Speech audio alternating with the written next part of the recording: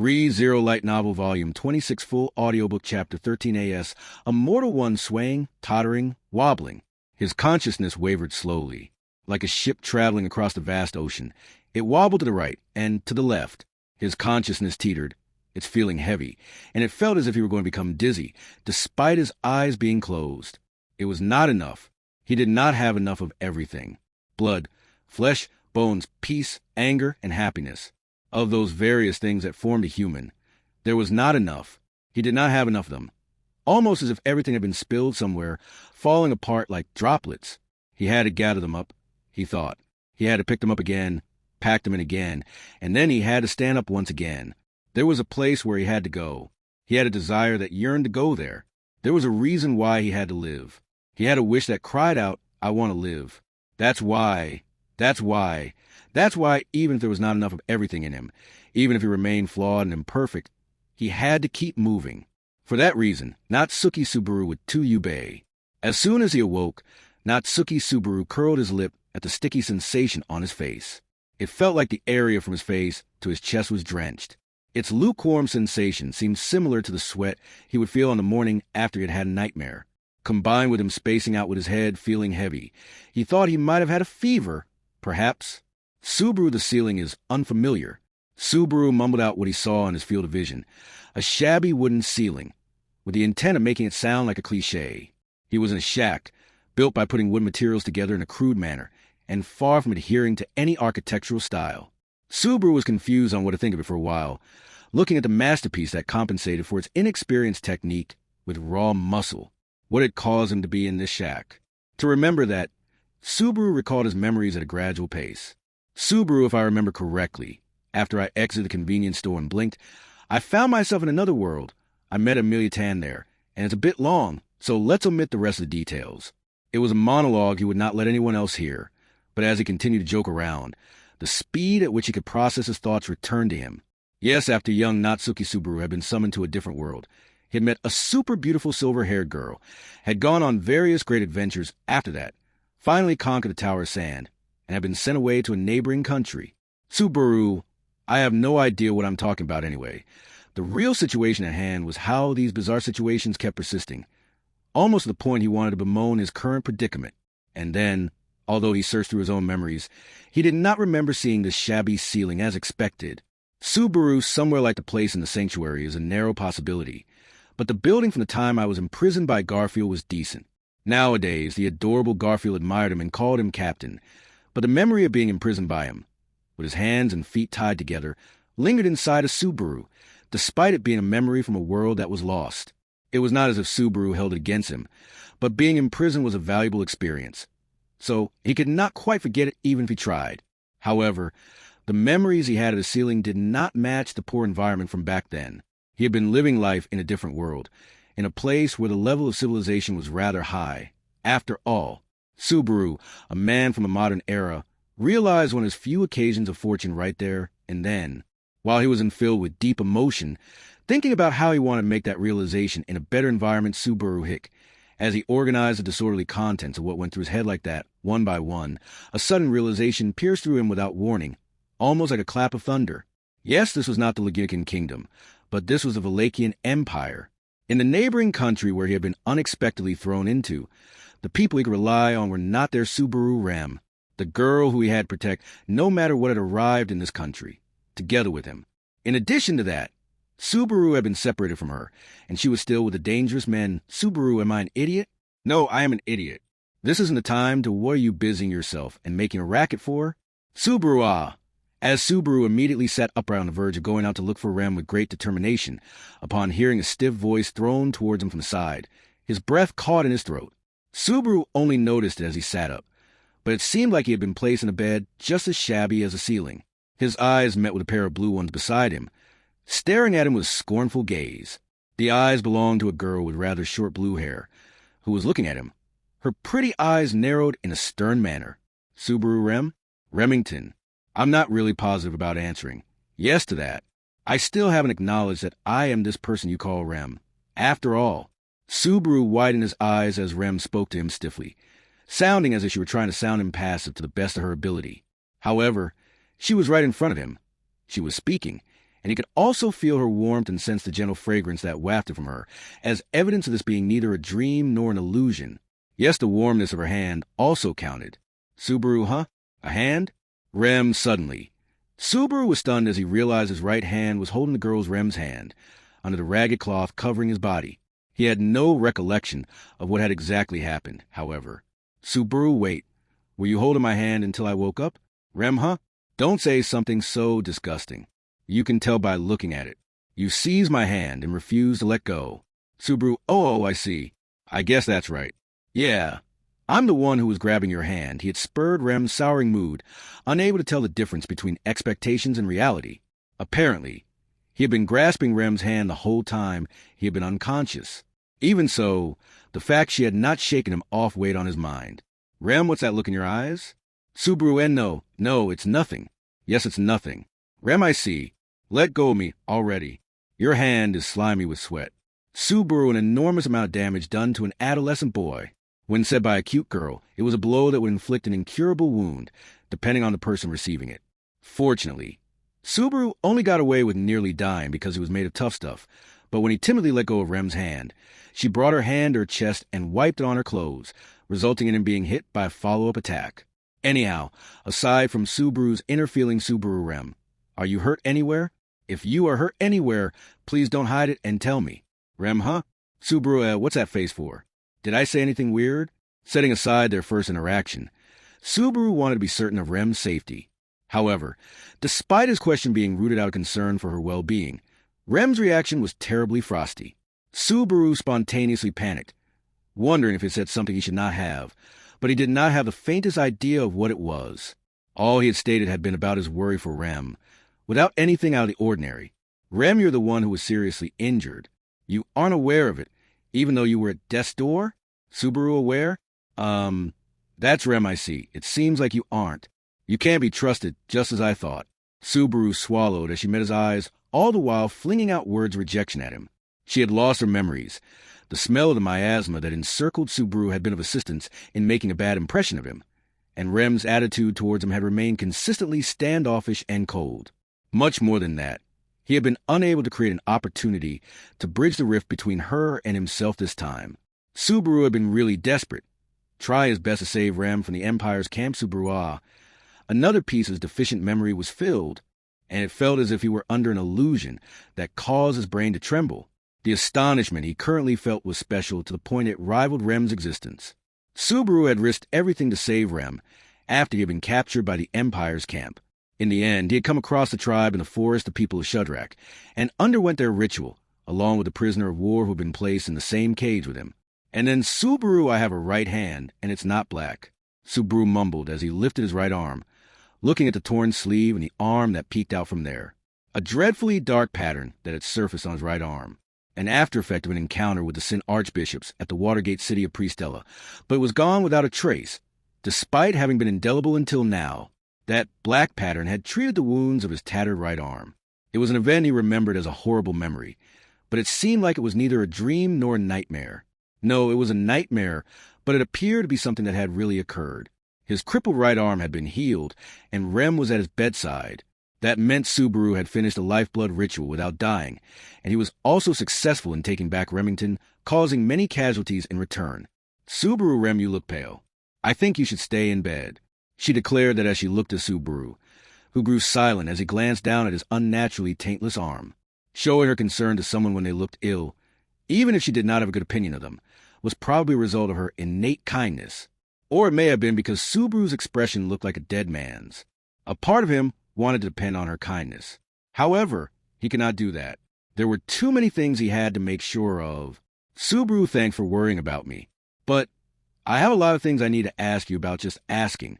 But this house belongs to someone from the people of Shudrak, right? Rem, they were calling themselves that. It seems. Subaru, I see if that's the case. I want to see Mazelda San and the others. Also, it was a subject he did not want to ask her about, but he could not afford to not verify it.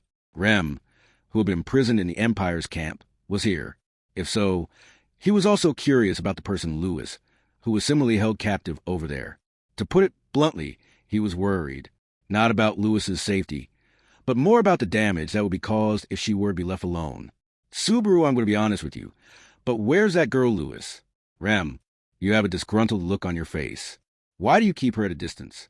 Subaru, it's hard to explain. And I have reasons you probably won't understand, even if I did. Any conversations regarding Lewis would always incur Rem's displeasure. Subaru felt pain by that, but he also thought of it as a matter that could not be communicated by talking about it. Subaru, anyway, where's she? Was she left in the CA? Rem, you'd know if you looked to your left. Subaru, pondering over what she had told him. Subaru widened his eyes and directed them to his left towards the side opposite to Rem, who was at his right. And then, glancing over, Subaru's face grew stiff in a delayed bewilderment. Laying there was Subaru while Lewis was sleeping soundly, showing off her innocent, sleeping face. She was at his left side, sleeping in the same bed and wrapped in the same ragged cloth. Saliva dripped down from her wide-open mouth, and looking at her shameless display, Subaru finally caught on to the situation, the identity of the stickiness and wet sensation on his chest and face. When he had awoken with Subaru let out a soundless scream. 3-0, Subaru. It seems like you woken up without any problem. The person who welcomed Subaru as he showed up at the clearing, guided by Rem, was Mizilda. Her black hair dyed red. The young matriarch of the people of Shudrak walked over to Subaru, who exited the shack and double-checked his condition from head to toe. He let out a small, dry laugh at Mizilda's unreserved, yet powerful demeanor that felt rather refreshing. Subaru, I made it back alive. Thanks to you. It seems like I made you worry, too. Mizilda, don't worry about it. If you were to die, all we have to do is return the soul of our brave comrade to the skies and bury your corpse under the soil as we mourn. It's a good thing your soul remained instead of that happening. Subaru Mizilda-san crossing her muscular arms, the olive-skinned, tall Mizilda held her head high. Her unpretentious words bore into his chest, and Subaru felt quietly and deeply impressed by them. Although, to be honest, back when he'd been captured by the Shudrak and placed inside that prison, he had steeled himself for another death. Like that, while Subaru was impressed by her, Mizilda narrowed her eyes with a, by the way, Mizilda, it's too bad you're taken. Rem, and Lewis, will you add at least one more person? Rem Mizilda-san. Next to Subaru, Rem raised her voice at Mizilda's somewhat mischievous-sounding offer. She had a stern expression on her face, still shaky on her feet as she walked with her new wooden cane. Having woken up just a little while ago, Lewis was clinging onto her arm, her eyes widening out of surprise at Rem's voice. While caressing Lewis's blonde hair, Rem called Mizilda by name once again, and then, Rem, you shouldn't say that. I do not trust or understand this person. Mizilda, then, could he be given to me? Rem, yes, of course. I will give him to you. Subaru, the conversation isn't reflecting my will. Lewis, AAA. You, with a prickly attitude. Rem agreed to a proposal to transfer Subaru. When Subaru rushed to put a stop to it, Lewis shouted as well, going along with the momentum of the atmosphere. I'm only joking. Mizilda laughed as she heard him, but Subaru could not hold back his astonishment once he saw her affable disposition. He could barely remember what had happened right after the lifeblood ritual. Even after that, he still could not define the line that distinguished his memories from his desires, made to be favorable to him. Seeing how Mizilda was acting, it did not seem like a fantasy, however. Subaru, so, for once, I was able to build a good relationship with someone I've met for the first time. That's great, but Mizilda, MH, you look pale. Are you feeling unwell? I can cut off any impaired parts on your body. Subaru, I feel like it's going to turn out to be a disaster if I carelessly say, yes, please. So I'll decline. It was not a joke, but an earnest offer, probably. He figured it could be a fatal mistake if he were to say, yes, please, without thinking it through. Anyhow, Subaru, last time, I didn't have the time to look around leisurely, but going around in a circle to observe the village of the Shadrakians, Subaru muttered. The village existed deep inside a vast forest, and it looked like a world where the level of civilization's improvement had come to a halt, including the shack where Subaru had awoken. It was a sight befitting the impression of what would be called an ethnic minority, living in an uncultivated jungle. Amazons who lived their lives while taking part in hunting. With no male workers, it seemed like an undeveloped area. Indeed, as Subaru saw no signs of civilization in the village. Subaru, their numbers are few, so they can keep living by going hunting every day, but Rem, Subaru murmured, knitting his eyebrows in a distressed manner while biting his lip. Rem was wordlessly staring at his face from the side, with a cross look on her face. Whatever she was thinking in the depths of her blue eyes, the current Subaru was unable to perceive it. He was scared of being unable to read her thoughts. He also could not smile back with ease at Mazelda, who had smiled at him. That was why, in order to overcome the situation, Subaru, I want to talk to you, Mazelda-san. I think I also need to speak to that Gi as well. Mazelda, yeah, you said it at a good time. He's probably at the meeting area with Torita and the others right now. Hearing Subaru's words, Mazelda nodded and jerked her chin. She was pointing towards a large building at the back of the clearing, a place that had been referred to as the meeting area. It was most likely a place that fulfilled its role, as its name suggested. And setting aside whether it was the most fine-looking construct in the village or not, it seemed as if the role had been assigned to the largest building. Subaru, let's go. Locating his destination, Subaru began walking in that direction. He held out his hand to be of assistance to Rem, just in case, but she had rejected it. Taking Lewis with her, she indicated that she would walk on her own with her attitude. Laughing dryly at the invariable response Rem sent towards him, Subaru tightened his expression, and then the group passed through the entrance of the meeting area and went inside. There it seems like you are finally awake. Have you enjoyed yourself, Natsuki Subaru? Yes, he was greeted by a masked man who sat on the ground of the meeting area with one knee raised. For amidst the Shidrakians, who were surrounding a fire, a man had slipped into the center of the meeting place. Subaru's cheeks twitched at his reception, and he was also at a loss for words. Subaru, what is it? Surely, you shall not declare that you have lost your voice, in return for barely returning alive? A price such as that, perhaps.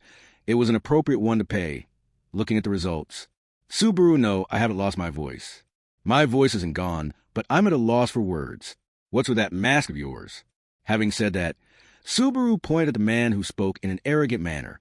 Placed on the man's face, where Subaru's finger was pointing at, was what looked like an Oni mask, painted in red and white. However, since the Oni existed as a race in this world, it could not be an actual Oni mask, a mask that simply resembled the face of something frightening. That was what the man was wearing. The man, sounding disinterested, responded to Subaru's indication with a, yes, it is an offering. Originally, I had the intention of keeping my face hidden going forward. I suppose it will do. It was troublesome to wrap my face every time I washed it. Subaru, yeah, it looks like you might get itchy if it gets dirty, wait.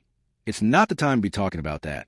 Oh, grimacing at the man's indifference, Subaru walked towards him from the front without hesitating. And then, seated in a circle together with the man, Torita attempted to stop him with a, hey. However, halt, Torita, it seems as if this person has business with me. Torita, yes, however, when I say it is fine, then it is fine. Are there any other words that are necessary? Held back by none other than the man, Torita shook her head and backed off. It seemed like the man had won over a hefty amount of trust from the people of Shudrak, all within a short time period. No. Considering that attitude, control was more appropriate than trust. Torita neither acted out of fear nor trust, but respect. The same applied to the other Shidrakians that surrounded the same area, at least. Subaru had no idea what sort of method the man had used in order to do that, however. Subaru, for now, I just want to speak to you, one-on-one. Vincent Abelux. Vincent, Subaru declared, standing in front of the man who was sitting, gazing down at him. He could not see how the man's expression had shifted behind his mask upon hearing Subaru's words. However, the air around the meeting place grew tense, and it was almost as if he could feel that the temperature had decreased. The pressure in the atmosphere almost made him inadvertently hold his breath, but Subaru endured it with willpower alone. And then, Vincent, I shall overlook the first time because of your befuddlement, so do not make me repeat myself. Therefore, know that there shall not be a third time. You shall withhold yourself from uttering my name indiscreetly. Subaru, what if I say I don't want to? Vincent, I shall administer punishment accordingly. I know a great number of ways to force you surrender. The man stood up on the spot, glaring at Subaru while facing him directly. Judging from the feeling of his proclamation and his demeanor, there were no falsehoods within the man's words. There was no possibility of them being a bluff, either. Even if the number of moves he could make and the measures he could take were limited, Subaru was sure the man could implement the punishment he had been talking about. Subaru, you're an annoying guy, Vincent, then. Will you make me say a third time? Subaru, no, I'll pass. I didn't come here to argue. Abel, it's meaningless to remain stubborn. Subaru thought, giving in first. Like that, Subaru decided he would heed the advice of the masked man and call him Abel. Drawing his chin back at Subaru's decision, Abel commented, a wise choice. Abel, had you not withdrawn, then there would have been an instance of bloodshed. Subaru, you wish? I'll probably offend you if I say this, But I think it'll be just barely an even match if we both went at it. Abel, if that is the case, you are the one who should look behind himself. Subaru behind myself? Abel said to Subaru, who had received his earlier words as provocation and crinkled up his nose. When he complied and turned around, his shoulders shook as he exclaimed, Yue. Rem was standing there, watching the argument unfold between the two men with an icy stare. Subaru Yuum, Rem-san? Your face, Rem, no? It's just even after you were about to die, having been asleep for 3 days, it seems like you're ridiculously stubborn, refusing to take good care of your own body. Why don't you just drop dead at the side of the road? Then, Subaru, sorry. I'm sorry, I won't do it again. Giving in to Rem's cold eyes, Subaru apologized desperately. In the end, he could not make any changes to Rem's disappointed expression, but he had a sudden realization. It came out of the blue, but there was a high possibility that the reason why Subaru had been able to survive, narrowly escaping from his death, was thanks to healing magic, unless there was some sort of miraculous elixir. If that was the case, the person who did that was Abel, including that, I must speak with you. Subaru Abel had apparently deciphered Subaru's feelings after seeing him hold his breath. He shrugged his shoulders lightly, then turned his face in Mazelda's direction. Abel, Mazelda, make everyone leave. I only require myself and this man to be here. Mazelda, well, you're just doing as you please. Now, I would have been angry if you weren't handsome. Tarita, sister, please get angry even if you're up against a handsome man, while Mazelda obeyed Abel's orders without any resistance. Tarita's shoulders dropped as she looked at her sister. However, Tarita had also followed Abel's command earlier, so her words were unconvincing. Once Mazelda, the chief of the tribe, had been persuaded, the other people of Shudrak would not stay put. All of them streamed out of the meeting place, one after another. The problem was whether Rem, and in addition, Lewis should be placed among the wave of Shidrakians. But Abel, it is inconvenient for you to speak about your desired topic, if that woman is here, is it not? Subaru H. saw for the reason of my hesitation. Subaru thought, his breath catching his throat from Abel's words. However, in the end, what Abel had said was correct. Subaru did not want Rem to hear the conversation that would come after this. Subaru, Rem, can you step outside with everyone else? It'll be over soon or, well, I don't know if we'll get done soon, but we won't take too long. Rem, when you put that way, it sounds like I'm the one who's behaving like a spoiled child. Subaru, I didn't mean it like that then. Can you step outside for now? Rem, what would you do if I were to say, I don't wanna? Subaru, He was astonished by Rem's response, having believed his hands to be already full from dealing with Abel. Subaru immediately understood she was ridiculing his interaction with Abel from a short while ago, but he was a complete pushover whenever Rem held her ground. If it were possible, he wanted to grant any of her wishes and let her do whatever she wanted to do. However, Subaru, I think I don't want you to listen to this. Rem, I could remain here by force. Subaru, then I'm being cheap, but I'll run away in that case. If Subaru started running, then Rem would not be able to catch up to him with her speed, since she had to use a cane. That was the only point where Subaru could clearly surpass her right now. He had to. Say it was rather shameful of him, as Subaru could not think of anything else other than that. Lewis, you. Lewis groaned as she pulled Rem's arm in front of distressed Subaru. Apparently, she was trying to take Rem out of the meeting place. Looking at Lewis, Rem chuckled. Rem, I'm sorry. I must have made you worry. It's just I want to say mean things to this smelly person. Just a little bit. Lewis, you. Subaru, smelly person, the term pierced him. Deep and razor sharp, more so than any other mean things, but that was currently not of importance. Just as she had told Lewis, Rem quickly withdrew with and left the meeting place with the blonde girl in tow, while using her cane. Subaru scratched his cheek as he watched Rem's back, with it never turning around for her to look back at him. Whether Rem seriously did not have any interest in Subaru, or whether she had said that out of consideration, it was hard for him to make a judgment. Of course, he would be happier if it were the latter, however. Subaru, she was brought here with the worst impression of me. I won't wish for more. That's my lifestyle. Abel, you have downright ridiculous perseverance and vanity. Sit, I shall listen to what you have to say. And so, the two were left alone in the meeting area. Following what Abel said, Subaru dropped himself onto the ground, sitting cross-legged. In front of him, Abel also seated himself on the ground, with one knee up. He watched Subaru through his mask. Sitting opposite of the burning bonfire in the middle, the two men faced off against each other. Subaru, first thing I want to ask, how much it was a dream, and how much it was real. Abel HM, I suppose that is a question no one but you would ask. How would you like me to answer? Everything was a dream. We avoided utter catastrophe, and the situation is approaching a peaceful conclusion. Would hearing that satisfy you? Subaru, Yudakata, and utter catastrophe kind of sound similar. You might confuse me with a girl if you say that a young girl, one of the people of Shudrak. Subaru was pretty sure her name was Yudakata. The unintentional pun was confusing, but that was not the true meaning behind Abel's words. No. Subaru understood what Abel had meant, and used that light joke as a brief escape. Abel did not overlook Subaru's timidity. Abel, I do not plan to keep up with your cowardice. Not Suki Subaru. Subaru, yeah, I know. Attacking the Empire's camp. That was real, correct? Abel, of course. That is correct. The Empire's camp deployed outside of Budheim was completely destroyed with the power of the Shudrak. The scene you saw was no illusion. Again, Abel confirmed the reality of that scene. Hearing that, Subaru felt something profoundly heavy pierce the back of his chest. Tightly biting his lips, he used the pain to keep his consciousness from fading. That kind of easy escape was not permitted for Natsuki Subaru. Subaru, I understand the situation now. You commanded the people of Shudrak and attacked the Empire's campsite, chasing them away. That's the gist of it. Abel, yes. However, that explanation is lacking. Let me supplement. Subaru, supplement? Abel, I commanded the Shudrak to destroy the encampment.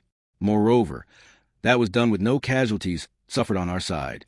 Subaru, so is it you just bragging about how amazing your commanding ability is? Abel, no, that is not the case. This feat is your achievement.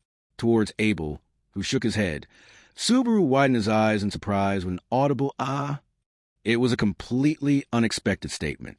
Abel actually acknowledging Subaru's achievements was one thing in and of itself, but Subaru could not even fathom as to why he was getting any sort of credit. What in the world was he talking about? Abel, do you not understand? The reason why the Shudrak and I could achieve a flawless victory was because we had detailed knowledge of the enemy's organization. We got this information from none other than you yourself. Subaru, huh? On top of his raised knee, Abel spoke with his chin rested on his hand. Meanwhile, Subaru's thoughts came to a standstill. Those words were completely contrary to his expectations. It did not just come out of left field. It gut-punched him from left field. Finding it difficult to accept the implications behind those words, Subaru opened and closed his mouth silently, like a fish able. If you roughly know the enemy's stationing, layout, and personnel, the probability of success of a siege rises. In reality, we won with no casualties. That was your contribution. You even received a reward. Subaru, reward? Abel, we safely rescued your woman. I reward work. I do not have the ability to reward the dead. I thought that only while you still drew breath Boodham. The devil's luck in you is strong. Although he had been told that he had extremely good luck, Subaru was still in a state of shock. It could be that, as far as Abel was concerned, those words were supposed to be considered a compliment or praise. However, unfortunately, Subaru did not have the capacity to accept them, nor did he have the mores rooted in him to do so. That was natural, of course. Why did he have to be happy about being useful as a tool of war? Subaru, why did I even talk about the campsite? Abel, it was the side effects of the medicine. After finishing the lifeblood ritual, you were on the verge of death. There was a need to keep you alive until the takeover of the campsite and the rescue of the woman was complete. The medicine used kept your mind in a clouded state, hence why you spoke. Subaru, I just blabbed about anything that was asked of me? Aghast, Subaru held his face in his hands, his voice trembling. It was true. Subaru had a general understanding of the particulars inside the encampment. He had once spent several days in the camp as a chore boy after all. He knew what was where and the rough number of people that were there. He also knew where their weapons and tools were stored. So if one were to crush those locations as a first strike, it was no question that they would get the overwhelming advantage. He understood that. He understood, but so what if he did? Subaru medicine. Are you messing with me? Using that kind of thing without asking me. You. Abel, however, without it, you would have died, unable to reunite with the woman. It means the woman's healing magic would not have reached you, either. There is no reason for you to speak ill of me, who let a dead man live. Subaru, oh, of course there is. Two didn't want to assist in a war. So many people died, but you're... Abel, it seems like you are misunderstanding something, he said bluntly to Subaru, who was breathing heavily, positioned in a stance to denounce evil. Pierced by the coldness in Abel's tone, Subaru stiffened his cheeks. Subaru, misunderstand, you say? What am I misunderstanding, exactly? Abel, for example, we shall pretend your consciousness was not befuddled by the medicine. In order to rescue that woman, you would still need the aid of the Shudrak, nevertheless. Naturally, you would disclose what you know and give it your all. If so, you would have spoken about who was assigned to where in the camping grounds. Subaru, Abel, you understand it, do you not? The result would be the same. Whether you were on the verge of death or not, the secrets of the encampment would be exposed by your knowledge, and those soldiers would perish. Receiving Abel's indication, Subaru searched for a way to protest against it. However, Abel was correct, and Subaru could imagine what would have happened in that case, off the top of his head. In fact, had he lived to the lifeblood ritual in a better state, and had there been a discussion on forming a plan to save Rem, then Subaru would have talked about the Empire's camp. He would have divulged the positions of the soldiers, as well as their numbers, and he would have used his knowledge to aid him in thinking up any measures to save Remington Subaru, but I would be a part of the Council of War in that case. I would have definitely been against a strategy that would result in casualties. So, Abel, you claim you would have been able to convince them? Would it have been possible for you to convince the people who do not know, nor have any other means aside from bloodshed? Find a more appropriate method of carrying things out and save the woman without any casualties, peacefully and civilly? Subaru, that's Abel, I will tell you this. That is what would be called a pipe dream. Pierced by Abel's words, Subaru's soul shrieked as it bled out. No, he wanted to yell, wanted to deny Abel's words. However, everything that came out of his mouth was baseless, driven by emotion, and would not be able to inflict a single crack on Abel's mask, nor make his expression waver. The things they saw were different from one another. They led their own lives differently. Contrasting views on life and death lay within Subaru and Abel, as well as the people of Shudrak. And it was impossible to remove and break through such a wall, during the short time in which he had lost Rem, at the very least. Certainly, Subaru was sure of it. Subaru, I didn't want to give up just because of that. Abel, in return for your perseverance, someone other than you would die. Perhaps that person may be a complete stranger to you, or they could be someone who may be akin to your other half. When you stand still and indulge in your foolish thoughts, it means you are allowing that to happen. Abel carried on with shoving it into his face, despite Subaru cursing the unforgivable reality while grinding his teeth. Perhaps, in exchange for the harsh, unmerciful way of how things have been done, Abel had reeled in a definite result. However, why did he have the privilege of selecting which lives would be lost in return? Subaru, who do you think you are? Do you think you become a god or something? Abel, fool, I am neither a god nor a hero. Naturally, I am also different from those wicked observers who look down on this world. I am a king amongst kings. Subaru, Abel, the one who stands at the apex, is called the emperor by their people. I am that, Abel announced, placing a hand on his chest daringly. Subaru could not see his expression beyond the mask that hid his face. However, Subaru imagined Abel's face, a face he had only seen once, displaying a bold smile, a bright fire lit within his eyes. Emperor. Hearing that, the thought of holding his breath completely slipped from his mind. The man had proved his existence with his own words, in such an imposing, majestic way. And then, Abel Vince and Abel Lux continued speaking to Subaru, the latter shell-shocked, the former maintaining the dignified tone of his voice.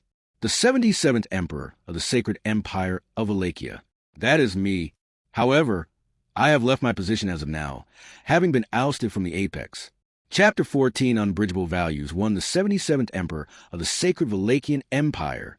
Hearing Abel give his title, Subaru's mind went blank.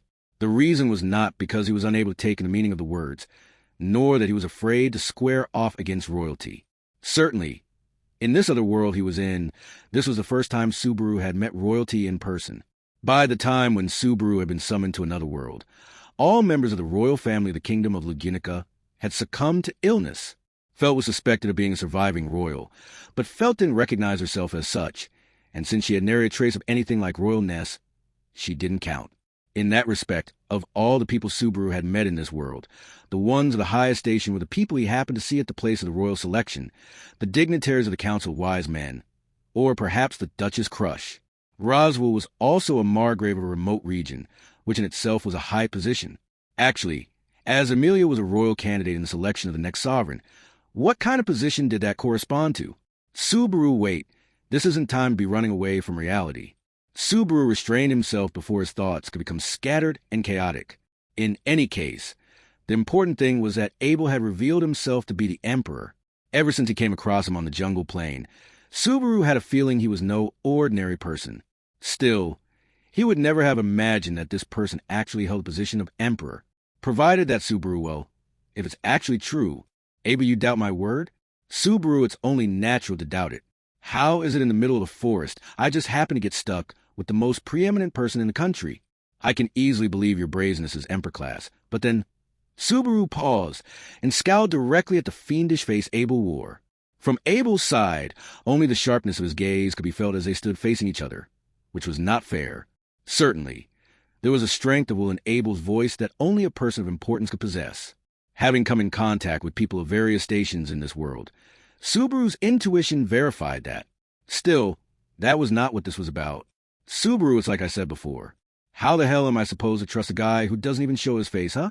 Opposite the open fire, through the flickering flames, Abel considered Subaru's words.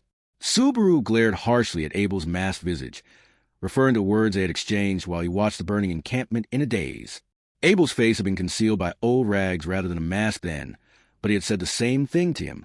And finally, having heard that, Abel had undone the binds and revealed his face of his own accord. Abel, you are a tiresome man, going on and on about inconsequential matters. While saying that, he set the mask to the side in that same moment. Subaru, Abel, what is with that insolent look? There is nothing about me that is exceptionally different from you. Subaru, that's true, in part. I'm sensing God's spite in the arrangement. Staring fixedly at Abel's face, the irony of it struck Subaru. It could be said that Abel and Subaru were similar. However, that was only speaking in broad terms.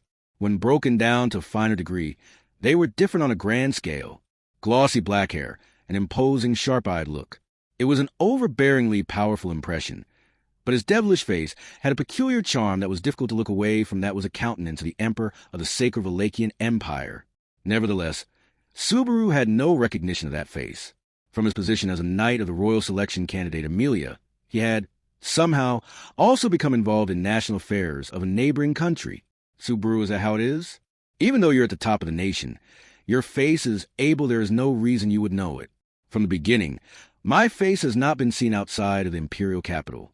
The reason being there are far too many in this country aiming for my head. Subaru, so it's for self-defense? You must have really stirred up people's resentment. Huh. Abel, no. It is because being powerful is the creed of the citizens of the empire. The weak will must die, the frail must die, and the cowardly must die because the strong deserve to have it all. Subaru, Abel's position of the emperor, is also no exception.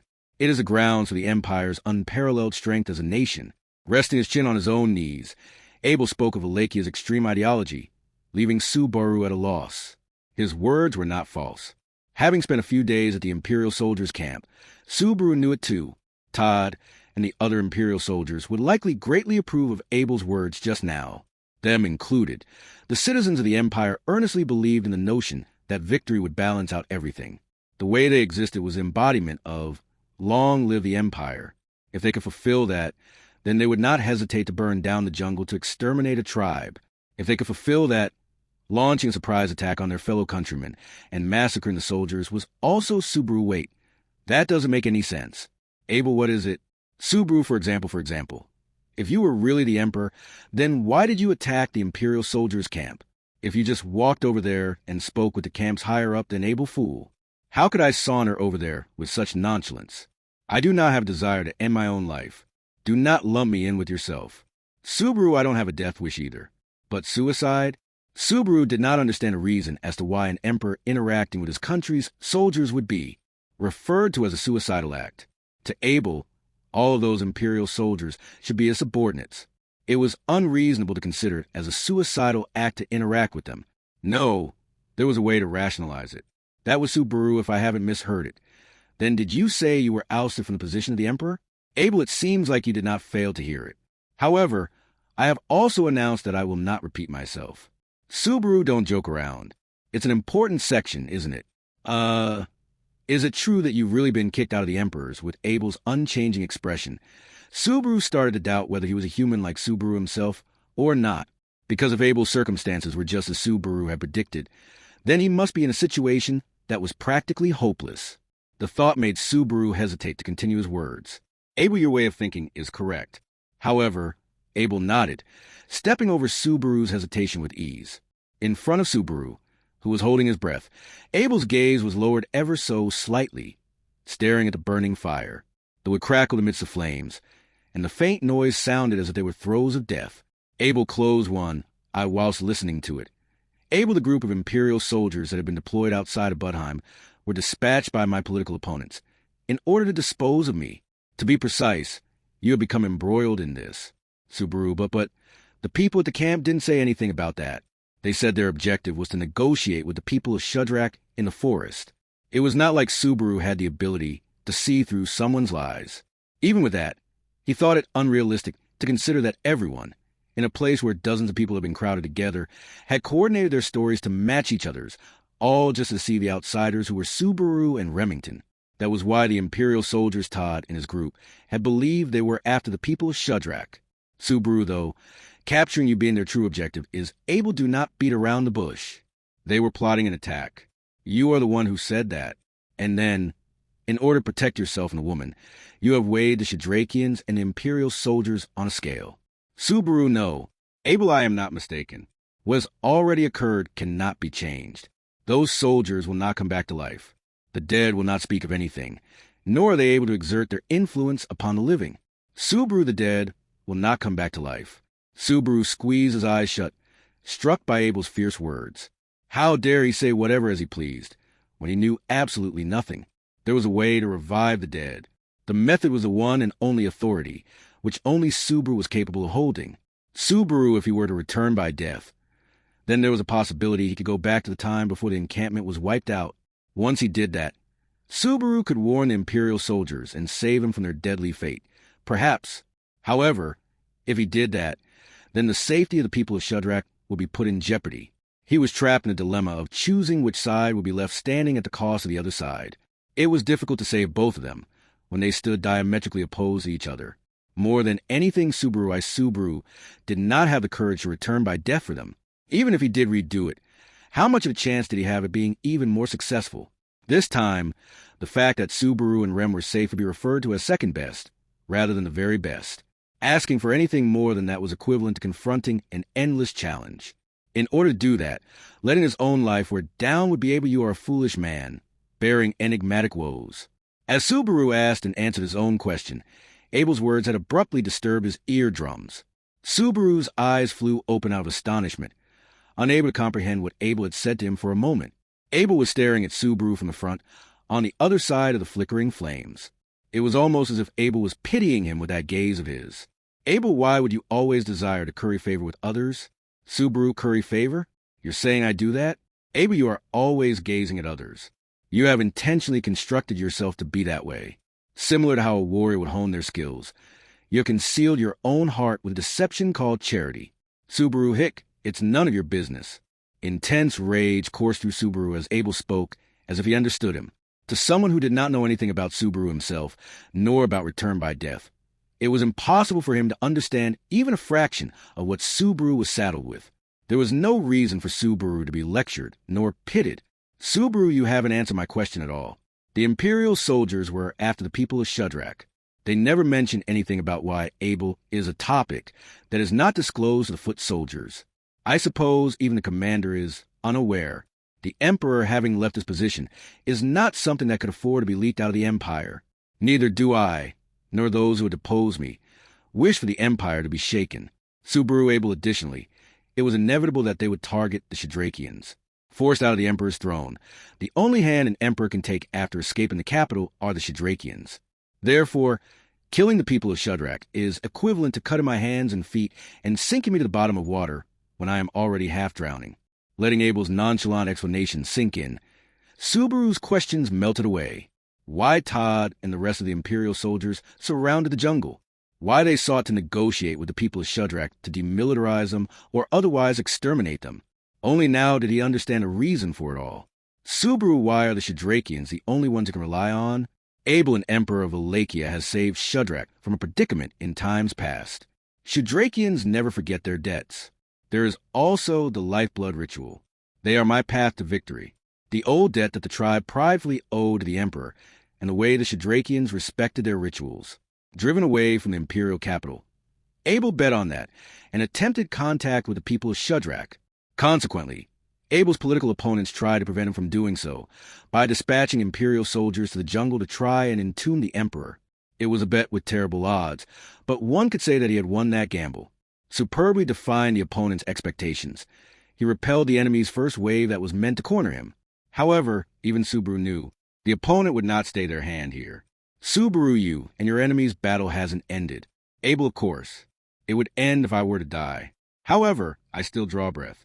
Therefore, to take back my things, I shall use my utmost power to go and reclaim them. That was the Emperor of Wallachia, Abel Vincent of Bellix's choice. To Subaru, the word things that Abel had used seemed like it had an asterisk next to it, with a note saying this actually means country. The scale in which Abel looked at things was too big for Subaru. At the same time as being overwhelmed by his absurdity, Subaru came to realize something far too late. Subaru, so you're planning to start a war using the people of Shadrach. Abel, correct. I have made them promise cooperation, the result of the lifeblood ritual and the pact they made with the Emperor before. People who extol pride are easy to manipulate. They will undoubtedly fight with me.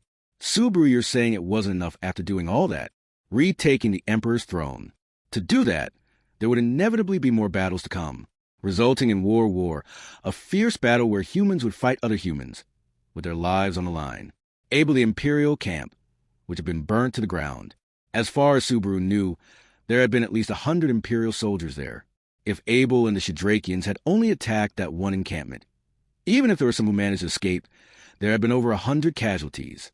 If not, it was probably safe to say casualties had not reached 1,000. During the few hours Subaru spent unconscious, over 100 lives had been lost. Subaru, just because of that, throughout the days he had lived in another world. This was the experience with the most casualties. There had been victims at the White Whale subjugation and at the fight with Betelgeuse. There were people he could not save at the fights in Pristella, and even more in times now gone. Compared to those unpreventable casualties, the number of lives lost here was greater.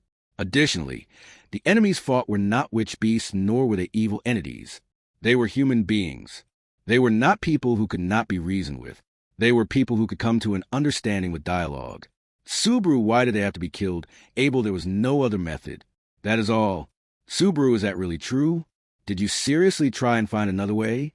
Before all your options were snatched away by murdering them, did you try to find another option until the very end? Abel narrowed his eyes at Subaru's feeble grievances. His look told Subaru that, instead of carefully considering Subaru's opinion, he was questioning as to why he had to do something like that. He was questioning the fundamental part of Subaru's argument.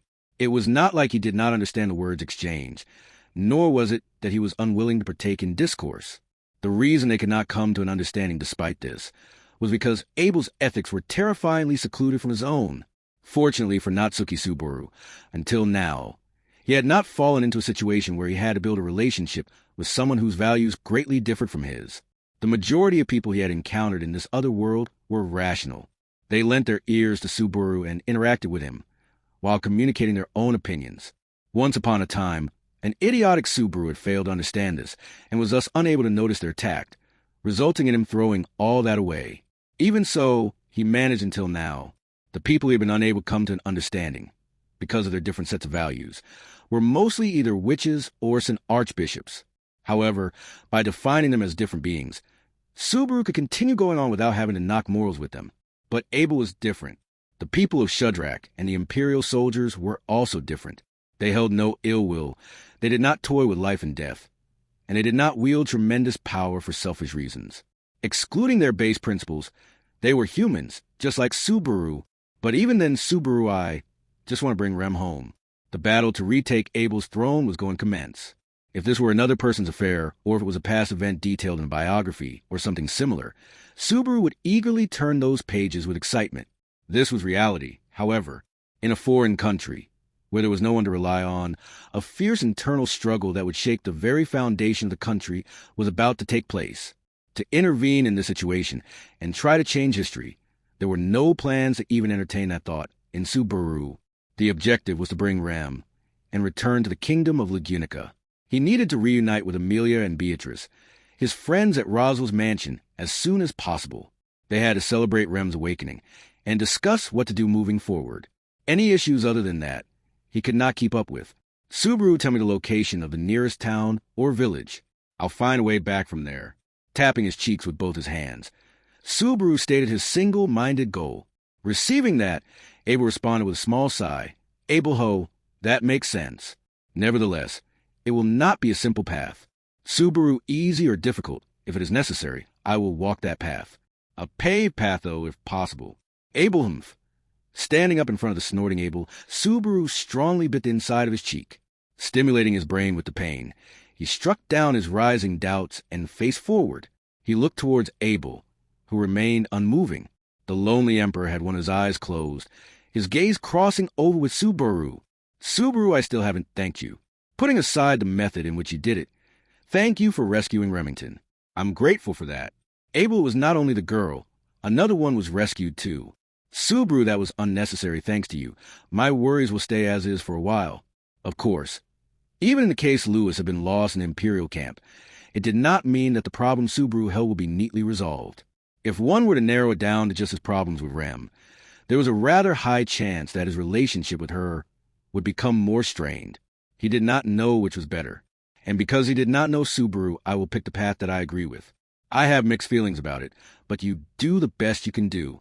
But the people of Shudrak, Abel, are you saying I should not involve them? Either way, if you and I did not intervene, a scorched jungle was what awaited them. This is already their fight too. Subaru, there was no room for denial. They were already in a position where they were forced to fight to protect themselves. However, Subaru, it's impossible for me. I don't think I will ever be able to become like you. Shaking his head, Subaru muttered while looking at Abel. Abel had one of his eyes closed. The closed eyelid was opposite the one before. To explain further, Abel's blinking was unique. He would blink one eye at a time, never letting both eyes be closed at the same time. Subaru recognized that this was done so that both eyes would never be closed even for an instant. Subaru feared the Valachian emperor, who lived in a world where habits like that were formed just to survive as the one on the apex of the Sword Wolf's empire. He feared in reverence. Listening to his mutterings, Abel, unsurprisingly with one eye closed, Abel naturally, you, nor anyone else would be fit to be my substitute, stated that. Two, leaving the people of Shudrak, Subaru and his group would be heading to the town closest to the Budheim jungle. Such a decision had been made by Subaru after the people surrounding him had listened to it. Their reaction was unexpectedly mild. I see. It's unfortunate, but if that is my comrade's decision, it can't be helped. That was Mazelda's reaction after hearing what Subaru had to say. She regarded his decision with respect, her dignified face tinted with sadness to some degree, just as what her words suggested. Truthfully, Subaru had made his declaration whilst bracing himself against verbal abuse, such as, "You're not a warrior if you don't fight." So he felt all the more regretful because of her thoughtfulness. Once Subaru had obtained permission from the chief, no one could stand in the way of his decision. The existence of Yudhakata, who appeared to be more dejected than Mazelda, made Subaru feel reluctant to leave, as if something was tugging at the back of his hair. However, it would not become a reason for him to stay here. Yudhakata, Sue is going somewhere. You feel sad, Subaru? Yeah, I'm sorry. Hey, do you know what's going to happen from now on? Subaru asked her, caressing the girl's head as she pinched his sleeve. Not a single doubt was held against the values and their sense of unity, and there was no mistaking the fact that Mazelda's decision was the tribe's decision, but Yudhakata was still young. If she had been pulled by the flow of the people around her, without understanding anything Yudhakata, a battle is going to start now. You will fight together with me, Tei, and everyone. Subaru, I see. As Yudhakata said that, showing off the bow she had equipped on her back, Subaru blew out a sigh. He wanted young children to remain ignorant. As expected, such deceit was a facile idea that did not apply to this jungle. In the first place, Yudhakata had once achieved putting Subaru to death by shooting him with a poisoned arrow. Even if she did not look like it, she was definitely one of the people of Shudrak. She possessed a resolve to fight, as well as a resolve to kill her opponent. Nevertheless, Subaru, don't die. Yudhakata, you won't die. Make sure you don't die, too. And do your best. Although he attempted to cheer her on, a larger voice of encouragement was returned to him, causing Subaru to choke up, managing to respond to her by putting on a feeble smile. In all honesty, Subaru could not imagine how much of a chance at victory that Abel and the Shadrakians would have in their battle. Targeting Abel, who had been deprived of his status as an emperor, their opponents had dispatched a subjugation force to the Budheim jungle. That meant the enemy was in a state where they were able to move around the forces that made up the fighting strength of the empire at their own discretion. Meanwhile, the only force that Abel held were the Shadrakians, and they were a small group of less than 100 people. Of course, there was a possibility that Abel would consecutively stack victory after victory by utilizing an otherworldly, unfathomable plan similar to the one he had used to launch a one-sided assault on the Empire's camp, forcing them to retreat. But everything is all set. Subaru hic.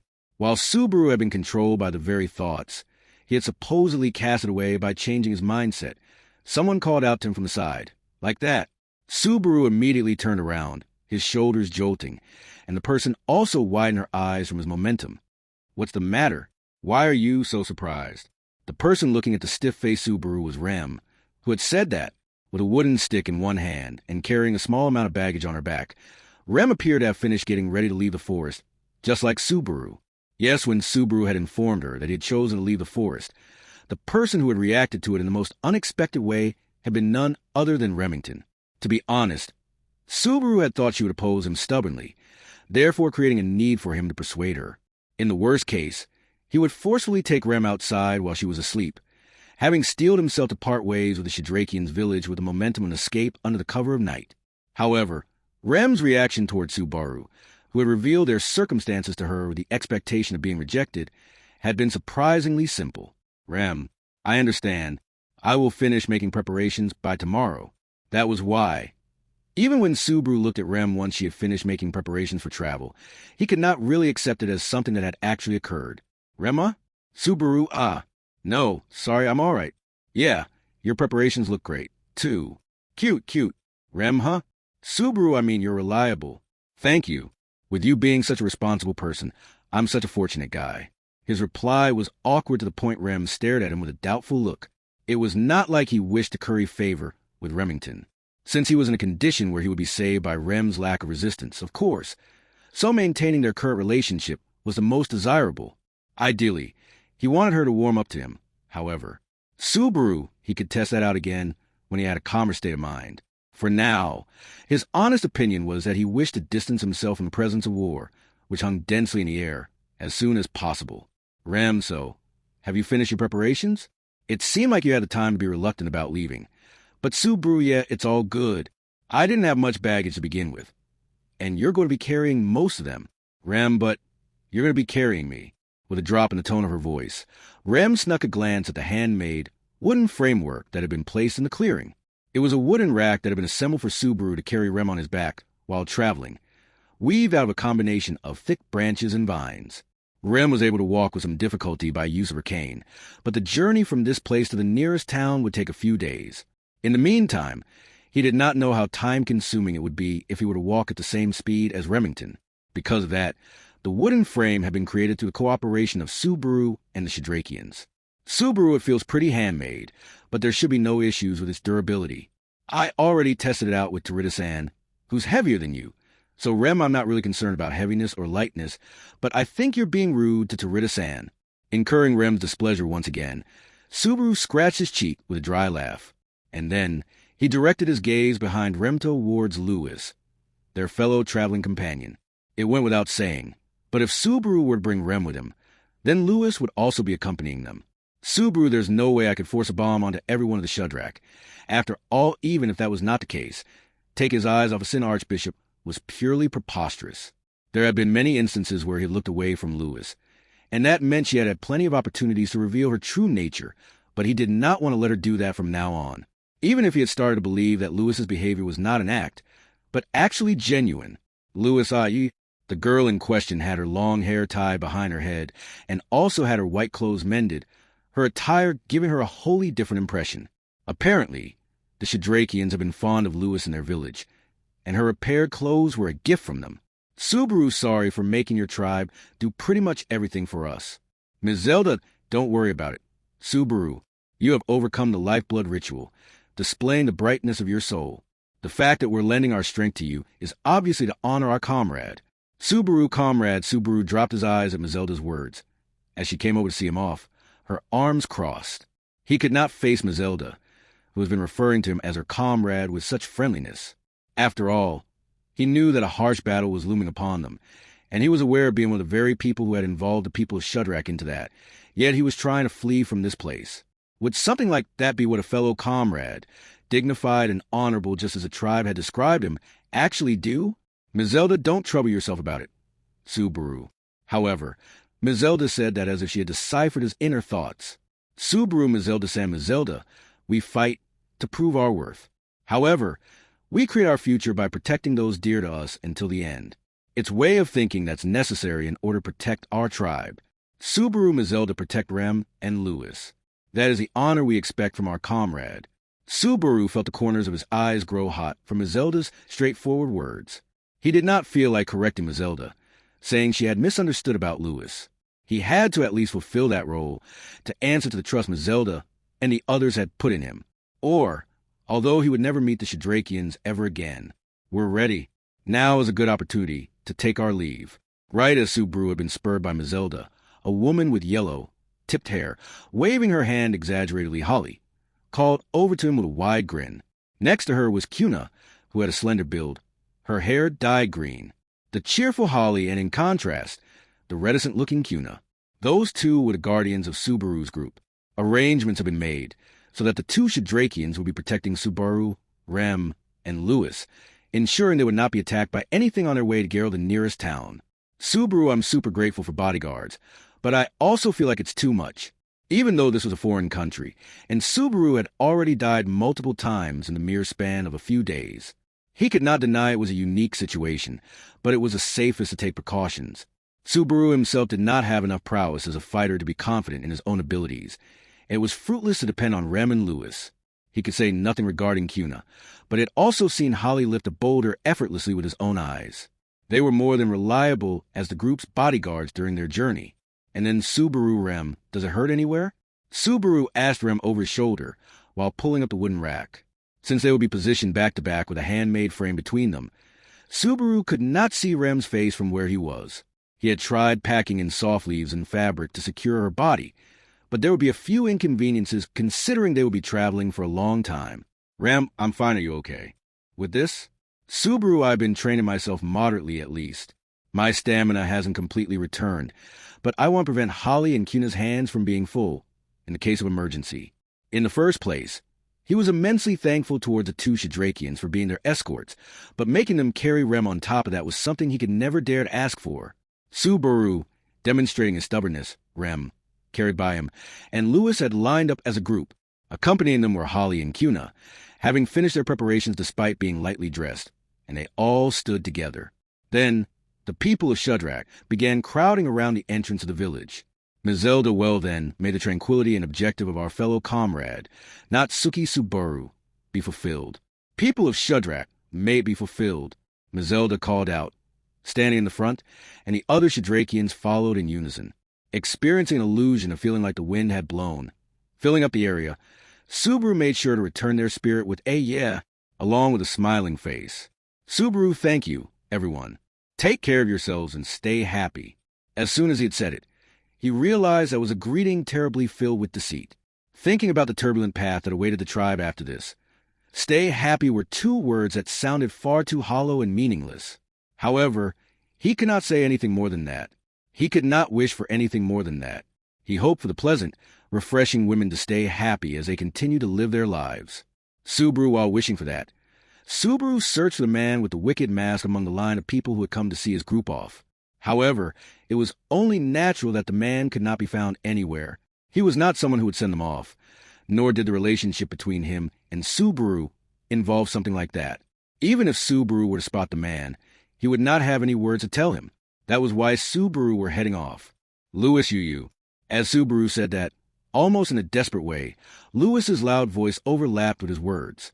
And then Subaru and his group split themselves from the people of Shudrak, departing for Geralt, the nearest town, in an effort to escape from the war that would take place hereafter, taking their first step in doing so. Chapter 15, those, I want to protect one dear MU. At that instant, there was a thud and a loud cry, and animals kicked the ground and fled. On their way through the prairie, they had happened to come across a small forest. Amidst the shade of the trees, animals resembling deer had been eating grass. They were called black deer because of their impressive antlers and black fur. They also inhabited the kingdom of Lagunica and could be said to be one of the major animals of this parallel world. In the center of the herd, from where they had fled from the sound and impact. One black deer had been left behind, collapsed atop the grass. A thick arrow had pierced the black deer's ribs, its heart destroyed by a single shot. Its four limbs twitched and quivered in post-mortem convulsion, but before long, that too stopped. In any event, I brought down the meat. Meat. You could say black deer at least. Huh. What did you say just now? Cuna's voice is soft. I can't really hear you. The one who'd drawn the heavy bow and raised a cheer was Holly. She wore a sunny smile, and the young girl beside her, Cuna, had muttered inaudibly, causing Holly to begin tilting her head to the side with a curious expression. But, seeing that Cuna pouted her lips, Cuna, it was nothing. Drain the blood. Quickly now. Holly, please wait. Holly started lumbering to Cuna's side, rushing after her. But before she got there, Holly stopped walking, let out an "oh," and spun around to look back. There, before Holly's eyes, was the figure of their companion. Holly is a lot, so we're gonna go take a short break. Subaru, you want to take one too? Subaru, not particularly. I'm totally fine, but sure. Pouring sweat like a waterfall, Subaru answered Holly's proposal of a break. Looking at Subaru, Holly said, "I'm glad," and ran back to Cuna's side. Watching them leave, Subaru slowly felt his knees on the spot, behind the totally exhausted Subaru, being carried in a wooden backpack. Rem took a small breath, Rem stubborn, and muttered too softly to be heard by Subaru. To Subaru, man, that really took a lot out of me. I was able to withstand it because I'm the eldest son, but I wouldn't be able to do it if I were the second son or the youngest. Putting together the twigs he collected, Subaru gave his explanation in a cool breeze. Rem listened with an unamused look, and Lewis listened with a blank expression, one that made it unclear what she was thinking. Nonetheless, Rem let out a short sigh, like she was exasperated with the matter. Rem, I do not understand what you mean. To begin with, is there a connection between having siblings and one's perseverance? Subaru, now it's kind of dumb cliche, but I feel like there's a correlation between one's sibling status and relative fortitude. Like, they say the firstborn son is raised strictly by his parents, and the youngest child is spoiled, right? Rem, I don't know if that could be called right. Doesn't that not apply in the case of an only child? Subaru, in that case, you end up getting spoiled while being raised strictly naturally. Since I'm an only child, that means the special characteristics of the eldest and youngest son both apply to me. Considering his parents' closeness, Subaru not having any siblings was quite the mystery. Since he was aware he'd had his mom and dad's love all to himself, he couldn't help but wonder what having siblings would have been like. But that didn't change the reality of it. Subaru, besides, it's not certain that I don't have younger siblings now that I'm not their Rem Lewis Owl. While Subaru was imagining terrible things, Rem looked down towards Lewis, who was being playful on her lap. While on the move, the wooden rack would be secured to Subaru's back, but when placed on the ground, it could also serve as a chair. It was an item with exceptional potential. Thanks to that, going to the trouble of picking Rem up or setting her down could be done without much hassle. Although Rem probably thought the circumstances requiring her to keep asking Subaru for help were shameful. For the time being, she had to get through and accept that disgrace. Rem sibling Subaru, Rem family born before me, or born after did I have any? Subaru, Rem inquired abruptly, and Subaru reflexively held his breath. With a start, he raised his head. While Rem was minding Lewis's hair, threaded her fingers. Those blue pupils of hers turned toward Subaru. In them a faint light flickered, with emotions he did not understand. He thought that perhaps Rem herself did not quite know those either. Nevertheless, Subaru, it's the first time that you've tried asking me about your memories. Rem, where are we? Who are you? Who am I? What will you do? How dare you? I think I've asked a number of questions up until now. Subaru, I'm not talking about that kind of negative stuff. Also, I thought you hadn't yet said how dare you. He gave a strained grin to Rem's prickly objection, however. It provided meager relief. As he had told Rem, this was the first time she had asked him anything in a positive sense. Subaru perceived that as progress in their relationship. Frankly, since their departure from the Shudrak village, all through their journey up till now, Subaru had been continuously uneasy. After all, Rem had laid bare her hostility and suspicions toward Subaru. But despite that, she had not rejected the proposal to head toward the town for a few days because of those. To put it bluntly, he had thought the greatest obstacle to leaving the Shudrak village would be Rem's stubborn unwillingness to listen to Subaru's words. Without opposing Subaru's plan, Rem had been cooperative, rather than believing it to be a miracle. He had wondered what the heck kind of calamity it heralded. But not only was Rem being cooperative at present, She had not even troubled Subaru with various, excessive questions while being carried in the wooden carrier. Instead, she had chided Lewis for shifting restlessly and hindering the march, and tried to lessen Subaru's burden. Subaru, Rem, what is it? You don't feel like talking. Is that it? Subaru, no, not at all. You're jumping to the wrong conclusion. Just, look, our relationship has been pretty strained, right? Rem, it still is now, though it is not strained. It is unfriendly. Subaru, I thought the unfriendliness had softened a bit. Rem's eyes looked at him with disgust, and Subaru's heart was wounded once again. But, being careful to protect the injury he had just gotten from Rem, he scratched his cheek with his fingers. Subaru, I don't know everything about you either, but I know more about you than you do now. If there's anything you want to ask, I'll answer as much as I can. But Rem, whether or not I believe you is up to me, Subaru. Subaru gave a short nod, and with a glance examined Rem's appearance. She was carding her fingers through Lewis's hair, and frowning as if in deep thought. After a short moment, Rem once again met Subaru's eyes and said, Rem, I do not know. Subaru, you don't know about yourself? Rem, about you. What in the world kind of person are you?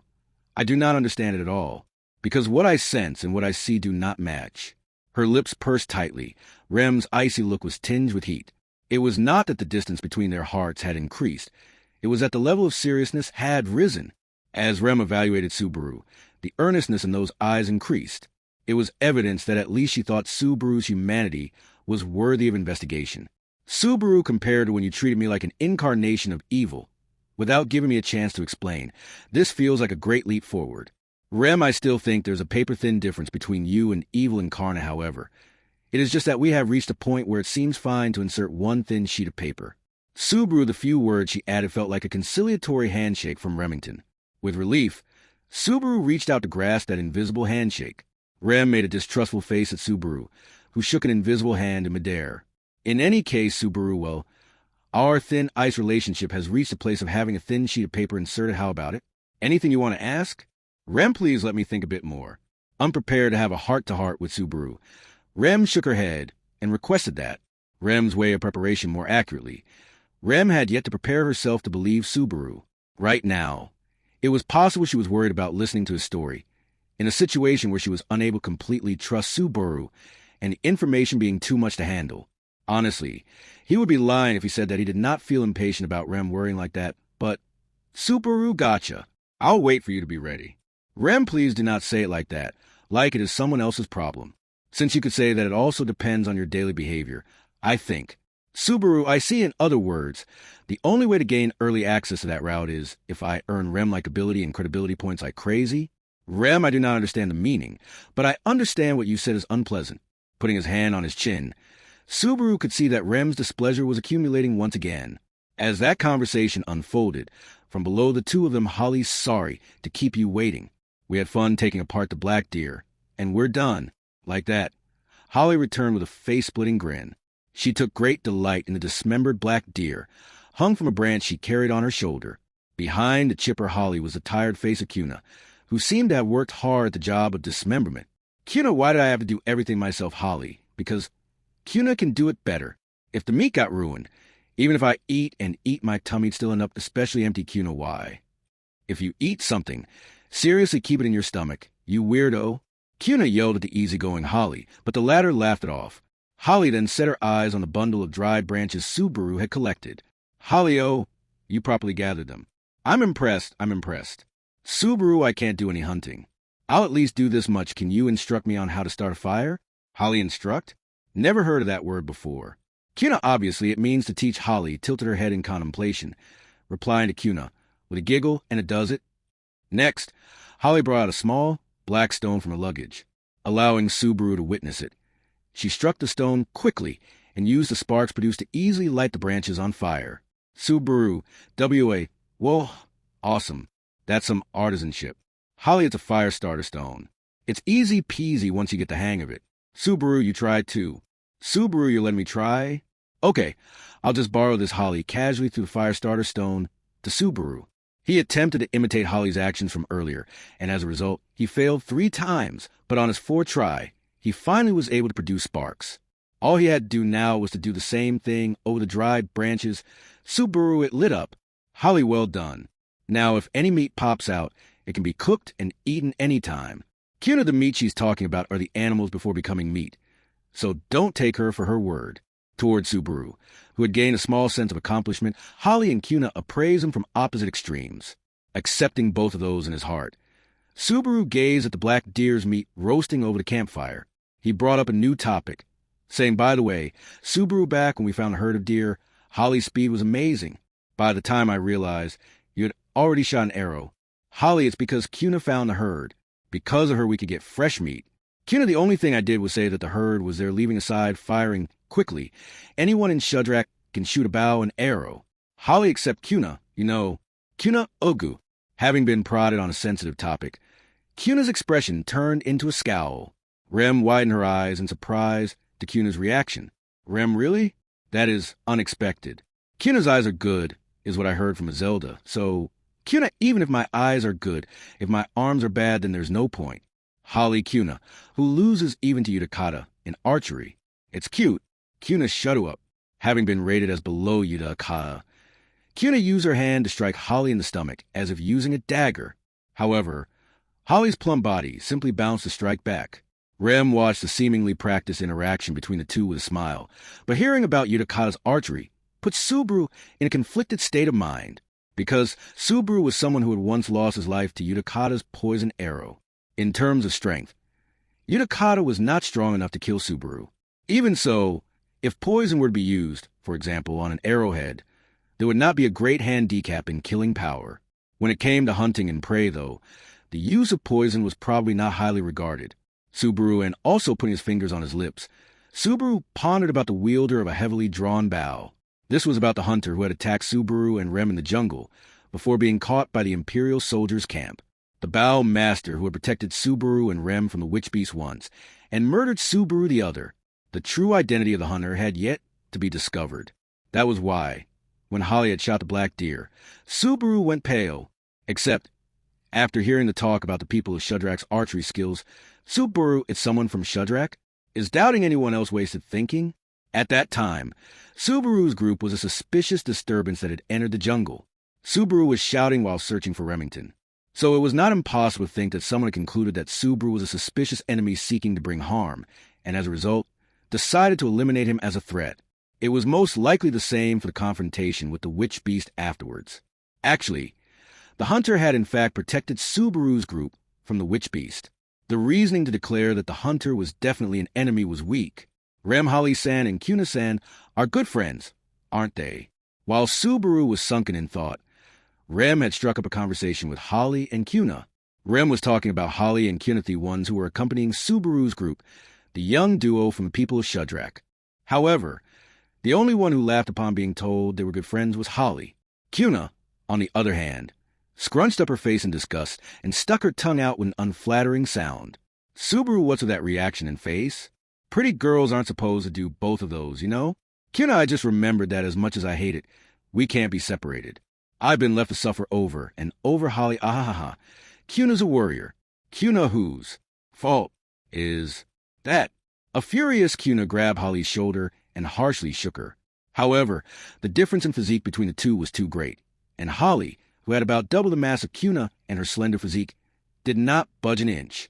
In the end, Kuna realized she would only tire herself out and drooped her shoulders. She ground her teeth, frustratedly saying, "Damn it. Holly, me, and Kuna were born on the same day. We're neighbors and kind of like sisters. Kuna, someone like you, I'd refuse as a sister, older or younger. Holly, the roast started to become a nice color. Kuna listened to me," toward Holly, who entirely directed her own pace. Kuna's one-way resistance reverberated emptily and in vain. Witnessing this scene, Subaru thought that the sight of Kuna being at the mercy of Holly somewhat resembled a certain fussy, violent internal affairs officer. Subaru Kuna's dyed her hair green, so the color theme overlaps even in situations he's missing in. That guy asserts himself quite strongly. If that person were listening, he would say something like that false accusation is a positive trait, However, since he wasn't present, Subaru disposed of that thought as an auditory hallucination. Rem looked at Holly and Kuna, who were arguing about the roasted meat's color, with a small smile. Subaru heard her mutter, "I'm jealous." Rem, someone you can honestly talk with just like that, Subaru. Aw, Rem, can I just say one thing? There was a certain and earnest envy packed into Rem's mutterance. For the amnesiac Rem, the environment around her, including Subaru, must feel like an invader from the darkness. She could not feel truly at ease at any moment.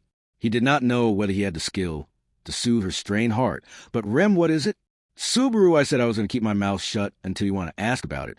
But I'll spill about one thing. Rem, Subaru, you have an older sister.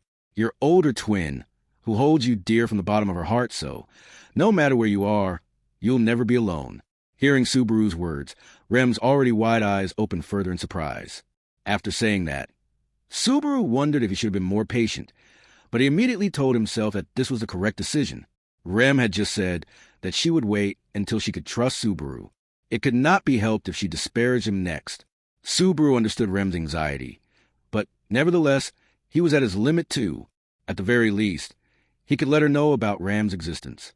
Ram, who was probably, even now, worried about her younger sister, all the way from the far lands of Laginica.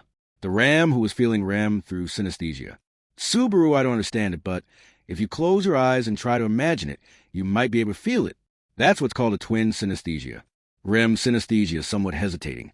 Rem timidly placed her hand on her chest and closed her eyes, staying still, seeking her other half. Born on the same day and from the same mother, seeking the existence of her older twin, Rem's consciousness started to extend its hand to a sea of black night. However, Rem, I cannot feel anything. Subaru is that, so I guess it's pretty difficult if you can't visualize it. Shaking her head slowly, Rem reported on the failure of her synesthesia. For a moment, he worried something had happened to Ram that made it unable to connect with her. However, he judged that the distance, both physical and mental, was the bigger problem. Frankly, in a situation where the synesthesia had indeed connected, a lot of things would turn for the better at once. It was pretty disappointing, but he could not let that show on the outside. The most frustrated one here was Remington. For now, he had to console Rem's feelings of frustration and Rema Lewis Yu. However, while Subaru was choosing his words of comfort, a slight sigh escaped from Rem's lips. The reason for that was Lewis's hand, which was placed on top of Rem's resting hand. Lewis, while resting her head on Rem's lap, was concerned about Rem, overlapping her hands with her own from underneath. Rem softly curled her lips up at Lewis's actions. Rem, thank you. I'm okay.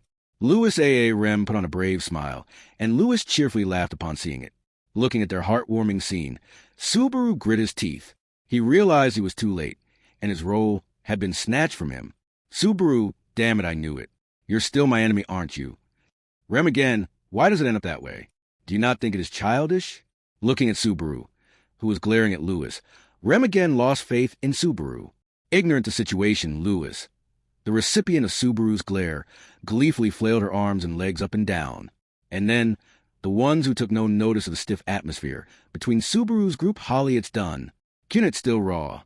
The duo who had an already established relationship raised their voices. 3 Subaru's group had arrived safely at Geralt, having taken 4 days in total. Subaru, so that's Geralt, is protected by fine-looking walls. A fortified city, surrounded by towering walls, that could be seen from a distance. He was astonished that his prediction had missed its mark, and felt like he had been hit by a stroke of luck. Subaru was experiencing 2 sensations, as there was a disparity between the sight of the city and what he had imagined after hearing that it was the nearest town. Subaru, the city feels pretty rugged. Is a giant going to come over, or what? Cunit giants? I heard they were nearly wiped out quite a while ago. Subaru, really? I wonder, the old fart I know is the last giant. Then Subaru muttered out a purposeless comment in response to Cunit's serious-minded reply. It was surprising to know that Ramji, the only giant that Subaru knew, was in such a rare position, although he had heard of the Oni race being extremely scarce in numbers from Ram, so perhaps the struggle for survival between races was unforgiving, even in this world.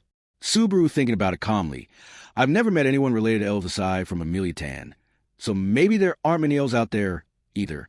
As a cliché of the fantasy genre, it was common for long-lived species to have low fertility in exchange for a long lifespan, therefore being unable to increase their numbers easily. In addition to that, because of the fear directed toward the Witch of Envy, half-elves were a target of hatred in this world. That was the real state of things. Naturally, Subaru could think of the possibility that pure-blooded elves were also pressured by those conventions, as they would foundation the births of half-elves. Subaru, I think about Emiliatan in a place where she's absent. Damn it, I haven't been able to meet Biko for a while as well. I feel like my amylase and bitumen deficiency is becoming severe. The prescribed medicine for both cases of malnutrition would be coming into contact with Amelia and Beatrice. In all seriousness, the mental fatigue that resulted from being continuously worried or tense was substantial, so just hearing the voices of Amelia and Beatrice, who both contributed to Subaru's peace of mind, would make him feel more relaxed. Subaru, I miss Ram, Petra, Frederica, and the others' voice as hell. In a situation like this, I'm fine with even Roswell's voice. Ram, excuse me. Can you give me a break with your meaningless emotional conflict? Subaru, my bad. Rem chided him for his overflowing soliloquy while remaining on his back. Subaru had splendidly managed to carry Rem on the wooden rack for the duration of the journey, without entrusting her to anyone else.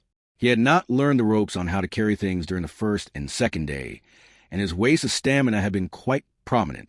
However, he had gotten a hang of his pacing and sense of balance from the third day onwards, so he had been able to make a lot of progress while walking. Subaru, when it comes to carrying Rem on one's back, I'm second to none by now. Rem don't try to compete over such an undignified thing. Also, those two are Subaru and Rem were positioned back to back, so Rem would be pointing towards somewhere behind him. As he turned around, obeying her words, there were Holly and Cuna, and then, next to Cuna, who was lazily scratching her head, Holly took one step towards Subaru and Rem. Holly, well, I guess this is goodbye since you arrived safely. Subaru, are you two alone in the city? Cuna, it's meaningless for us to enter. Our role is to escort you two. Subaru, I see you two really helped us out a lot. With the abrupt farewell, Subaru admonished himself, thinking this would obviously happen. Cuna and Holly had only followed them out of the kindness of the people of Shudrak. He felt that he was dependent on them, because they had saved him multiple times during his travels. Holly, who had cleared the atmosphere with her hunting skills and cheery personality. Cuna, who possessed unexpectedly extensive knowledge and in earnest would provide answers to Subaru's questions, had been reliable. Parting ways with the two of them, Subaru would be traveling with Rem. This time for Sereno, it would be a 3-person journey with Rem and Lewis. There had been someone else at the Empire's encampment, as well as the Shadrakian village. But this time, it was different. Cuna, geez, stop making such a miserable face. Subaru, my bad. By miserable face, do you mean woe? Gazing at Subaru's black eyes that had previously wavered with uneasiness, Cuna shoved something towards him. Subaru instinctively caught the item in his hand and teetered forward from its unexpected weight. A long and thin white wrapping was given to him. It was the object which Holly had been carrying on her back for the whole duration of the journey. During the trip, he had assumed that it was an item essential to Holly and Cuna. Subaru, now that I think about it, I feel like you never opened this. What's this? Holly, it's yours. The chieftain told us to give it to you, once you arrived properly at the town. Subaru, it's mine, and once I arrive at the town, unable to grasp the true meaning behind Holly's words, Subaru knitted his brows out of uncertainty. However, Cuna had prompted him roughly with a, just open it. Receiving her words, Subaru lowered the wooden rack on his back to ground and opened the white wrapping. Inside, there was Subaru Rem. Is this a horn? A white lump laid in Subaru's arms, as large as his arms could hold. What Rem had murmured after looking at it had told him it was a horn, a witch beast's horn at that. Subaru recognized it. He had seen it twice, and he had taken a good look at it during the lifeblood ritual. Subaru, is this the Elgina's horn by any chance? Holly, yep. You were the one who broke it off. So it's yours. Cuna, it's a valuable item. With that size, it'll fetch a high price. Subaru hic. Having been told that the horn would fetch a high price, Subaru held his breath at Holly and Cuna's thoughtful arrangements. In other words, they were telling him to exchange the witch beast's horn for traveling expenses, so that Subaru's group could go back to the kingdom of Lagunica. The two had carried the baggage for that purpose, without specifying said purpose. Subaru, it must have been pretty heavy. Cuna, you were carrying Rem on your back for the whole time. Holly, besides, I'm very strong. So, it was no problem at all. Both Cuna and Holly had faces looking like they had only done something trivial, while Subaru's voice was trembling because of the two's ulterior motives. Their thoughtfulness had rendered him completely speechless, word for word. Subaru, they had helped him on the way to Geralt, and even secured traveling expenses for Subaru's group. Despite all that, Subaru would part ways with him and go back to his country. Holly and Cuna would reunite with their Shadrakian allies and join the battle to retake the imperial capital alongside Abel. Whilst yielding the life or death of many along the way, Subaru, Cuna, don't think about anything stupid. Subaru, Cuna, you gotta fight to protect the ones you want to protect. It's the same for us. Although impulsive words nearly found their way out of Subaru's mouth, Cuna had sharply put a stop to those. Cuna directed an annoyed glare at Subaru, all while emanating her usual feeling of listlessness. She had a lot of complaints, and always seemed irritated toward Holly. However, she had never separated herself from the Shadrakians, nor had she ever given any indication that she disliked Holly. As a member of the Shadrakians, she thought it was only natural for her to fight together with Abel. That must be proof that she had already chosen the one she wanted to protect, in her words.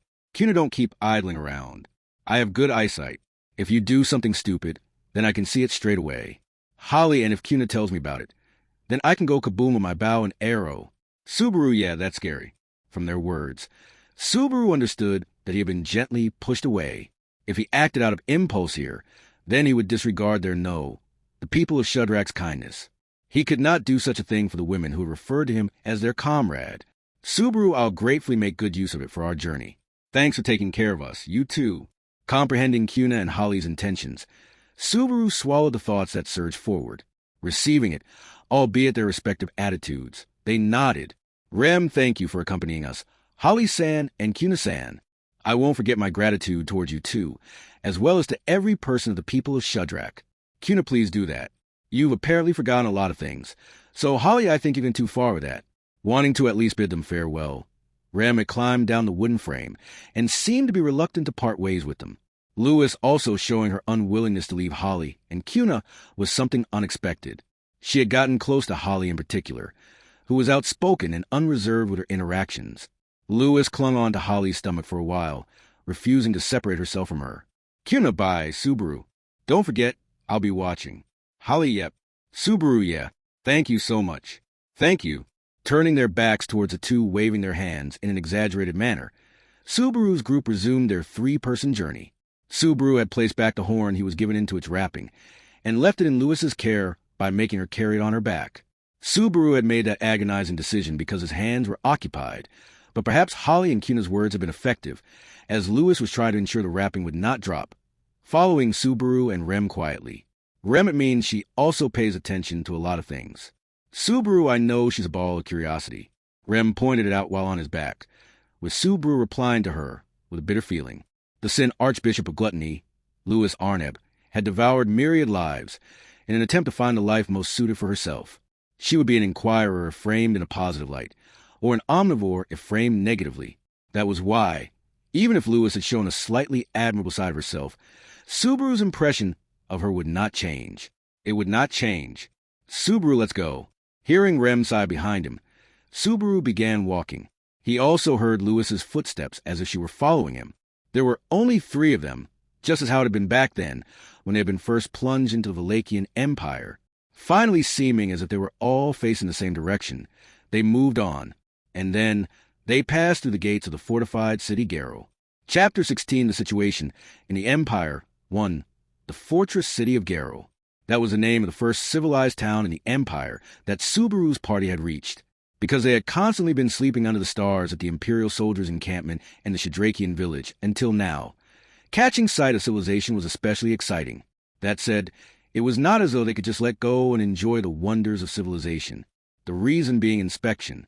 Before their eyes at the entrance to the city, they saw an inspection taking place, and Subaru wet his lips with his tongue. Garo was surrounded on all 4 sides by a protective wall, and entering or exiting to the east and west was limited to one at a time by means of large gates. There were permanent inspection posts at the gates, and even from a distance the gate guards' grim faces, as they kept a stern, watchful eye, could be confirmed. Here they'll be able to tell we're Shadrakian with one look. So we can't come with you friends, but as long as you're not carrying anything shady, you'll be fine. Holly, it'll work out if you're not timid and walking boldly. Take care of Rem and Louis John, okay? Before they arrived at the city, those were the parting words to Cuna and Holly. Both had advised him not to get more worked up than necessary, but to forget his nervousness and anxiety, so easily was suggestion impossible to follow. Since, at any rate, in the Empire they were foreigners with unknown affiliations and no identification either. Subaru, anyways. Even a foreigner with no common sense like me can tell the Gunican people aren't welcome to wander around in Valachia these days. It seemed that if he foolishly revealed his true identity, he would without a doubt incur the displeasure of the gate guards. It was not just that they could literally be turned away at the gate. To be inadvertently arrested or something of the sort would be a terrible event if it came to pass. He had already gone through that back at the Imperial encampment. Subaru absolutely could not permit an end such as that, where many would burn as a result of his own mishaps, to occur again. Subaru people around here are going to get suspicious if you look too grim. Subaru had furrowed his brows in reflection of how torn he was within. Upon hearing her voice, his eyes widened in surprise. The voice had come from his back and had belonged to Rem, who was riding along in the wooden backpack. Because of the way the pack was structured, Rem should not be able to see Subaru's face, since their backs were up against each other. Subaru, and yet, how did you know I was wrinkling my brows? Rem, even if I can't see it, I can hear your breathing. Your heartbeat, too. Since our backs are touching, although it is through the backpack, I can feel the tension from here. Subaru, sorry about that. For my wrinkled brow, and for my loud heartbeat, too. Rem, yes. Allow me some quiet, please. Subaru, by that, you mean calm down, not stop breathing, right? In response to Subaru seeking confirmation just in case, Rem remained silent, sighing. Rem's long sigh felt like it was somewhere between being fed up with Subaru and being apathetic towards him. Since it was not born out of clear disgust or hostility, Subaru was a tiny bit relieved. If one were to tell him his aspirations were low, there would be nothing he could reply back with. Louis, ooh? Subaru, I get it. So hurry up. You're also one cause of my worries, you know. Pulling vigorously on Subaru's sleeve and pointing at the line was the long-haired Louis. The witch-beast horn which Cuna had bequeathed to them Louis was shouldering it in a white bundle, currently wondering why Subaru was not lining up. However, he could not act thoughtlessly like Louis and recklessly line up in the queue. Subaru, right now, we don't have any way to give identification or bribes to the gate guards, so it's impossible to approach from the front. Rem, isn't it possible to line up and talk it out with the gate guards? Subaru being honest and talking out is an option, but a situation in which it fails and we can't recover from is scary because we don't have anyone that we can rely on right now. Listening to Subaru's concerns, Rem made a small noise and went silent. It may have been difficult to imagine for the amnesiac Rem, but for every place to place and culture to culture, there was no overdoing cautiousness. Surprisingly, 10 days were about to pass since the time the trio had been blown off into the Empire from the Pleiades watchtower. The initial chaos had subsided quite a bit, and the heated relationship between Subaru, Rem, and Louis had been shelved away for the time being. Nevertheless, it was still difficult to say that everything was looking up. In any case, the only time when Subaru and Rem, and also Louis, were acting together by themselves had occurred when they were running from the Hunter and Elgina. It lasted merely a moment after they had been blown off here. Any other time, whether at the Imperial soldiers' camp, the Shadrakian settlement, or during the journey to Geralt, there was always someone familiar with the Empire alongside them. They were not on friendly terms with everyone there, but at least they were not lonely. Subaru, but it's different now. Antagonizing Todd and his crew, splitting off from Abel's path, and even separating from the people of Shudrak. From here on out, the trio would need to traverse the untrodden lands of the Empire without any crutches. Like it or not, taking care in their decisions would be the name of the game. Rem, so what shall we do? No matter how troubled or hesitant, our goal is still the same, right? There's no way we can just pass by through the city. I reckon Subaru, even if we call it quits here because of this inspection, they might be doing the same thing in other cities. If only this were Lagunica, they wouldn't be on such high alert. No. Subaru shook his head, taking into account the situation in the Empire, though they had since parted from him. Abel had conveyed to them his own situation, and how he had been ousted from his seat as emperor. If that were true, then currently, the Empire was in the midst of internal strife, one could say. Though Abel had said that the matter of the emperor's absence was being kept from the populace, putting a lid on people's mouths was pretty difficult, and the mood would be surreptitiously contagious. On that, even Todd had looked like he had been holding misgivings at their dispatchment back at the encampment. Subaru, if that's the case, then I guess it's because of Abel that the inspections are so strict? Shit, screw that guy. Though Abel had been of some help to them, he would rather place him as more of a negative, given the problems when you even it all out and mood-related ones. Given his personality and attitude, it was easy to imagine a Nobunaga-esque reason as to why the people beneath him had rebelled. Subaru, he seemed like a guy who would carry out the phrase, "The king does not understand human feelings, for real." Rem, are you perhaps wasting time by thinking about worthless things, instead of being worried and earnest? Rem's voice hardened into ice as Subaru muttered that out while rubbing his chin. Her tone harbored genuine anger, stretching beyond exasperation or indifference, causing Subaru to try and explain his previous remark in a hurry. Subaru, no, wait a moment, relax. My round table-like comment was definitely worse than some idle chatter, but it's not like I'm just absent-mindedly staring at the line without a plan. I do have an idea. Rem, don't you feel embarrassed as a person, lying with such nonchalance? Subaru, at least please show that you're willing to trust me, even if it's just a little bit. You're being too hasty by deciding that I lied in a snap. Rem's impression of him continued to decrease without ever reaching rock bottom, and Subaru was desperate to restore her trust. Truthfully, he did not make up lie after lie, since he did have an alternative plan to pass through the inspection process. If it were just Subaru and Rem, it would be impossible to bypass the gate guard's check up the proper way. If so, it did not just have to be Subaru and Remington Rem. That means Subaru, it's time to demonstrate Natsuki Subaru's 108 special skill, relying on other people. Subaru answered with a smile that showed his gleaming teeth while holding a thumbs up. For some reason, behind himself, he felt as if Rem had frowned at his response, even if he should not have been able to see her face. Two passing through the inspection, which had been packed with unique sort of tension, they went to the towering main gate. Like that, Subaru's field of vision opened up. As he faced the stone-crafted cityscape that overflowed with exoticness, he thrusted both of his hands into the air out of a sense of accomplishment. Subaru, we passed through. Lewis, you. Listening to Subaru's zesty voice, Lewis raised her hands up as well right beside him. Subaru had some personal opinions regarding her, acting as if they were companions. But for now, the joy he felt at overcoming the first hurdle to enter the city washed those away. Although he was immensely vexed about it, there was the truth that Lewis's existence had been useful in passing the inspection. Subaru, speaking of which, this place really is completely different from Lagunica. Although there were tiny differences between the capital and Pristella, as well while taking the ambience of the streets, in his mind, Subaru compared it to the townscapes in the kingdom of Lagunica. To Subaru, the most striking were the streets of Koshul near the new Roswell mansion, but as expected, the variance was great when compared to a different country. Each had their own idiosyncrasies, the royal capital, Koshul, and Pristella too, but they had something of a commonality in atmosphere, something characteristic of the kingdom, that he could not sense in Garo. So to speak, compared to the parallel fantasy world noble-like feel of the kingdom, the stores and houses in the streets of the empire seemed more rustic and devoid of color. It gave an impression of valuing utility over showiness.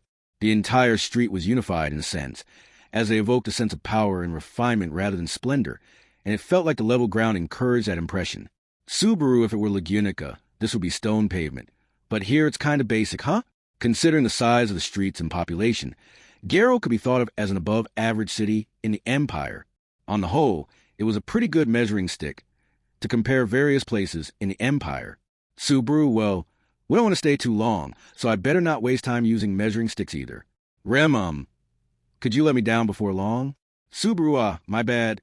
Behind Subaru, strong feelings being evoked in him, Rem requested to be let down from a ride on the wooden rack, and Subaru apologized as he slowly got down on his knees on the spot. She undid the fasten across her shoulders and got out of the carrier, and clutching her cane, Rem stood on the ground. While on the long journey, she had been carried in the wooden rack, but if they were going to walk through a street, she wanted to walk on her own two legs. There was no reason to hurry either, so there was no reason not to grant Rem's request. Rem, this is using her cane. Rem turned around and finally gazed upon the same view as Subaru and Lewis. Eyebrows raised slightly, Rem's pale blue eyes held an indistinct sense of wonder and excitement, and seeing Rem's positive reaction, Subaru's face relaxed a little. Subaru, how about it? You surprised? Rem, that is, yes, I am. The cue was similar, but it's because this is my first time seeing people like this, and a proper street too. Subaru, it is, isn't it? This is your first time in a normal human town. Huh. As mentioned above, up until now, Rem's experiences have been limited to exceptional places and treatment, and as long as she remained without memories, Rem would possess no recollection of living with anyone either. Life with Subaru, Lewis, and the Shadrakians amounted to the entirety of the experience Rem had.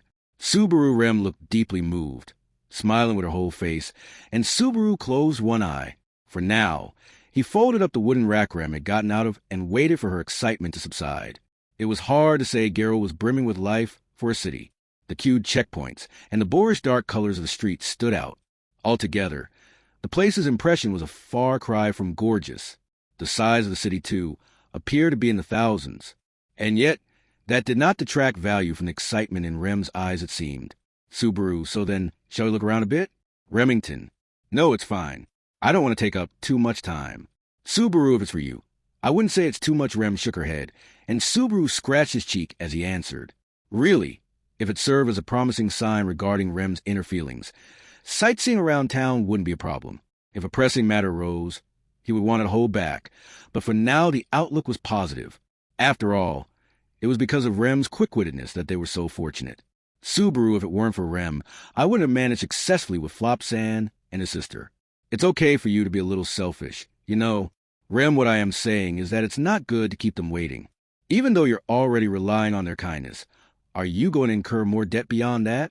Subaru, when you put it like that, yeah. Sorry, turning away from the buildings, Rem's sharp gaze pressed down on Subaru's heart. Behind Subaru's group, slowly with the sound of heavy wheels, came an Oxcar Phalo cart, pulled by a brave oxen Phalo. Came along. Phalos, like ground dragons and the large canine ligers, were a type of animal used for labor. Like ground dragons and ligers, many pulled carts, and many were used for things like transporting cargo.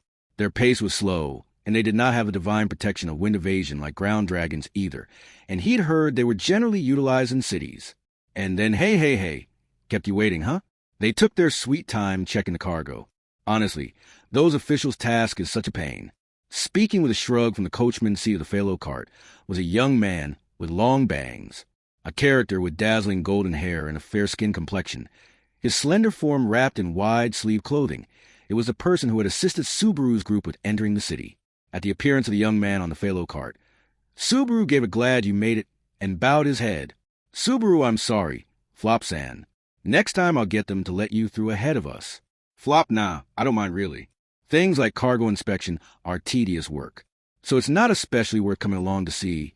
I must say, in response to Subaru's words of apology, the youth in the coachman's seat flop gently shook his head. With his flowy gesture, his long bangs swayed like the mane of a lion, and Subaru felt like he could envision a sparkling effect there. He was a quirky guy, but since his responses were relatively forthright, the gap was large. That sort of mental image before Subaru. He once again smoothed down his own bangs. Flop, yeah, it's a boring task. In the future, travelers like you should leave that sort of thing to me. Actually, I'm sure my sister can handle it. Big bro, I can hear you though. Flop, ha. It's not as if you weren't supposed to hear what I said. Dear sister, don't underestimate an older brother's volume. Walking alongside the slowly advancing cart was a woman whom Flop had let overhear his slightly out-of-focus response. She was a woman of high stature, with hair the same color as Flop's, her features very much resembling his. Her shoulders and legs were exposed by a daring attire, and her voluminous hair was parted into many segments in an avant-garde style. Even with that kind of peculiar outward appearance, the two barbarians sort of attached to opposite sides of her waist were probably what stood out the most. It was clear these were not weapons for mere show or vain threats, since their condition was that of having been well used. This woman was called Medium, and along with her older brother Flop, the two traveled together as the friendly O'Connell siblings.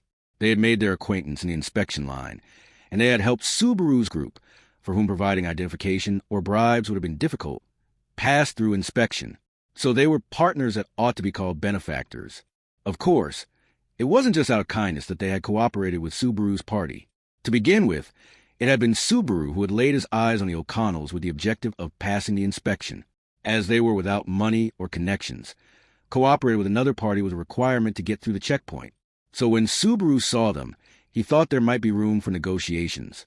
The reason he thought so was medium wowie. Big bro. So, you saw through everything I was thinking. Flop, of course, naturally. You can't win in business if you can't predict someone's thoughts. Our O'Connell company is viable because of my brains and your brawn. You know, Medium, that's my bro. Though I don't really get what you're saying. Flop, ha. It's great that you seem to be enjoying life, dear sister. Both their chests puffed up with pride. The O'Connell siblings laughed together uproariously. Their trade was peddling. To be precise, Flop was responsible for the business of peddling, and Medium was the one in charge of guarding her brother and their goods while on the road and inside towns. Merchants. Well, actually, for Subaru to pass the inspection, that was the selection criteria for companions to depend on. Subaru, the experience of talking about this and that with Otto and Anastasia-san, came in handy as close friend Otto and Anastasia, with whom he had embarked on a long journey. The latter was not really the person herself, but a kidna who had been acting as her, although the knowledge she showed ought to be the same as the person in question. He had mainly received instruction from those two, and that was a seed of Subaru's faith in merchants. Even across national borders, if someone were a merchant, they would be willing to listen to a partner who presented benefits, literally ready to take a chance on a strong offensive gambit. After they'd struck out on 4 groups of merchants, Subaru's party encountered the O'Connell siblings, and then they won over that somewhat quirky pair and successfully earned their cooperation in crossing the checkpoint. As a leverage for negotiation, the item that captured their interest was Subaru, by the way. Is this wooden rack really enough as compensation? Though I did put effort into making it, the crudeness of its craftsmanship still makes it very obvious that it's handmade. Flop, I can't deny that it's very minimalistic. However, the fact it can be assembled from parts, as well as the way it's designed and made for carrying, were what piqued my interest. It'd be useful even for transporting heavy baggage, no? Subaru, well, as long as Flop-san's fine with that. Feeling somewhat unassured, Subaru handed the folded wooden rack over to Medium. After receiving it, Medium let out a whoa as she checked it out, then turned around and shoved it inside the cargo bed of the Phalo cart. It seemed like she had not seen much value in the rack. In truth, even Subaru himself didn't know what exactly Flop had seen in it. The handover of a wooden rack made by Subaru had been the condition for the O'Connell siblings' assistance. After seeing Rem being carried by use of the wooden rack, Flop had felt it was a unique and fascinating creation, and promised to help break through the inspection with the object in exchange. Honestly, as far as Subaru was concerned, who had been prepared for something like a witch beast's horn to be brought up to the negotiation table, he could say this had been a rather unexpected proposal. Subaru, I was thinking about remaking it with better materials after arriving in town anyways. Worst case scenario, it was possible that Rem wouldn't want to ride on it anymore. Rem, it's true that I want to walk with my own feet whenever possible, because if I ride on the wooden rack, your stench will come drifting along with the wind. Subaru, sorry, while leaning on the cane, Rem dished out a jab on the matter of the witch's scent in a low voice. Nonetheless, enduring this whole time during their travels, and only saying so after reaching their destination, was considerate of her, or so Subaru told himself. Watching this back and forth between Subaru and Rem, Flop shrugged his shoulders as if saying this won't do. Although he displayed a completely rueful reaction, there was a reason behind that attitude. Flop tried to get along better. You guys, to be husband and wife means to be each other's support. The way you relied on each other earlier was absolutely beautiful. Medium, well, the one who took away their wooden rack was Big Bro, though. Flop, exactly. What right do I have for saying that? Silly me. One held his palm against his forehead, and the other holding her stomach. Flop and Medium burst out in laughter. Affected by the siblings' guffaws, Subaru's tense face eased while taking a quick peek at Remington. Without a hint of laughter on her face was Rem, to whom Lewis was holding on to with one arm. Directed at the girl's profile, Subaru voiced them timidly. Subaru, you know, Rem-san, are you perhaps upset right now? Rem, huh? Why would I be upset? Do you have a clue as to why or something? Subaru, oh no. I was just wondering if it was against your wishes to play husband and wife with me, even if it's just made up for the sake of our disguise, while poking his index fingers against each other. Subaru tries to tend to Rem's mood and trepidation. From Flop and Medium's perspectives, the relationship between Subaru and Rem was that of husband and wife. That had been a result of Subaru's sudden speechlessness at the abrupt demand for an answer regarding their relationship the siblings had put out, while having a discussion for passing the inspection. No, it was not because of speechlessness. They did have an answer prepared beforehand. However, the credibility of that answer was doubted, so there was nothing that could be done about it. Subaru, to think that the story of traveling siblings was not believable enough, Rem, Flop-san, and Medium-san are not only under the same situation, but the two of them are also very similar in terms of appearance. That's why. It's an impossible feat to pull off for me, you, and this child, on the matter of deceiving them. As merchants living in a world filled with deception and honesty, there was no other choice but to say that Subaru was simply too inexperienced to succeed. In the first place, the one who had seen through their lie had been Medium, who had blurted out they looked nothing alike. Right, Big Bro? In a loud voice.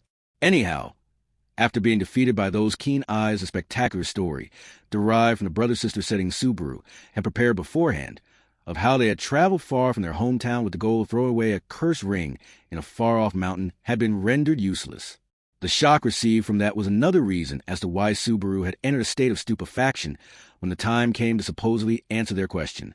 The one that had saved him from that predicament had been Rem, who made use of her quick-wittedness and explained, "I'm his wife. Subaru, so the story is that Rem and I are husband and wife, and this kid is a child of Rem's elder sister, who left her in our care. Rem, wasn't it you who told me I had an older sister? Although, since we're supposed to be twins, I don't think she'll have such a grown kid, but I'll turn a blind eye to that." Lewis, having been stroked on the head by Rem, Lewis let out a tiny groan with a content look. Lewis's harmless presence and mannerism had been one of the reasons why Flop and Medium had not become cautious around Subaru's group, apparently. Leaving aside Subaru and his nasty-looking eyes, there was a debilitated Rem and the vulnerable Lewis. This trio did not seem like bad people who would commit crimes in the city to Flop and Medium. Rem, why Subaru HM? Rem, why did you fumble your words in that situation? It's not like you're incapable considering how you normally chatter on and on. Subaru, that feels like a complaint disguised as praise nevertheless. It was true that Subaru's incompetence had almost caused trouble for Remington. If it weren't for Rem's quick response, the three of them would most likely still be stuck outside the gate, gawking at the line helplessly. Subaru, there was a limit to how far he could get by just fooling around. Subaru, wanting to avoid damaging his trust with Rem any further, let out a faint ah when Rem casted her eyes towards him. Subaru, I was surprised myself, but the moment they saw through the lie, my body tensed up like crazy. Maybe it was because I was traumatized by the campground from before. Rem, Subaru, I thought that if we gave a sloppy answer, Flop and Medium might have changed their attitude or something. I'm ashamed to say, but that was why my train of thought suddenly stopped. My bad.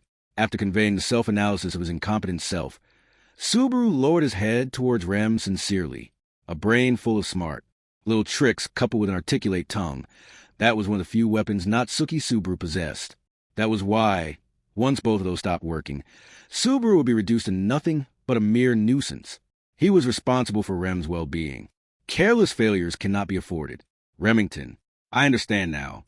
I guess it is what it is. Subaru, really? Even though I messed up like that? Rem, anyone would freeze up after having experienced something unpleasant. That's what I think, at least.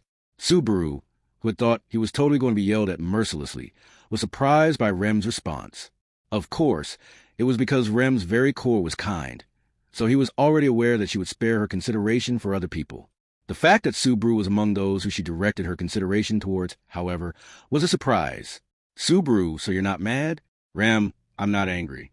But just discuss with me beforehand next time, because I don't think I'll be able to spin up believable excuses every time. Subaru, okay, understood. You sure you aren't mad though, right? Rem, I'm not mad. Subaru, for sure? Rem, haven't I been saying I wasn't mad? Out of excess worry, Subaru had fueled Rem's anger instead. Hugging his head from Rem's sharp gaze, Subaru cowered and begged for forgiveness in the end.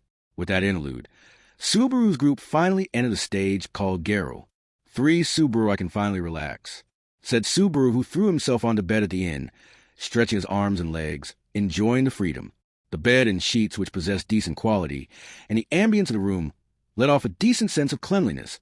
Both these aspects indicated the quality of the inn was above average. Given their situation, although it was not like they should indulge in too much luxury, this was a necessary expense to ensure safety. Otto, if we are to stay somewhere, I believe it is best that we eliminate the options of cheap inns and camping, leaving people who have the power to protect themselves aside, such as Emilia-sama and Garfield.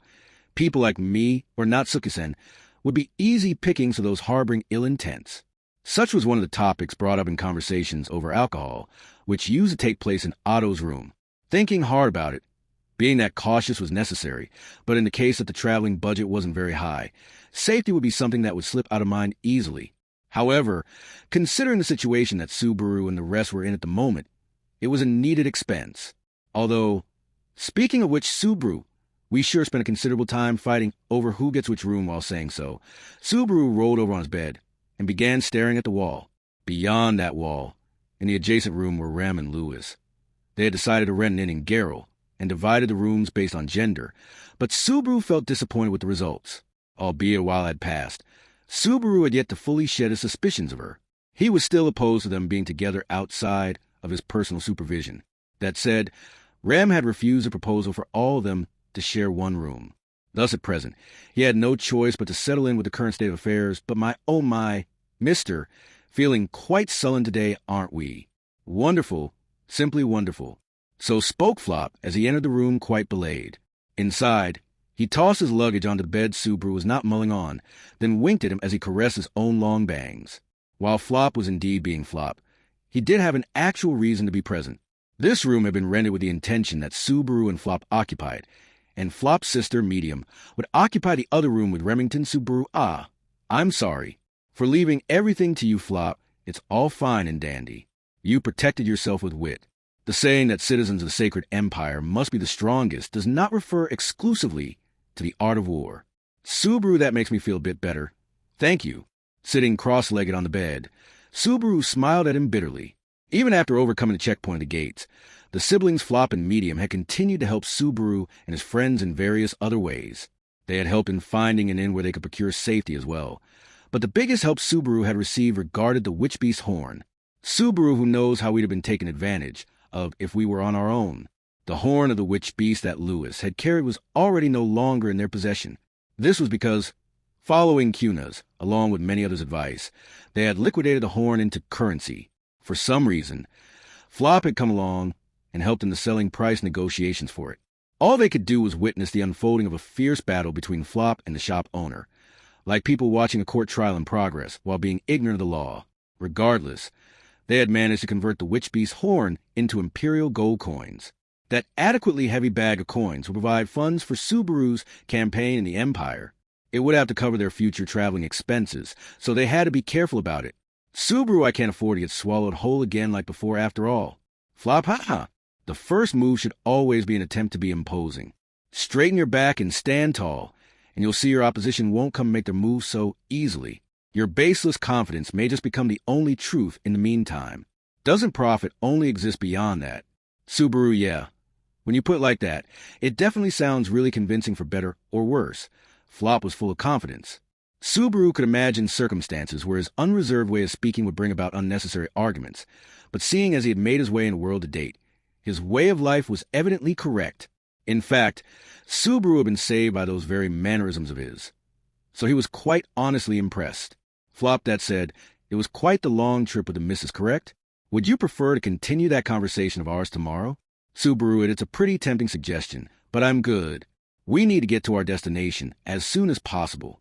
We can't afford to waste even a single day. Tempted as he were by the softness of the bed, Subaru managed to tear himself away from it. As Subaru got off the bed, Flop exclaimed, truly fantastic. With his hands thrown out, Flop, there are times when dragging along one's feet for the sake of one's loved ones, even if they are heavy as iron, is truly a necessity. For me, that's my sister. For you, mister, it's the missus. Subaru, don't put it like that. It makes me feel awkward. So, may I ask you to show us the way? Flop, by all means. I was the one who proposed the idea, in the first place. He smacked his fist on his chest as he willingly accepted. Having received his answer, Subaru pulled his will to lie down back into him with renewed vigor, and headed off to the next room with Flop in tow. He knocked on the door and called out to Remington Subaru, "Is everything good on your end, Rem?" "Rem, yes, everything's fine. Medium San and I were just having a discussion on whose bed Lewis San should sleep. Subaru, I see. Rem, you thought that we should put her to sleep on the floor just now, didn't you?" "Subaru, I didn't say anything because you get mad at me considering how dangerous Lewis was. He could not suggest letting her sleep on the same bed as Medium, if he were allowed to speak his mind. Subaru would have opted to stay up all night to keep an eye on her, but given his current physical condition, he'd end up falling asleep within the first few hours after starting. He had no choice but to put faith in her, seeing as she had done nothing worth being on guard for in the last 10 days. Trusting an archbishop would be just a stupid idea all around, though. Subaru, remember that talk we had earlier? Yeah, I'm heading out for a bit with Flopsan. I'll buy dinner on the way back, so let's eat together. Rem, I understand well. Now that I think about it, there are lots of people around here now, so I don't really have to rely on just you anymore. Subaru, why of all times did you have to say something like that now? That just makes it harder for me to go out. Rem, why indeed? I just said whatever came to mind. Even though Rem had just filled him with incredible reluctance, Subaru strived to prioritize his original goal. He waved his hand to Medium, who was playing around with Lewis, letting her pull on her hair. "Subaru, Medium San, please look after these two for me. If she bothers you too much, just hit her with everything you got." "Medium, really? My punches hurt lots and lots, you know." Subaru exactly. Sometimes pain's a great teacher. That said, Rem would definitely step in should something go wrong. Vexing as it were, Lewis was helping Rem gain mental stability. He was thankful for that. Were she present with no purpose, he would surely be unable to find even a shred of justification to carry her around with them.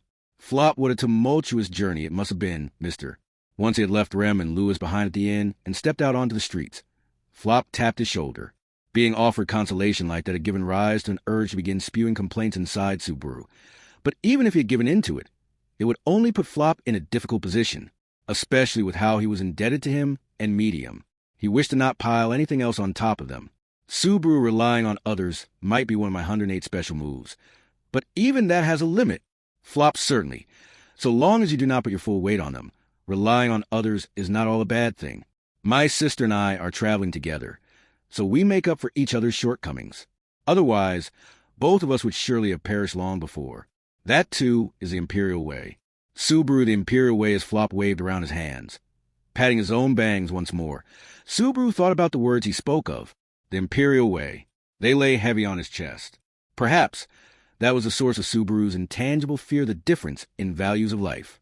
In that sense, Flop's trains of thought were easy to digest as they hit closer to home. His manner of being was definitely different from what Subaru had experienced so far in the Empire of Wallachia. However, Flop, not everyone can adopt a martial way of life. What is important is to come to terms with oneself within our own outlines of life. Subaru come to terms with oneself. Flop, as I said a moment ago, if we were to look at Medium and myself as individuals on their own, our numerous weaknesses would be quite apparent. However, should we come together, we can cover up each other's flaws, and they become quite trifling. In fact, one could say my sister and I have made it alive to present day because of this, and that'd indeed be the whole truth. Subaru, Flop, always keep this in mind, mister.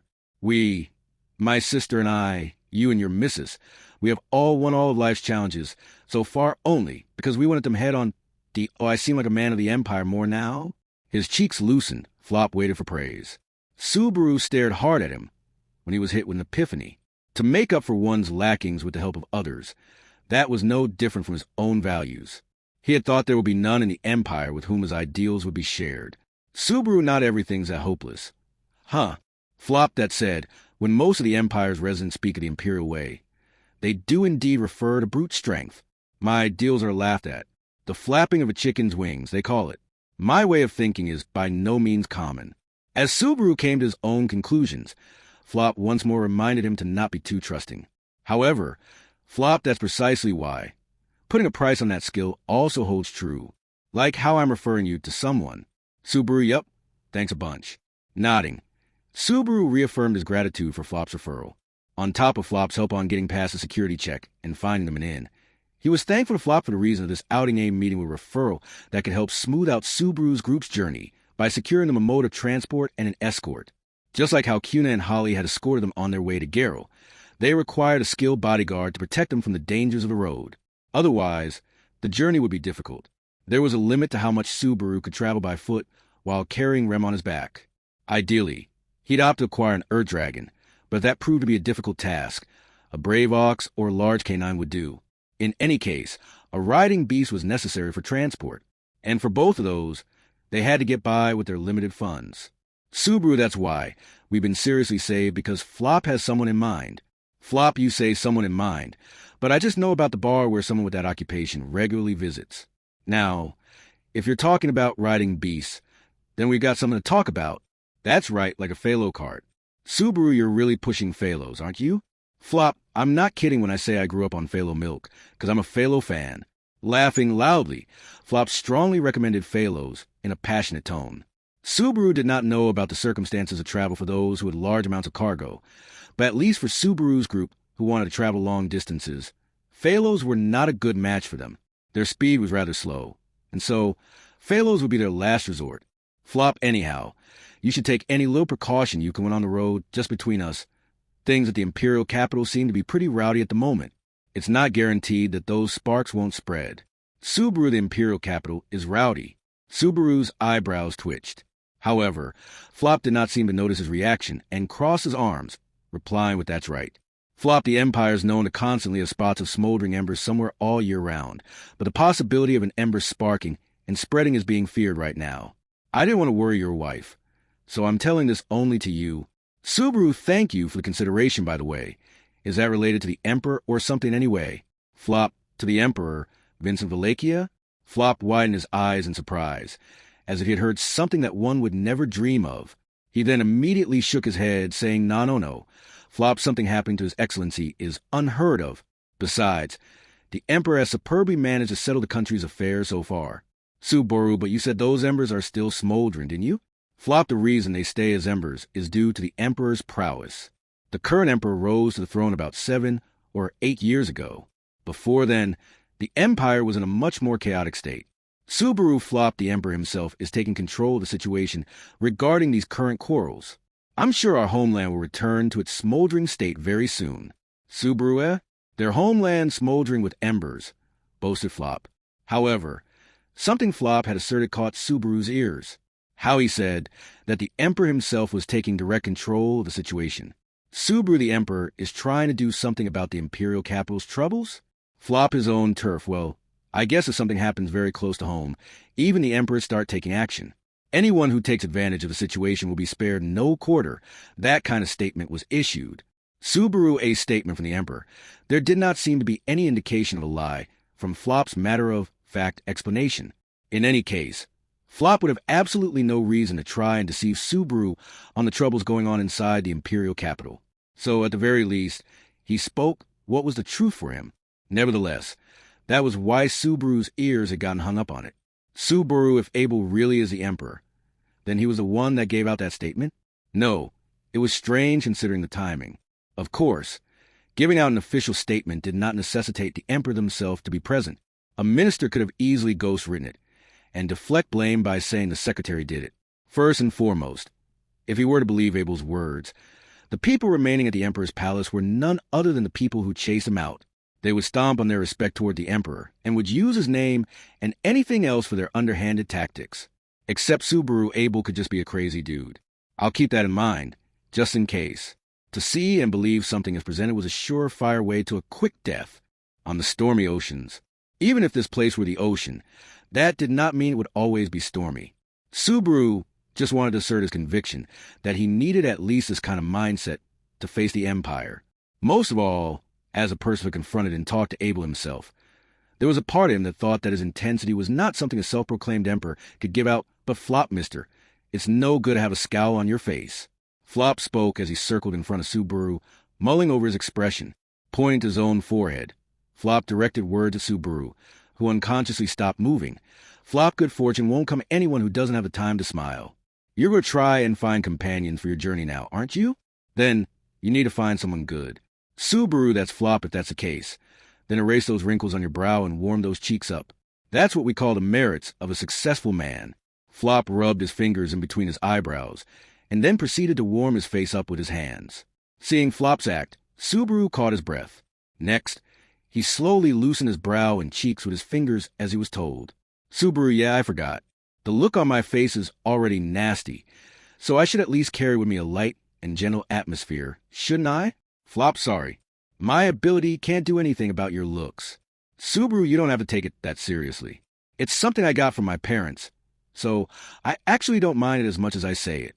Flop's lament was overdramatic, and so he responded in an overdramatic fashion as well.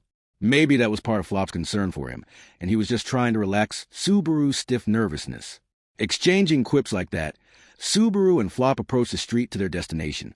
What Flop pointed toward was a hideout-like bar at the end of the alleyway. Flop were a lot of people. You'd normally hire a bunch of guards, but since Mr., the Mrs., and the niece-wife only amount to 3 people, it's not like you can say you're a large family. After all, me and my sister can't follow you out of Garrow. Subaru, but I got the feeling medium sands stick with us if we played our cards right, Flop, if my sister's taken away.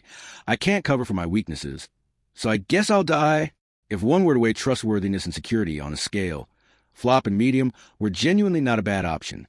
However, Subaru could not burden them more than he already had. Subaru, hang on. Worst case scenario, we escape the country to Lagunica with the 2 of them in tow. And then we could grant them the successful merchant life that Otto couldn't achieve. That's also a possibility, Flop. Hey, mister, are you all right? Flop waved his hand in front of the deep-in-thought Subaru, checking on his well-being. Subaru scratched his head, replying to Flop with my bad. It was just a thought. But he felt that was not a bad proposal. He felt bad that Flop had gone out of his way to show him the way here. But Subaru, hey, Flop-san, Medium-san, and you. There's a favor. I was at the moment he tried to say want to ask of you too. Somewhere, something faintly hard-sounding reverberated. For Flop, mister, it's no good to have a scowl on your face. Subaru, huh? Abruptly, his field of view shifted in a blink, and Subaru's mind went blank. In front of Subaru, Flop was pointing at his own forehead. He was loosening the space in between his eyebrows by rubbing it with his fingers, and as if he were lecturing the frozen Subaru. Flop, good fortune won't come to anyone who doesn't have the time to smile. You're going to try and find companions for your journey now, aren't you? Then you need to find someone good. Subaru, Flop, if that's the case. Then erase those wrinkles on your brow and warm those cheeks up. That's what we call the merits of a successful man.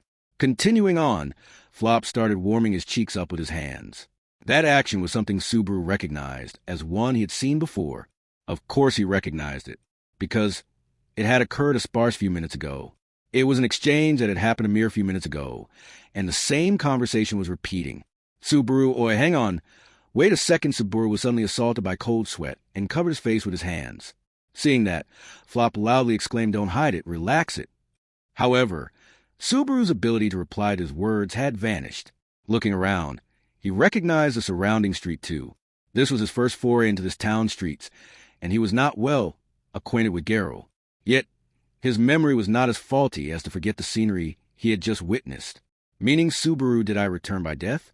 In an inconspicuous situation, in which he did not know what exactly had happened to him, Subaru hardened his cheeks for a completely different reason from before, with that mutter escaping his lips. Chapter 17, Looming Evil, 1. Subaru.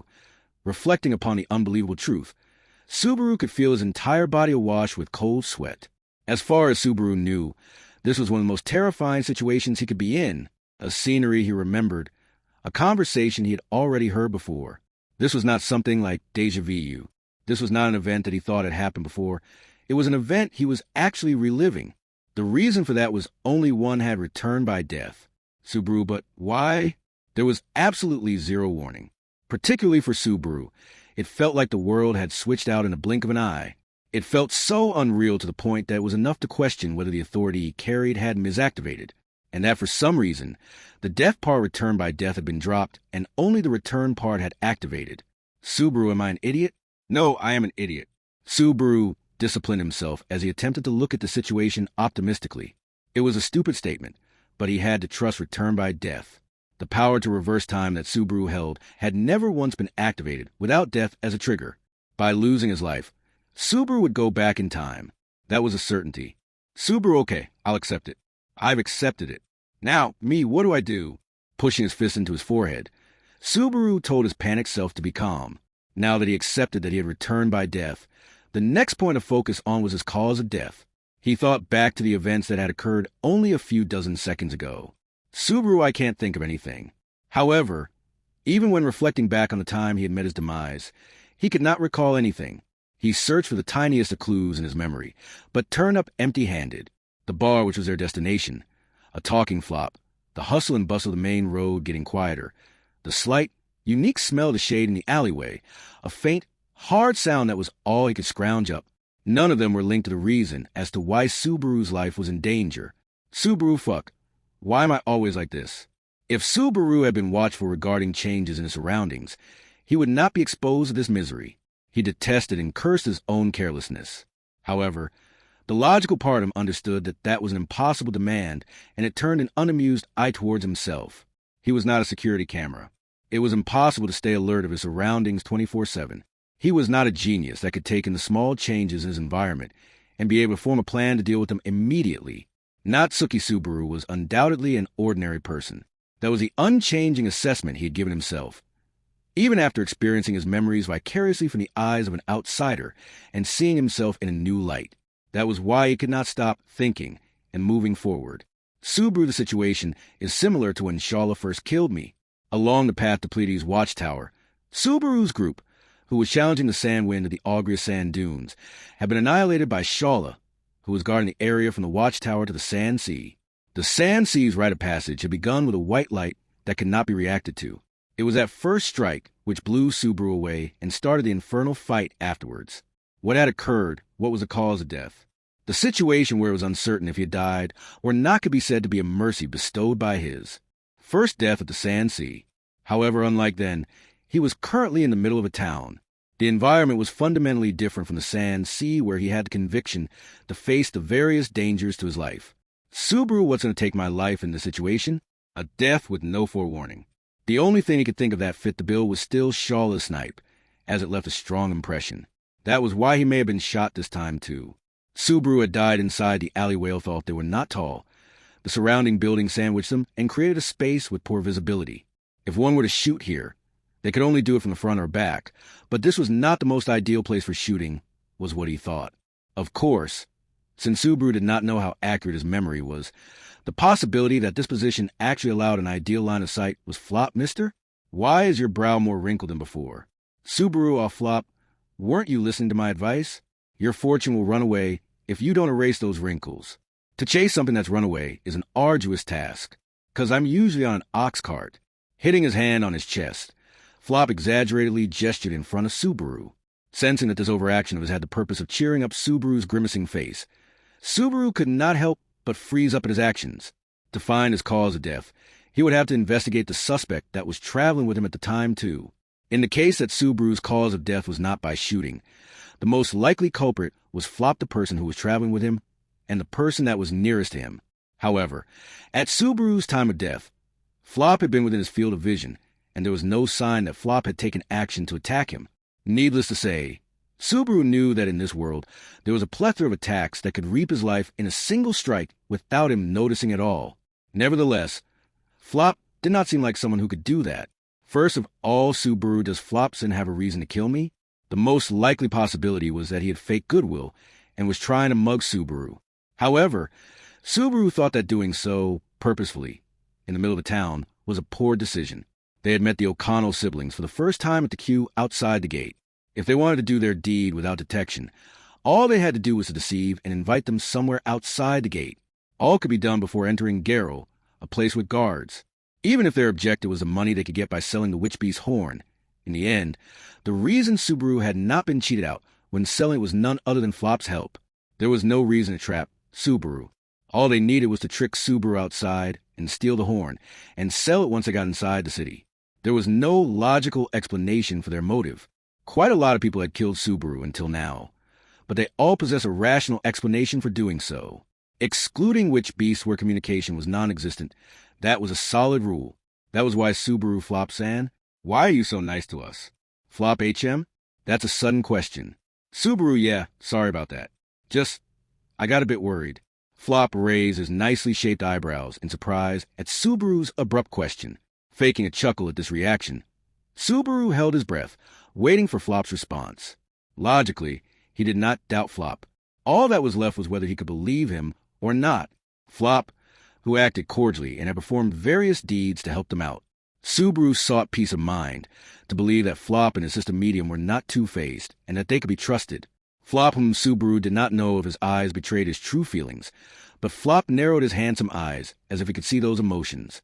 The expression he told Subaru to adopt before, a look overflowing with confidence and carefreeness, yet devoid of any grounds for that, disappeared from his face, and was instead replaced with the face of an intellectual gentleman. And then he shook his head at the frozen Subaru. Flop, it's not a complex thing. It's simple. What my sister and I are doing by being good to Mr. and Mrs. and niece-wise Subaru is. Flop is revenge. Subaru, eh? Raising his hands, Flop proclaimed that out loud. The strong and merry tone used, and the disturbing contents of the proclamation clashed with each other so much that, for one moment, Subaru could not take it in. Shocked, his eyes went wide. In front of the stiff Subaru, Flop brushed his fringe and said, "Listen, okay?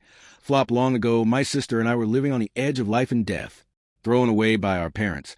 We grew up in a home that adopts orphans. That place was pretty terrible." Subaru, a home for orphans, at the back of Subaru's mind. An image of a home vaguely resembling an orphanage came up. However, it was not difficult to imagine that the facilities and equipment of this world's orphanages were much different than the modern buildings Subaru was thinking of. That terrible environment was probably something far worse than he could imagine. While revealing to Subaru the kind of environment he had grown up in, Flop gestured. Flop, every night, huddling with the other kids in the same boat as us. I decided in my heart to escape from that situation. And then my sister and I got the chance, and were able to escape from there. For the first time ever, living through a night without being beat up, I vowed. Revenge, that is. Subaru revenge, as in against the people at the home for orphans? Flop, no, not them. At the world. Having the same expression as before when proclaiming revenge. Flop hardened his fists toward the intimidated Subaru. Flop put his passionate face up front, and Flop, my sister, and I grew up being beaten by the adults at that place. But were the adults that punched us happy while they were punching me? No, they weren't. They were unhappy too. Unhappy adults were beating unhappy children. Is this kind of hopeless situation even real? Subaru, Flop, even adults who choose violence are unhappy. So I became a merchant to lift me and my sister out of misfortune. And as much as I could, we would bring others out of unhappiness as well. Just like how on that night, those people brought us out of it. Subaru, that's your revenge against the world? Flop, that's right. Me and my sister are resisting against the world which pushes misfortune onto us for revenge. Helping you and your missus is also a part of that. After declaring that, Flop scratched his nose in slight embarrassment. Receiving the fire in his words and actions, Subaru lost the ability to speak. The heat from that fire slowly seeped into his brain, and there he came to a snap decision. Subaru, thank you, Flop-san. I'm glad I met you siblings, Flop-san and Medium-san at the queue.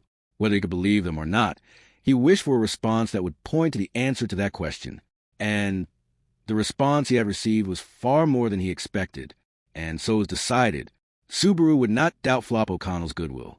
He decided he would trust it to the end, his noble, vengeful heart which had decided to resist against the unfairness of the world. Meaning, all that was left was to Subaru Flop-san. This street isn't really giving off a good case in the feng shui way. So is it all right if we could use a different path? Flop, KH? What is KH? Actually, is that the reason for the wrinkles in your brow and your eyes? Subaru, it's more like a fortune-telling item for good omens. It's got nothing to do with my eyes, I think. But yeah, this street's no good. I don't mind if we go the long way, so please? Depending on Flop's goodwill, Subaru forcefully advanced the conversation. Deciding that Flop was not the culprit, the next thing to do was to avoid the incoming death. Whether it was a ranged snipe or not, it was no mistake that this was an attack. If he were able to avoid the attack's condition for occurrence, that would result in him being able to avoid this death. To do that, first, it was crucial that he did not follow the same actions as he did before. Changing paths, delaying the timings. He would avoid the disaster that would occur to him before it happened. If he could do that, he should be able to dodge the unwanted death. Subaru, well, to begin with, I've never wanted to die in the furs, well, only once or twice. And in addition to that, it was an unavoidable option due to the imminent state of affairs. When cornered in a situation where the only way to save someone was to die, in those times Subaru had chosen death. Yes, Subaru also desired revenge on the world. Flop, I don't know about that KH thing, but I like your earnest expression. It'll be a bit of a detour, but why don't we take a different path? Subaru, that'd be a great help. Let's go to Main Street with as many people as possible. Flop, gotcha. Fortunately, Flop listened to Subaru's unnatural suggestion without opposition. Following his lead, the plan for which way to go to the bar was changed. They turned back from the path they would have continued on and took a route to the tavern that would go through the main street, with minimal alleys. Ultimately, if they passed the line of fire before the tavern, it was possible that it still would not change the fact someone was after Subaru. However, if he knew the attack would have happened in the alleys in front of the tavern, there would be many ways to deal with it. In the worst case, there was also the possibility his opponent might withdraw upon witnessing Subaru's vigilant look. Flop, well then, mister. This way, passing by Subaru's side, Flop began leading him down a different road. It was in that instant. By accident, Flop looked over Subaru's shoulder, and his eyes widened as if he had just noticed something. Subaru, oh what? He attempted to ascertain from Flop's response, but that was not realized. The reason being that, instead of a question coming from Subaru's mouth, his mouth had opened fully to spit out the blood it was teeming with. Subaru, It was a feat of a single moment. Subaru felt something seize the back of his head, forcing him to look up. Then, a hot sensation passed over his bare throat, and blood burst forth. Drowning in the overflowing blood and pain, Subaru understood his throat had been cut open. Subaru GUH, both hands pressed to the wound on his neck. Amidst the intense pain and blood loss, Subaru sought for a breakthrough solution. The wound was deep and wide, cutting through major blood vessels, blood gushing out. He would take off his outer garment and wrap it around his neck to halt the bleeding. No, the first priority here had to be to get away from the enemy behind him. Moreover, Flop was right there. He was wrong to have doubted him. Afterwards, you would have faith in him. He might not be forgiven, but right here was Flop. Subaru and GHH Rem was at the inn. One way or another, even with blood flowing from his neck. He had to make it back to her. Go back. Take her away. It's not safe. Withdraw. Even if she hated him, drag her away. For Rem to live, she had to live. For that, the next bleeding, stop it. The blood, blood, the blood. Stop it. Subaru, you up to Flop, mister. It's no good to have a scowl on your face. Subaru Flop good fortune won't come to anyone who doesn't have the time to smile. You're going to try and find companions for your journey now, aren't you? Then you need to find someone good. In front, Flop emphasized his point while grinding his finger against his own brow. While watching that man's gesture, Subaru promptly put both his hands to his own neck. He did not feel that hot sensation or the heat of life flowing out, the feeling of blood gushing forth with every heartbeat, of his own life pouring out, the pulsation of despair approaching death. Flop, if that's the case, then erase those wrinkles on your brow. What's the matter, mister? Your face has gone pale. Seeing Subaru keep silent, Flop looked surprised and became concerned. Despite that earnest gaze of his, just before Subaru, he was reminded of the moment his throat had been slashed open. Right? His throat had been cut. His throat was cut, blood spurted out. His instinct sounded the alarm he had to get away. However, even if he could not hear those alarm bells, he came back to that moment. In other words, he had died. He had once again returned by death. In addition to that, this time was different with instant death from the outset, more explicit, in the form of hostility. Subaru bowed with his hands on his throat. Subaru had forgotten to breathe, which he remembered in a hurry. Subaru raised his shoulders up and down with deep breaths. Flop touched his shoulder and asked if he was all right, but Subaru had no room to respond. However, he could not stay here either. Subaru, Flop-san, today it's a terrible day for feng shui. Let's return at once. Flop Fusui? Although, considering that pallor to rest a bit would be Subaru, no. Resting would be a waste of time. This is a fit. That won't stop until Rem holds my hand. Flop, is that right? What an affliction that is. With a sense of uneasiness and urgency burning in his heart, he had blurted out nonsense, but the good-natured Flop gave more importance to the atmosphere than the content of words. The hand that grasped his shoulder was grabbed in turn, and Flop nodded in surprise. Pulling on that hand of Flop's, Subaru hesitated as to whether to head forward or back. If they went forward, they would be en route, but if they went back, they would go by where he had had his throat slit. He felt he was at an impasse where whichever way they went his life would be in danger.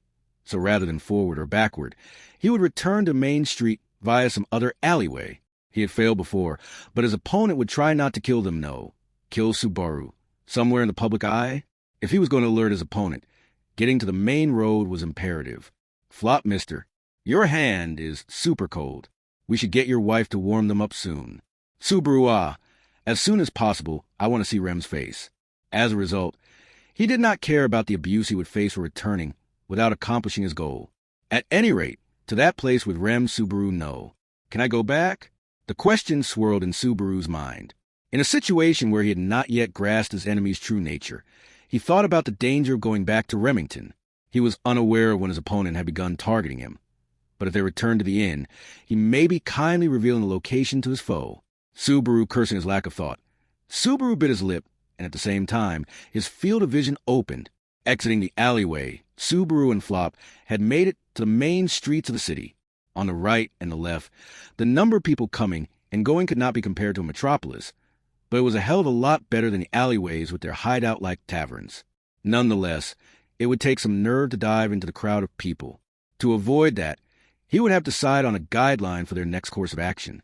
Flop, if we're on this street here, that means the inn should be over there. So then, this way, Subaru, that's no good. Flop-san, we can't go back to the inn.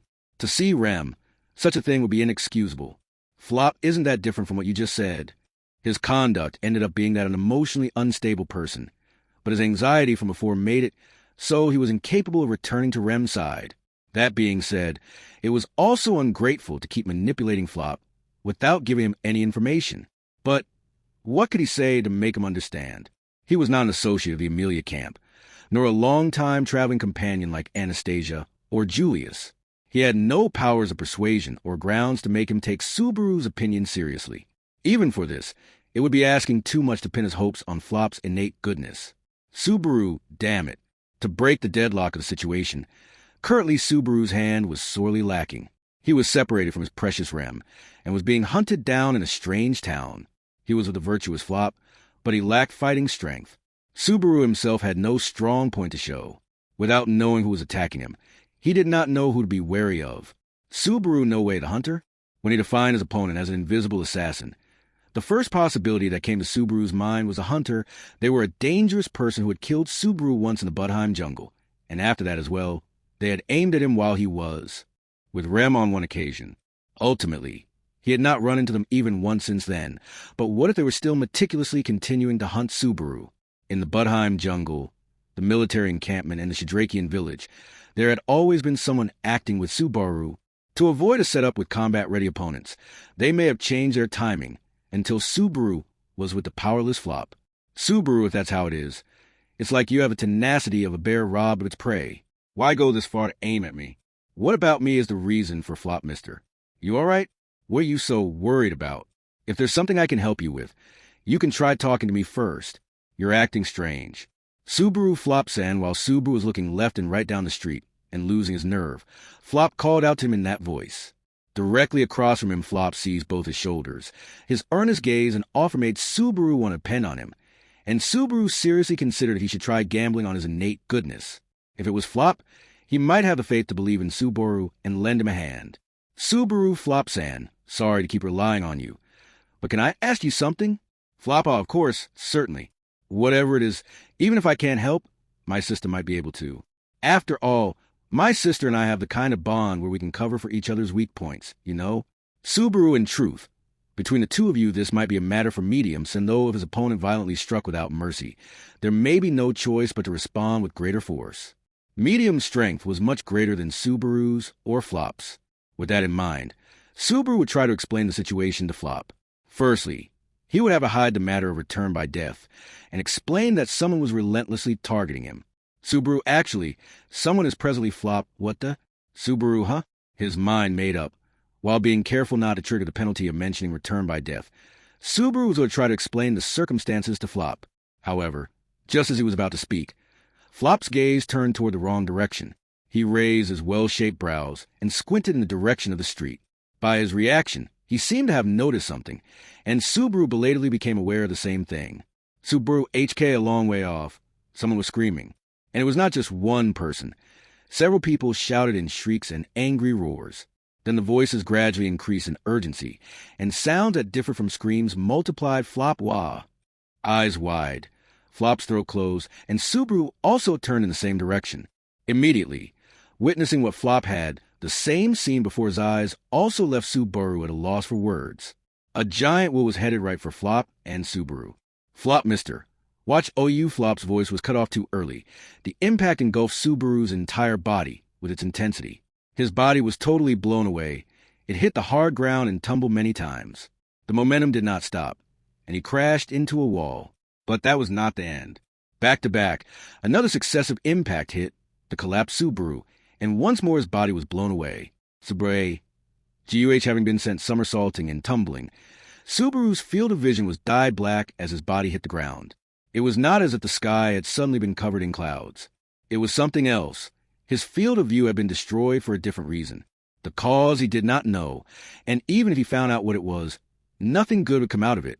However, if there was something he could say Subaru DDA death, that was something every cell in his whole body had been proclaiming towards Subaru's instinct. Up until this point, as someone who had experienced death over 30 times, Subaru was somewhat conscious of just how much damage his body was able to withstand before he lost his life. This time, it was clearly over the limit it could endure. Subaru, a festering pain. Yet, that was something on a whole other level compared to merely localized pain. This aching assaulted his entire body. The existence named Subaru was synchronized with a phenomenon called pain. This was not mere localized pain. Natsuki Subaru was precisely pain itself. Pain was what he was, and therefore it was only natural to be in pain. Anywhere and everywhere hurt. The pain did not disappear. From a distance rang a sound like that of tinnitus, or similar to the whistle of a train, reverberating inside his head. Amidst that, the sounds which can be heard were the joys and sorrows of the people hurled into a maelstrom. Nay, there wasn't any joy. It was more fitting to call it a pandemonium. Pandemonium. Ha! What a word. Contrary to the echo of sounds, the events that unfolded were overwhelmingly grave. Subaru, he could not produce any syllables. The mouth that attempted to enunciate words was in tatters. Without any teeth remaining, it had decent ventilation. Somewhere had been ripped apart, and air was leaking through it. There was blood, sound, and pain. Something Subaru, something that killed Natsuki Subaru again. 3 flop, mister. It's no good to have a scowl on your face. Subaru flop good fortune won't come anyone who doesn't have the time to smile. You're going to try and find companion for your journey now, aren't you? Then you need to find someone good. Putting his finger in between his eyebrows, Flop rubbed the skin and flesh to relax them. Watching the man's performance unfold in front of his eyes, Subaru hugged his own 2 shoulders. Then he recalled his mouth, which air no longer escaped from, as well as the pain that had vanished. It can't be I died again. Subaru, moreover, this time, it was a dragon carriage, was it? Pulverized by the impact, sent flying and rendered immobile, the candle of life thinned and vanished. While dominated by the pain proclaimed by every inch of his body, Subaru had been killed. He had lost his life. Subaru clattering. The shoulders in his own grip trembled, and his knees began to shudder. Even if his body did not recall the disaster that had befallen it, his soul remembered the impact and pain inflicted upon his whole body, as if tearing it to pieces. Even if it no longer remained, still gnawed at his soul. At last, Subaru could not conceal his fear toward the looming evil that befell upon him. First time was instant death. The second was being beheaded. The third was being run over by a dragon carriagite could no longer be just a mere coincidence. No doubt, the aim was to kill Natsuki Subaru. It had killed Subaru mercilessly. The most frightening thing of it all was that, despite return by death having been triggered thrice, Subaru had obtained no further information other than the fact an enemy existed. The opponent would not leave behind any information for the lifeless Subaru. Flop, if that's the case. Then erase those wrinkles on your brow. What's wrong, mister? You don't look so well. Subaru Flop. Since once again, Flop had shown concern toward Subaru, the latter's facial expression having changed.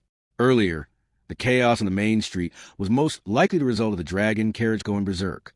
Then, in the instant before the collision, Flop had extended his hand in an attempt to save Subaru. Not making it on time, Subaru had received the deadly impact head-on, and it was unthinkable that Flop, nearby as he was, would have gotten off scratch-free.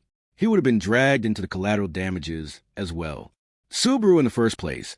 Up until now, the enemy would not necessarily retreat in content after killing Subaru. Flop had been there at the scene and had witnessed the occurrences on both the first and second time. If the opponent was someone to caution, it would be natural for them to seal Flop's mouth, as he was a witness. Would it not mean that, up until now, Subaru's death would be accompanied by Flop's murder? Would it not mean that Flop had already been dragged into the situation Subaru was put in? I won't allow that, thought Subaru as he gritted the back of his teeth. Subaru-ke. Flop-san. Flop W what? Killing any cowardice by gritting the back of his teeth. Subaru faced forward courageously. Next, with that enthusiasm, Subaru grabbed Flop by the hand, catching him by surprise. However, he did not have the leisure to take Flop's bewilderment into account. Considering what had happened so far, the countdown to death had already begun. A situation of dead end times 3. We're moving forward, Menhel. Heading back, Menhel. Going around still, Menhel. Even then, he must search for the path toward survival. Not just Subaru and Rem, but also the kind older brother who had helped him and returned him to his sister's side. That was why Subaru Flop-san. Let's run. Flop that sudden. What happened? Subaru, there's no hows or what's. Life is finite. We can't waste even a second, right? It would be a bad move to stop here and earnestly try to persuade the other. Subaru made such a judgment. Same as previous times. He would use forceful reasoning to destroy Flop's resistance. Sure enough, swallowed up by the momentum, Flop just nodded in agreement and voiced, "That's true. Flop, life is short. For the sake of achieving my sister and I's goal, although time should indeed be treasured, Subaru, let's run. Run towards the bar immediately. The trivial matters can be discussed later. Flop, you understood. I understand already, so stop dragging me. My bangs will get messed up." Forcefully dragged away by his arm, Flop cried out as he stumbled over his feet. Listening to Flop's shriek-like voice, Subaru advanced toward the road he once took with the same goal of getting a bodyguard. He hurried toward the bar. However, the goal was not to get a bodyguard for the sake of their travels, for the salvation from this series of unavoidable deaths. For the sake of obtaining the necessary help as soon as possible, they ran. For you want to hire the strongest one here? The barkeep they finally found raised his eyebrows in response to Subaru's ragged breath inquiry. The middle-aged barkeep, whose hair had started to gray, stared at the panting Subaru from top to bottom with somewhat skeptical eyes. With his demeanor and his age, Subaru too realized that he was lacking in persuasiveness. Moreover, he had barged into the bar and suddenly brought up a question like that. You could even say he had been generous enough to not immediately jump to the conclusion that Subaru was messing with him. Currently, Subaru and Flop are inside the bar which was their original destination. At first, Subaru had been killed instantly by some unknown method in the alleyway within the immediate vicinity of the bar. That in of itself had been unsettling. But perhaps because rushing things turned out to be effective, the clutches of the devil that would have stopped Subaru and Flop, who instead hurriedly hastened toward the bar, had not made their appearance. However, it would be premature to assume that they had escaped from danger on the basis of that argument. Subaru, that's why I have to borrow the strength of the strongest one here. Barkeeper, if we're talking about the strongest one here, that'd probably be Rowan. The barkeep shrugged his shoulders at Subaru, who had asked again while gathering his breath. Then he proceeded to look at the other person beside Subaru, Flop, who was also out of breath. Barkeeper Flop, here, I thought you haven't shown your face around in a while, and here you are helping someone again, huh? Even though you won't get a single penny out of it anyways, Flop, hey now. I'm just doing whatever kind of deals I want to partake in. Those whom I partake in deals with aren't limited to just people. At times, I take on unfavorable deals against the world itself. Barkeeper, I'm saying there's no profit in doing that. You softy, perhaps because the barkeeper had been on quite familiar terms with him, he commented on Flop's actions with a speechless tone. Despite hearing directly from Flop why he had helped Subaru's group, it seemed his kind nature was a well-known fact to someone who knew him beforehand. While the barkeeper polished a glass cup, he shot a sharp glance toward Subaru. Barkeeper, he's a real softy like you've heard. But don't you get the wrong idea here. This dumbass and his sister are softies that will help anyone regardless of who they might be. In turn, there are a lot of people that are indebted to them. Subaru, I don't have any intention of being an ungrateful bastard either. I'll pamper him back just as much as I've been pampered. Flop, I shall look forward to that. The day I'm going to be pampered, that is. While fixing his bangs with a comb he took out of his pocket, Flop returned a candid response. Feeling saved by Flop's kindness and magnanimity, Subaru turned towards the inside of the bar and asked which one is Rowan. Barkeeper, Rowan's passed out over there at the, corner over there. Subaru passed out at a corner? That doesn't sound like good news. While saying so, Subaru looked nervously at the direction the barkeeper pointed at, upon which, within the dim bar, and among several men that chattered drunkenly, he found a man who was slumped over at a table in the corner. It was a man in his 50s, his long and disheveled hair tied up sloppily, along with his weapon of choice, a katana sheathed by the waist. The table he had slumped over on was lined with several empty glasses. One can tell he really knocked himself out in every sense of the word before the sun had even set. Subaru, that's the strongest, you say? Barkeeper, there's no doubt he's got a terrible drinking habit, but he's a master of his trade, though he's got a terrible drinking habit. Subaru, you mentioned that about him twice only makes me even more worried. Subaru received the barkeeper's warning about him having a bad drinking habit 2 times consecutively. Though he'd been considered as quite the drunkard, beggars couldn't be choosers. Right now, what was most important was not his personal conduct or the toughness of his liver, but his prowess in combat, that of the person who possessed the ability to save the desperate Subaru from his impending doom. Subaru, hey, Rowan-san, could you hear me out for a bit? Rowan-ga? Subaru steeled his resolve and headed towards the table Rowan passed out on along with Flop. As he spoke to the collapsed man, while shaking him by his shoulders, Rowan responded in a stupefied voice and raised his head. Face flushed completely red paired with a sleepy gaze, as well as facial features that would have been rather discernible if it weren't ruined by a reddened nose. Rowan, what's up? Bro, what do you want from me? Subaru, this dude's wasted anyways. Listen to me. I have a job for you, Reek. Rowan no Joai. Ain't you a rude one after getting up wobbly? Rowan exhaled a drawn-out breath which Subaru had to turn his face away from, as the dreadful stench of alcohol wafted. It even created an illusion that his vision had somehow been warped. It was not something as simple as drinking during the day. There should be a limit to how heavy of an alcoholic a person was. Subaru, come to think of it, because there isn't anyone I already know to be a heavy drinker. This is my first time dealing with this type. Roswell and Otto, too, would only drink in moderation. The people in the Amelia camp who habitually drank alcohol were Roswell and Otto. Ram and Frederica would drink, too, but only if invited. Besides them, nobody else drank.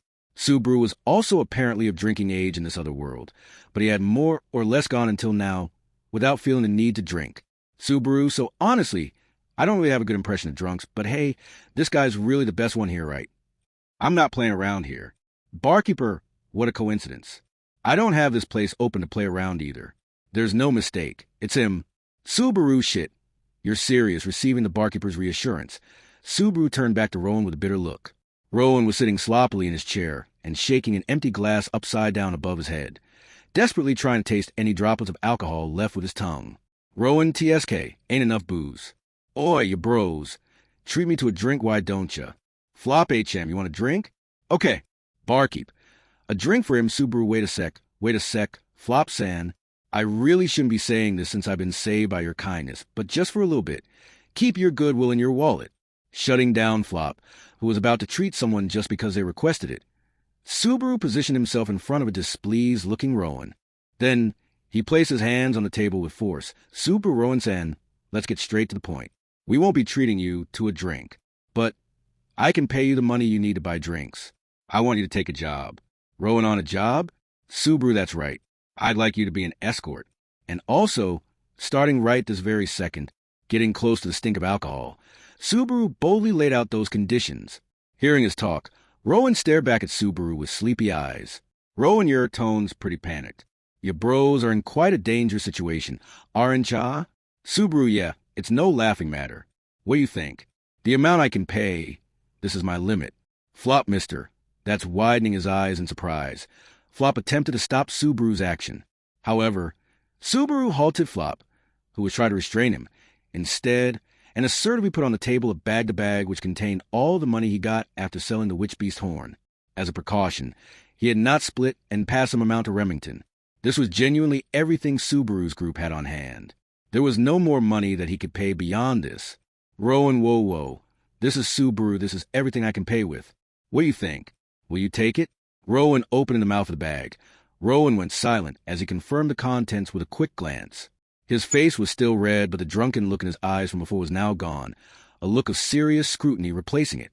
Of course, an escort that could be hired at a bar to show someone like Rowan, who worked as a knockoff mercenary, all the funds that Subaru walked around with was a fairly large gamble. Having crossed national borders, Subaru was not well informed on the value of goods in the Empire. However, he felt that the value of currency was not so different from the kingdom of Lagunica. With the money Subaru had offered up, one could easily live a year just monkeying around. Rowan, my skills are first-rate. I thought of saying that, but this amount up front, Subaru, I'll say this now, but I can't negotiate any increase in payment. Rowan, I ain't doubting you. Yvi said, why I'm playing around. It seems you're serious about it. Scratching his scarlet-turned nose with his finger, Rowan slowly stood up on the spot. He picked up the money bag Subaru had handed out and carefully kept it in his pocket. Rowan, I ain't giving this back, even if you tell me to give it back. Subaru, it's a shame, but I won't tell you to return it, if you do your job right. Rowan pulled a breath reeking of alcohol being let out by his laugh. Rowan accepted Subaru's job. Hearing his answer, the tension in Subaru's shoulders, present for all this time, faded away. His nervousness would not go away, and uncertainty endlessly circled his insides. But Flop, mister, was that all right? That money with Subaru, it's fine. It's nothing if it means we're safe now. I'm sorry for scaring Flop like that, and also thank you for introducing me to this place. Flop, if you say it's okay, then I'm okay too. Thankfully, we paid for the inn in advance. In terms of the accommodation bill, Subaru had already paid for it, including Flop and Medium's part, who they shared rooms with under Subaru's group's name. It seemed like he avoided the dishonor of passing the bill off to them by not thinking ahead when hiring Rowan.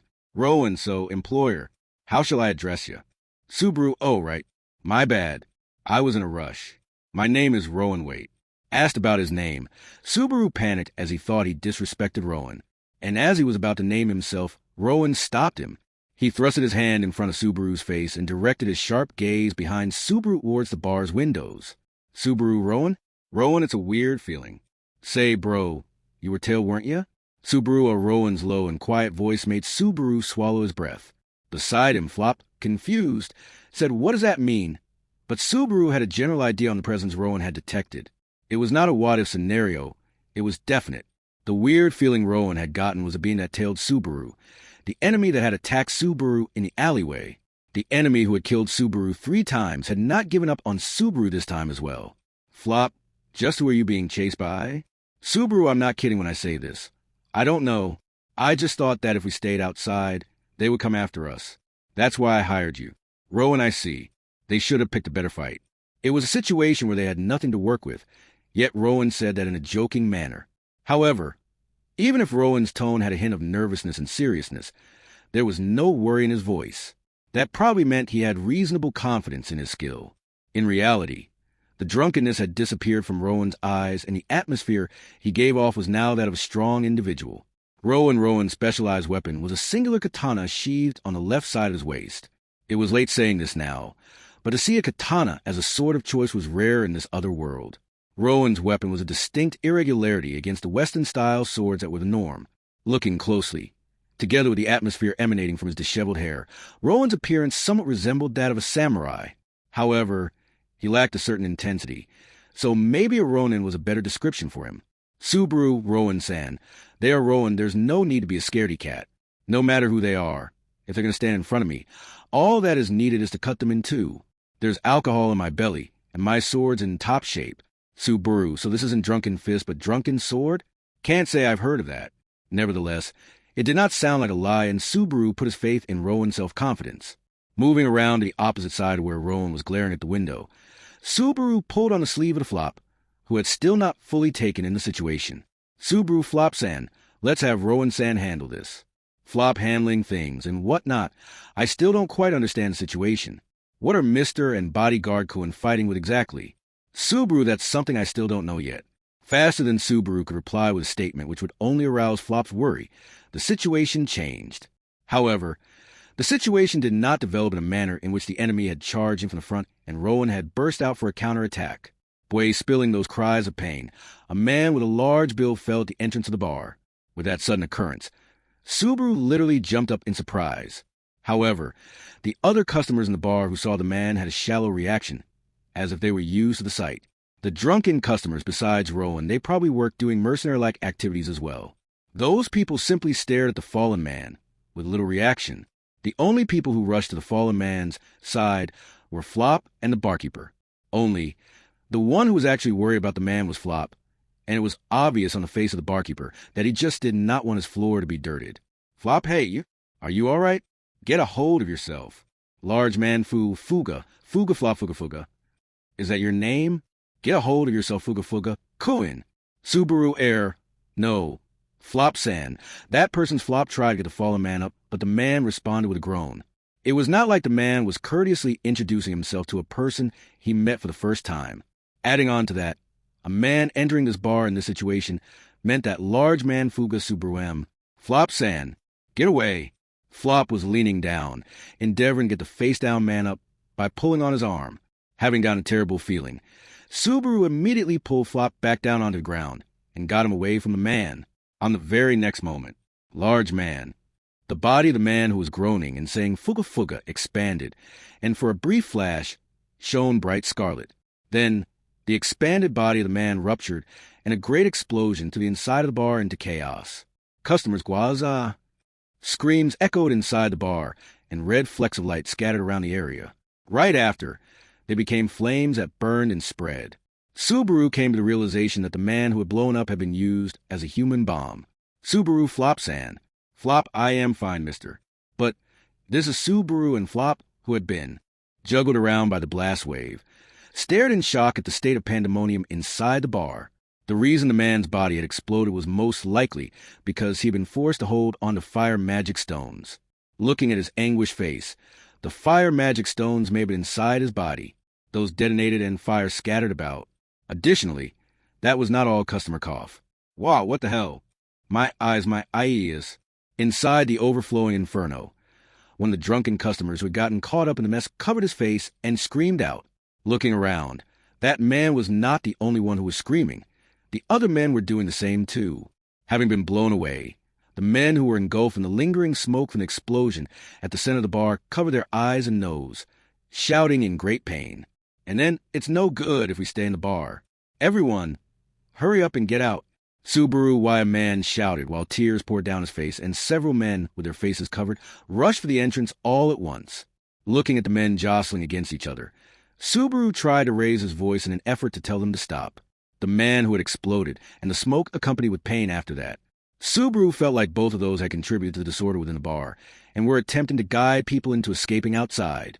However, even if Subaru were to raise his voice out of desperation, it would not halt the footsteps of those men driven by pain. As a result, Subaru HK. A second explosion occurred, blowing away the men flooding the entrance altogether.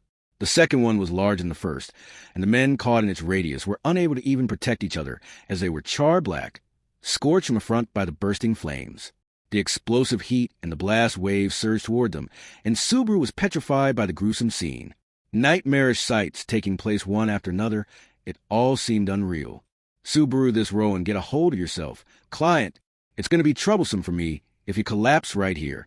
Subaru, ah. While Subaru remained petrified and dumbfounded, he was seized by the back of his collar and was forcefully dragged to his feet. The person responsible for it was Rowan, who had his face covered with the sleeve of his clothes. He gestured for Subaru to keep a low posture, ensuring he would not inhale the same smoke that had tormented the other men. And Rowan, barkeep, will head out from the back. The front side's under watch. Barkeeper G got it. It's this way. Listening to Rowan's instructions, the manager nodded obediently as blood flowed down his forehead. Like that, Rowan made a sign with his hand behind the bartender, who was moving as if he were crawling across the floor, and slapped Subaru's back, shouting, "Go, Rowan, client, and the young man over there, get moving right now if you don't want to die. Floppo, of course, I can't afford to die.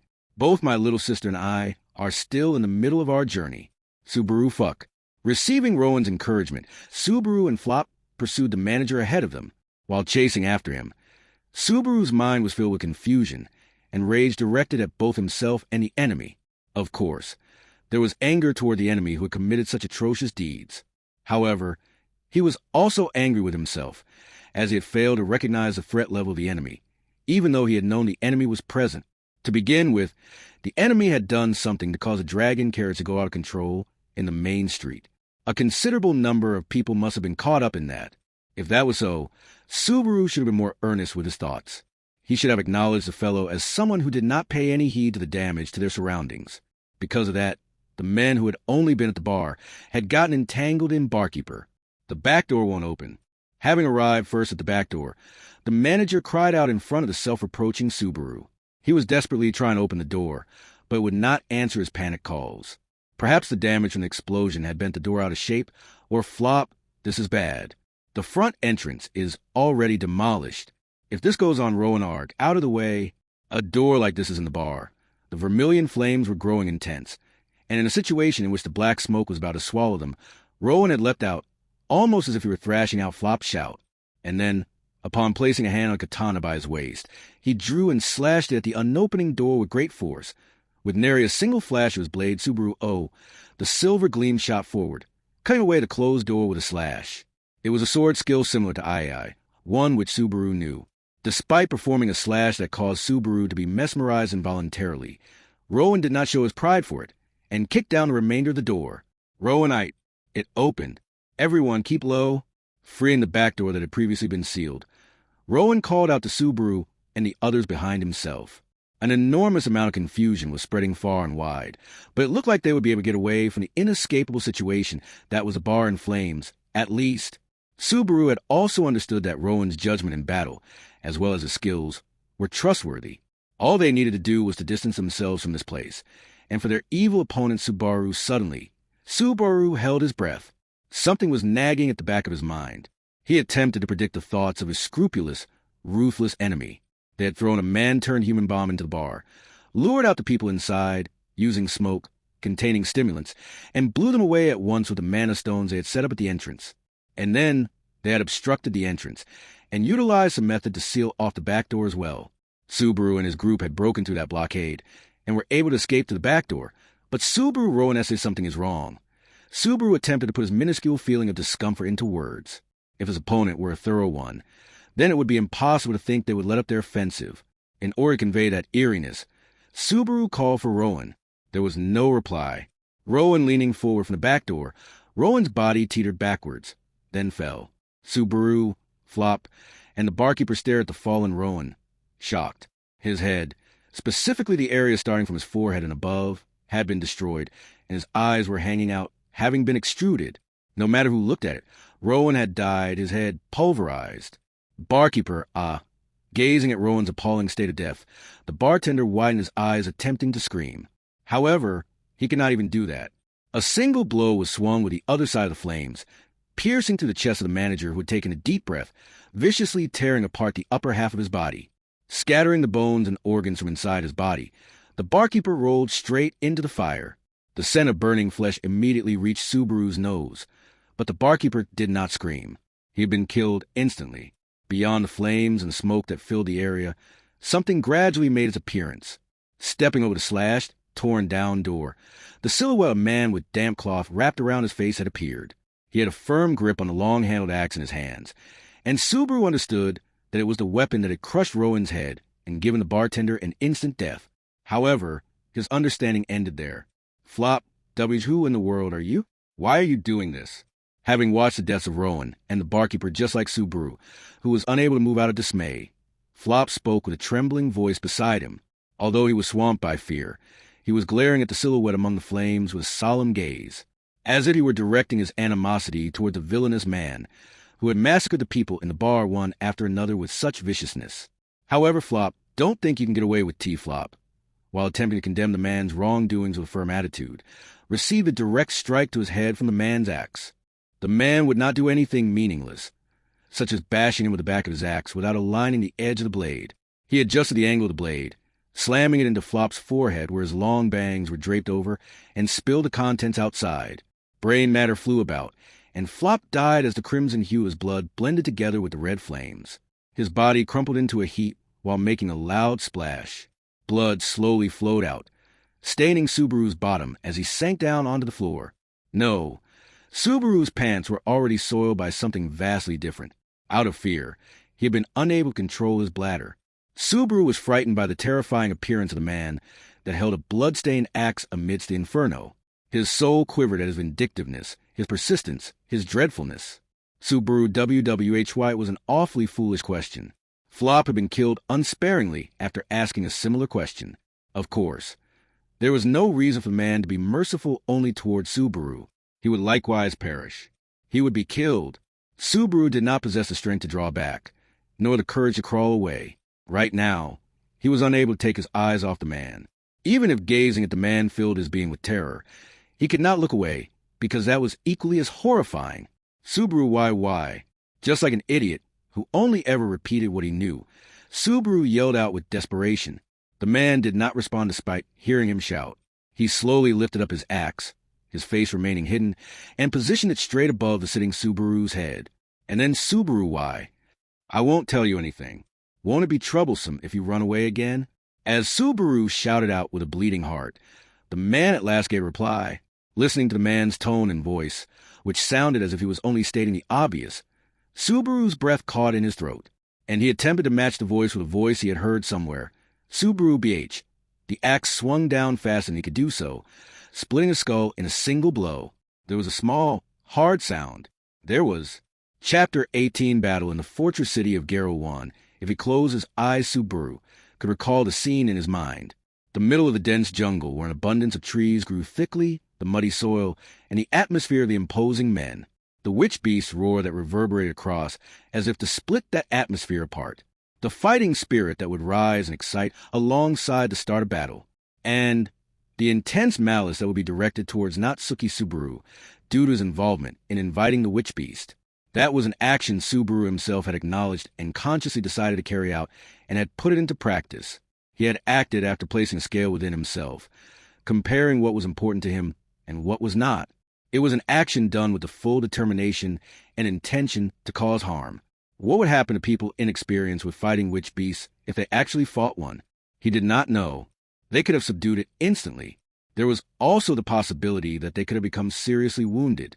He did not want to think about it much. But instead of ending there could have been those who lost their lives. No, he should assume there were. After justify his own deed, he should at least acknowledge that fact. After all, he was the one who had decided and acted on such an action. Natsuki Subaru chose the side of the scale he desired and put a plan into practice, where others may die. These other people were not witch cultists or St. Archbishops, nor were they wicked people who would cause harm to others for bad intentions. He had attacked individuals who chose to take up arms just to make ends meet. They were merely following orders from their superiors. These were people who, under the right circumstances, he could have formed positive relations with. Therefore, this occurrence was justified, inevitable, and natural. The consequences of Natsuki Subaru's actions must be paid for by Natsuki Subaru. 2. Flop Mister. It's no good to have a scowl on your face. Subaru flop good fortune won't come to anyone who doesn't have the time to smear Mister. The instant after the bladed edge of the axe sunk into his skull, Subaru's field of vision became clear with a ring of a hard sound. What jumped out in his unclouded vision was the figure of Flop, prodding his brow with his finger. The pretty boy with his long bangs and slender face. Recalling the event that had come to pass a few dozen seconds ago, his head being split open, Subaru quickly covered his mouth and fell to his knees. The rising need to vomit. The link between all the malicious acts that had occurred to him, his heart beat like it was about to explode. His organs felt like they were being strangled. That, and the deafening ringing in his ears, tormented Subaru. The voice of Flop, worrying for Subaru, sounded far off. No sound properly registered in his brain. Subaru Todd, listening to the intense ringing in his ears and the screaming of his organs, Subaru's lips produced a short sound. That sound was the name of someone he became acquainted with in the Valachian Empire.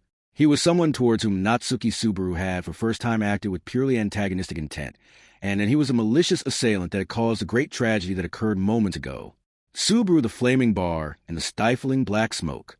The reason the drunken customers had fallen victim to the axe one after another was because of an irritant in the smoke. It was probably a simplified tear gas of sorts with strong irritative spices mixed in. However, despite it being pseudo-tear gas, its effects were immediate, using magic stones to cause a fire and sealing the entrance to lead the survivors to the back exit. Barring the back door and using the moment of relief after they broke through, an ambush was performed on the strongest survivor, and they were executed. Then, using a soaked cloth to protect himself from the smoke, he directly, with certainty, killed Subaru. His last words and voice, and above all else, the eyes he saw the masked man indicate his true identity. That was Todd, the man that was supposed to have died in the Budheim jungle. Subaru knew that was simply unconfirmed information. The Imperial Army's camp fell into a state of ruin after the people of Shudrak's attack under Abel's command.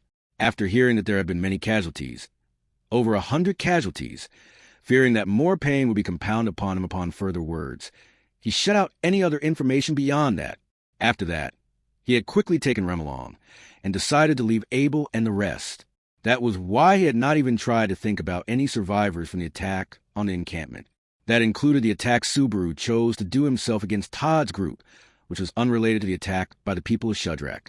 Subaru, if this is the nearest city to the jungle, of course any survivors would run away here. Having had their camp attacked, any Imperial soldiers who had escaped by the skin of their teeth would inevitably head to Garo. Yet, that thought did not cross Subaru's mind, and so he had nonchalantly stepped his foot into the city where enemies would be waiting. Plus, with Rem in tow, Subaru enemy, that word that popped in his mind. He once again tasted the bitterness of that word on his tongue. Back when he was living in his original world, the term enemy was something that would only appear in manga or games. Even after being transported to another world, the target for that term only extended itself to adversaries like the witch cult and witch beasts. Meaning, this was his first time to call someone who was not one of those an enemy. This enemy was one created by none other than Natsuki Subaru's own actions. Subaru JRK. Making a harsh sound, Subaru strongly grit his teeth, biting on his cheek meat. Utilizing the searing pain and taste of blood to grab his consciousness by the collar, he forcibly pulled himself back to reality. If that were not enough, he did not mind biting off all the meat inside his mouth. He had no use for constricted organs, loud ringing ears, trembling hands and feet, nor for a paralyzed brain. He could not be beaten down by malice and fear right now. Even if he was just putting on a bold front until the situation changed, he could not take it off. Flop, mister. Get a hold of yourself.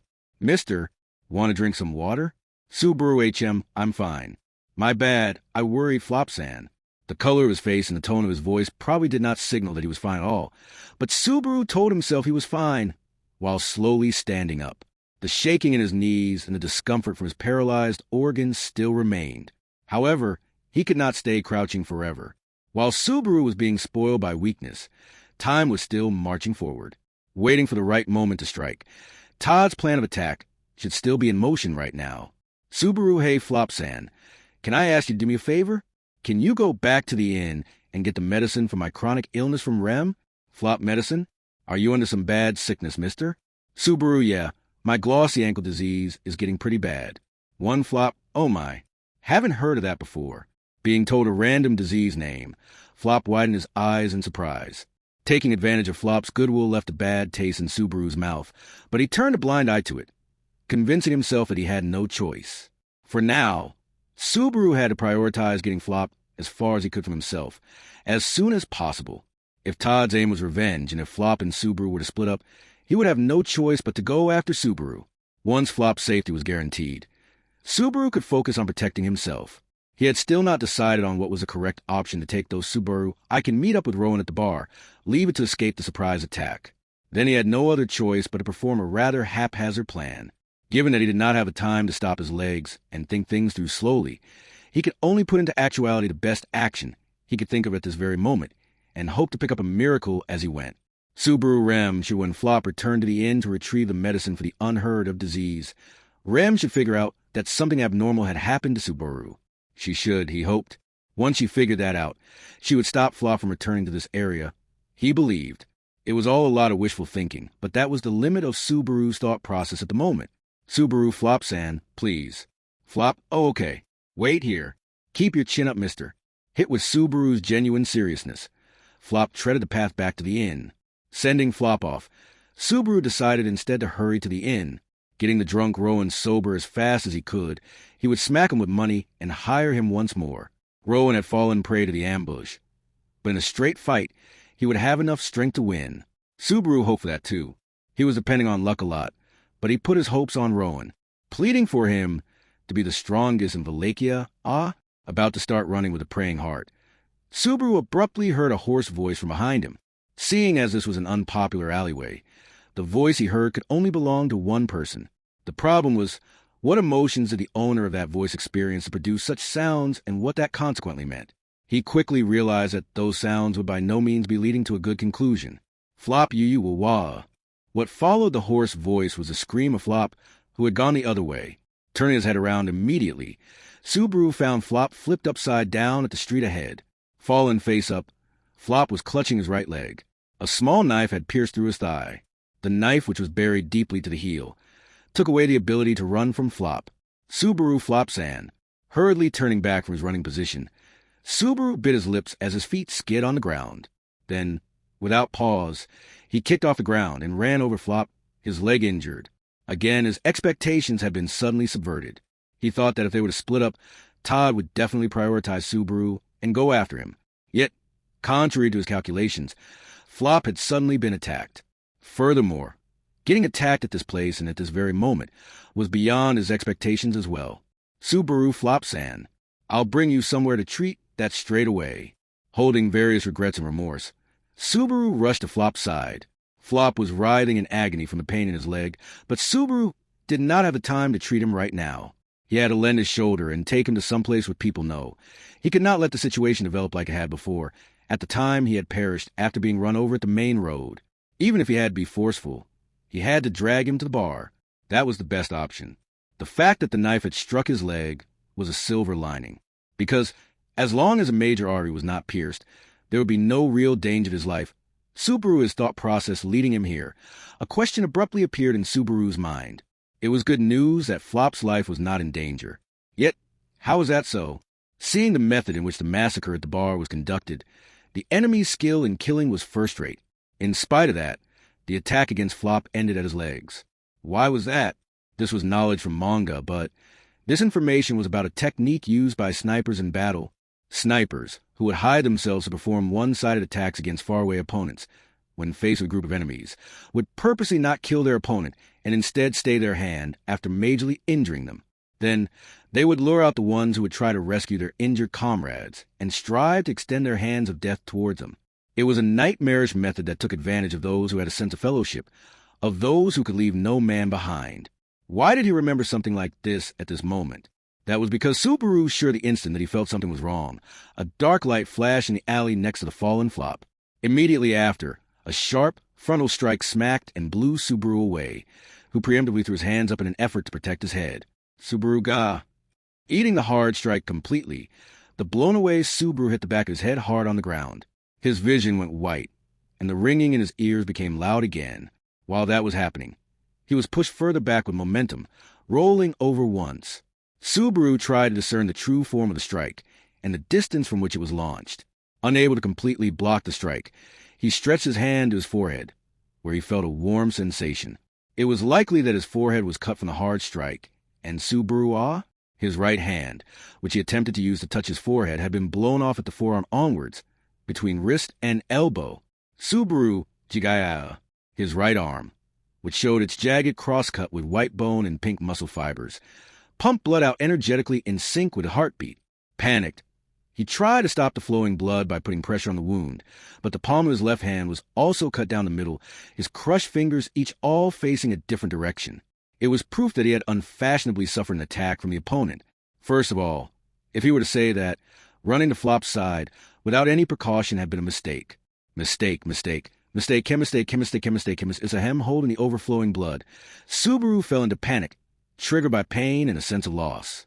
A man holding an axe in one hand cleared his throat in front of that Subaru. He was a figure that appeared from the alley, a young adult who tied up his orange hair with a bandana. It was Todd. He was not hiding his face this time. The malicious eyes Subaru had personally seen at the bar.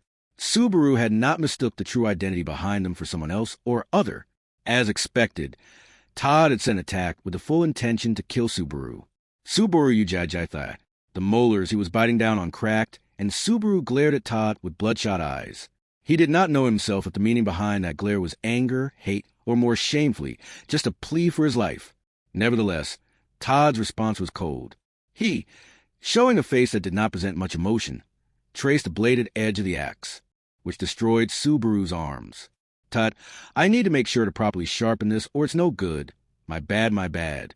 He said that lightly while reflecting on his actions. Subaru caught Todd all right. Opening his eyes wide, Subaru attempted to form words with his trembling tongue. However, Todd was indifferent to Subaru's words and nonchalantly swung his axe upwards. It was as if he had no interest in Subaru's words or identity. Subaru Uwahe. Todd woe, however. Before Todd could swing the axe he raised up, someone jumped on his body. It was not Subaru, groaning in pain due to his destroyed arms. With the situation of Subaru having been rendered useless in a single strike, in order to protect him, a person jumped Todd. Flop, taking a knife to his right leg. The good-willed merchant, who should have been fighting against intense pain, was grabbing onto Todd's back as if he were going to sink his teeth into him. He looked at Subaru over Todd's shoulder. Flop, mister. Run away. Run away, right no, putting urgency on his slender face.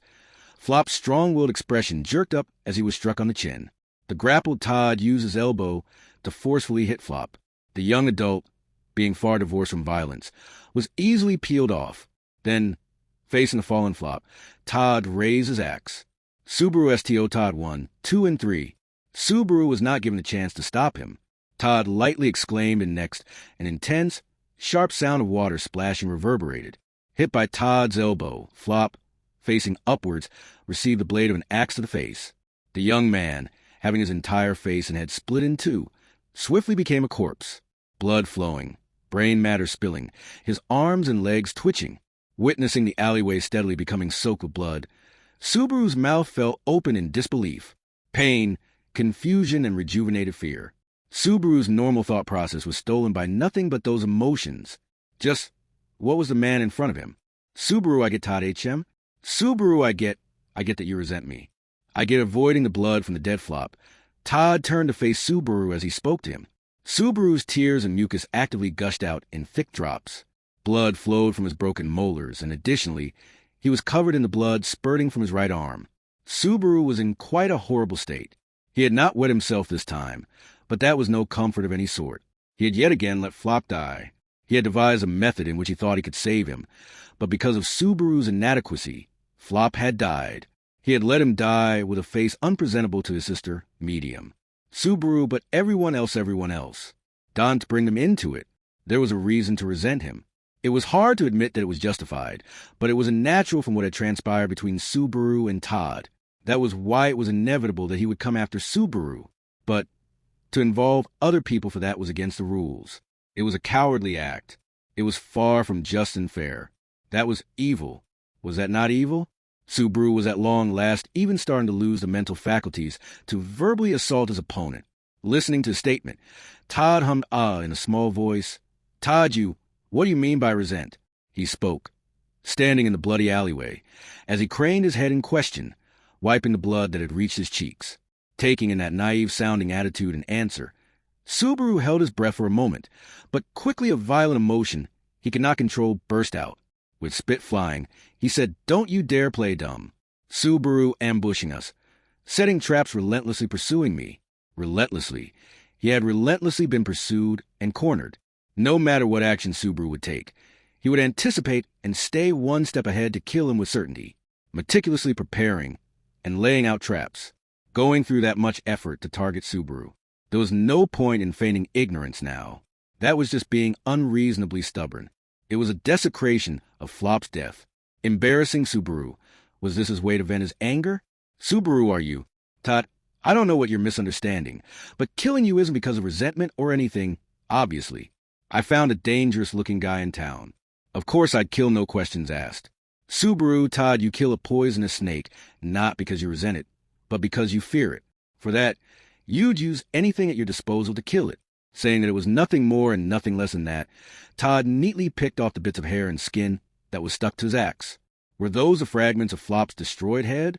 Subaru could only stay still in shock. There was no lie in Todd's composed response and attitude. He even responded with a smile. Since the beginning till now, Todd's attacks against Subaru proved that he was serious about his words. Todd regarded Subaru as dangerous and could not help but kill him. That was why he would not listen to him, not let him do anything, and nor would he try to interrogate Subaru for any information. Also, he did not hate him for the deed done in the jungle. The only impression that Todd had gotten out of that was that Subaru was a dangerous being. As a consequence, Todd would unemotionally and dispassionately try to kill Subaru. Todd, you're the same as me. I will not give you time. Saying that, Todd put his foot on Subaru's chest and kicked him. Unable to resist, Subaru fell down backwards, facing upwards. Todd straddled the fallen Subaru and raised his axe. Subaru widened his eyes. He looked for the correct words. Returning by death, he would find the through line behind various events. That was how Subaru sees victory. However, this strategy that worked even on St. Archbishops had moments where it did not work. That was when Subaru, why Todd, I won't wait. That was when the opponent was a cold-hearted cutthroat. 3 Flop, mister. It's no good to have a scowl on your face. Subaru hick Flop, good fortune. Won't come anyone who doesn't have the time to, well, what's the matter? Your face has suddenly gone pale? Upon seeing an axe coming down right on their head. Surely most people's faces would be drained of blood. Without thinking, Subaru put his hands to his own face. Cold from the lack of blood. Relief and fear churned within him, as the hands that felt that coldness confirmed the truth that he was alive and well. Subaru, damn it. Again, what should he do? Subaru did not possess even the slightest idea. In regard to time, all the events that had happened to Subaru had transpired in only 20 minutes. Within those 20 minutes, Subaru had already lost his life 5 times.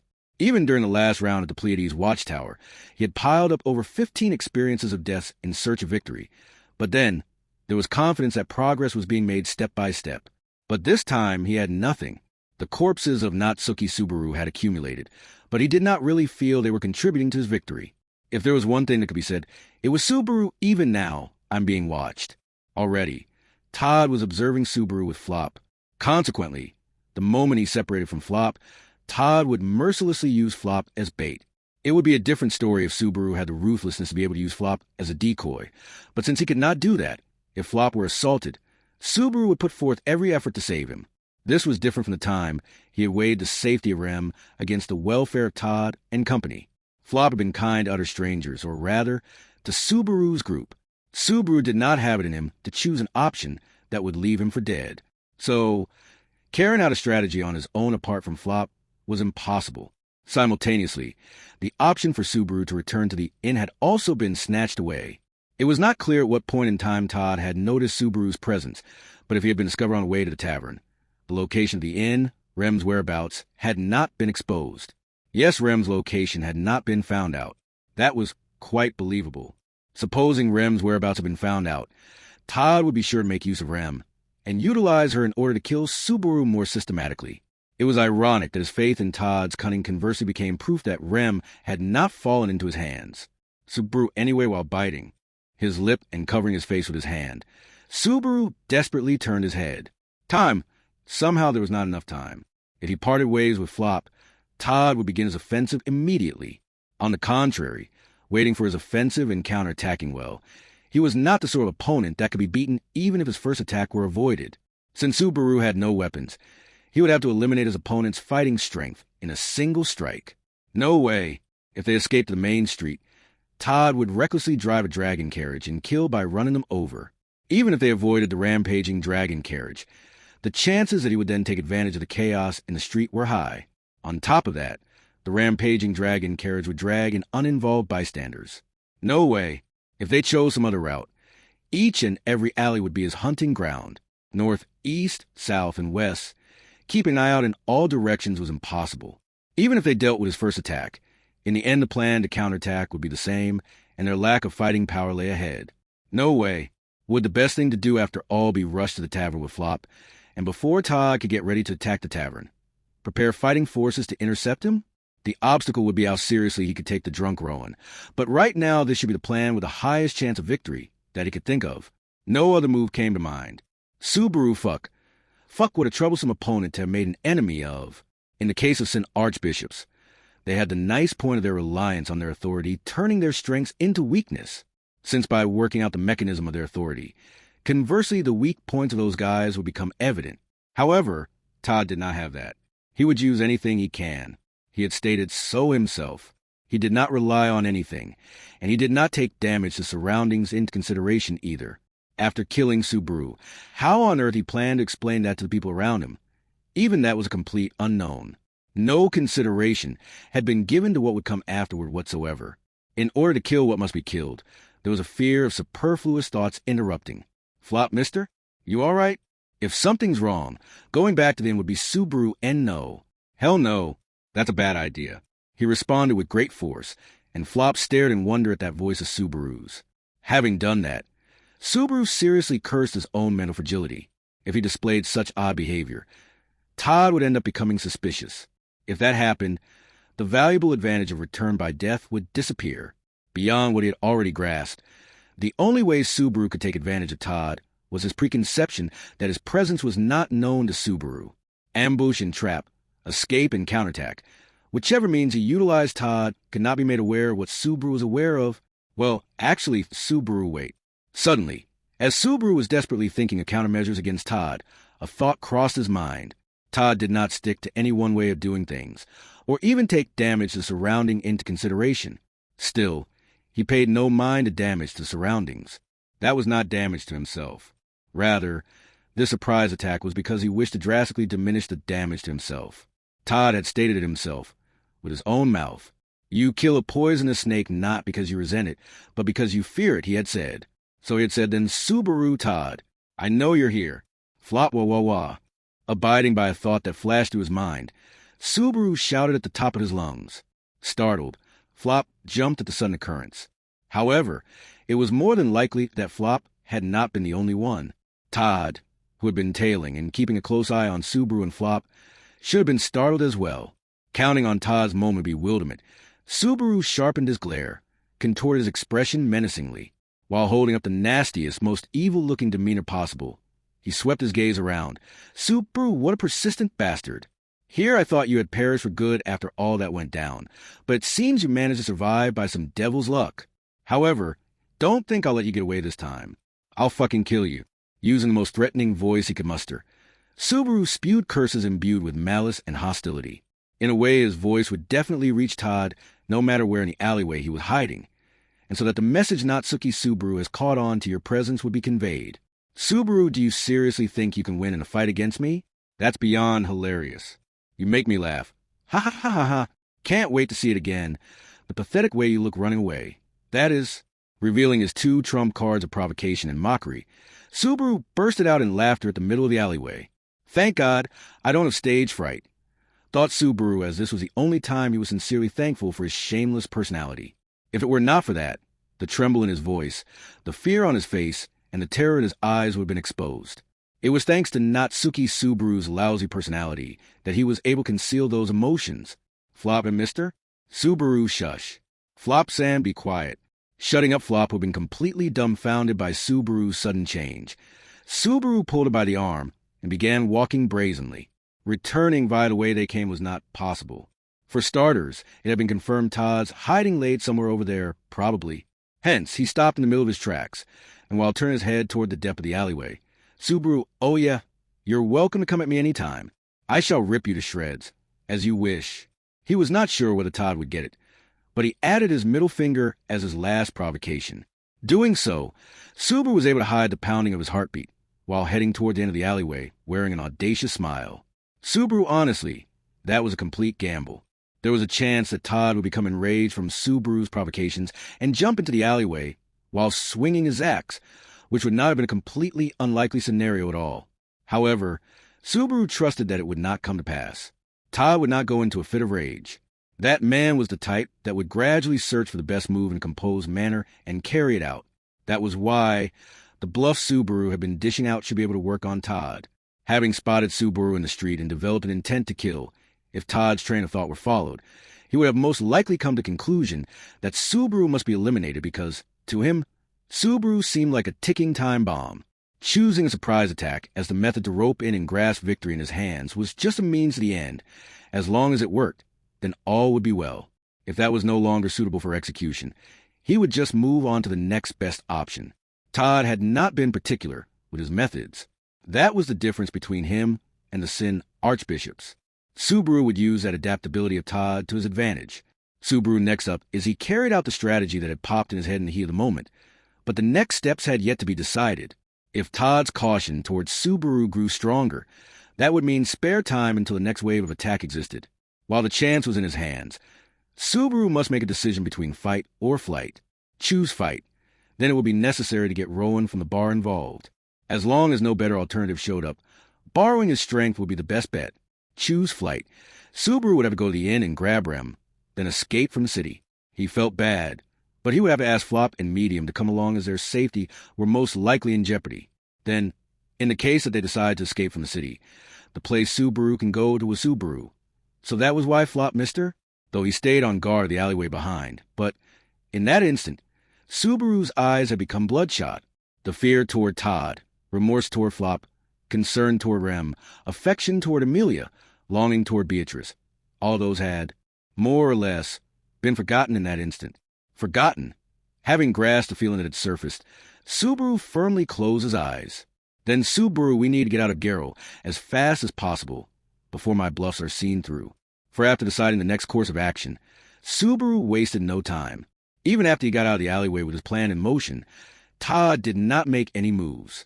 It must have been because he had become extra cautious due to Subaru's provocations, which proved to be effective. However, the effects of those bluffs could only last so long. Subaru, he'll definitely catch on soon. We have to get out of here as fast as we can. Their only option was to run away. Making up his mind, Subaru gave Flop a brief explanation and took him along, towards the place they had just left, returning to the inn which they departed from before he had met his demise 5 times. They dashed up the stairs. Then, after pounding on the door to the room occupied by Rem and the others, they rushed inside hurriedly. Subaru, Rem, are you Okawo? Medium, Yua. What? So as you guys had almost killed you there. The door left wide open. Subaru's neck was against the icy blade of a halted machete. Its welder Medium gave a soe apologetically as she sheathed her weapon. Behind Medium, further inside the room, was Rem, who watched that whole exchange. As she widened her eyes, Rem dubbed, "What was this about? All of a sudden.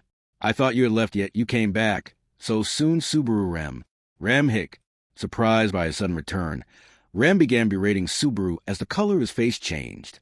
But instead of stopping to hear everything she had to say, he rushed her aside and threw his arms around her. Her breath caught in her throat, and her shoulders shrunk in, with her slender body being embraced so suddenly. And then, Rem, please let go of me. Subaru, yeah, that was my bad. Got a little bit too carried away there, Rem. I understand that. From the looks of it, something serious must have happened.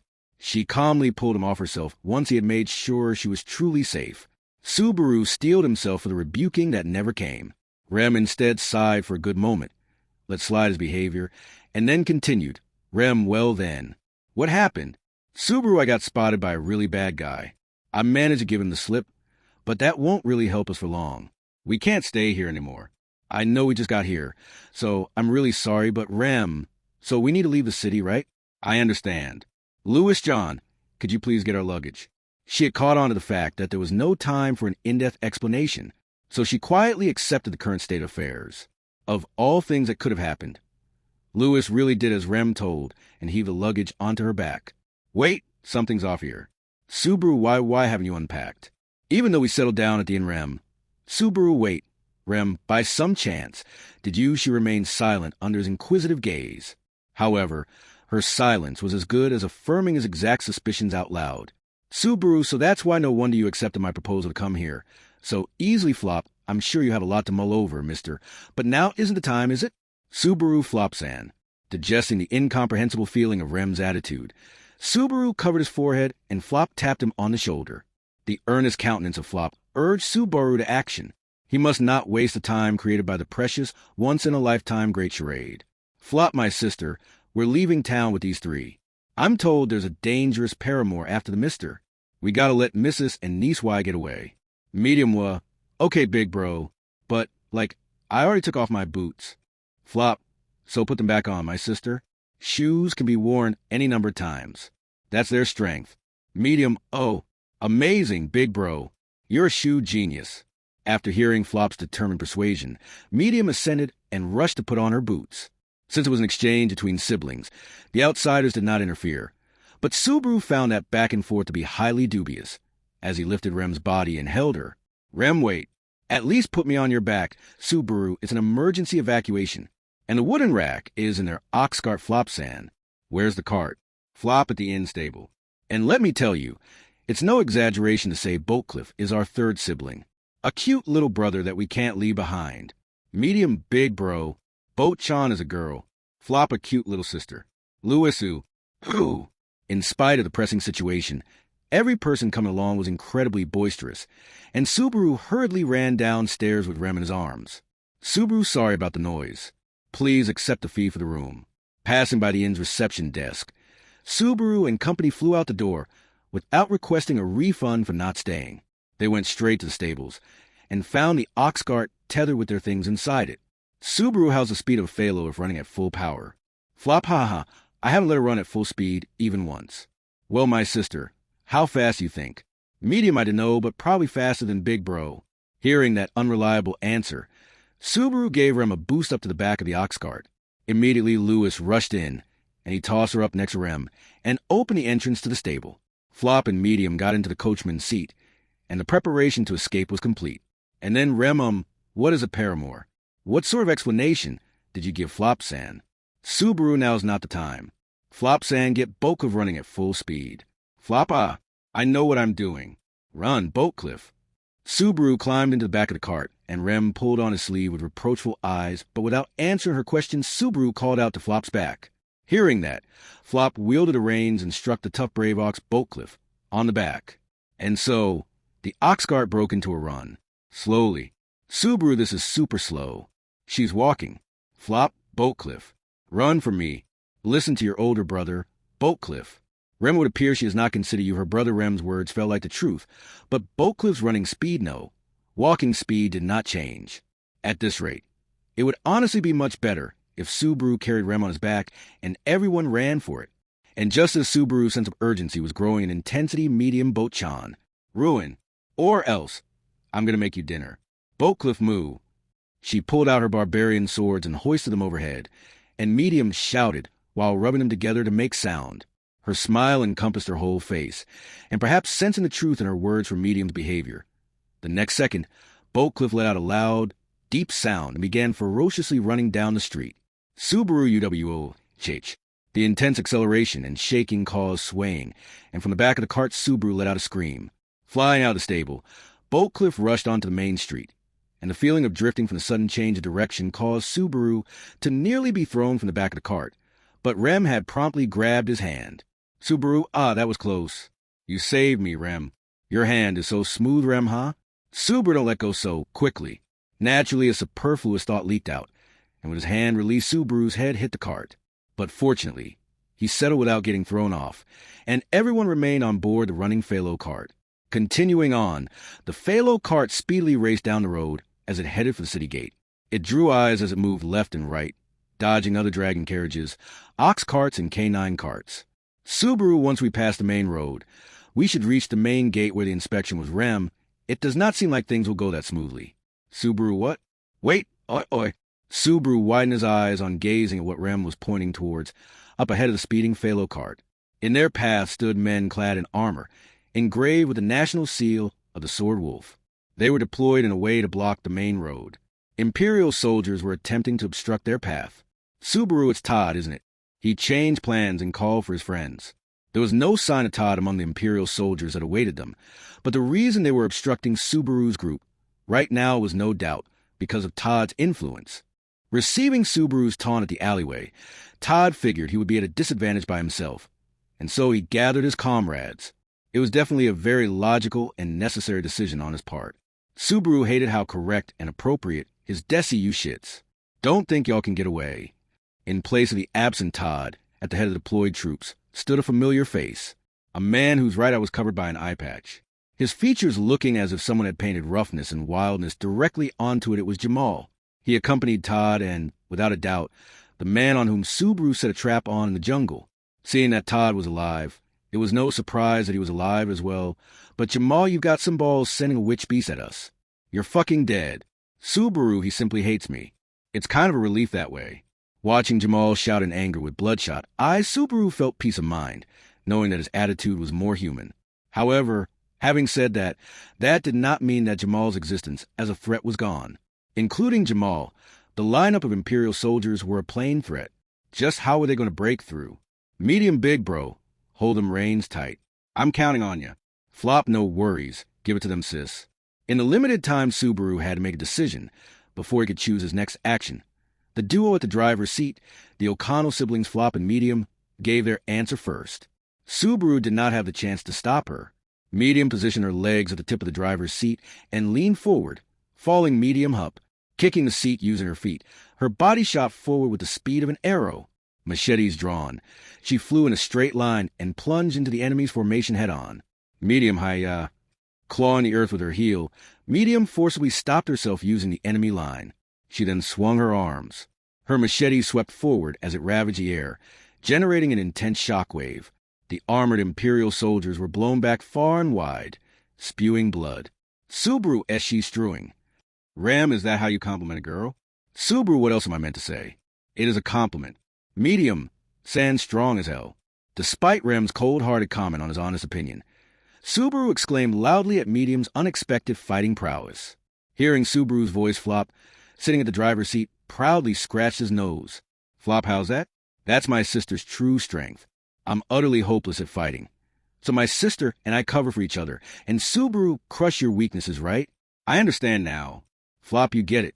As if Subaru's answer was to his liking, Flop's eyes shone brightly, and he flashed his white teeth. This was second-hand information from Flop himself, but Subaru could confirm it to be true with his own eyes now. Medium rampaged on, overpowering the Imperial soldiers that were blocking their way one after another, forcefully clearing a path for the Phalo cart to get through. Subaru, at this rate, don't get so cocky, you shitty bitch. Medium Yukian, seeing the light at the end of the tunnel, Subaru pumped his fists. It was at that moment, a flash of a drawn sword assaulted Medium. She blocked the attack with her machetes, but was sent flying as if she were paper. Medium was shocked by the attack. The man who sent her flying also wielded blades in both hands. It was Jamal. Jamal, we've already had our numbers reduced. I ain't gonna lose any more just from this scuffle. Y'all hurry up and prostrate yourselves under my foot. Medium Kaya. Wah. Big bro, this guy's strong. Subaru for real. Angrily showering them with words of abuse, Jamal swung his dual blades and attacked Medium. She blocked the strikes, but Subaru could tell, even from an outsider perspective, that she was inferior in fighting strength. It was his first time seeing Jamal fight properly, but his skill was far higher than the impression Subaru had gotten before. It made Subaru think that perhaps the El Jaina he had set on Todd's group to beat them in the jungle had been beaten back by none other than Jamal himself. Subaru, this is bad. There's not enough distance. Thanks to Medium's hard fighting, the number of Imperial soldiers blocking their path had decreased. It seemed possible to break through by relying on the Phalo cart's momentum and charging in, but that was only if Jamal, who was standing imposingly in the middle of the street, was not there. As long as Jamal was there, they could not hope to get away. Flop, sis. At that moment, Flop called out. The cornered Medium glanced in the direction of her brother's loud voice. Perhaps he was about to yell out words of advice that would help turn around this impossible situation. Subaru hoped, but alas, Flop, you can do it. The advice Flop shouted out was unmistakably just telling her to believe in herself more. Hearing those words, Subaru's mind went blank. Even Jamal was dumbfounded. However, for Medium O'Connell, for a person who was bonded through blood, the reaction was different. Medium, I can do it. Receiving her brother's encouragement, Medium roared, her machete screeching loudly alongside. From her stance focusing solely on defense, she switched to a ferocious offense. A flurry of blades assaulted Jamal's entire body. Jamal, you think a desperate attack like that will work on an Imperial soldier? Medium Yujai. However, Jamal parried her ferocious blows with his dual swords, striking her with his own counterattacks. Medium grimaced in the pain, blood trickling out of the lacerations she had sustained on her arms and legs. Despite that, she continued to stay on the offensive by putting in the effort she could have used to defend herself instead, pressing ahead with preventing Jamal from moving away. Thinking of the possibility that Medium would stay there to pin Jamal to his spot, Subaru attempted to let out a desperate shout. No, don't. And then, Rem, take this. Subaru, whoa. Rem, what are you, rope? Right as he was about to shout, Rem had shoved the rope on the platform into his chest. It appeared to be quite long, also thick and sturdy, something worthy of being used to secure cargo to the cart. However, in front of the puzzled Subaru, who was unsure what to do with the rope, Rem person with the eye patch. Rem called out as she stood up, carrying a crate that had been stacked on the platform, and then flung it toward Jamal with a gallant throw. Jamal whirled around, responded to the call with an ah. Once he saw the crate heading his way, before his very eyes, he easily sliced the wooden box in half with an annoyed swing of his arm, and then his whole body was showered with the spices that had been packed inside the crate. Jamal GH, whoa. While this as Jamal waved his arm around from the discomfort, his vision obstructed by the scattering powder. At that moment, Medium tried to take advantage of the opening that had been created, aiming for his back with her machete, but Rem Medium san. The Phalo cart had arrived at Medium and Jamal's battlefield. Quicker she could do so. And then Subaru held the rope Rem had given him high above his head, throwing it towards Medium. Looking at it, Medium prioritized grabbing the rope over attacking Jamal. Medium, I got it. Subaru, I gotcha. The moment he heard Medium's voice, Subaru endured the added weight to the rope with his entire being. He thrust his feet into the loading platform, supported Medium's weight, and helped her return. Seeking to jump back onto the Phalo cart, Medium took a step forward, about to make a jump with the aid of the rope. Subaru and Rem would retrieve her, and then they would break through the front gates. Heading out Jamal, I said, don't think you can just escape. The next moment, a furious Jamal cut through the cloud of spices, bursting forth from it. Like that, he set his sights on Medium's back as she positioned herself to jump away, ruthlessly attempting to bring down his dual swords on her. In a nick of time, Medium would be felled into a sea of blood from Jamal's strike. Jamal, but Rem, this is payback for what happened by the river. Jamal's face was smacked by the wooden rack that Rem had tossed from the platform. The rack that had been handed out to the O'Connell siblings fell apart upon colliding with Jamal's face, having completely finished its role. Jamal was flipped over, and Medium returned to the Phalo cart. She threw out her machetes onto the platform, and then proceeded to lie down with her arms outstretched. Medium, oh no, no, oh no. That was close. Big bro, that was close. Flop, oh indeed, dear sister. You two also did very well, Mr. and Mrs. You saved us. Medium, really, really? Thanks. You saved us. Subaru, no, not at all. We're the ones who were saved. Medium, who had made her way back onto the loading platform, and Flop, who had cheered for that fact. However, the siblings' gratitude was misplaced. In this city, the two had continued to save Subaru and his group, right from beginning and to the end. On top of that, he had gotten the siblings involved in his group's circumstances. How could he make it up to them? Gate guard halt. Halt! How woe? Although a gate guard tried to stand in the way in an effort to stop the speeding Phalo cart, he ended up leaping to the side in order to avoid it. The Phalo cart did not let up its momentum as it passed the guard, heading for front gate with Subaru and his companions on board. The cart would zip out of the city at once, whilst throwing the queue for the inspection process into disarray. What an outrageous situation. Subaru and company had only stayed at Garo for less than 3 hours. However, they managed to drive past the inspection area and pass through the front gate. Subaru wanted Boatcliff to do her best, since she would need to keep running in order to shake off the group's pursuer.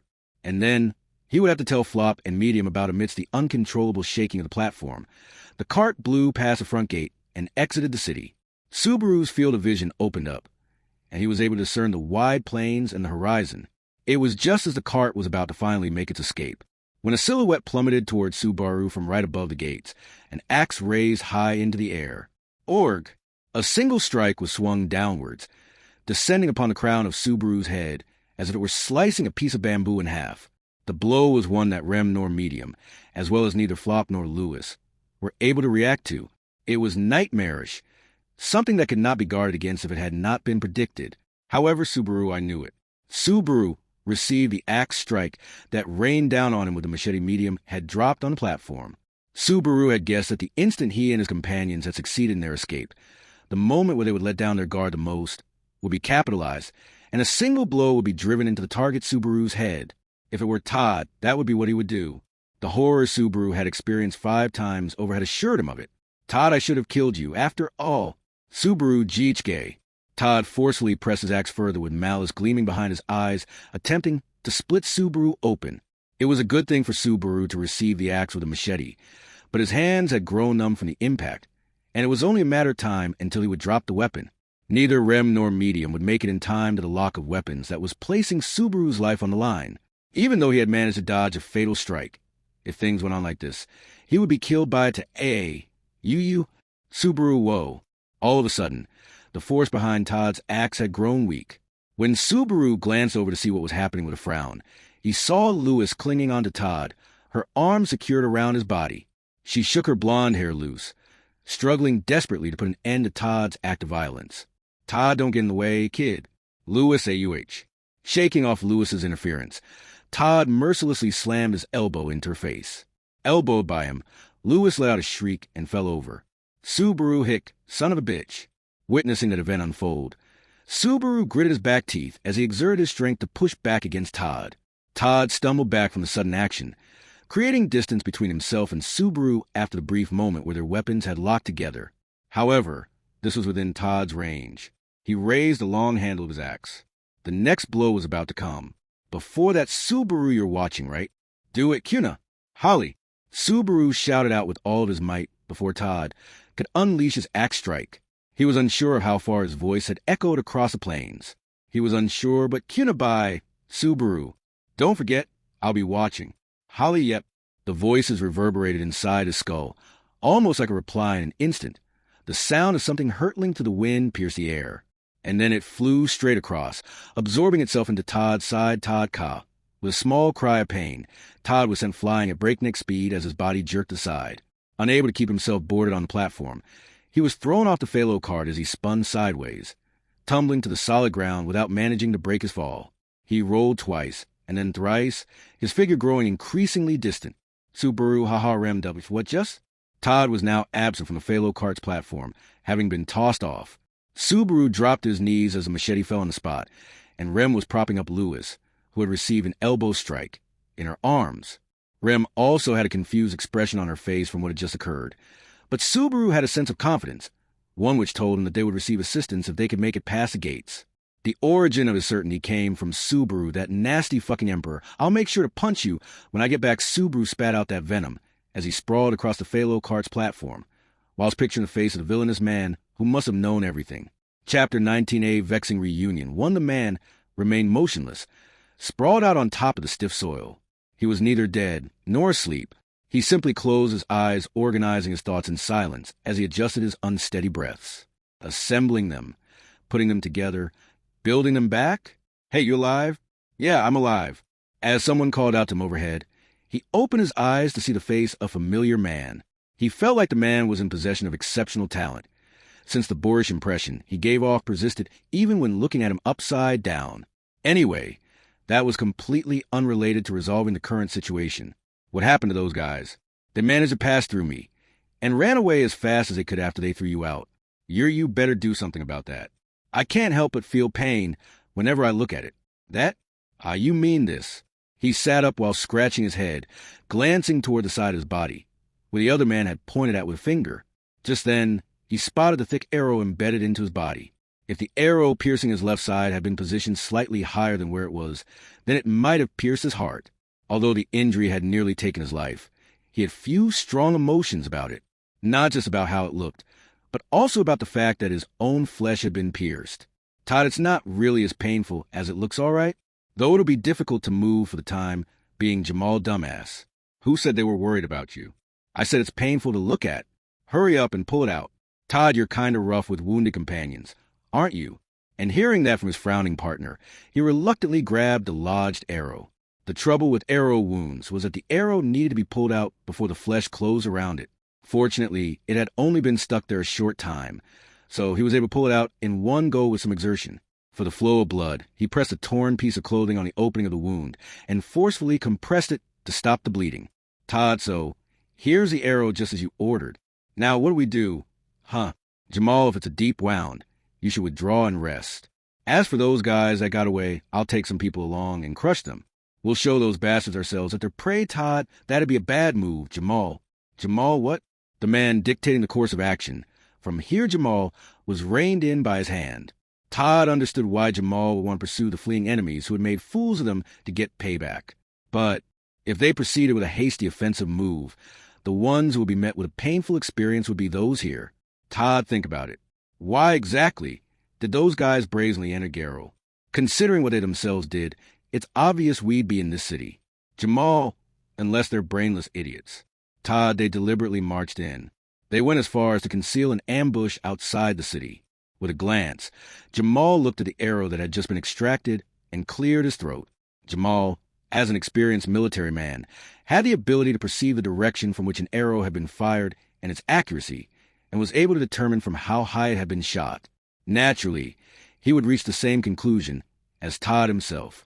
Jamal, if that's right, their aim is, Todd, to lure out and hunt us Imperial soldiers who'd entered Garrow. If we abruptly chased after them with our entire military strength, or rather, if we pursued them with our small force, we'd be playing in the palm of their hand. Which of us would be the prey? I wonder. Jamal gritting his teeth in frustration. Jamal scowled in the direction their opponents had fled.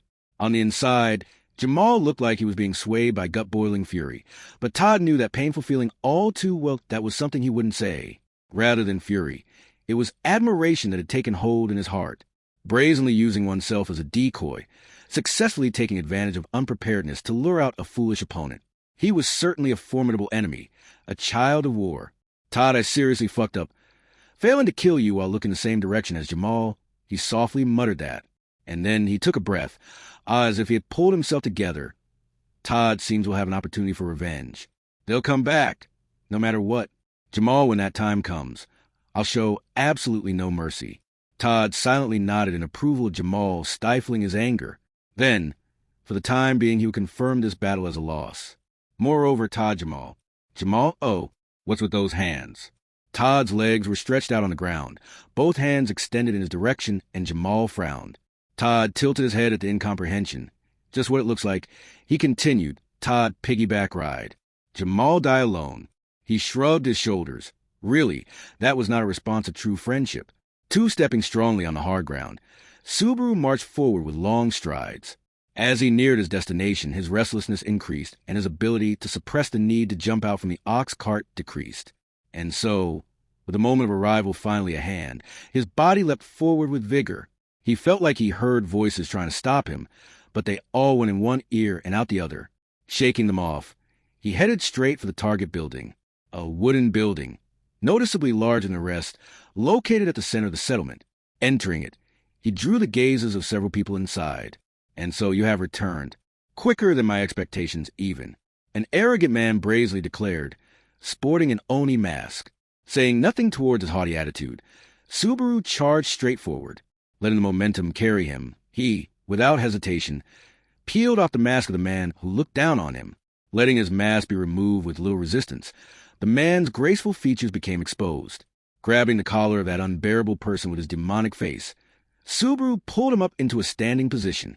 Next, he brandished his fist, ready to send his fist flying into that face, and Subaru wait. Just as Subaru was about to punch him into oblivion, his drawn right arm was forcibly stopped from behind. A tall figure, who dyed the ends of their hair red. It was the settlement's clan leader, Mazelda, who had stopped him. Wanting to complain about her action, he opened his mouth, about to say now, of all times. However, faster than he could object, Mazelda prefaced, saying, "Listen, Mazelda, not to face. Anything else, I'll forgive. Subaru ore, Abel Hick." Receiving her unwavering answer, Subaru, after a brief moment, delivered his fist directly into Abel's stretched torso. Subaru did not know if Abel had expected to be punched in the face, but having been hit in a location he was not ready to be hit in, the man let out a cry of pain and took a few steps back. Not all of Subaru's pent-up anger was released by just that, but Subaru, don't think we're even now. Shithead. Abel, what a greedy man you are. The man picked up the Oni mask that had fallen aside and put it back on. The man who always had something to say back, Abel. Having struck the man who was the source of his damn-level pent-up anger, Subaru harshly exhaled, for he had traveled for 3+ days, taking the path back just for this one strike. 3 Flopluxus. Apparently, this is the village of the famous people of Shudrak. It's in the backwoods of the unexplored regions. Just like the rumors say. What a find. Medium woe. Amazing big bro. Look. Everyone's abs are ripped just like me. Ripped. Big bro ripped. Flop mega ripped. The siblings' voiced thoughts echoed throughout the settlement. They were seemingly easygoing, no matter where they were. The duo exchanging their candid opinions were the O'Connell siblings, Flop and Medium. Caught up in the flow of things, they had been invited into the people of Shudrak's settlement. They were in the middle of the plaza, sitting atop their ox cart, surrounded by the Shadrakians who had gathered in curiosity.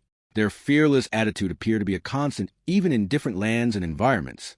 Acting like big shots, they showed not a single emotion remotely resembling trepidation, alertness, or anxiety, even while drawing the eyes and attention of many.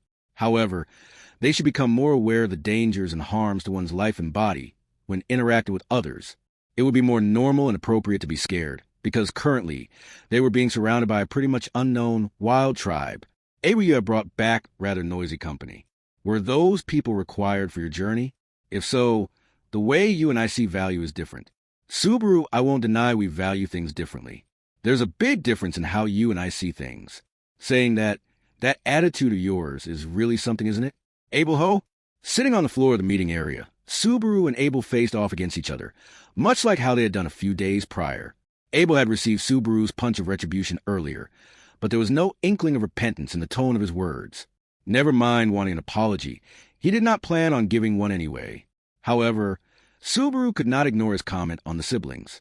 That was because Abel-san, we inadvertently got those people involved. They were kind to us when we were stuck standing outside the city just because of that. Abel, the reason for Subaru's anger was explained instead by Remington.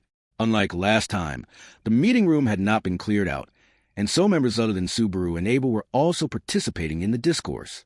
Next to Subaru was Rem, seated Siza-style, and their fellow travelers, Cuna and Holly. Seated next to Abel were the sisters Mazelda and Tarita. As a side note, on the topic of Lewis, she was being looked after by the person closest to her in age, Yudakata. She was currently, most likely at the ox cart in the plaza, with the Shurakian-surrounded O'Connell siblings. In any case, Rem with their assistance, we were able to return safely. In doing so, they are now being targeted by the city's soldiers. Abel incorrect, I shall amend that. The ones targeting us, and the two outside, are not the city soldiers. They are the Imperial soldiers, the ones who serve this country, have become your enemy. Rem and Subaru from behind his Oni mask. Abel's cold words pierced through Subaru and Remington hearing his dry statement. Rem could only avert her light blue eyes tiredly. To be honest, that was the undeniable truth of the situation. Subaru understood that. However, understanding and agreeing with the truth were two different things. Subaru drawing the ire of the camp's Imperial soldiers was my mistake. Their hostility is also the result of my choices and actions. Abel, that is correct. It is a fate you tied yourself to even before you encountered the people. Subaru Yua. Subaru gasped, right in the middle of a serious deliberation. Losing his footing at the entry to the meeting place, the figure of Flop appeared, his beautiful voice resounding through. In the middle of the meeting place, while he looked out over each face lined up, Flop, "Oh dear, I apologize for the late greeting. Apparently, it seems the people here are representatives of this village. Oh, Miss Cuna and Miss Holly lookalikes too. Cuna, it is us. Holly, it is Flop. Oh, right. I'm being rude." Smoothing down his hair with his hands, Flop briskly moved to the center of the assembly and bowed wearing a friendly smile. "Flop, allow me to correct myself. I'm Flop O'Connell. I do peddling with my sister Medium and Boatcliff. It seems for various reasons we ended up accompanying Mr., Mrs., and Niece Y on an instant-filled journey to this position. From now on, everyone, I am in your care." Tarita, is he being polite, or not at Flop's vigorous greeting? Tarita wore a vexed expression. Then with a glance she peeped at the adjacent Mazelda's face. "Tarita's sister, what shall be done? Outsiders are ordered to stay back. Mazelda, that's true. Well, he's a sexy man. I'll keep him in my room." Tarita's sister folded her arms. Mazelda decided on Flop's treatment by his face. Mazelda's judgment by exceedingly simple logic was easy to understand, but seemed troubling to Tarita, who supported her older sister as a chief. Of course, if that alone was the basis for Mazelda's judgments, Subaru would not have been able to remain in the village. So he thought there must be more to it. "Subaru, right, Mazelda-san, there's one thing I want to check. Flop, San is my guest, or perhaps I should say I decided on my own to bring him along. But about making him undergo the lifeblood ritual, Flop. Lifeblood ritual? By chance, could that be some kind of traditional welcoming ceremony passed down in this village?" "Certainly, I would love to have that experience too. Subaru, it's a traditional ceremony, but it's a bit rough to be called welcoming." Flop was looking forward to trying the ritual, but even he would likely become reluctant if he were presented with the possibility of being pitted against a witch beast. Subaru was afraid that there was a possibility that Flop's attitude would not change upon hearing that, but either way, he did not want to let it happen.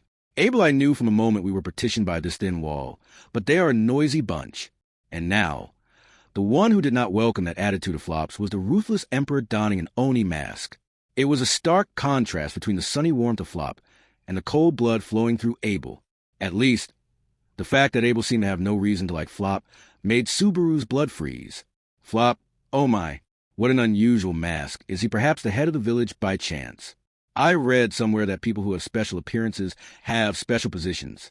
At the first chance meeting of the pair, Flop started by referencing Abel's striking appearance. Flop's conclusion from the conspicuous Oni mask was understandable, but it was difficult to deem Abel as one of the people of Shudrak. At any rate, the part about the Oni mask aside, he was culturally quite far removed from the other Shadrakians, especially from visuals. His appearance was far too irregular. Abel, it is not a poor way of thinking, but lacks attentiveness and prudence. A moment ago, you spoke of your occupation as being that of peddling, Flop. Oh yeah, my sister's Boatcliff pulls the ox cart that carries our goods, and we do trade all over the empire. We are nomadic siblings wandering with the wind. With his hand pressed to his chest, Flop responded as if singing. Outside the building, a voice could be heard saying, "That's my big bro," from the public square. Even though separated by a thin wall, there was a deep bond between the siblings. However, even proof of such a wholesome relationship seemed not to be grounds able to warm his utterly frozen heart. Upon hearing Flop's reply, Abel sniffed a small humph. "Abel, not Suki Subaru. You say you picked these up in the city. Subaru don't go treating people like objects. To start, if I accurately express the state of affairs, a more correct representation is that we were picked up by Flop-san. Abel, the essence is what matters. I am not at leisure to concern myself with trifles. Nevertheless, I will first commend you for returning in this way. It was a great feat, Subaru, sure. Doesn't feel like praise. What the hell are you scheming?" Frankly, Flop and Abel were a bad match in Subaru's view. For that reason, he had planned to ask Flop to wait in the square and introduce him when an opportunity arose. But Abel's reaction was unforeseen by Subaru. But then, Abel's interest was not in Flop's humanity. Naturally, it would not be the presence of Medium, who was known by the loudness of her voice alone, either. As such, the answer is clear. Abel Merchant, to what degree are you acquainted with Garrel? Flop, that's a good question, Mr. Chief. I'm proud to say I'm pretty well known in Garrel. At any rate, it's certain our lives would be over if we traveled too far. Since even peddlers have to get accustomed to travel coming and going from fixed places, Cuna seems like a fine line between caution and cowardice. Cuna let out an exasperated sigh at Flop's overflowing, ever-positive self-confidence. But, listening to Flop's answer, Abel kept silent under his Oni mask. No, Subaru's ears picked up a faint sound out of the silence. It was a small noise from Abel's throat. Abel, how fortuitous. Quite the find, Natsuki Subaru, a peddler intimate with the city, would likely happen to know a byway or two. Subaru, hey, hold up, Abel. A byway? What are you suggesting? Abel, again you look towards another for answers? It would appear you failed to comprehend the purpose of my repeated interrogation. I lacked the words to label such ignorance with. Subaru, every single bit of his manner of speaking was aggravating, but he had no retort for Abel's words. Natsuki Subaru was too isolated and helpless to actually break off a discussion here, and turn his back and leave. Therefore, he thought carefully, even if it was annoying. No, even without thinking about it. He had a pretty good grasp on Abel's intention. Just now. It was evident from listening to the interrogation of Flop. Subaru, Abel, are you seriously able? Even slow minds can happen upon the answer, if utilized. As expected of your thinking. With trembling lips and stiff cheeks, Subaru looked back, and Abel's penetrating gaze from behind the Oni mask told of his cold-hearted plan. Then Abel spoke, informing everyone besides Subaru. The walled city of Garo shall fall. That city is necessary as our next base. Chapter 20 Emperor/Merchant/Natsuki Subaru won the fall of the walled city of Garo. That was the next move in Abel's scheme. As his brain digested the contents of that bold proclamation, Subaru instantly reached the conclusion that it was an absurd plan. Subaru, though imperfect, a fortified city, it's surrounded by walls on all sides, plus entries and exits through the gates are being monitored constantly. It's not a place where you can just say something like surrender so casually. Abel Ho, you speak as though you have seen it. Oh, right, you have. As nothing particularly useful has been heard coming from your mouth. I had nearly forgotten. Subaru, that sharp wit is very nice. But that sharpness is only usable against opponents sitting down for discussions like this. It won't work against armed opponents. In the middle of the meeting place, encircling the fire, Subaru and Abel glared at each other. Abel let no emotion behind the Oni mask peek through, but that just made it all the more impossible for Subaru to guess what was going through his head, leaving Subaru both annoyed and confused. Right now, the legitimate concern Subaru harbored, there was no way Abel would not have likewise realized it. And in spite of that, he had proposed something like the fall of the fortified city. You intend to use a byway to invade the city. Is that what you are saying?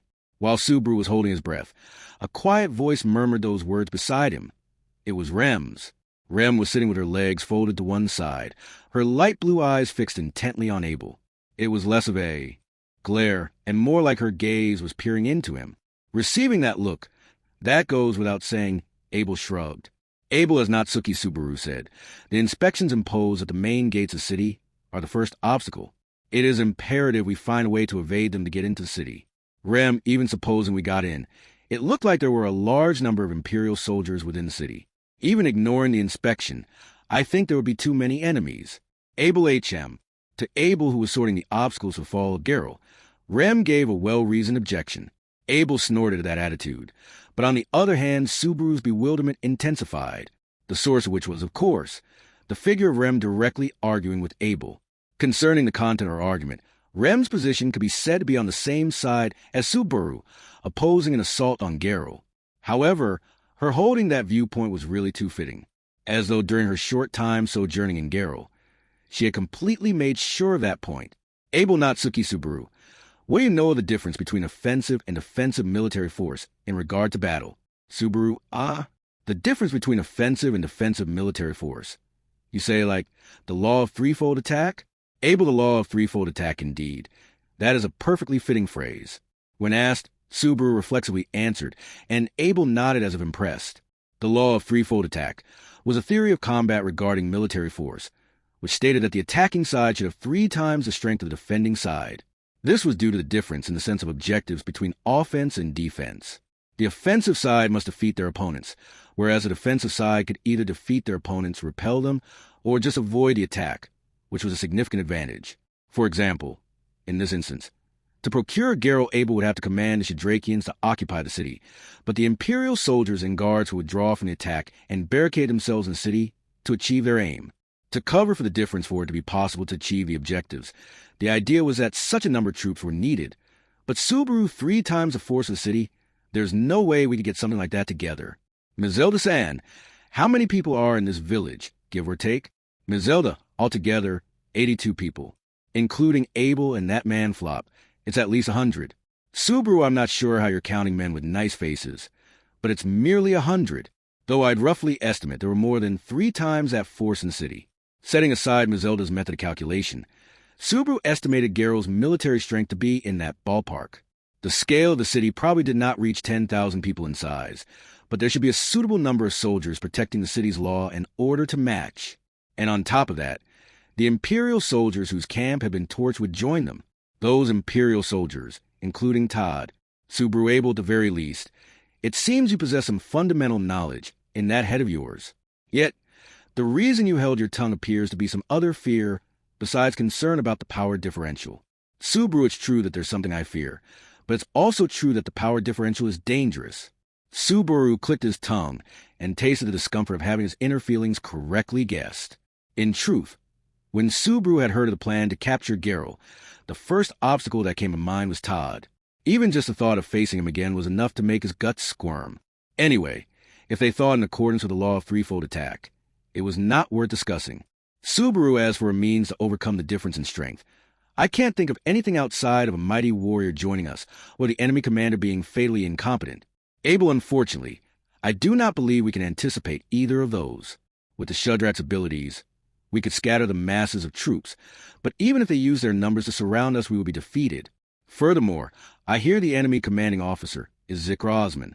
He is a solid and boring strategist, but he has no weak point. Subaru Zikr, I've heard that name. He must have heard that name from Todd before their relationship had deteriorated. The Imperial encampment had already been reduced to ashes, but he recalled the person in command of that military operation to be called Zikr. However, since the camp had been burned, he had thought that person had been defeated as well. Abel, those at the encampment were common soldiers. From the beginning, in order to conceal the primary objective, they were bestowed with minimal intelligence against a small tribe. A second general would not proceed to the front lines. Subaru, so you're saying the commanding officer remained in the city from the outset? Abel, in truth, by doing nothing he ought to have achieved an adequate result. That plan went awry on my command, and due to your presence, not Suki Subaru. Subaru GUH maliciously. Abel tried to force Subaru to face the responsibility he was averting his eyes from.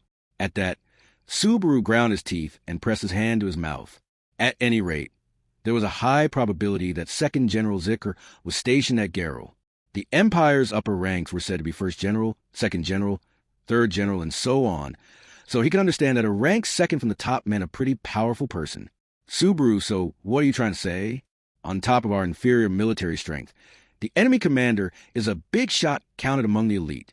Furthermore, since we poked the beehive, they'll also be on guard, right? Abel, precisely. Can you appreciate the weight of your responsibility? Subaru, that's not what I'm saying. Abel condemned Subaru for his thoughtlessness, but the problem lay elsewhere. It was Abel's stance of still refusing to give up the fight, even with an abysmal chance of success. Subaru resolutely maintained that it was pointless to even try. In the first place, Subaru, I am vehemently against fighting itself. That should have been very clear when I left here. 2, just want to go home with Remington. Abel, yet, that has already proved unfeasible. You think the Imperial soldiers in Garrel are your only enemy?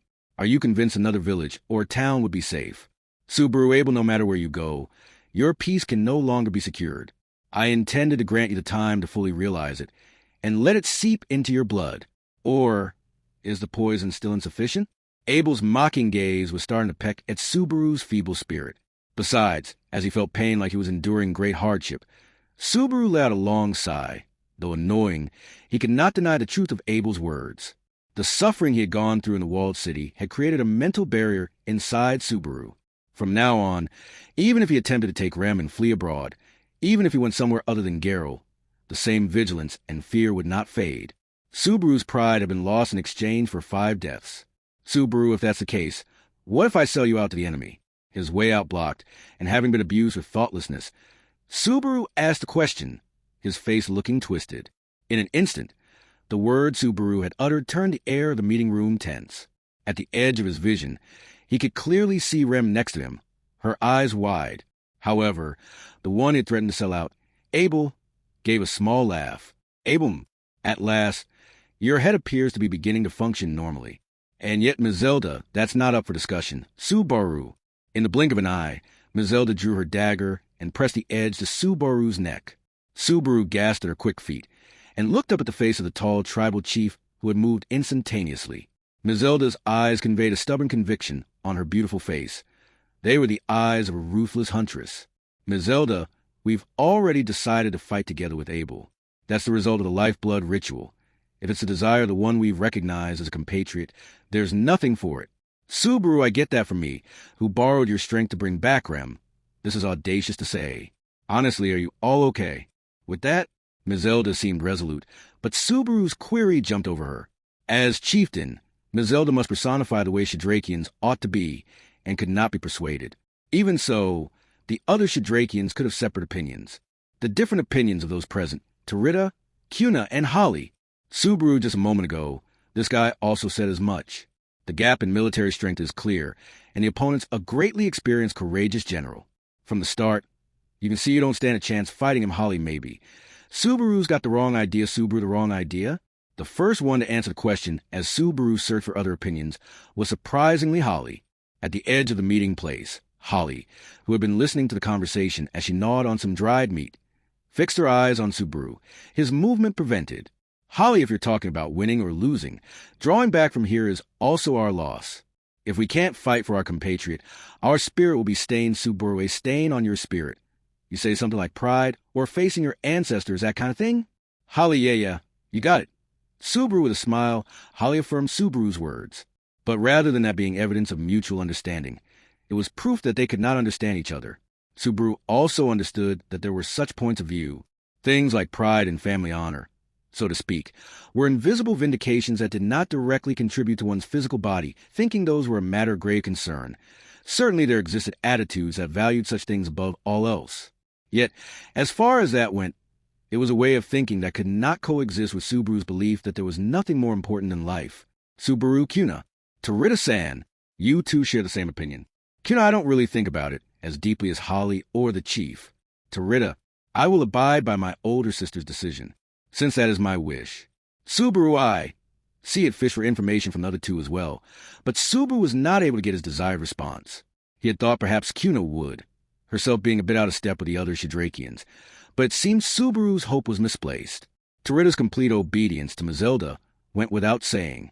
As it was, Subaru was without allies, with a dagger against his neck, and it appeared the deadlock would drag on, but Mazelda-san, please withdraw your weapon. That person has no intention to hand Abel over to the enemy. The one requesting Mazelda pull back her dagger was none other than Rem herself. Meeting her gaze, Mazelda narrowed those eyes of hers. Mazelda, are you giving me an order? Rem, you haven't taken the lifeblood ritual. I permitted you into the village on Subaru's request, but don't think that means you can backtalk me. Rem, so that's all the more reason you should pull back your weapon. That person undertook the ritual, the lifeblood ritual, as you call it, and was welcomed as a compatriot. To wound him would not be a good thing. Mazelda had tried to overpower Rem with her strength and insight, but her undaunted retort left her at a loss for words. In the end, she swiftly returned her dagger to its sheath on her waist. And like that, Subaru was released, and he stared intently at Remington. Mazelda, what you said just now is correct. But if Abel and Subaru's opinions are divided again, I will side with Abel. Don't forget it. Rem, is it because that person's eyes are that of a heinous villain with fitting body odor? Mazelda, a bit of sharpness in the eyes, has charm too, but I have a fondness for beautiful faces. The touch-and-go situation had calmed down, but the ending exchange was a weak conversation. In any case, Subaru was freed from the situation of nearly having his throat cut, and he gently rubbed the place where the knife's edge had been pressed to, and then he looked intently at Remington. What is it? Subaru, nothing. I'm just lost as to whether I should respond to the fact you stood up for me, or to that face you disparaged my face. Rem, I said nothing of your face. I spoke of your eyes, then your body odor. My nose is wrinkling. Please sit further away. Subaru, this again. Met with Rem's glacial attitude, Subaru was hurt by the distance she made him sit away. Yet inside his heart more complicated confusion plagued Subaru. In reality, why had she spoken up in defense of Subaru? He did not understand her true motive. Nevertheless, maybe she disliked turning a blind eye to something illogical, or maybe it was something else. Maybe thinking that was Subaru's bias? After all, she had not unpacked at the inn in Garrow. So, Abel, our conversation was interrupted.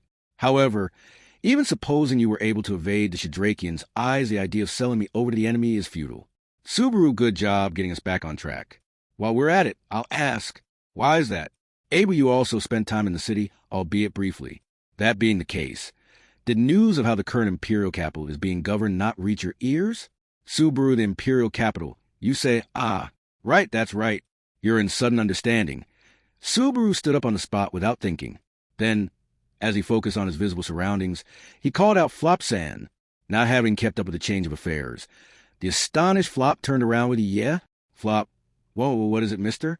Honestly, I'm feeling extremely confused and bewildered right now. I'm becoming a mess. I'm not following this conversation in the slightest. All I know is it feels like we're getting to the climax of the issue. Subaru's sorry for leaving you out of the loop, but confirm something for me. In Garrow, you talk about the official notice from the imperial capital, or rather, about the Emperor's proclamation. Flop, the Emperor's proclamation. You mean the trouble in the imperial capital? Flop snapped his fingers, and Subaru nodded at his understanding. Immediately after, the intense fight with Todd, having been repeated sixfold, had been severely burned into his brain, but he had also exchanged such talk with Flop in Garrow.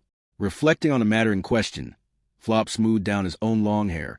Flop, our empire has smoldering embers, and in the capital there's some kind of disturbance happening. The current emperor has been reigning for a long time, and with no signs of civil war, imperial citizens have been enjoying peaceful days. But then this happened. Subaru, talk of trouble in the capital has spread outside, and you said the emperor himself had set out to resolve it, right? It was a kind of unusual announcement, but Flop right. Actually, this is the first time since the current emperor took the throne. Nonetheless, he has an excellent track record managing the empire so far. So I'm not worried. Viva Wallachia. Raising both hands, Flop unconsciously gouged Subaru's old wound. Those were the words extolling the empire that he had heard so often in the imperial encampment. But now Subaru did not have the presence of mind to innocently go along with it. In any case, the problem was not the praise, but the movement of the emperor that was spoken of just before. That the emperor was directly starting to move in order to suppress trouble in the capital was an unprecedented situation. Not to mention, in the event that the emperor were to do something like issuing a command before the public, Subaru, the you that's here now. Who are you, and what kind of position are you in? Can you prove you aren't some crazy nutcase with a screw loose? Able proof, you say? Where's the need for that? Subaru what? Sitting with his knee raised, Abel snorted at Subaru's skepticism. At the same time, he put his hand on his chest and, like he was trying to flaunt his own existence, spoke. Abel, never mind the thoughtless ones who have turned on me, seeing as you have reached a point of no return. If you were to still treat me as an insolent person who speaks nonsense, how do you explain the situation you have found yourself in? Subaru, that's Abel, ceased latching on to facile ideas that cannot fool even yourself, merely to obtain a piece of heart. If you exclude the possibilities that do not align together at the precise time, what is left is nothing but the truth. Abel's statement was harsh, but Subaru bitterly understood the logic behind it. The Oni masked man in front of him was a fake, being disguised as an emperor, and Subaru, and also the people of Shudrak, were being deceived by his falsehoods. That kind of development would lead to doom beyond saving, and above that was hard to believe. In reality, Abel had utilized the Shadrakian strength and the information obtained from Subaru to fight and win against the Imperial army. That real occurrence was something that could not be explained away by a habitual liar. Subaru, then, what about the Imperial capital stuff? If it said that the Emperor directly took command, there's no way the Emperor wouldn't come out in front of people. Abel, I suppose they would then. A fake remarkably similar to myself to halt mentions of the Emperor's absence, and exceptionally well made double is used. Chisha Gold. Subaru Chisha? It was a name he had not heard before, but they were able as no. They were the Emperor's body double, in a land where the imperialistic might makes right ideology inhabited. It was easy to imagine that in preparation for assassinations, the Emperor would arrange for a body double. However, having said body double be used by the enemy to usurp the seat of the Emperor was quite the misplacement of priorities. Abel silence. I am aware. Subaru right. Thanks to you, we're in quite a mess. If only the Empire was at peace, the only problem Subaru needed to have was the salty interactions from the amnesiac Remington. To reunite with Amelia and the others, a journey to struggle and escape the Valachian Empire was to unfold. That was all it had to be. But now, due to some fate, they were in this mess. Flop, mister, the one who called out to the sour-faced Subaru was Flop. Wrinkling the space between his eyebrows of his graceful face, he tilted his head at a rather steep angle, and, Flop, I've been thinking about it ever since I heard it before, but what you're talking about with Mr. Chief is a bit mysterious, isn't it? To be honest, I'm still shocked because of your joke about causing the fall of Garo, but Subaru, a joke, no, don't mind that. Flop Sen, I've been meaning to explain, but... Flop, yes, please explain, if you could. If not, I have no choice but to agree to somewhat accept what I hear without question. Saying that, Flop whipped his finger to Abel and poked out towards him. Then, Flop, I have to agree to the absurd idea that Mr. Chief over there is the Emperor himself. Subaru, Flop, ho-ho-ho? I'm conflicted if you stay silent there, mister. Thankfully, I have a reputation for jumping to conclusions. That's why I have the flexibility to change and withdraw my opinion. You know, Abel, you have done something akin to drawing improperness into art. If they were trying to hide it, it was a conversation lacking the consideration to do so.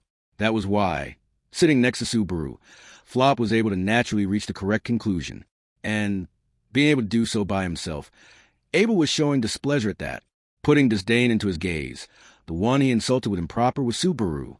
He was pointing out how Subaru had not made any of the situation clear to Flop, having brought him into the Shadrakian settlement.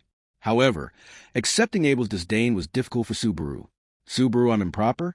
Like you could say that.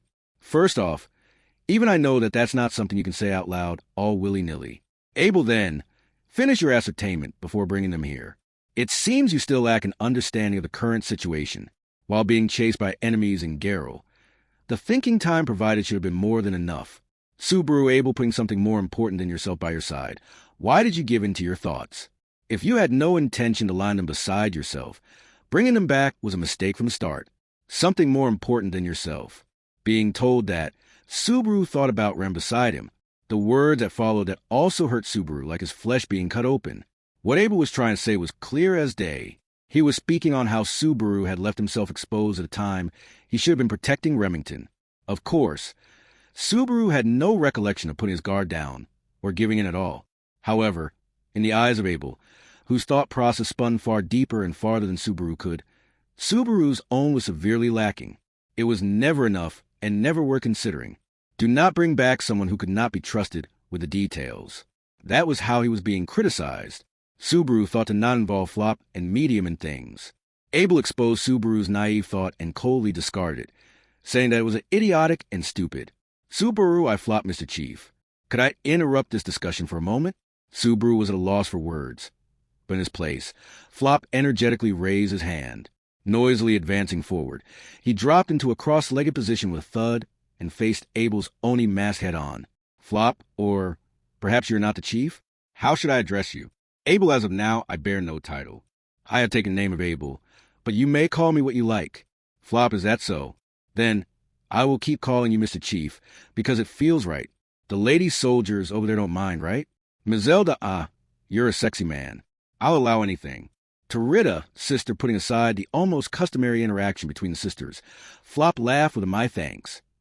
As he did so, he strongly slapped his knees with his hands, and, Flop, I'm scared because you didn't deny it for the longest time, but I want to talk about what you said before. Mr. Chief, you wanted to ask about hidden routes into the city? Abel, yes, I did. Any ideas, merchant? Flop, I do. Is how it seemed I was going to answer, but apologies. If that's going to be used to attack Garo, then I cannot answer. Putting a palm forward, Flop stated so with a cheerful expression. Listening by his side, Subaru widened his eyes at Flop's plain and resolute words. Even Abel had narrowed his eyes an inch from behind his Oni mask. That was how much seriousness Flop had put into his words, even if it did not show in his tone. Abel Flop's statement was rather wild and made him stand out, but that was not because he was stupid. He had also come to the conclusion that the true identity of the man in front of him, of Abel, was that of someone of high class and esteem. He had not been told he was right or wrong, so he figured his conjecture was close to the truth, meaning he had, against the presumed emperor, answered with a big no. Abel, do you comprehend the meaning of what you have said? Flop, you are nothing but a chief, right, Mr. Chief? Of course I do. If swords were crossed, I will reject that. I want to avoid causing harm to someone with the knowledge I hold. Abel, that is a fairy tale. In reality, something like malice will attack you without considering your personal history. You would raise your fist against all of that and request them to withdraw? Flop, if need be. Abel, even if you do, your efforts will bear no fruit. This is the land of wolves. A ghastly, freezing aura emanating from Abel's body pierced through the air as he stated that. The dreadful feeling of oppression from that was not because of their difference in strength. It manifested from the difference of their presences. Even Rem and the people of Shadrach, who would overwhelm Abel if they were fight, held their breath and froze up. Of course, Subaru was intimidated too, to the point his breathing had become irregular. Flop was not excluded from this feeling too. However, while Flop was hit by the Emperor's dreadful aura, Flop, even in a land of wolves, sheep also live. If wolves were come bite my buttocks, I would ride my ox cart and run away with my sister. I repeated that over and over till this day, Mr. Chief. Abel, even if his cheeks were frozen, Flop's smile would not disappear. That was his protest. Hearing that, the demonic aura emanating from Abel suddenly diffused, the oppressive air that had swept over meeting areas suddenly disappearing. Subaru got back the ability to breathe freely. Nevertheless, even if he had obtained some leeway to take a breath, Subaru's heart was in no shape to return to normal. Subaru, Flop sent Subaru called over Flop with a raspy voice. The smile Flop showed to Subaru as the latter glanced over to him was bright. It was close to a wry smile, but the side profile of Flop showed no sign of regret. However, even if he were to hold no regrets, for Subaru, who had brought him here in the first place, his regret would only grow exponentially, for Flop had directly opposed the Valachian Emperor, using that reason to incur Abel's displeasure. Abel could do anything to Flop as he held command of the people of Shadrach. However, contrary to Subaru's worries, Abel, opposing my lazy argument, I can see your belief does not waver. A troublesome one you are you not, merchant? Flop, is that right? Even so, I acknowledge that my appearance is favorable to people you know. Mazelda, I agree. Pocketing his aura, Abel did not point a spear of anger towards Flop. Flop reacted to that in a way that made it unclear if he realized how dangerous of a tightrope he was walking on. No comment on Mazelda's remark. Abel, I shall withdraw my gratitude from before, not Suki Subaru. Subaru, huh? Subaru, unable to restore a sense of peace in his heart from before, was spoken to by Abel from behind his Oni mask. The man with sharp gaze nodded towards the stubborn Flop, and, Abel, your self-awareness is lacking, but if you were planning to bring someone, you should have brought someone more aligned to my interests. That way, things would be done without future complications. Subaru, if it were someone like that, I doubt they'd have been kind to us in the first place. Abel HM, I suppose that judgment is correct. How aggravating. If the earlier gratitude had been given for bringing Flop along, then the obstinance Flop had shown certainly made Abel want to retract the commendation. No way. Flop was snapping at the Emperor's authority directly. No. He should say he was eluding it like a willow. Subaru had not thought there were people who would take such a stance. Not to mention, it had also been unexpected that Abel would tolerate such an attitude from Flop. Rem, I expected Abel-san to be more obstinate. Subaru, hold on, Rem. Rem's brief comment seemed to reflect Subaru's heart, and his eyes widened involuntarily. In truth, he also found that surprising, but he had not spoken because he thought there was nothing to be gained by saying it. It had come from Rem, and Abel's Oni mask turned toward her. The Oni and the Oni mask faced one another, and for a moment the space between both of them yielded silence. Able people with convictions are worrisome. Strong roots spread and build up strength in the trunk. Rem, what does that mean? Abel, you cannot tell? No matter, it is a trifle. Rem knit her brow, hearing Abel's quiet and somewhat uncharacteristic response, displaying some disappointment towards Rem's reply. Abel loosely shook his head. No one knew the reason for his disappointment. Subaru, however, could roughly guess as to what it was. Subaru, were you alluding to something? Abel, ho! That was unexpected. You do not look like the type of person to have received an education. Subaru, I figured it was something of the sort. You sounded like you were quoting someone else. Hearing Abel unexpectedly talk like a normal person was surprising. However, the person in question, Abel, he did no mind in having his true thoughts revealed and answered shortly with I see. Abel asked for your question before, to say it was unexpected of me. You have quite the impression of me, do you not? First off, what did you expect me to do? Rem, I thought for sure you would at least torture them for information. Questioned by Abel. The impression that Rem left with her answer was that of being too honest. Saying that, however, it was not an option that Subaru had not considered as well. If Abel wanted to make Flop obey to his will, it would be unsurprising if he ordered the Shadrakians to torture or perform other similar things to him. Except, Abel shrugged his shoulders at those words and replied, saying it is useless. Abel, certainly. There are times when pain is the best negotiation tactic. However, the veracity of the information extracted from that method is extremely low. Humans will lie without hesitation to free themselves from the pain before them. Rem, Abel, and were you in such a scenario, your eyes tell me you would shield them with your life. That was how Abel assessed Rem, who was motionlessly directing her stare at him. Looking at Rem's side profile, her jaw was clenched shut, and her pretty features were on the verge of being wiped away by a look of grim resolve. Her side profile made clear that Abel's brief assessment was true. Abel, I will not risk a foolish action that may reduce my troops in exchange for information low in accuracy. Therefore, I will negotiate. Flop, negotiate? Abel, merchant, I will buy any knowledge you possess. Let us negotiate for that, Abel said, while lowering his raised knee and plunking down into a cross-legged position. Hearing that, Flop widened his eyes and faced Abel with a smile on his face. Then, Flop, when I hear the word negotiation, as a merchant, I can't help but get excited. However, before we start negotiating, let me get one thing straight. I'm very stubborn. Even if my head were to be split and smashed open, I won't comply with anything I can't agree on. Such was his declaration.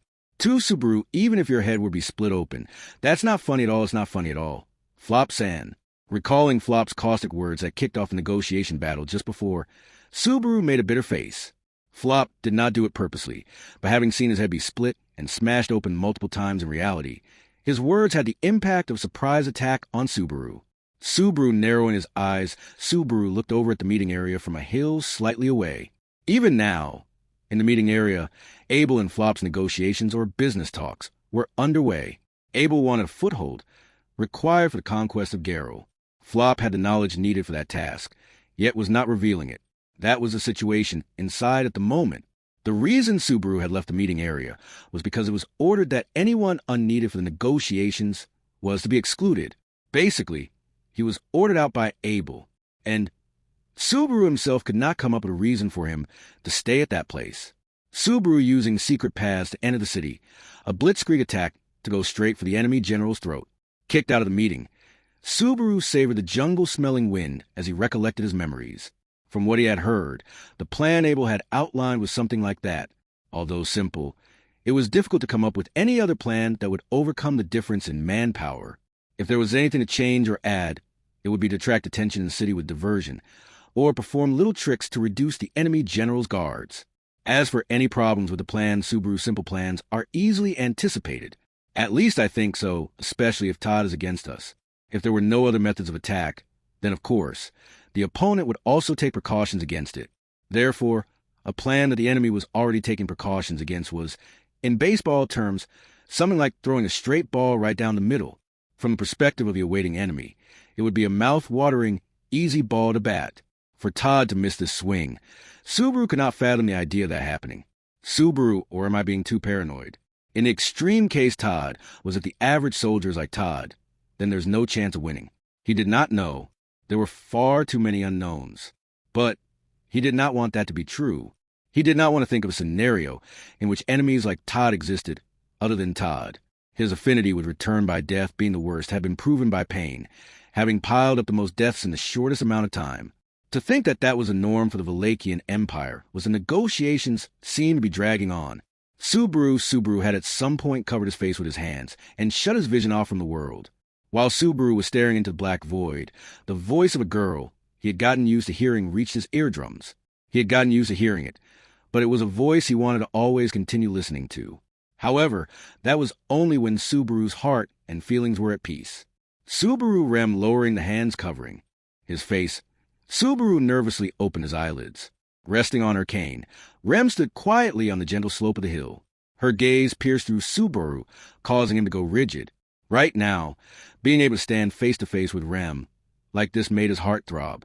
During the days spent coming back to the people of Shudrak settlement, Subaru had focused his anger on Abel, because his actions were equivalent to setting them up in a trap. In doing so, it could be said he was avoiding talking with Remington. In reality, that was not wrong. He was scared of conversing with her and finding out about her true intentions. That was why He averted his eyes from the things he did not like and attempted a makeshift solution. Nevertheless, there was a limit on how much he could run from the things he did not like. There was a limit, and henceforth Subaru right now. He had no choice but to face himself against her eyes filled with seriousness. Rem Abel-san seems to be adding various conditions and such, but Flop-san doesn't seem to be budging at all. Subaru, yeah, he's a good person. He doesn't want to help by providing knowledge that could get someone hurt, being surrounded by the Shidrakians. He has some serious courage to be able to say that. Subaru had overseen the progress of the negotiations for a while, but Flop's stubbornness was exactly as he proclaimed. The focal point of the discussion was as expected. The casualties in the city of Garo, people and material things Flop, had made clear that he would not compromise on both those things. Abel promised to minimize the human casualties as much as possible, but that was not enough to be the deciding factor. Like parallel lines, they could not meet and reach an agreement. Towards Flop's stubborn attitude, Subaru also felt relief. Shunning war, he rebutted Abel head-on. He was relieved that another person of such ilk was here, other than him. However, Rem, I don't think this is the type of situation where you can simply say, he is a good person. Subaru what? In opposition to Subaru, who affirmed himself to Flop's attitude, Rem quietly revealed her strong criticisms. Surprised at the bite of her words, Subaru unconsciously stared at Remington, though difficult to meet face-to-face with, and despite his wish to avoid it, in his field of vision, Rem stared straight at Subaru. Without dropping her gaze, she continued on. Rem, he doesn't want to hurt others with his knowledge. I understand those feelings. But if you think about the overall situation, him included, how will he account for the casualties that will arise because he didn't share his knowledge? Couldn't you say that would be hurting others with knowledge as well? Subaru, that's just an argument for argument's sake. Trying to blame Flop for all the casualties brought about because he doesn't talk, that's just a false accusation. Rem, that may be right. But I do not think it's realistic to be constantly running away. Abel had declared that this was the land of wolves, and against that, Flop had proclaimed that sheep would run. That was a fairy tale, was what Rem pessimistically realistically thought, and said. She was yet another person who had stepped foot into Garo. The tenacity and relentlessness of the Imperial soldiers seeped deep into her bones. Could they shake off that oppressive pursuit again, under determined opposition, and not vague malicious intent? Could Flop, with medium, keep running to the ends of the world? And could Subaru's group, who shared the same fate as them, be able to... Subaru, hang on, Remington. What you're saying is crazy. You also said before that you didn't want there to be a battle. But the way you're saying it now, Rem, Subaru, is like you've accepted that we have to fight. His throat trembled. Subaru was unable to get his words out properly. But just like how it was said that the eyes could say more than the mouth, in Subaru and Rem's precarious conversation, it was not just their words that spelled out their feelings. Their gazes did too. The grim resolve that colored her eyes was the same as the one when she had defended Flop against Abel. That was what Subaru thought. Subaru, it hurts that I can't understand you. Seeing that attitude of hers on display, Subaru spit out the honest feelings floating in his heart. She had criticized Flop for following Subaru's beliefs, but she regarded Subaru with the same eyes she used when defending Flop, when the latter was laying out his beliefs. She had defended Subaru from Abel, but she had not unpacked at the inn in Garo. The interactions between the awakened Rem and Subaru were always inconsistent and one-way. From the bottom of his heart, he was happy that she had woken up the sadness that assaulted him due to her memories not returning. He believed that they could find a way to solve that problem. Nevertheless, in the Empire, where there was nobody he could trust in the bottom of his heart, from where he had to bring Rem back to Amelia and the others, her uncooperative attitude was like a knife piercing through his leg. Every time that would happen, he would be on the verge of hunching over in pain. Subaru, you didn't unpack at the inn in Garo, right? Thanks to that, we reduced the time needed to escape. But I always thought it was weird. Rem, that was Subaru the average person, after reaching an inn, will relax and settle down or start unpacking their luggage. At least, that's what I think. Of course, it's always possible that you aren't that sort of person. But he did not want to finish the rest of that sentence. If he could continue averting his eyes, he would. But now that he felt he could not avoid questioning Rem on her inexplicable attitude, he could not continue averting his eyes. That was why, Subaru, but you tried to run away from me again, didn't you? Rem's silence was piercing. Subaru felt the blood coursing through his body. However, a scab already peeled had no use. Letting the blood flow, heeding no mind to the exposed wound. He could only peel it off, enduring the pain. Subaru, if you can't believe me, that's fine. It's painful, but I get it. You don't have any memories, and for you, my smell reeks like that of someone unforgivable. Also, I don't have anything to prove that you can trust me. I understand why you can't believe me and want to distance yourself from me. Rem, Subaru, but the people waiting for you, the people who hold you dear in their hearts, are real. If you don't like me, you don't have to talk to me. I'll endure it if you bat my hands away. But please don't try to leave. Rem, Subaru, I'm begging you. So, please don't shut me out from your life. His begging voice was shaking. His eyes were on the verge of tears. Whether those droplets of tears that gradually appeared were the result of his self-pity or of his petition to Rem was unknown even to himself. Truly, he was just being exceedingly pathetic. It was so absurd it made him laugh. Even if he was not given up on, it would not be surprising were he be abandoned because of his begging right now. He continued to expose his hopeless and pitiful self in front of Remington. It was a sight he would definitely not show to Amelia, Beatrice, or his other friends. At least, Subaru intentionally strived to not show it to his friends. Never mind if he was able to actually achieve that. That was what he had done to now, because he had decided to show his weakness only in front of Remington. However, that did not mean that he wanted Rem, amnesiac, with no one to rely on, alone in another country, to shoulder the heavy weight that was not Suki Subaru. That was not at all what he desired. Rem hearing Subaru's shameful begging, Rem would not say a word in return. Nonetheless, Subaru did not avert his blurry, tear-filled gaze from her. Neither did she avert her gaze from Subaru. A brief silence enveloped the space between them. Subaru, Rem, I was not trying to abandon you, Rem said awkwardly, choosing her words carefully. That was an emotion Rem had yet to show Subaru. Not even once. She spoke to the person she should be wary of with consideration and care. She spoke devoid of a wish to hurt his feelings. Her words did not sound like she was speaking desperately, and without thinking. Her tone made him believe that. Or it could be that that was also Subaru's hope speaking for him. Subaru, are you relying on? That thin ray of hope. The thread of hope he should not be relying on. Subaru searched for the right words. What was Rem thinking? What did she wish for? What did she believe in to put those words to her mouth? Not even knowing if he should be informed of the answers to those questions. Subaru just wanted to hear her voice more and try to continue a sentence. However, you? Subaru, go. Faster than he could continue. A force jumped at him around his waist, and Subaru's body blurred as it was launched to the side. Unable to support his body at all, Subaru was blown away, sent sprawling on top of the hill. The atmosphere from before being ripped to shreds. Subaru's head spun as he opened his eyes wide to try and make sense of the situation. Lou, don't sit on top of Sue. That's bad. You tried to stop her. Lou was the one who did it. Subaru Utakata? Meaning, this is the one who ran over with an almost comical pitter-patter footstep, was a slightly flushed olive-skinned Utakata, and the one who was getting her sleeve pulled by Utakata, sitting atop Subaru's chest, was a young girl who bundled her long, golden hair behind her head. Rem, Louis John. Please come down. That person's going to get squished. Louis Yu? Overriding her joyful and smiley face with a question mark, the one who craned her neck towards Rem's words was Louis. Resting her bottom on Subaru's chest, Louis patted Subaru's cheeks without a care in the world. It was, however, her carefreeness that got on Subaru's nerves in the first place. Subaru were in the middle of an important conversation. Get off now. Louis AAA? Subaru, don't AAA me. Utakata, please? Utakata, I'll listen cause Sue asked for it. Yu is a good wife and a good mother. Did she understand what that meant? In any case, Utakata pulled Louis's arm to get her off Subaru's chest, the pressure on him disappearing. Subaru raised his body up on the spot. Even then, an unsatisfied-looking Louis entered his immediate field of view, and Subaru became annoyed. Subaru, in the end, there hasn't been an answer as to what you are.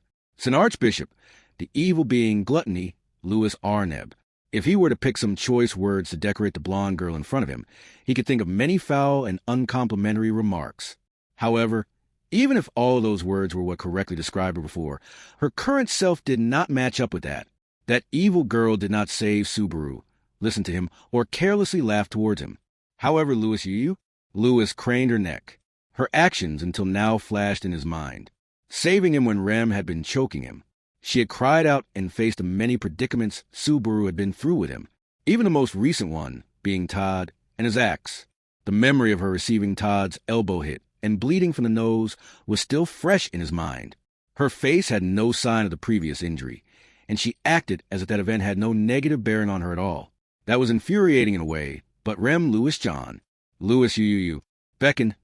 Lewis quickly changed her expression into a happy one and ran over to Rem's side, as if she had learned how to jump on the cane-ridden Rem. Lewis jumped on Rem with not too much force.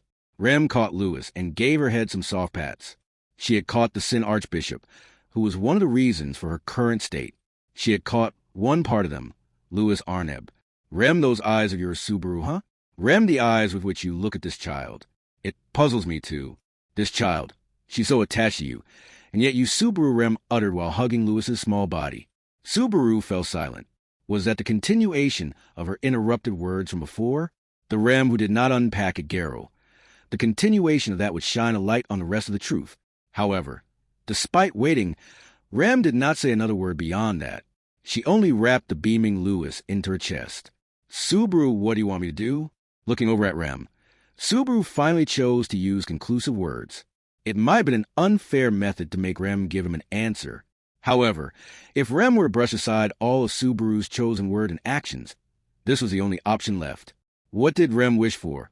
And what did she want to do? He had to ask her directly. On top of that, if the answer she brought out was something Subaru could not achieve for her, then it would be that time for sure that their relationship might become unsalvageable. Knowing that, Subaru asked her fearfully. She held her breath for a moment against Subaru's question. And, Rem, I do not want to turn into a battle. Said that. Subaru could accept that too. In reality, when the Imperial Army's camp had been reduced to ashes, she thought that Subaru had spearheaded that attack, and so flared up at him with a strong, threatening attitude. Rem did not wish for a war. She did not favor it. That was no mistake. That was why he understood that her opinion had not changed.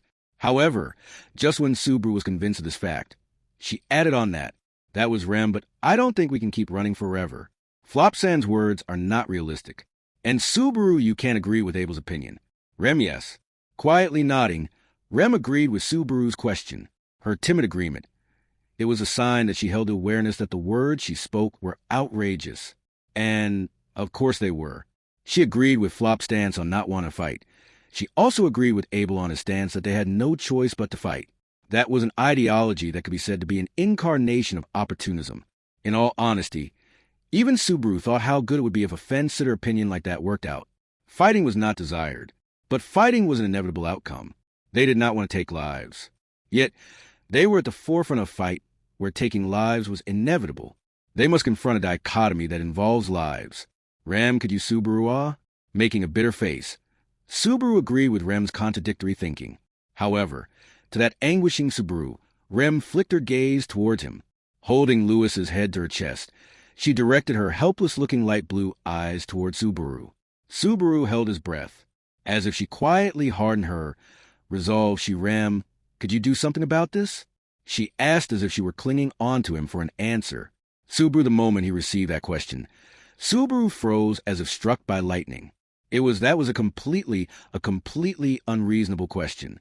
Compared to Subaru, who thought himself to be unfair and cowardly, this question was far, far worse. The want to not fight, the knowledge that there was no choice but to fight. A third answer that was neither of those choices. That was what Rem wished from Subaru. Why? Forgetting everything and anything, her trust and affection for Subaru had been lost. She also held caution and disgust because of the foul smell that surrounded Subaru. And yet, why had she asked that of Subaru? Why did Rem look at Subaru with eyes that looked like she was holding on to him? Subaru, that extremely one-sided, even selfish question started a fire in Natsuki Subaru. Even if he were to get angry, curse her out loudly and denounce her naiveness now, he would no doubt be forgiven. That was how selfish the option Rem chose was.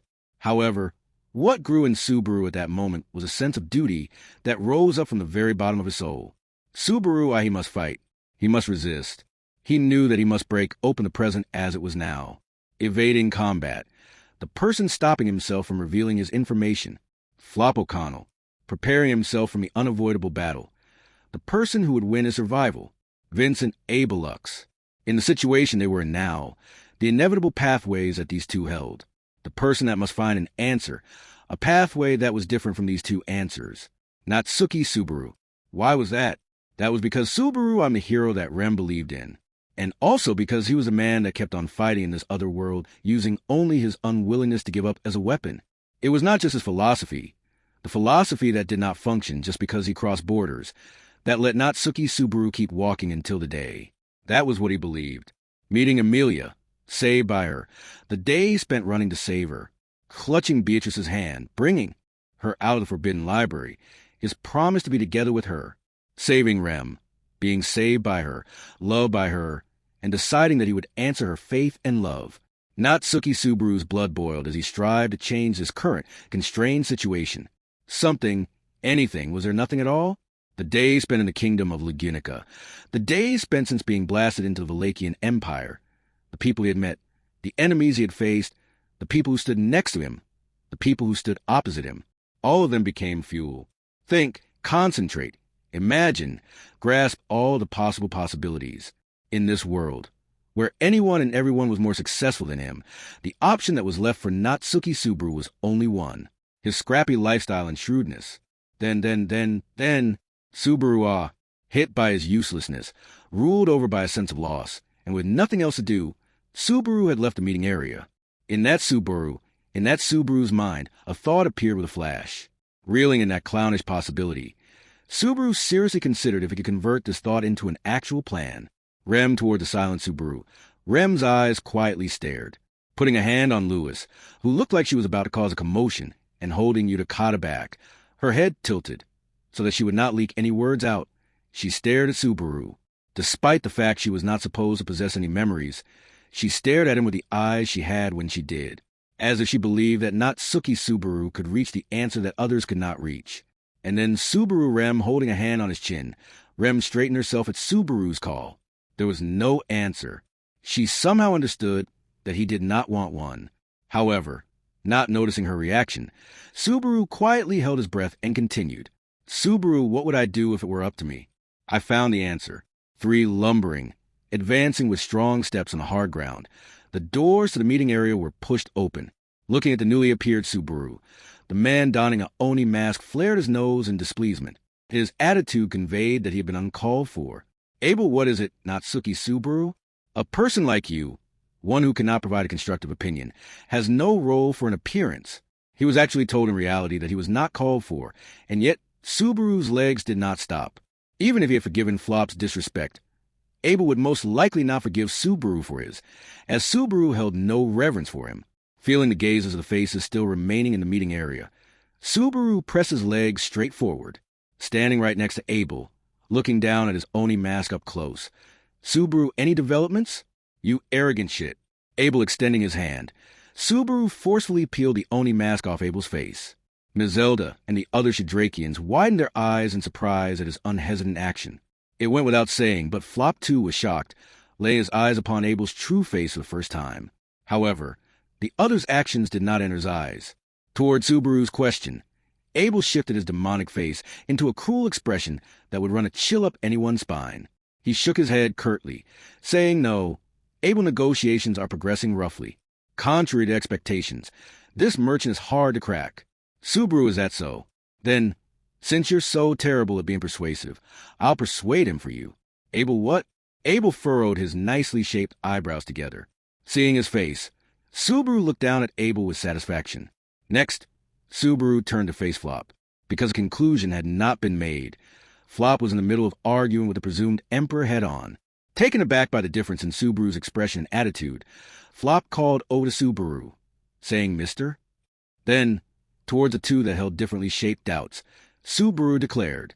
The contents of that declaration was, Subaru, I have a plan for the bloodless fall of Geralt. If we can fight without any bloodshed, then the two of you can agree on a plan together, don't you think? Chapter 21 Zikr Osman 1 Zikr Osman, General Second Class of the Valachian Empire, was known as the Womanizer. There were many words to describe him, like sex-obsessed, lecherous, and lustful. For an imperial soldier who had to set an example of true strength and gain the respect of his fellow officers, it was a rather disgraceful set of terms. However, Zikr Osman himself liked being known as the Womanizer. No, it would not be an exaggeration to say he took pride in it.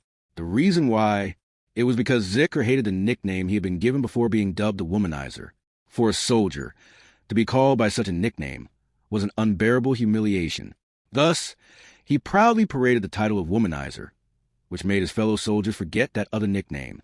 Anyway, although called such, the meaning of Zikr being labeled the womanizer differed from that of so-called Casanovas or from the vices of the sort of men who looked down on women. The Osman household had produced a lineage of soldiers for generations, but in Zikr's generation the blood had been unbalanced, and for some reason, the family had only sired females. Born and raised in an environment with 4 elder sisters and 6 younger ones, Zikr spent his childhood without even one brother. Growing up surrounded by sisters on all sides, like most people, Zikr was instilled with various preconceived notions relating to women. But what made him different from most people whose illusions about women were lost due to the existence of female family members? He instead sought fantasies and idealized outside women. And then he parted from his sisters, saddened to let go of their adorable and kind brother, and he started his career as an imperial soldier at a young age, making contact with outside women for the first time, and he cracked. Ever since then, women have been like an ephemeral dream for Zikr Osman, an existence between ideal and reality, a forbidden fruit mixed with love and hate. Having been raised being knocked about by a great number of women in his family, Zikr held a strong desire to treat women kindly, while also being treated kindly by them. Therefore, he considered it a supreme pleasure to serve women and to be served by them, which he put into practice. This attitude differed from most of the dominant men of the empire, which combined with jealousy and contempt for precise tactics and safe victories, led to the name womanizer. But, as said at the beginning, Zikr Osman enjoyed that sobriquet. The womanizer, was it not rather splendid? After all, there were more men who liked women than disliked them, which brought opportunities to speak with many officers. Zikr's stance was clear and left no doubt, and his subordinates, knowing their superior officer's taste, naturally looked up to him as the womanizer and respected him. The womanizer, was it not rather splendid? Zikr Osman was a man who had risen to the rank of an imperial general second class, despite being called such. With the emperor ousted from his throne, to squeeze the life out of him, his political opponents had chosen the very best within the limits of their dominion, which was none other than he. It was surely the threatening general called the womanizer Zikr Osman. From the beginning, Zikr had a hunch that something about the expedition smelled fishy.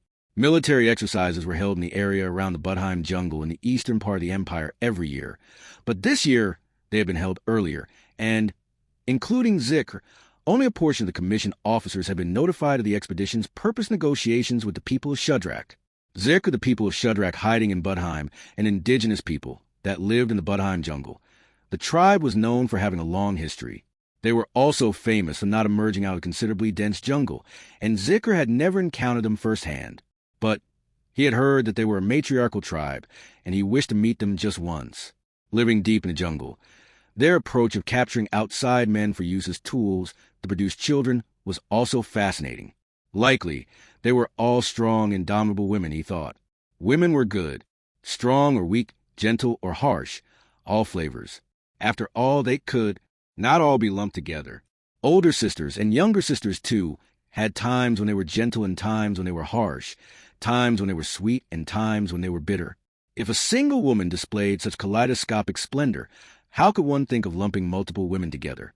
Therefore, Zikr, to make them swear fealty, or be destroyed, what is imperial capital thinking? That was the secret order given behind closed doors to Zikr, before he departed for the expedition. Word from the imperial capital Rupkana affirmed that this expedition's true purpose was to either win over people of Shudrak or annihilate them. He attempted to ascertain that there was no mistake, but the reply from the imperial capital remained immutable, and Zikr had no choice but to comply. However, he had heard about some kind of trouble brewing within the imperial capital, so he could imagine that had something to do with the purpose of the expedition on this occasion. That much was clear from the fact that the common soldiers had been ordered to execute this plan, while the purpose of the expedition was hidden from them. What is excellency? The emperor was thinking. Zikr had no idea. Zikr, but then, no one can read that gentleman's deeper intentions, can they? The 77th emperor of the sacred Valachian Empire, Vincent Valachia, that was the name of the one who ruled over this empire, the wisest man of this age, who never allowed others to read the depths of his thoughts. In the crystal palace of the imperial capital of Rupkana, His Excellency the Emperor was considered to have a clear view of the entire vast empire. Even though Zikr was a general second class, his post was far removed from the imperial capital, and he had little opportunity to see his countenance. Yet His ingenuity and renown crossed the distance to reach Zikr's ears. Within an imperial society in which the strong consumed the weak, greedily climbing was seen as an inevitability. In a world in which various clans and locales revolted and the live coals of insurrection would flare up every day, Vincent crushed every problem before it could become a raging inferno. In the 8 years since the inception of his reign, the Valachian Empire had become astonishingly peaceful. Blood was spilled, flames were fanned, and lives were lost. And still, these were the most tranquil days since the founding of the Valachian Empire.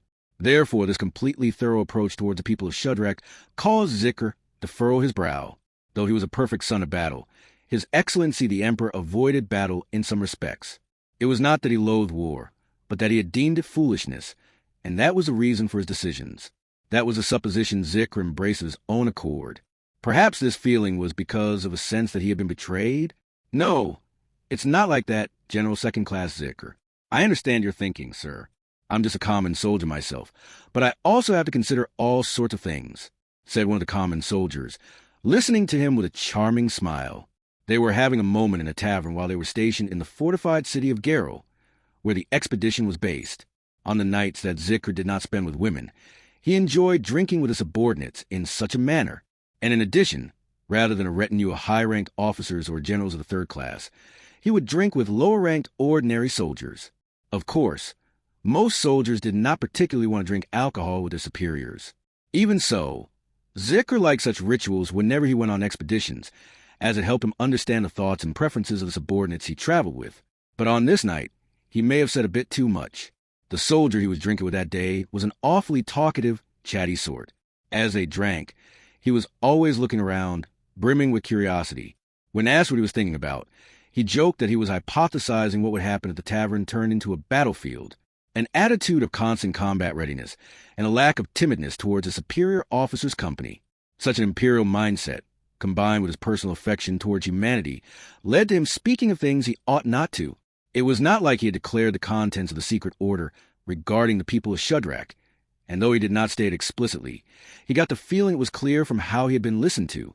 Had he been a spy from another country, Zikr would be executed for such a blunder. Soldier, you don't have to worry. I'll even be on the front lines tomorrow by your order. Sir, really, I'm sure the higher-ups have all sorts of motives, but it's nothing to do with me. As his drunkenness faded and Zikr came to his senses, the soldier spoke as if to reassure him. And then, just as he had stated, he had departed for the encampment of the expedition at the front lines, the campsite adjacent to the Budheim jungle. This was confirmed, and as he remained in the city, Zikr was once again faced with a lump of unease in his chest. In spite of the imperial capital's order for a completely thorough approach to the Shadrachians, urging either subjugation or death, if at all possible, Zikr intended to stick to a persuasive approach. That was what Zikr put his faith in, and what he thought was closest to His Excellency the Emperor's conviction. However, Zikr the camp was burned down in a Shadrachian attack. Receiving the unexpected report at the requisition city hall, Zikr was aghast. Until last night, up till that very moment, he had intended to do as much as possible to accommodate the Shadrachians, and win over their tribe without a fight. The camp had been set up in order to wall on the western side of the Budheim jungle, and when several of those from the people of Shadrach had charged, the imperial soldiers were routed without so much as a counterattack. Those who fled were struck in the back, furthering the extent of the damage, leading to over 100 casualties. Zikr ridiculous whether he was grumbling about his own decisions, the actions of Shadrachians, or just the reality of it. Even Zikr himself did not know. Nevertheless, the amicable plan he had constructed in his head had collapsed, and the only thing that was certain was that the people of Shadrach had become enemies of his own imperial soldiers, no, of His Excellency the Emperor. Zikr, it is a shameful circumstance, but we will wait for reinforcements from the imperial capital and defeat the Budheim jungle insurgents. Once they had received the soldiers who had narrowly escaped the Shadrachians' raid into the city, and the appearance of an expeditionary force was arranged, Zikr came to that decision. There was also the alternative of invading the jungle and fighting the Shadrachians with their present military strength. But the dense forest was those women's domain, and they were quite capable of neutralizing a superficial advantage in numbers. To secure a certain victory, rather than a superficial advantage, an overwhelming advantage was required. And in addition to that, they would abandon lenient approaches like seeking negotiations with elite soldiers for the purpose of annihilation. Zikr, foolishly, they have swatted away the hand extended to them in peace. That being the case, We must act out of loyalty to His Excellency the Emperor and bring down deadly retribution upon the insurgents without exception. And like that, once he had disciplined himself, the warmth of even the womanizer of Zikr Osman's heart was extinguished.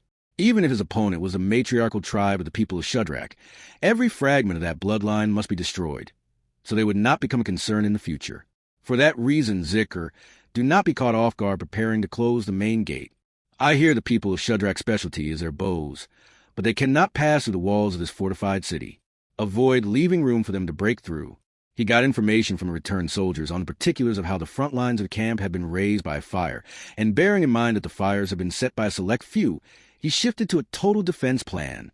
Based on what was known of the Shadrachians' lifestyle, it was difficult to imagine that the tribe's entirety was numerous, and it did not seem likely that all members of the tribe could fight, children and elderly included. If he supposed that their fighting strength was approximately 100 people at most, in order to compete with the Imperial soldiers, they could only take advantage of the dark of night for things like surprise attacks. But even so, a method of preemptive strike would only bear on an opponent whose guard was lower from a lack of attacks. Zikr see to it that every hole is filled. Even the walls of the fortified city are not solid. With its long history, I can imagine there being plenty of ways to pass through to the outside without using the gates. Do not overlook any sort of secret passage. On that point, a report for you, sir. Some of the soldiers who returned from the burn camp are already preparing for an outside attack by going around and blocking off secret passages. Zikr, is that right? It is heartening that there are soldiers besides generals who have guile to anticipate. Once this matter is put to rest, we must start giving promotions again. But for now, Sai, until reinforcement arrive, our stance will be total defense, right? Hearing Zikr's instructions, a subordinate, a general third class, bowed deeply at the waist. Were these the words of an ordinary general, they would be ridiculed for such a passive approach. In fact, Zikr had formerly been the target of that kind of scornful laughter. But Zikr had already borne a severe blow from the opposing people of Shadrach, and if he were to return to the capital, he would not be in a position to escape some form of punishment. With his back already to the wall, there was no reason not to take the very best measures in this situation. His subordinates knew this as well, so they did not sneer at Zikr's stance. And then 3 Zikr, excuse me, confined within the fortified city of Garo. Zikr, resuming said operation, raised his eyebrow in irritation at his subordinate's report. In the days spent waiting for reinforcements from the imperial capital to arrive and maintaining the gradually rising tension, the report brought out deep emotions that were exceedingly out of place in Zikr. For as to why that was subordinate, yes, it seems, in these past few days in the city, a troupe of traveling entertainers had become the topic of conversation. Zikr traveling entertainers, the report received from the subordinate, was quite the carefree and leisurely kind. It was an ill-suited report, considering the tense time of war they were in. However, there was no reason to reprimand the subordinate who had relayed it. In the first place, it was Zikr himself who disliked intentionally forcing onto citizens a lifestyle in which they must acknowledge they were under wartime. Even under normal conditions, discontent would easily build up in cities where troops were stationed, and, depending on the situation, being unable to manage public sentiments would lead to annihilation. That was how far the situation could progress.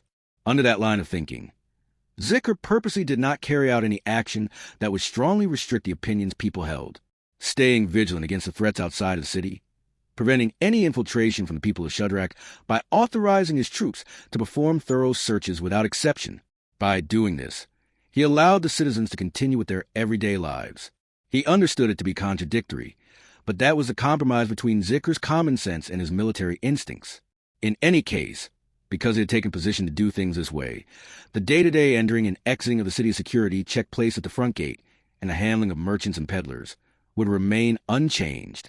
For that reason, it was probably fine to let something like a band of traveling entertainers into the city. But, Zikr, what do you propose with that information? If you're asking to keep them under strict control, I would very much prefer not doing so. Look around us. I can understand why the townsfolk would celebrate that troop. It was a situation where a non-negligible amount of imperial soldiers, together with the guards or station, were maintaining patrol around the city. Having escaped the raid, many of the soldiers who entered the city had heightened their hostility and alertness towards the people of Shadrach, and, despite orders to be mindful, disputes with the citizens were constant. It was not hard to imagine that a party of traveling entertainers appearing in the city during all this would bring a modest amount of peace for citizenry. Therefore, If they were to take that away, Zicker the citizen's antagonism will erupt. You understand, do you not? Subordinate, of course. Your words exactly, sir. That is why I am not suggesting that we place them under strict control. Zicker, just what? You are making this seem more important than what it truly is. Raising an eyebrow, Zicker impatiently urged the hesitant subordinate to continue his sentence. Then, after a minute of silence, the subordinate lowered his head as if in resignation, displaying his respect and non-hostility towards a superior officer by putting a fist on his palm. The subordinate controlled his breathing with a ha. And, subordinate, actually that troupe, those dancers are quite impressive, but your thoughts, sir? What do you make of seeing them once too? Zicker me? It is not that dancers are not tempting for me too, but hearing his subordinate's unexpected proposal, Zicker widened his eyes in surprise. His history with the subordinate was long, and they had walked on many worthy battlefields together. It was unthinkable that he would bring up this proposal without any thought to it. However, Zicker could not infer the real reason as to why his subordinate wanted to show the dancers to Zicker. Subordinate, sir, I cannot be saying this out too loud, but discontent within the troops is also increasing. The subordinate straightened himself and disclosed that to the puzzled Zicker. The grave observation told to Zicker naturally made his eyes narrow. When he wordlessly encouraged his subordinate to keep talking, the subordinate slightly lowered his voice and, Subordinate, they have certain thoughts about the reinforcements from the ungenerous imperial capital, but they seem to have doubts about you too, sir, who decided to coop up the city and take a defensive stance. There is also the case with the burn encampment. Zicker, I see. No, that is a natural reaction. Receiving his subordinate's unreserved explanation, Zicker felt something heavy settling at the back of his chest. It was inevitable that the soldiers' discontent and distrust toward Zicker would accumulate and fester, allowing the people of Shadrach to execute their preemptive strike, and in turn causing the death of numerous soldiers, had been Zicker's fault. After that event, the troops they reunited with were not given a chance to recover, so it was no surprise that they aimed their displeasure toward Zicker. Subordinate among the more critical gossipers, they call you, sir, as Zicker, not another word. Subordinate HK, excuse my impudence. Interrupting his subordinate's ongoing sentence, Zicker placed a hand on his forehead. If a superior officer were to be passive towards their subordinates' attitudes and discontent towards their superior, Zicker could imagine the curses those subordinates would spit out. He could think of those unbearable and straightforward slurs. Even after receiving the position of General Second Class, he could not come to accept those kinds of insults. And only when his thinking led him to this point did he figure out what the intention behind his subordinate's proposal had been. Zicker, I see now. Essentially, prepare a space where the troops' grievances can be erased, is what you are saying. Subordinate, correct. Can we not utilize the dancers for this task? Once they see that splendid song and dance, many of the men will Zicker, ho, I see. You speak as if you have seen them before. Zicker narrowed his eyes and pursued his suspicions, but the subordinate cleared his throat and avoided a straight answer. However, his reaction was more than enough evidence that Zicker's hunch was correct. In any case, he was stuck in a position between that of a general and that of a soldier, and so his place was a difficult one. As he was trying to obtain the method to heal the relationship between the two, to press him further was to quite literally embody the word petty. Additionally, the subordinate had seen these dancers of sorts with his own eyes and had strongly proposed to use them to great extent. Zicker, I believe those dancers are extremely beautiful. Subordinate, of course. No doubt they will suit your eyes, sir. Their dancing, the musician's song and performance are splendid too, Zicker, HM. That does raise my expectations quite a bit. Even when responding in kind, Zicker thought their descriptions to be slightly exaggerated, thinking that, however, it was indeed joyful that his subordinate had taken into consideration his own standing and the times ahead to provide this proposal. So there was no reason to be stubborn and decline it. Zicker himself, having been hard-pressed and anxiety-ridden, had not invited and played with any ladies over at his bedchamber recently. He could not put the same inconvenience on his troops as well. Zicker, all right, understood. I will allow myself to be smooth-talked by you here. Invite that troop of traveling entertainers and prepare space to show appreciation for the soldiers. Except Zicker, make sure they do not bring in any weapons. Do not forget to search them. For once approval from Zicker was received, the troops mobilized quickly. Almost as if they had been suffering from severe dehydration and starvation, they immediately prepared space for a banquet on the first floor of the city hall, readied alcohol and food, and gathered women to serve as waitresses. Then, contacting the band of traveling entertainers in question, the troupe was invited to the top floor of the city hall. Who you are about to lay your eyes on is the beautiful danseuse from beyond the great waterfall. Her silky black hair that drinks up the sun's light, along with her heavenly fair skin that has received the blessing of the spirits. Her utmost beauty is comparable to the divine beings, and tonight she will lavishly perform for you all. After the musician's dramatic introductory speech was delivered, the veil was pulled back slowly with showmanship. A female-only band of traveling entertainers. What the musicians revealed hidden under the drop veil was the dancer that was a hot topic of the city, the appearance of said dancer being revealed. Zikr widened his eyes in surprise. Zikr exposing her milky skin. The beauty who loosely let her hair flow down her back. Her appearance betrayed what had been conveyed by the musician's introductory speech. Indeed, such comments were far from sufficient for describing the belle here. Her bewitching black hair, her cream skin wrapped in a light garment. Certainly, there was a magical power to them, one that would mesmerize many of those who would come to gaze at her. However, those factors were merely one portion of the real reason for her beauty, including people other than dancers or musicians. If charisma was what charmed most humans, and if one were to equate charisma with talent, this dancer's aura and appearance was frighteningly overflowing with it. Most of all, what led Zikr to feel such powerful sentiments was none other than the dancer's eyes. To say that those almond-shaped eyes with long lashes were the core of her favorable features was unsuited. It was no exaggeration to think that, on the golden ratio, they were positioned in the most perfect place.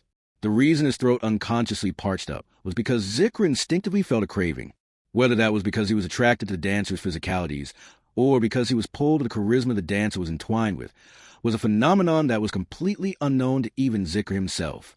This dancer had already incited such deep emotion with nary a single movement. The size of the impact that would be brought about once she started to actually dance with song and music would be of unimaginable proportions. And Zikr craved to be overwhelmed by an impact proportions he could not dream of. Black hair musician, please, allow us a chance to display our danseuse's act. In place of the silent dancer, danseuse, a musician with matching black hair, bowed her head down. The two musicians and the black-haired and blonde-haired ladies were likewise beautiful. However, to Zikr, who was enraptured by the danseuse's appearance, they could only be considered an accompaniment. Normally, any thoughts of dismissing women were to be met with self-examination and reflection, but he was burning with fervor, to the point where such thoughts did not even cross his mind. Never, until now, had he so strongly become self-aware of his nickname, Womanizer. In reality, Zikr probably was a womanizer, because in front of beauty of the scale, staying at a peace of mind was, without a doubt, impossible. And so, with his heart still burning with ardor, the banquet commenced. Of course, seeing as Zikr was a commander, his seat in the banquet was at the very back. The gathered generales, the rank-and-file soldiers, had been excluded. The people of higher rank gathered and started to enjoy their alcohol and food. The number one sight was, however, as expected, the showcase from the band of traveling entertainers. Originally, the objective was to show appreciation for troops and let them release their dissatisfactions. But Zikr had forgotten the original aim and held his breath for the danseuse's turn on stage. Bringing booze to his mouth to quench his thirst, he moistened his tongue, lips, and throat. He brought his breathing back to normal that way. Zikr's heart was spellbound to that extent. Black hair musician tonight. What you will witness is a dance from the hometown of our danseuse, a dance from beyond the great waterfall. Please, satisfy to your heart's content. The dance from the ends of the end. The voice of a singing musician started, and the plucking of strings led to the sounds of gentle music. As an unfamiliar tune started to play, the generals who were conversing noisily bated their breaths with faces of vermilion. They, too, were unwilling to take their eyes off the performance that was about to start. Then, the danseuse who slowly came into sight started her breathtaking dance, everyone making full use of her long limbs. Everybody lost their words at the figure, with swaying black hair as she danced. Forgetting to breathe, they stared. This was the very definition of enchanted.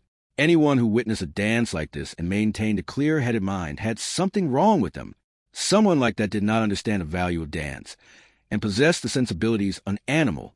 The imperial soldiers were a pack of wolves, but they were not beasts who did not possess the power of intelligence and speech.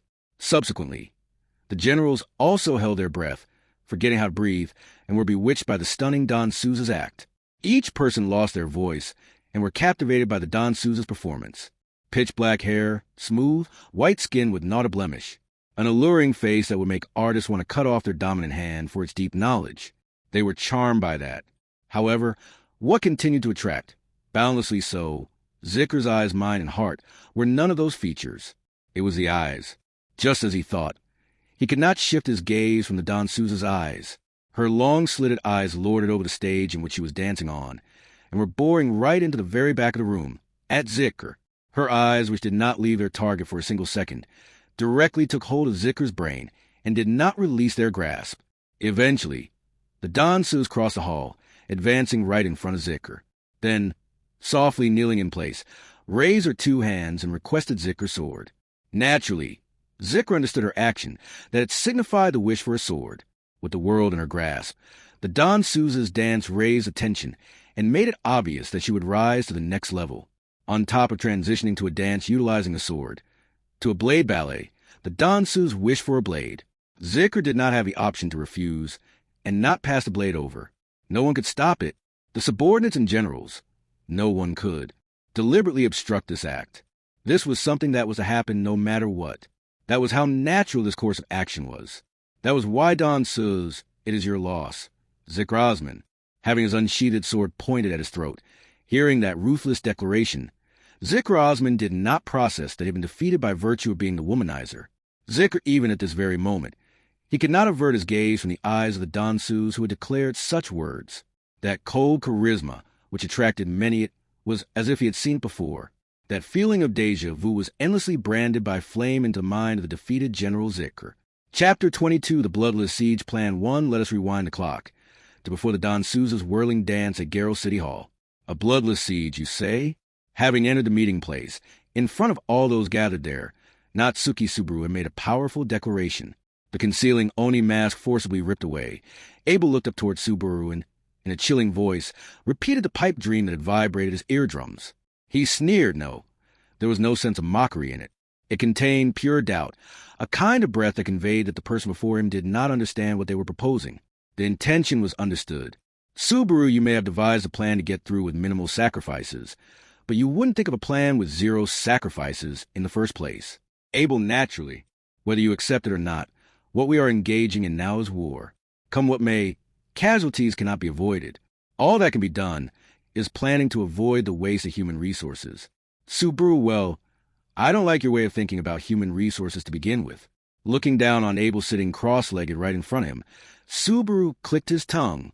The term human resources was a combination of two words, humans and resources, one that Subaru thought should not be combined into such an abhorrent term whatsoever. That way of looking at humans, by keeping them at a distance, was one step detached from viewing people as only numbers. Or perhaps that was a sense of balance a ruler like Abel had to have, but Subaru, well, I don't accept it. Flopsand's the same, right? Abel, and in place of that, you interject with this bloodless siege? That is a remarkably grand declaration.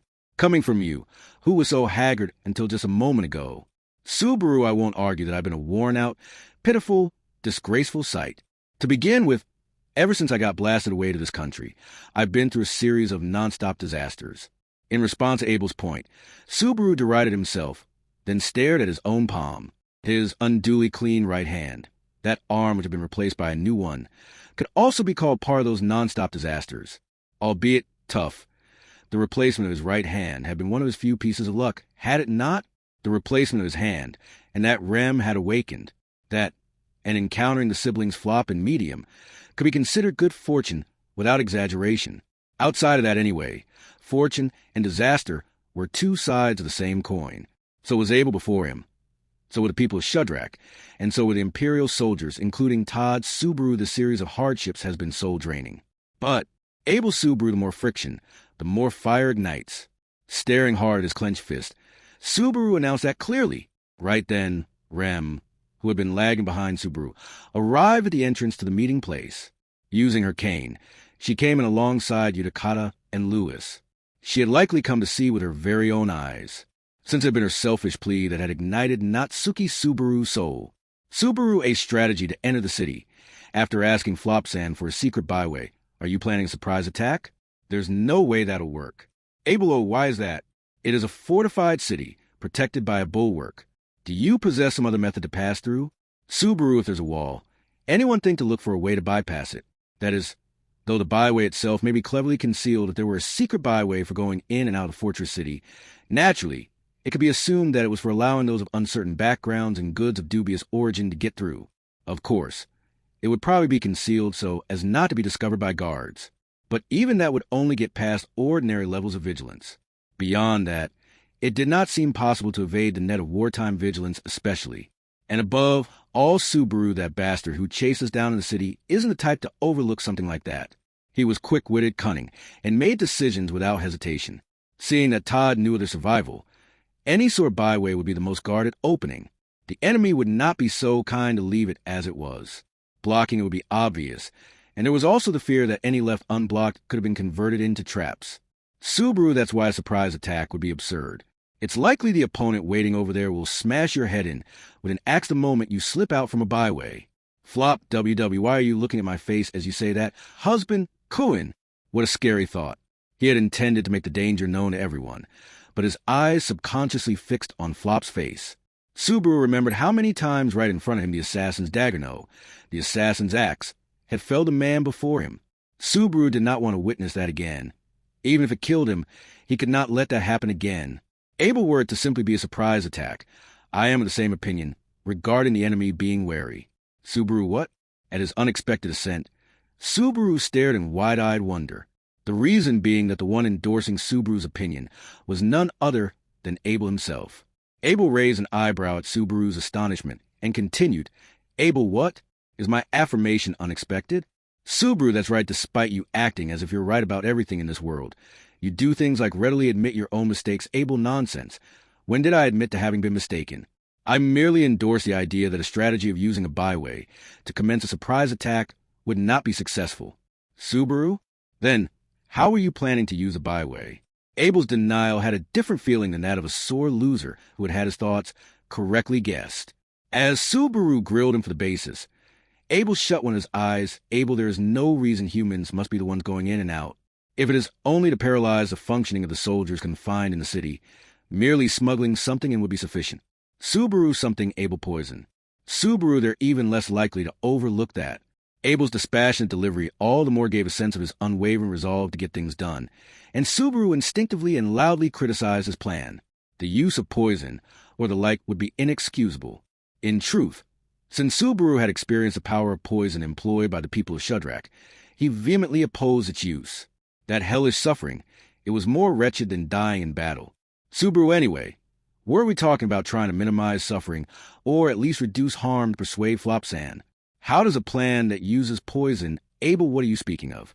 A surprise tactic using a secret byway also has the possibility of our own troops being sacrificed in the event of an attack. With poison, that possibility is eliminated. Subaru, Abel, reducing the losses of the forces on hand. That is what it means to minimize damage. Abel spoke definitively, and in front of him Subaru held his breath. Again, Subaru recognized anew, between his own position and Abel's, the grand scale of difference between rulers and others' fields of view. The gap was beyond Subaru's comprehension. In short, Abel did not take damage to the residents of Geralt into account. No, even if he did not bring harm to the residents, he thought nothing whatsoever of harm to the Imperial soldiers. That much had been clear ever since the Imperial soldiers' encampment that he himself had aimed for had been burnt to the ground. Subaru still, my thinking was naive. You, Abel, that is correct. Your thinking is naive. Consequently, you have no place here as they confronted each other. Sparks flew between Subaru and Abel's glares, just as their views clashed with one another, and the discussion began to break down. Flop. Now, wait a minute, you two. There's no need to glare at each other and argue like this. Flop stepped between the two of them and created some distance. A sodden smile appeared on his face as he looked back and forth between the glaring faces of Subaru and Abel. Let's calm down and discuss this, he said as he clapped his hands in front of his chest. Flop, to be frank, my discussion with Village Chief Kuin was getting nowhere. And then, Husband Kuin triumphantly returned. I definitely want to hear about this bloodless siege Husband Kuin's talking about. If it's real, it'd be like a dream come true. Subaru Flopsan in response to the grinning Flop's expectation. Subaru quelled his prior anger, somehow or another, taken aback by Flop's behavior. Abel seemed to do the same. Abel let out a humph with a small snort. Abel. Very well, we shall hear him out. Should your idea manage to successfully fool this merchant, as long as you get the whereabouts of the secret byway, that will be that. Flop, huh? Husband Kuin. Don't tell me you Subaru no. We weren't planning this. Just because it doesn't seem like your own idea is going to work doesn't mean you get to try to force me to be part of it, asshole. His remark needlessly invited Flop's distrust. Yet, moreover, Abel showed no shame. He held on to his composed arrogance. You hardly need that Oni mask. Subaru spat at him. So like that, a faint voice slid into the gap created in the conversation. Standing stock still at the entrance of the meeting place, eyes fixed on Subaru's back, came Rem's voice. Not fooled by the atmosphere of the place, Rem continued to stare only at Subaru. Rem, so what would you do? Could you find some other way that isn't a fleeting dream or a blood-soaked reality? Subaru, every bit of the way you say things makes my heart sing. Rem stared with her lips pursed, and Subaru responded with a bitter smile and strengthened his resolve once more. Then he surveyed the faces in the meeting place once more. Abel and Flop, along with the Shadrakian, started with Mazilda, and as he became the focus of everyone's gaze, Subaru my plans got no need for either byways or bloodshed. But it does require Flopsan's assistance. Flop, even though it doesn't need a byway, it requires my help. But husband Kuin, surely you know I'm just a helpless peddler with a bit of mouth, don't you? Subaru, yeah, of course. But Flopsan isn't just a merchant. There's a blessing you were born with. A nice face. Flop, huh? My face? Wide-eyed, Flop put both his hands to his face. Similarly, everyone in the meeting area tilted their heads as if to say his face. Mazilda, I see, that's true. Tarita, sister, did you realize something? Mazilda, no. I just approve of what Subaru said about him having a nice face. Tarita's sister Mazilda nodded and crossed her arms, while Tarita sullenly hung her head. But since more or less no one had caught on to Subaru's intentions, an air of doubt was spreading among them. Same went for Flop and Abel, even. However, Mazilda's stubborn interest in the appearance of others was not off base. It was precisely her weakness and sense for beauty that had given Subaru a great hint regarding the situation. Because Mazilda putting too much stock in good looks had been that which had inspired this bloodless siege plan. Subaru evidence is better than debate. Flopsan, we can't tell until we try it. So follow me. Flop follow you? That's not a problem. But what in the world to the still dubious Flop?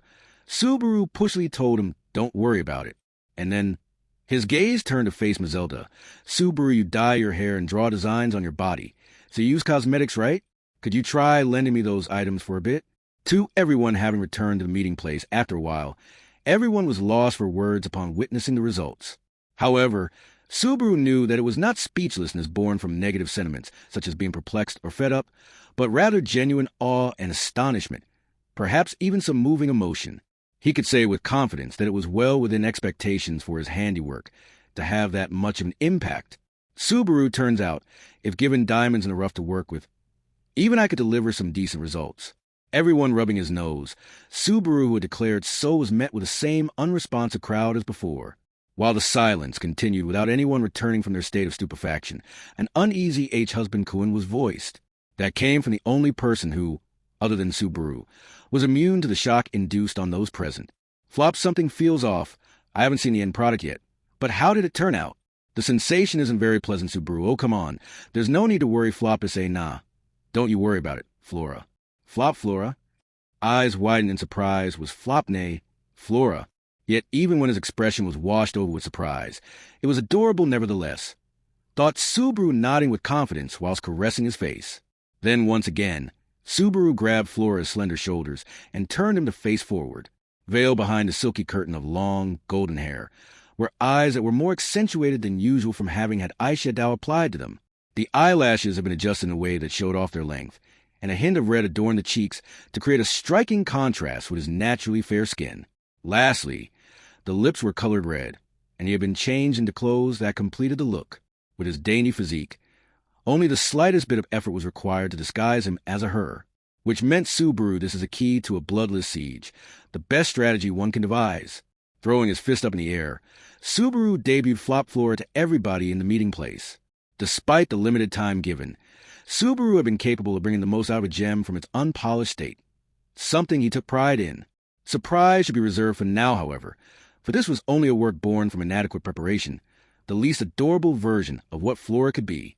Having gathered all the necessary tools, as long as the person in question kept in mind the appropriate mannerism they should uphold, it would not simply add to their charms, but increase it exponentially. Subaru beauty can be made. Rem, are you fooling around here? Subaru, A cold, piercing voice jabbed at Subaru, who had presented a feat without rival. Taking a peek, the owner of that voice was none other than Rem, with a frigid gaze. Those eyes that had regarded Subaru with expectation just before were nowhere to be found, and were instead replaced by those that Rem had since she first woke up. Having swallowed his breath due to the harsh gaze, Subaru said, "Hold on," with an outstretched hand. "Subaru, I am not fooling around. I'm really not fooling around here whatsoever. So don't look at me like that. Rem, you aren't fooling around? Stop with the absurdity.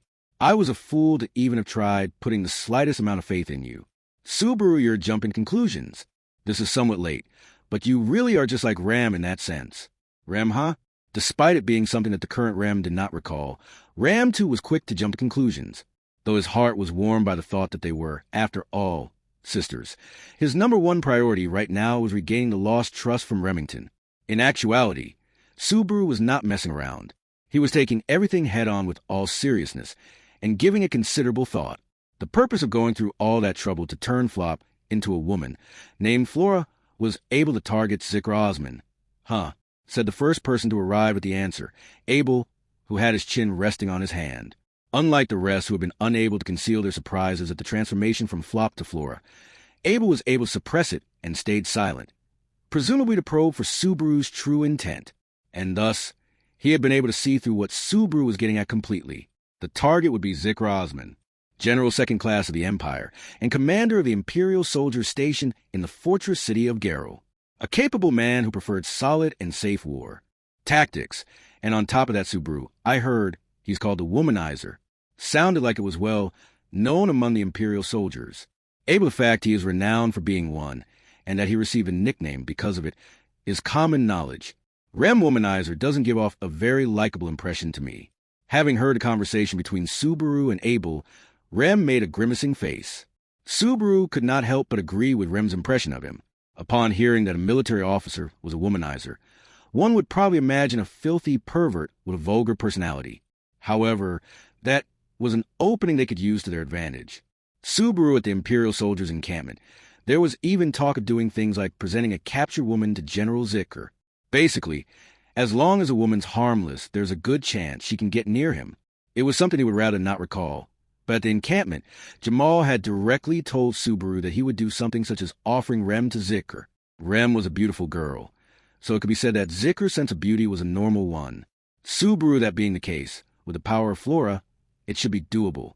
Flop, H-husband Kuin, you've been calling me Flora with intense anticipation for a while now, but what do I look like right now? I don't know what's going on and I'm scared. Subaru, don't worry. Flora, I won't make you do this alone, of course. I'm going to fight the same way, too. Mizelle, no matter how you look at it, that's absurd. Subaru soothed the bewildered Flora, and Mazelda stood up at his remark. Her eyes were overcast with a strong, hard expression, and she gripped her hands on Subaru's shoulders, shaking her head. Then she lowered her tone of voice as if imparting a truth that was difficult to convey. Mazelda, your eyes have a charm to them as well. But as for what you were born with, Subaru, hey, come on now, Mazelda-san. Didn't you hear what I said? Mazelda, what was that? Subaru beauty can be made. Subaru affirmed reassuringly, placing his hand atop the one Mazelda had placed on his shoulder. Hearing this, Mazelda opened her eyes wide and gasped. Then, directing her gaze at Flora, she squinted as if the makeup on that face were something radiant. Mazelda, you got me beat, let's see it. You're a potential. Subaru, yeah, just watch. Kuna, what are you talking about? I don't get it. Mazelda entrusted the matter to Subaru, and he accepted. Kuna watched the exchange between the pair with exasperation, but had no comment to give. Anyway, the problem now was Abel for utilizing Zikr Osman's preferences. What is your intention? Even he is still a wolf, merely dangling a pretty thing in front of him. He is not a dog who shall bite at such bait. Subaru, well, dangling something purposelessly is hardly worth discussing. So, we need to devise a way to get him to bite. For instance, enticing him to a party. Abel, a banquet? Alas, it shan't be easy to draw him in. Naturally, there is no reason for him to emerge from inside the walls until reinforcements from the Imperial capital are present. He shall not be tempted by a suspicious invitation. Subaru, sure. I'm still narrowing down the choices, but Rem, wait, please, like that. While Subaru and Abel were in the midst of arguing back and forth, Rem raised her voice. She looked back and forth between the two, a surprised expression affixed to her face. Rem, are you being serious? I can't believe you're going through with this. Centered on pranking Flop-san. Flop? Wah, they're pranking me? Seriously, what do I look like right now? Wife-san says I look like I've been pranked, Nish-chan. What's going on? Louis say you? You. Beside the tense Rem, Flora, who had not yet been able to see his reflection, even once, sought solace in Louis. But having never met Flora before, Louis panicked and hid behind Remington. In other words, in Louis's view, it appeared as if Flora and Flop were different people. Abel setting aside whether that girl's reaction is appropriate as a litmus test. I do not consider this a prank. At last, you propose an idea meriting discussion. Subaru, then you also recognize it. The beauty of Flora. Abel, I recognize that your idea was one I had not thought of. Do not get it twisted now. Subaru's lips curled in an expression of dissatisfaction with Abel's obstinate reply. However, Abel paid him no mind, and for a short period held his hand to his mouth in careful deliberation. Then he shot a jagged look in Subaru's direction. Abel, not Suki Subaru. I have one question your cosmetics. Can only the merchant make use of it? The question came. Subaru, for a moment, Abel's inquiry left him dumbfounded. But Subaru turned over the intent of the question in his mind and shook his head. Subaru, I already told you. I said I'm in the same boat as you if we go through with this operation. Abel, nonsense. Who would place their trust in you? Take a look at yourself in the mirror and only then speak. Subaru, watch your mouth. Brow furrowed. Abel spat out his contempt from the depths of his heart. Ignoring Subaru's hurt from this comment, he pressed his hand to his chest. Able to handle this alone is beyond the capabilities of a mere merchant. Thus, I shall follow suit. Mazelda able too. Hearing that brazen self-recommendation, the air of the meeting place around Mazelda began to buzz. Of course, Subaru had also been surprised by Abel's proposal.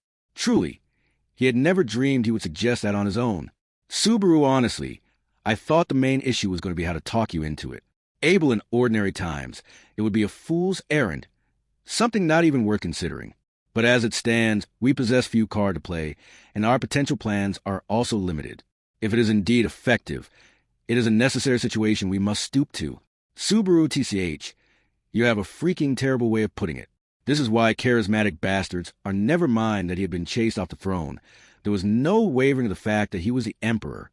That was Abel's creed, and a belief that he would not yield on. Having been shown a glimpse of it so blatantly, Subaru had no choice but to genuinely commend him. Were he an example of an inept person with authority, he would make a blunder by being too preoccupied with his own safety. However, ever since Abel had first encountered Subaru in the jungle, he had continued to win big gambles using himself as a chip, lifeblood ritual included. This time would be no exception as well, and he probably had zero intention of backing down from it. Abel, an ingenious scheme, is something that starts producing results only when performed from outside the enemy's expectations. Taking advantage of the general's biases, it conceals itself in their unavoidable negligence. There is value in discussing this plan. Subaru, yeah. It's also written in a book called the Kojiki. It says that cross-dressing's the best option when aiming for the enemy general's neck. Rem, you can't seriously just accept the contents of such a suspicious book. It was a reference to an old book of ancient and honorable origin. But even if he were to explain the trustworthiness of the Kojiki to Rem now, he would not get a reply from the current her. As of now, he could not think of a way to quickly regain the trust Rem had in him. He feared rejection without the chance to explain himself. So he was grateful yet surprised that Abel had accepted his proposal. Subaru, when you said poison, I really thought you were the type to execute anyone who opposed you, but Abel, if required, I am willing to do so. Nevertheless, emotions are far from being a necessity for future decisions. After all, what I must obtain is not limited to the city of Garrow. Subaru, Abel, if General Zik or Osman were to be secured, we could devise means to procure what I desire without bloodshed. If the concerns of an internal insurrection can be reduced, that would be celebratory. Subaru, right. There's definitely value in the words from the guy who's lost his place because of an internal insurrection. A restrained taunt, he said in the spur of the moment, but Abel's expression did not give the slightest twitch. Was this level of sarcasm and disrespect not worth getting aggravated over? Or perhaps, like Abel himself had stated, he was not as pig-headed as to not recognize his own shortcomings. In any case, Subaru, if you're cooperative, then there's nothing more that I could ask for. Your name, Abel. Valakia is Bianca fine? Abel, I am not particular about my fake name. Call me as you prefer. More importantly, There is hardly enough manpower with just you, me, and the merchant. Let me see, crossing his arms. Abel surveyed the faces in the meeting area. Then, closing one eye with an HM, Abel, the ones we can use are Cuna and Tarita. That would be about it. Subaru wa? Abel, it is the preparation needed. Even if we successfully draw out Zikra Osman, the requisite manpower to suppress him is needed, saying that anyone who is instantly recognizable as one of the people of Shudrak should be avoided, Abel said while pointing with his chin. Hearing that, Subaru also understood Abel's thinking. Suddenly being put under the spotlight, Tarita and Cuna were perplexed. While they were members of the people of Shudrak, compared to the others, these two were the types that did not give off a wild atmosphere. Mazelda, at first glance, looked like a fiery and aggressive fighter. Similarly, Holly on first look gave a unique impression on people. They were not suited for this situation, which called for concealment of their Shadrakian identities. In the end, what was needed to not raise alarms in the enemy's mind was a feminine charm. Subaru, I think that's the limit of what my dress-up and makeup can do. I can't give him a womanly charm with these cosmetics, after all. Rem, me too. Subaru Rem? Then, the one who swiftly raised her hand, there was Remington. This was a Rem who did not hide her disbelief towards Subaru after the case with Flora. Yet, as if she'd had some reconsideration after seeing them continue a serious discussion of this plan, her expression was likewise weighty. And, with resolve and determination shining in her light blue eyes, Rem, please, let me take part in this. I'll definitely be of use. Subaru Rem, sorry, but that's not possible. Rem, HK. Again, you're unnecessarily trying to distance me from danger. Her resolution, on the verge of being crushed. Rem's eyes shot daggers at Subaru. Without a doubt, Subaru held a sense of overprotectiveness that would most likely infuriate Remington. His sentiment to distance her from danger and let her peacefully spend her time inside a cradle was no lie. However, that was not the sole reason for stopping her participation in this battle. Subaru, it's true I'm worried for your safety, but the reason I'm rejecting your involvement is simply because the plan's success rate will decrease. Rem, your face has already been seen by the Imperial soldiers. Rema, Subaru, there was that time you got caught at the camp, and also when we were running away from the city.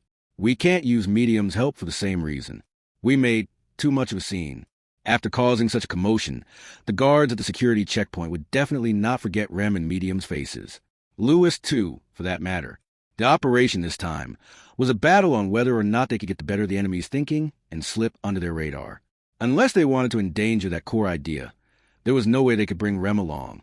Rem, but if the condition is whether our face has been seen or not, then it should be the same for you, too. Subaru, yes, but no, because it won't be me who'll be passing to the main gate of Garrow. It'll be Natsumi Schwartz. Rem, huh? As if she thought she was being deceived again. Anger blazed in the determined Rem's eyes. However, in regards to this case, nothing could be explained through words. Just like how Flop had been transformed into Flora, Natsuki Subaru had to simply disguise himself into Natsumi Schwartz. He had to walk the walk, not just talk the talk. Subaru, anyways, the reason I can't bring you along is just as I explained. But, Tarita and Cuna, you guys too. This will be a dangerous operation, so I've convinced you two first before Mazelda. Nah, this is interesting. I'll allow it. Take them both. Just as Subaru was trying to confirm the thoughts and intentions of the two Shadrakians, Mazelda interrupted with those words. Turning his head in surprise, Subaru saw the shining eyes of Mazelda focus back on him with blazing curiosity. She stared with the intensity of a hunter. It felt like she was peeling his skin off and trying to take a peek underneath. For a brief moment, Subaru could even feel an intense fear sweep through him. Subaru Mazelda, San, Mazelda Subaru, you and Abel have already proven your valor. Shudrak respects those blessed with valor. But that doesn't mean we cut and throw away ingenuity as an unblessed value. Might and wisdom, those excelling in both become supreme warriors. Go and prove yourselves. Her cheeks warmed in joy, as if the operation that targeted the enemy's weakness was favorable for her as well. Based on assumptions, Subaru had believed without question that Mazelda and the rest of the people of Shudrak would dislike this sort of scheme. That was why he planned on inquiring to Rita and Cuna whether they would like to participate in this operation or not. However, after Mazelda gave her answer, Tarita and Cuna nodded along as if it were the most natural thing in the world. Cuna, the chieftain, says so. I have nothing else to really say. Tarita, I will follow sister's direction. I am also interested in this makeup. Linking her hands behind her head, Cuna accepted with an attitude that said she did not care either way. Tarita held the same opinion, but she would flick her gaze towards Flora on and off. It seemed like she had gained an interest in Subaru's makeup handiwork. He thought the scene was somewhat lacking in the tension expected from the preparation of a life or death operation. But Abel, if there are no objections, then let us swiftly prepare. We must settle this battle before the cowards in the fortress city receive encouragement from the imperial capital. Subaru, okay, got it. If everyone's good with that too. Rem, is this all right with you? Remington, you're not going to listen no matter what I say, are you? Laden with embarrassment for what she had spoken before, Rem glared at Subaru intently. He was sorry about dismissing her resolve, but after considering her safety and the success of the operation, there was no path in which he could join them. That was why Subaru cast his eyes downwards and resigned himself to bear Rem's fury. However, Rem, but the one who asked you to do something about this, the one who requested that, was me, Subaru Rem. Rem, and for me to make a fuss about it. There's no way I can do that, please be successful. Her frustration had not vanished. And it was not as if she had forgiven Subaru as well. She would respect the decision made, was what was communicated to him through her averting gaze. Just by that, the dark clouds within Subaru cleared up. Subaru, only Rem can do this. But man, is it calming weight. That's not right, is it? Just by showing her very slight approval. Subaru was getting to the point that he felt like he could fly up high in the sky. But also, when Amelia smiled, he felt like he could rise up to the heavens by that smile alone, and when Beatrice would explain something with her smug face, his chest would become super warm and comfy. With a huh. Subaru only now noticed that he was easier to deal with than he'd thought. Abel, what is the matter? Are you only now getting cold feet? Subaru, not now. That's not quite right. It's just that I'm getting pumped up. Abel, ho! Show that with your utmost efforts. Then, receiving courage from Rem's comment, Subaru answered while Abel flared his nose. Needless to say, that was what he intended to do. Once this bloodless siege succeeded, the path to return to the kingdom of Lagunica might open up. Even if that were not the case, Subaru would not let any tragedy occur within his sight's reach. He would not let it happen. Hey, Big Brew, it's not nice to boat Chin if we don't let her rest, so I want to put her somewhere. Then, in the meeting area where zeal was rising, Medium peeked her face in without hesitation. Even when compared to the muscular Shadrakians, Medium stood one head taller, and so was very noticeable with her height. The said noticeable person then looked over the meeting area with her round eyes, and Medium, where's Big Bro? Flop, oh dear. Sister, to lose sight of your brother is quite cruel of you. I'm present, right here. Medium, towards a head tilted Medium. Flora stood up and made her existence aware. And towards Flora's words, Medium scrunched her eyebrows and fell into deep thought. Staying silent for a while, she then yelled, as if she had come to a realization. Medium, Big Bro, all this time you were actually my big sis. Flop husband cooing. What's going on here? This is actually scary. If even the eyes of a blood-related sister could be deceived, this would certainly be a firm foothold for this operation. Chapter 23 musician Natsumi Schwartz won Subaru looking at his reflection in the crude mirror. Not Suki Subaru, rather. The being who used to call himself that, squinted their eyes and carefully inspected themselves over and over again. Dark eyeshadow and carefully curled eyelashes reflected back. The texture of their skin, the greatest point of difference between men and women, was coated with white powder. His lips were painted with a vermilion color that made them look fresh. The costume had been quite the challenge, but he had been able to disguise his physique by wearing a lot of loose clothing, despite struggling to achieve a style that matched the southern climate. At any rate, this time he ought to act not as a daughter of a nobleman, but in a looser and casual manner that of a traveling entertainer. Therefore, aside from gestures, the appearance needed to be more female in order to fit the design. Subaru, I'm going to gather as much of my body to my chest and stuff it to the limit. He had utilized every technique he could think of, picture the encounters he had so far in his mind, starting with Amelia, then Felt and the loathsome Elsa, followed by Ram and Rem, plus Beatrice and Petra, setting Melee aside. After that, Priscilla, Crush, Anastasia, and Ferris, who he should look up to as a mentor, and then Frederica. Then there were the witches, well-dressed only in appearance, annoyingly had gathered his imagination of beauty from all the beautiful girls, beautiful women, and beautiful girl-like beings he had met in this other world so far. He must constantly imagine himself as the most beautiful version of herself. He did not need to think about anything else beyond the vision he held. He had made the best move he could with what he currently had on hand, and arrived at the place where he needed to be. Therefore, Subaru, this is me. His sight left the mirror, Then he slowly took a deep breath and turned around. Alone, after hours of trying to fight in solitude, he finally pushed open the door. Beyond it, he could see his friends with bated breath, waiting for the success or failure of this mission to take hold. The women turned their attention to Subaru as he opened the door and stepped out. Subaru, there was silence, and he could feel the tense atmosphere. His immediate anxiety refused to allow him to understand which emotion was causing the silence. Certainly, he was lacking a number of cards to play with.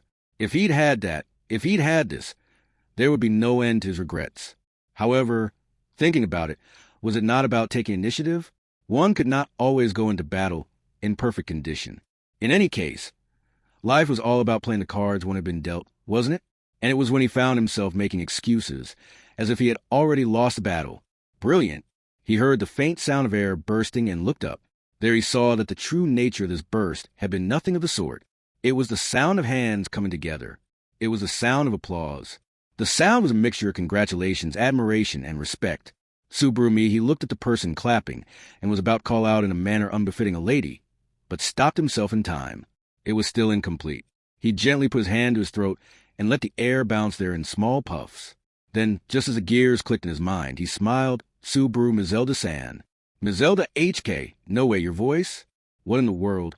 What in the world? How in the... Subaru, once I've decided to do something, it's my duty to do my best. There are lives that could be saved if I don't cut corners.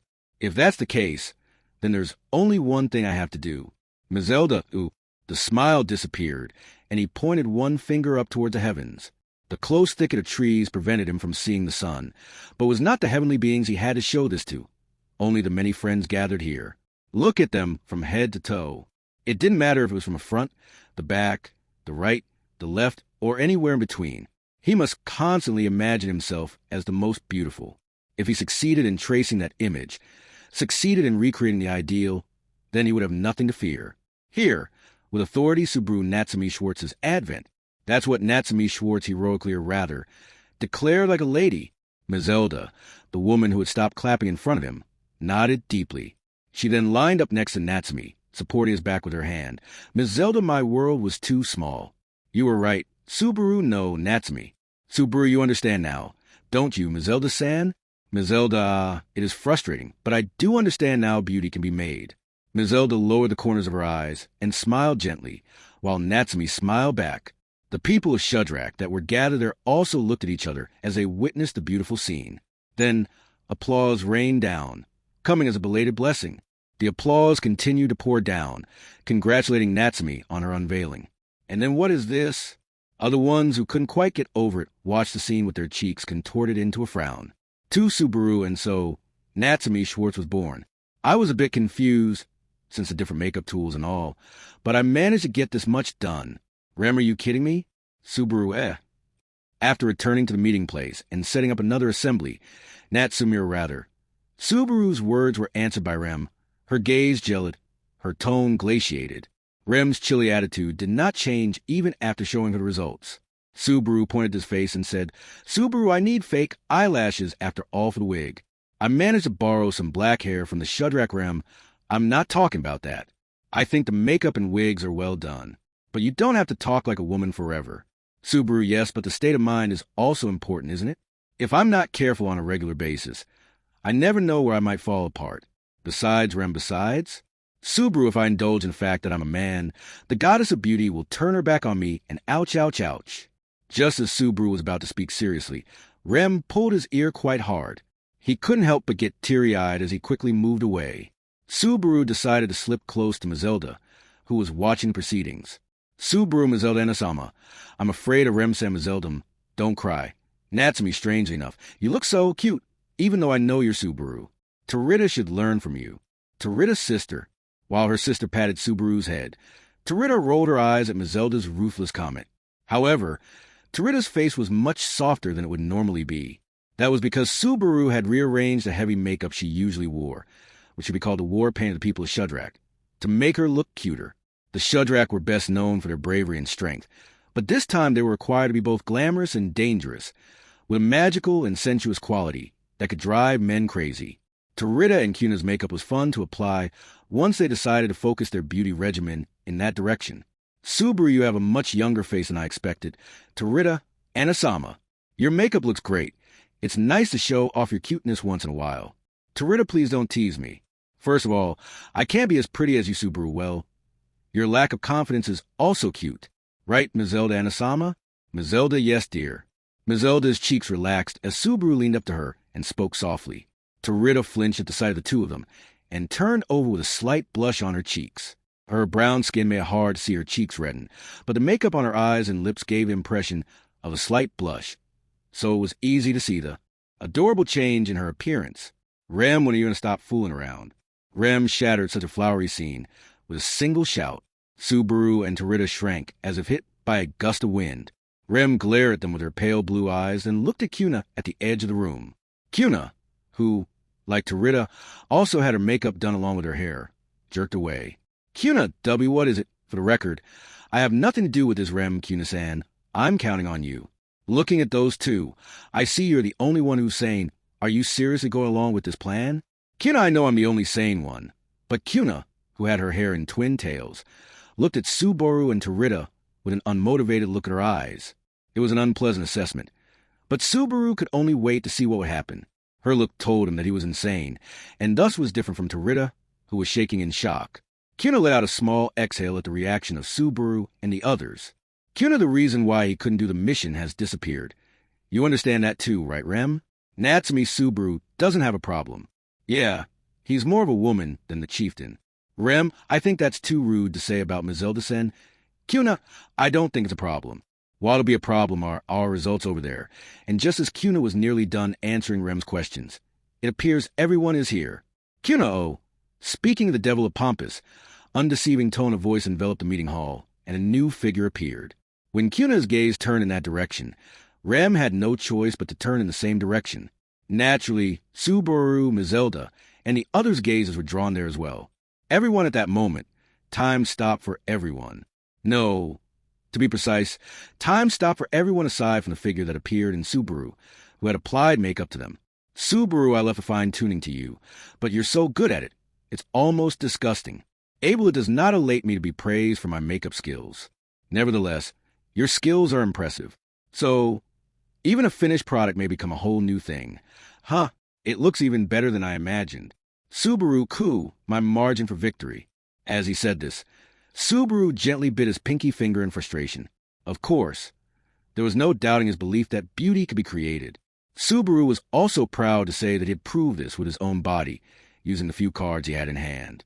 However, there was still a difference in materials. That was why Rem, Abel-san, right? Abel, who else would it be? Do not inquire such a silly question. No, if I have changed that much, then your surprise is appropriate for reference. In response to Rem's trembling words, Abler rather, Bianca, the being born from makeup, a wig, and a change of costume, clutched his 5 thin white fingers. His raven black hair was long and lustrous, creating a perfect harmony with his beautiful face and slit eyes. The dancer's costume bound his waist, splitting down his legs, showing just enough skin to attract attention. Standing there was a beautiful dancer who had recreated extreme beauty, the best joker card in hand. That was essential to this plan. Everyone else, Bianca's perfection was such that even Zelda and the others had lost their voices. That was different from Subaru's Natsumi, where the shock was over the magnitude of the change. This was the pure shock that was brought about by the perfection of beauty that Abel's Bianca had in spades. The Shadrakian jewelry, which adorned the dancer's costume and long hair, served only as a garnish to accentuate his real beauty. Subaru remembered the smile on Zelda's face when she had lent them to him. For some reason, Subaru's heart ached when he remembered that smile. However, out of concern for Zelda and the others, Subaru did not have the option of cutting corners. How could he ruin this perfection himself? Subaru's ego as Natsumi Schwartz would not allow for such a thing. Subaru, it was surprising to me that you weren't afraid of wearing makeup. Abel, what? You think it a disgrace to dress up as a woman? For the record, this is not the first time I have done this. I have undergone such things many times in my childhood. Subaru as a child? Abel, yes.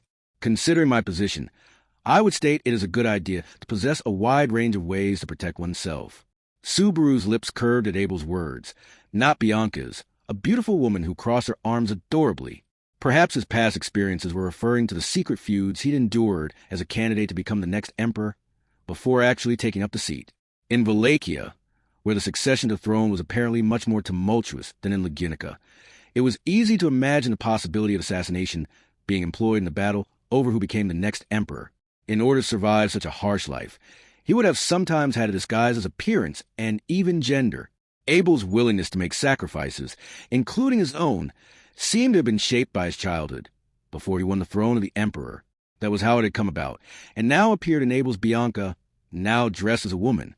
Subaru, still, it's kind of annoying that you're aware that you're beautiful.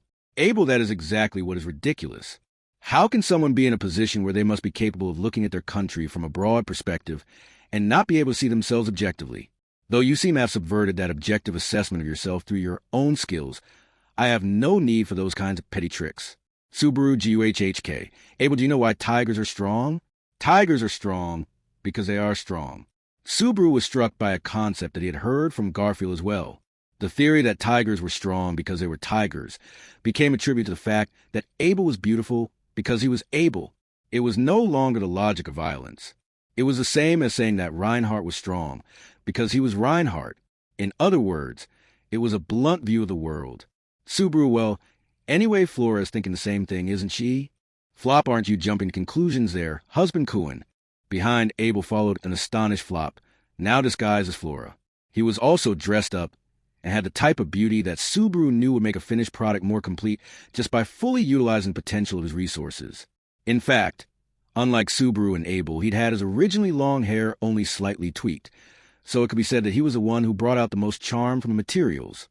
In fact, Subaru was confident that if they stood side by side, he wouldn't be greatly inferior. But Subaru, there is a difference in the amount of time and effort that is put in must be divine favoritism. Flop, I'm sorry to hear you lamenting this, but you look great, husband Kuin. You're no longer husband Kuin. You're husband San. Subaru, I'm not satisfied with a compliment like that anymore. Flop, was that a compliment? I didn't know it was. Flop's frankness hadn't changed even though he was now Flora.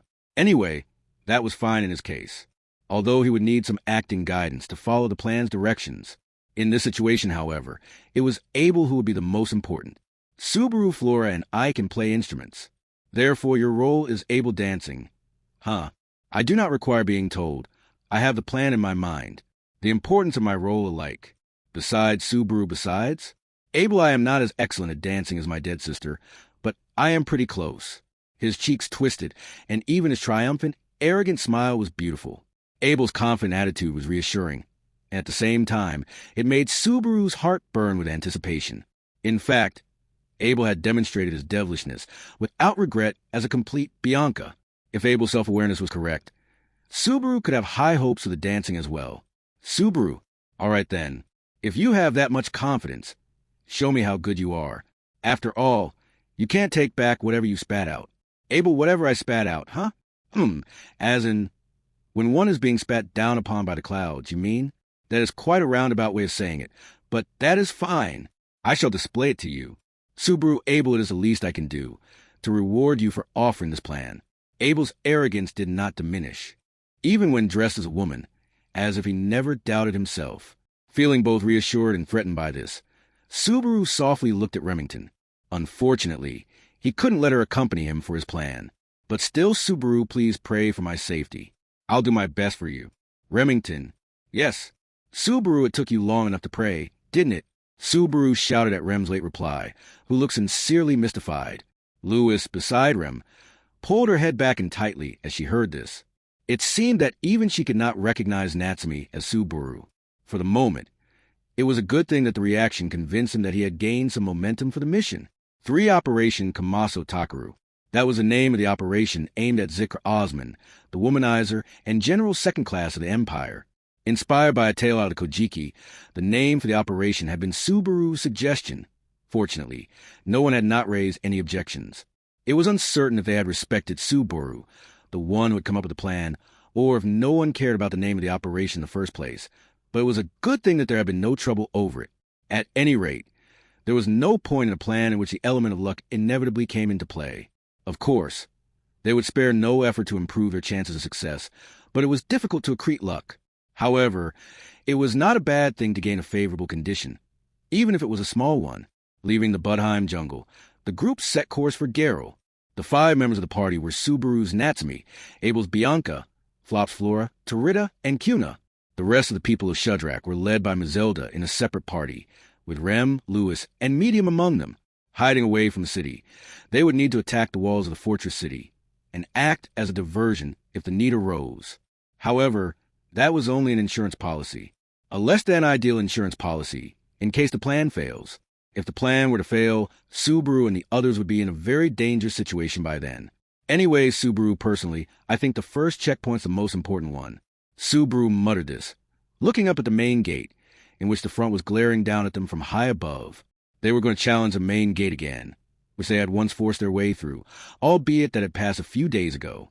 Naturally, after what had happened the other day, the security level at the checkpoint was higher than before. In preparation for another invasion by rebels, special emphasis had been placed on dragon carriages, ox carts, and other vehicles that could hide people in their cargo. He could hear the shouts of merchants and travelers as their tools of trade were mangled, their carts turned over, and their straw carefully poked with swords. To be honest, he felt quite bad for them.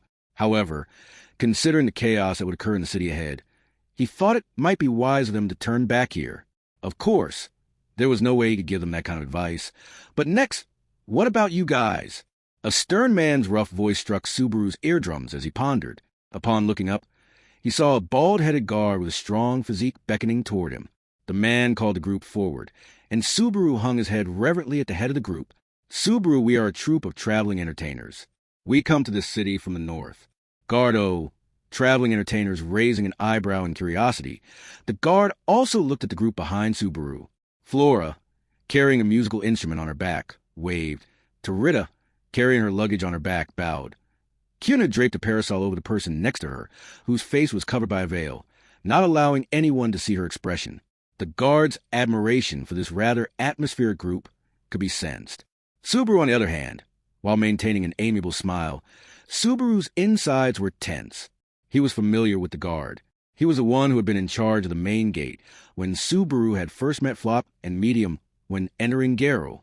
In other words, he could not have been a better choice for the first obstacle. Guard, but coming from the north, that must have been tough. It's rumored that the Scorching Lady's territory is bustling with activity over there. Flocks of flying dragons are flying around. Subaru, yes, that's true. That's why we couldn't stay there for too long on the other hand. This is a city protected by such a magnificent wall. So I'm sure it's safe, right? Garda. That's when Subaru flirted. With a faint smile on his face, the guard's expression grew uncomfortable. The reason for his reaction was probably that he too was aware that the Imperial soldiers, whose camp had been burned to ground, had fled into the city. On top of that, the commotion caused by Subaru and his companions the other day had probably made the Imperial soldiers in the city more alert and the atmosphere tense. That must have been the reason for the guard's slurred speech. That being the case, there was no reason not to take advantage of it. Subaru, are you worried about something in the city by any chance? Guard, yeah, kinda. It's something that's easy to find out even if you try to hide it. As a matter of fact, the Imperial Army's stationed in this city right now, and they're having trouble with the tribes to the east. So Subaru, oh dear, that must be suffocating for the people of the city. Guard, that's right, apparently exasperated. The guard leaned forward at Subaru's words. Although it was hard to distinguish between the two when not in contact with each other, guards and soldiers basically had different positions. Guards in the city belonged to that city only. Soldiers, on the other hand, belonged to the country, in this case the Empire. Their chain of command was also fundamentally different. The guard in front of him was also a member of the city and had a duty to protect it. However, the current situation was that the Imperial Army had taken over the city hall, and the guards were being ordered to do this and that. The guards had no reason to be used as a toy by the Imperial soldiers.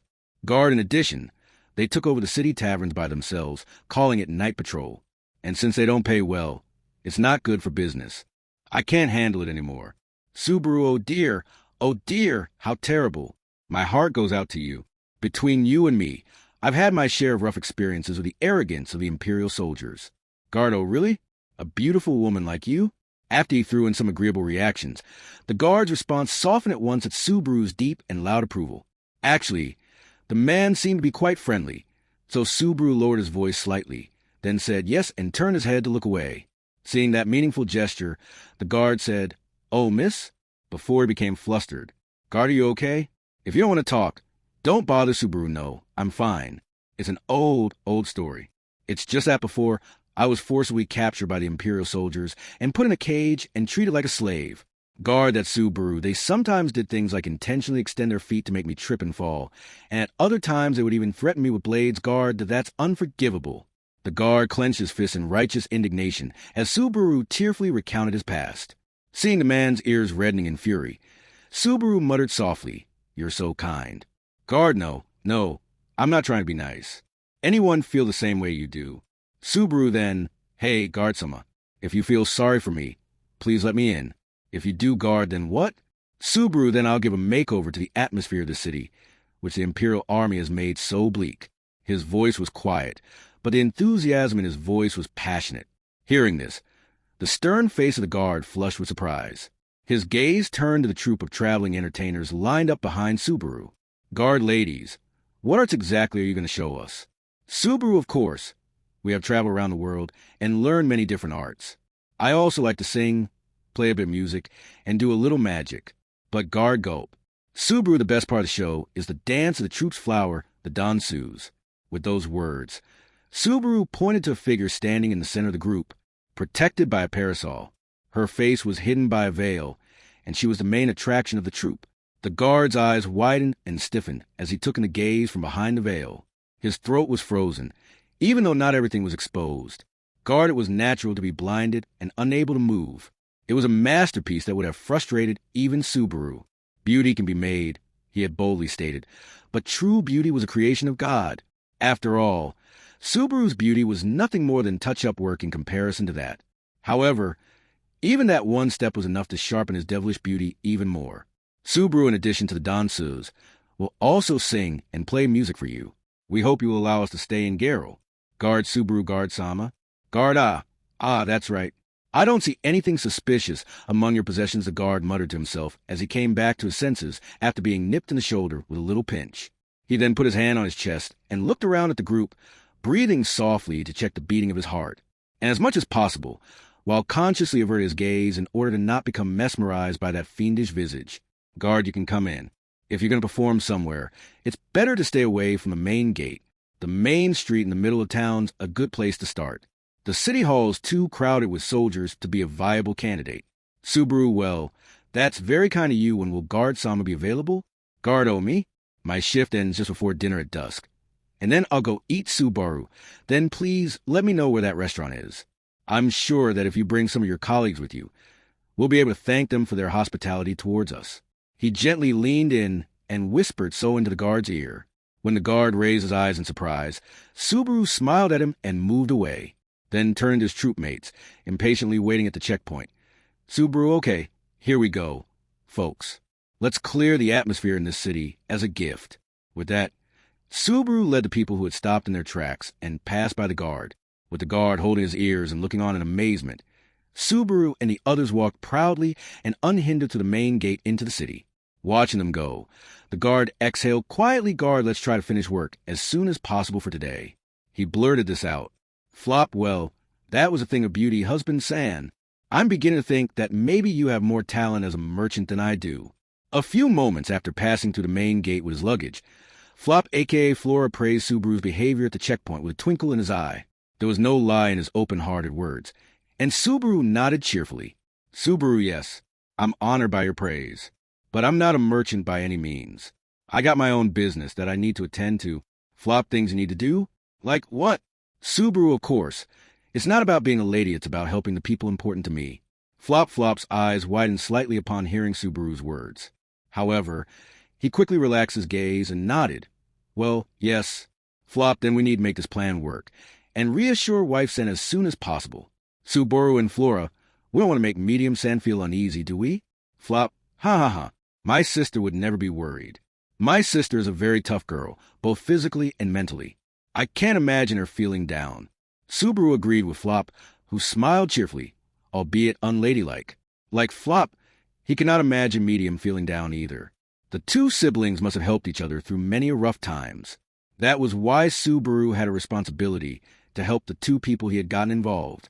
Subaru, it's getting harder and harder to mess up, isn't it? Wait! Please wait. Subaru, no, that's me. Subaru braced himself as he heard a weak voice from behind. He looked over to see that it was Tarita, who was carrying the group's luggage. She was unlike her usual self, as, after leaving the jungle, Tarita had changed her makeup. Instead of the Amazoness Shadrakian attire, she wore more fluttery clothing, and her image now was that of an exotic ethnic dancer. Rather, it was less revealing than her usual attire, but as Tarita glanced around, her cheeks dyed red with embarrassment. Tarita, hey, isn't this kind of tension-grabbing? There's something weird about Cuna, and Cuna, don't drag me into this, please. If you're talking about something strange, there's no one stranger than Natsumi. What the hell was that with that checkpoint just now? You're too good with men. By the side of the flustered Tarita, Cuna touched Subaru with her usual low intensity. After those words from her, Subaru put his hand on his cheek with an "oh my." Subaru, it's not the first time I've dealt with a gentleman. And don't worry, Tarita-san, it's not that you or Cuna stand out. It's all of us who stand out because we're beautiful. Flop, because we're beautiful. Nodding profoundly, Flop and Subaru both agreed.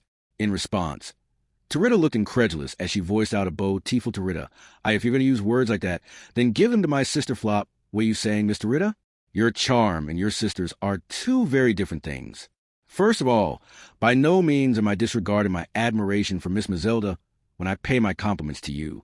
She's a different case, and you two are in entirely different categories. Tarita HK.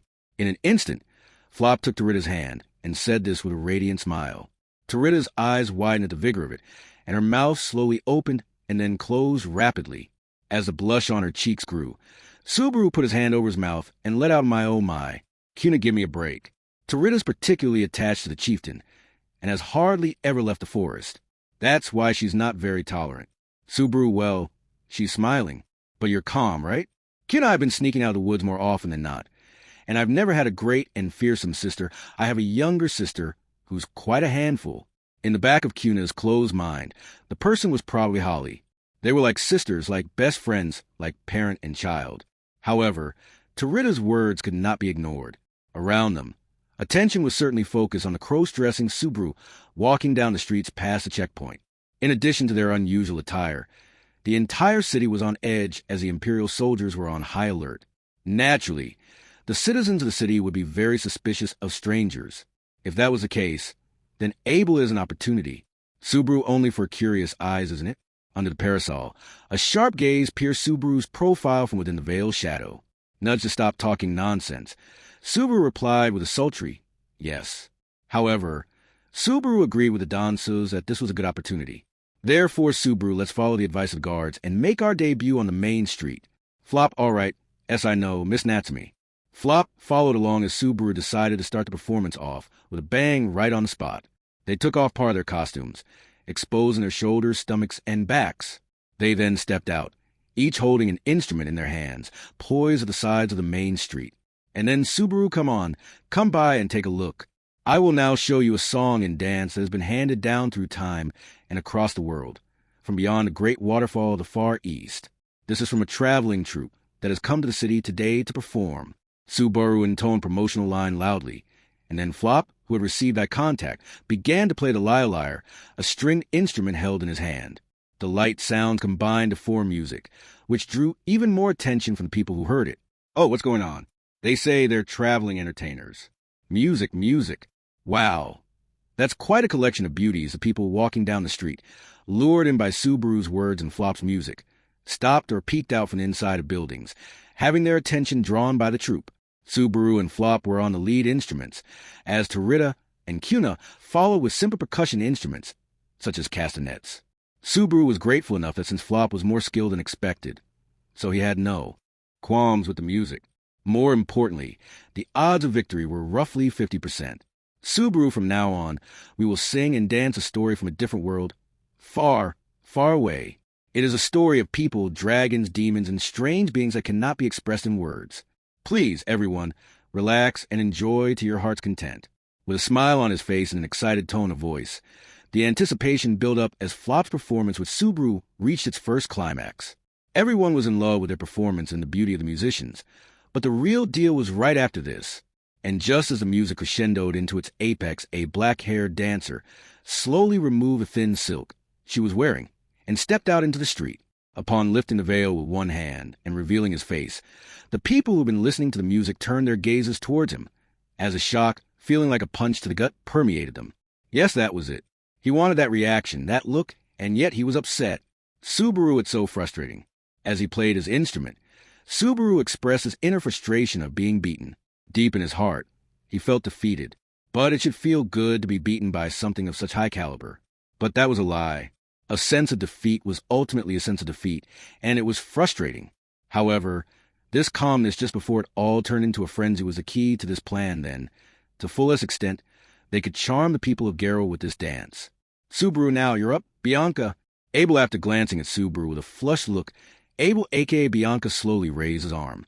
One fluid movement of merely raising an arm.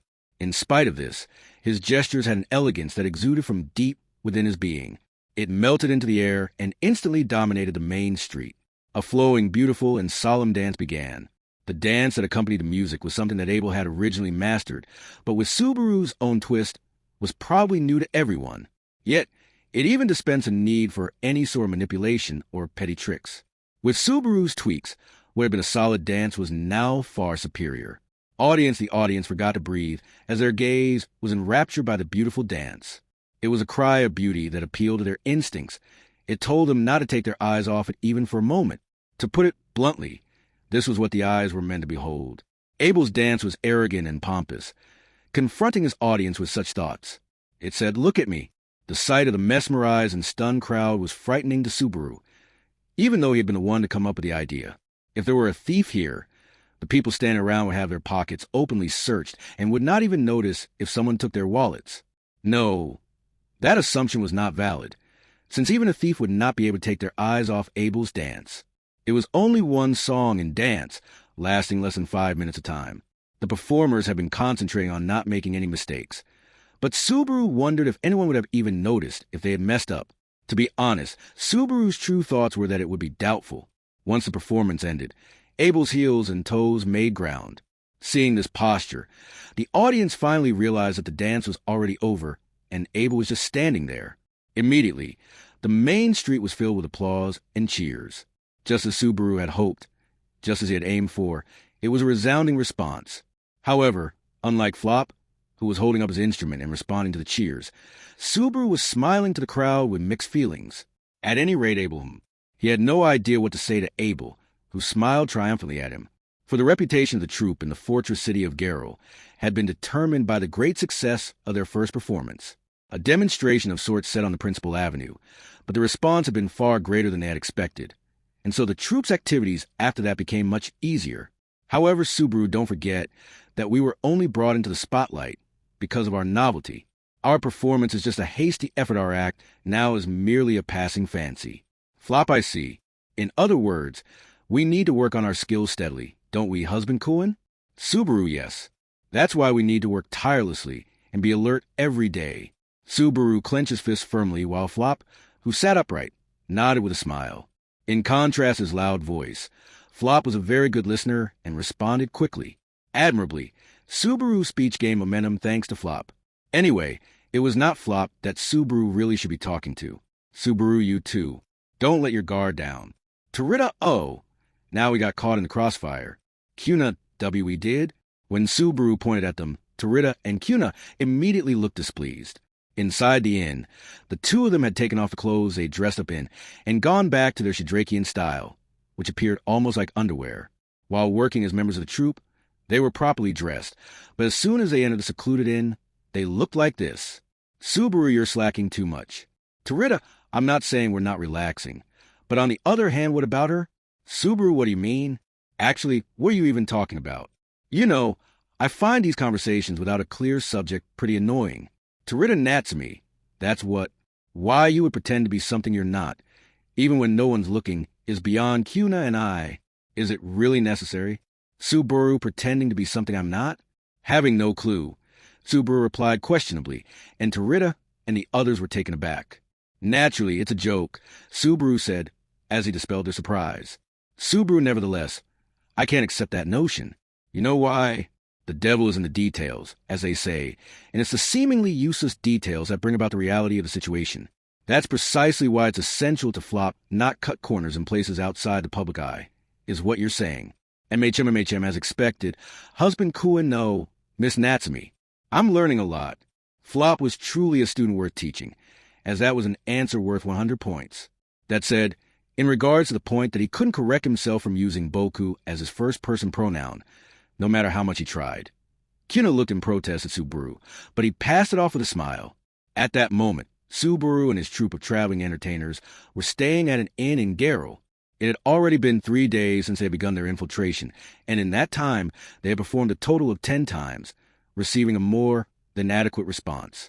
He had not been in need of money to begin with, as he had the proceeds from the sale of the Elgina's horn, but a good amount of money continued to come in for each show, so he thought it to be a really profitable venture.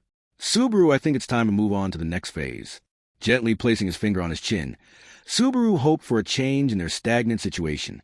In fact, their current situation was going so well that it was almost too good to be true. Every show was a great success, and the citizens, including the guards, displayed a lot of interest. This was due to the perfection of Bianca's dancing, as well as the conversational skills of Natsumi and Flora. Bianca's mysteriousness was also a selling point, and since she rarely appeared in public except to dance, Natsumi and the others naturally took over the role of gathering information. Initially, the plan had been for Subaru's Natsumi and Flop's Flora to take over the task, since Abel aka Bianca was unable to speak in a female voice. Subaru, strangely enough, no one's suspicious of Flora, right? She hasn't even changed her voice. Flop, haha, I don't have any special skills like Miss Natsumi, but I've been traveling alone with my sister for a long time. Maybe I've picked up some of my sister's habits or something, and that could have given me this feminine-like aura. Subaru, so it's from medium, Flop happily proposed his new theory, but the medium that appeared in Subaru's brain was beautiful in appearance, and her ever-changing facial expressions were adorable and charming. However, the theory that her presence had an effect on Flora's current. Perfection was something that could be debated. Abel, you have a lot of time to waste, do you not? Subaru HM. A cold, icy voice interrupted the conversation between Subaru and the others. It was Abel, the dancer of the troupe, who was sitting on a chair by the window without the wig on his head, that had finally decided to join the conversation. Abel had danced in various places as the star of the show day after day, and although he attempted not to show it, a slight hint of fatigue could be seen. Of course, he would never admit it, but spending time in Garo placed a heavy burden on the body and mind. They were always keeping their guard up being behind enemy lines. Subaru, as Natsumi, was also constantly reminding himself to not lose his calm demeanor. One never knew what tragedy would await them if they became discouraged behind enemy lines. At first, this strategy had been regarded as a joke by both Rem and Mazelda. However, Subaru had proposed a plan in a serious manner, and they had discussed it together to increase the chance for success. He was not so pessimistic as to give up and lament that the plan had failed. Therefore, Subaru, Bianca, why don't you get some rest? After all this time, I've never seen you sleep. Flop, I'm not sure what you're talking about, Miss Natsumi. It's impossible that, huh? Now that you mention it, I don't remember seeing Miss Bianca sleeping either.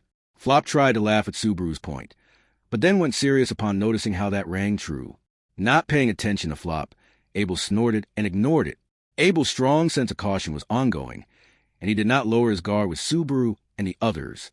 Of course, Subaru understood that it was not easy for a man in his position to be able to open up to others, but the fact that he could not show any signs of relaxation, even to his comrades who were undertaking this life-threatening mission alongside him, was more than a little tiring.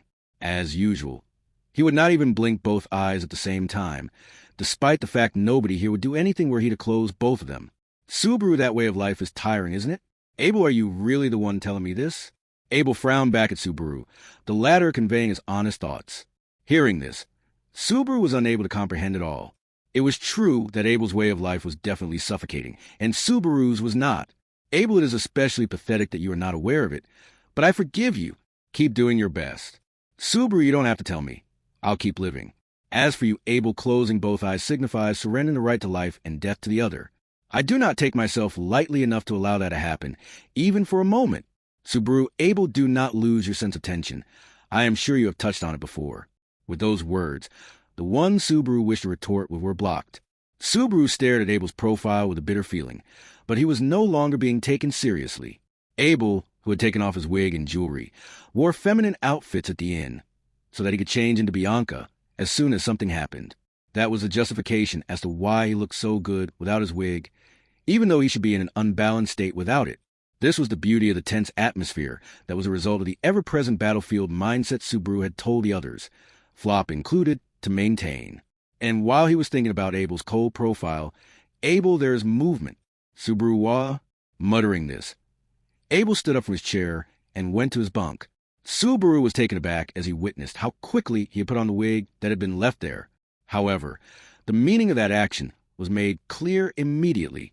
Loud and uninhibited footsteps came up from downstairs, and the door to Subaru and the other's room was violently slammed. So this is where the traveling troupe is. Open up. It's a messenger from the city hall. Subaru, Jay, just a minute, sir. Haha, don't make me laugh. I ain't waiting. We're soldiers. A hoarse voice mocked a panicked Subaru, and the door of the room opened unceremoniously. Then, a man dressed in the red and black uniform of a soldier strolled into the room. The man had 2 swords on his back, his face twisted with joy as he hid his violent impulses. One that Subaru had already seen Jamal. Subaru, HK, Jamal, don't be so frightened, I ain't gonna eat you. Jamal snapped his teeth at Subaru, who involuntarily gasped and stiffened. With an eye patch over his right eye, he glared over the room with his left, not bothering to hide his unrefined attitude. Chuckling, ha-ha. He then looked at Tarita and the others in their underwear, who had been slow to react. Behind him, other than Jamal, there were 4 other soldiers. Apparently, it was Jamal who led them, and no one dared to interrupt his rough and brutish demeanor. With his men following behind him, Jamal nodded his head in agreement. Jamal, I see, we got some beautiful ladies here. When I heard those love-struck bureaucrats talking about it, I thought they were exaggerating. Subaru, Soldier Sama. What can I do for you? Jamal, I'm talking right now, woman. The tension in the air made Subaru chew the inside of his mouth. Jamal suddenly grabbed Subaru's neck with his hand, not with the intention of breaking it, but with a soft touch to stop him from speaking still. The agility of his movement and the strength of his grip made him feel just how vast the difference of their abilities was. After all, Jamal, despite his appearance and bad attitude, was very good at what he did. Up to that point, he was probably the most skilled person Subaru had laid eyes upon in the Empire, although scary and strong were 2 different things. Jamal, you've got a nice, defiant look in your eyes. I like those sharp eyes, too. Subaru, I'm flattered by your compliments, Cage. Jamal, I also like the fact you don't talk too much. How about I invite you to my bedroom tonight? And Jamal's face was close to Subaru's, as he looked at him with a lascivious stare. Even at such a close distance, he did not seem to have noticed Subaru's true identity. That in itself was welcome, but it seemed to have tugged at his heartstrings in the opposite sense. He had received such invitations before, but he had always been able to avoid them with a smile and a good story. But when dealing with Imperial soldiers, it became hard to refuse. It was then that a strong wind blew. Subaru, unexpectedly, a breeze more forceful passed through the room, and Subaru's black hair flew up and tickled Jamal's cheek. After a moment of annoyance, Jamal turned his attention to the window and saw a figure standing there. It was the black-haired dancer who was causing a stir in Garrow, standing there, wig back on, and holding his elbows in a relaxed manner. Catching the figure head-on, Jamal whistled in surprise. It was a great show of boldness, whereas most of the people were stuck admiring her. Jamal, haha, so this is the danseuse I've heard so much about. No wonder you could pull it off. Abel, humph. After Jamal released Subaru with a breath of surprise and admiration, he quickly approached Abel. He then grabbed him and made the danseuse face him. Even though he was unaware, he was holding the Emperor's precious face in his grasp, giving him a crude smile. Subaru thought that was exactly what someone had meant when saying ignorance was bliss. Abel, Jamal, you're a thick-skinned woman, unlike that one. But that's also okay. Abel squared his jaw and quietly stared at his opponent. While Subaru was on edge, Jamal sniffed as he engaged in the Empire's utmost level of disrespect. Then, Jamal turned around with his grip still on Abel's chin, and Jamal rejoiced. Traveling entertainers, I'm here to invite y'all to a feast at the City Hall. Zikra Osman, General Second Class, who runs the city, requests your presence. Subaru Zikra Osman, the General Second Class. Jamal, ain't an honor? For a traveling entertainer to be invited to join a General Second Class of the Empire. Subaru clenched his fist subconsciously, as if to say, so it begins. Jamal's pompous words overcame the disrespectfulness of the scene and sent a shock of surprise and joy through Subaru. Zikra Osman, General Second Class. It seemed as though they had caught the exact fish they were trying to hook. Jamal, no way you traveling. Entertainers are going to turn me down, right? Subaru, that flop, of course not. We hope to bring song and dance to the Imperial soldiers. It was the true meaning of our trip. Jamal, good answer. I like that. Subaru's hesitation was overshadowed by a more immediate answer from Flop. Flop's charm, which allowed him to open himself to any opponent, was on full display here against Jamal. Jamal, feeling good about Flop's crisp answer, quickly and roughly released Abel's face, then staggered to the entrance of the room. And then Jamal, get ready to go. I'm taking y'all to the city hall. Subaru, what? If you've invited us, we'd like to join you, Lat Jamal. Ha ha ha. Don't worry about it. We've been told to bring you there. This is our job, too. You can change right now. I'll also have my men in the back carry your belongings. Subaru, Jamal, it's a generals-only banquet tonight. We lowly soldiers can only hope for more after tomorrow. So with no intention of letting them go, Jamal's vulgar gaze harassed everyone in the room apparently. They could not afford to ruin his good mood. Fortunately, Subaru, Abel, and Flop were all at least dressed as women. Tarita and Cuna, who were in most danger, were clearly women, so there was no need to worry that their lack of preparation would derail the mission. That said, Jamal, take your time. But the humiliation of having to clean up the room while they watched them unceremoniously change their clothes and pack their bags was hard to shake off. However, Flop got it. Come on, everyone, let's get ready. We don't want to keep the soldiers waiting. Let's get this done right. Subaru, Flora, Flop, this is so unlike you, Miss Natsumi. Neither blood nor tears suit you. Subaru's boiling anger disappeared at Flop's words, who then smiled at him, the words which he had taken the trouble to add at the end, were taken as a dare to remind Subaru of the purpose of the bloodless siege. Subaru, yes, you're right. Here, you and Bianca prepare yourselves, especially since Bianca is a clod who can't do anything but dance. Abel taking advantage of Abel's inability to speak, Subaru delivered a scathing assessment of Bianca. Abel's gaze stabbed him, but Subaru brushed it off. He quickly cleared up the luggage in the room, changed his clothes to go up to City Hall, and forced himself to behave as Jamal wished. At best, he could only whistle and enjoy watching them change. Subaru was sure the biggest shock and regret of Jamal's life would be waiting for him at the time the operation went according to plan. That was the reason why Flop no. I don't think you have to go so far as to need to shake your, but Miss Natsumi, 5 even to the untrained eye, there was nothing in the city hall that looked like military equipment. Since the building was used for the management of the city during peacetime, it was only natural that no military equipment was prepared here. Even so, there were currently more than 300 Imperial soldiers in the city, and more than 500 if the guards were included, so the defensive power was sufficient. More importantly, Subaru succeeded in sneaking into their bosom, but inside the building, Subaru chuckled as he took a look at the map in his mind. Operation Kamaso Takaru was progressing unexpectedly smoothly. He hoped that if the beautiful traveling entertainers became the topic of conversation in the city, the general known as a womanizer would take an interest in the man, ultimately invite them to a banquet, which would allow Subaru and the others to seize their target. By being invited directly to the city hall, Subaru could see an opportunity to realize their plan. At the same time, however, another problem surfaced. Subaru were going to have to carry out the operation tonight. There was no time to tell this to Mazelda and the others in the second squad. Jamal, who had come pick up Subaru and the others at the inn, had not allowed them to make contact with the outside world, not out of caution, but because of his perverseness. There was no mistake that Jamal was a troublesome person, as he had bad intuition, yet compensated with good skills. Even inside the city hall, Subaru and his team's activities were restricted, and since they could not take separate actions for any reason during the course of the meeting, they had yet to inform the other team of tonight's plans. Therefore, Subaru, we need to contact the outside world from inside the city hall. There was also the possibility of failure, but if Subaru and the others' operation succeeded, it would be necessary to disarm the other Imperial soldiers inside the city. Naturally, this would require a certain amount of strength, so regardless of success or failure of Operation Kamaso Takaru, they needed to be in a position to cooperate with the outside world. That was why he was undergoing a lot of trial and error. Subaru, I don't know what she's thinking, but Bianca's unreliable. It sounded good to say that he was concentrating on this evening's banquet, but ever since they had been invited to City Hall and isolated in confinement within the waiting room, Abel had been silent. Of course, he understood that cooperation with the outside world would determine the success or failure of this plan, but he had not responded to Subaru's advice. Flop was also extremely supportive, and to be honest, he had been a great help, but he did not pose as an appropriate person to discuss the plan to bring down the city hall with. First of all, Subaru did not want to do something that would cause him any more trouble. In other words, Subaru, I have to do something about it. Clenching his fists, Subaru fired himself up in the bathroom he was led to. Subaru and the others had been ordered not to leave the waiting room, but as expected, they would never forbid them from going to the bathroom. Nevertheless, they could not act recklessly, as the city hall would immediately be flooded with Imperial soldiers if they showed any suspicious behavior.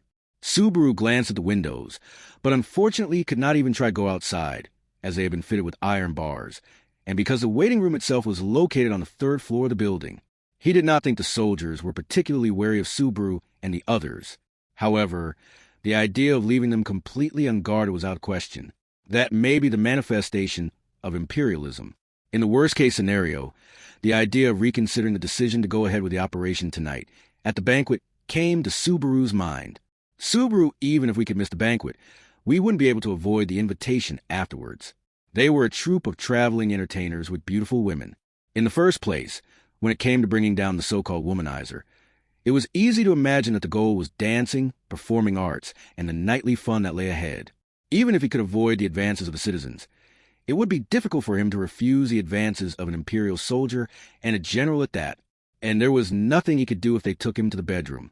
After all, this was still just cross-dressing, and there was no universal guide to what to do from there on out. Subaru, if that happens, it's game over with a bad ending. So, he needed to settle things tonight at all costs.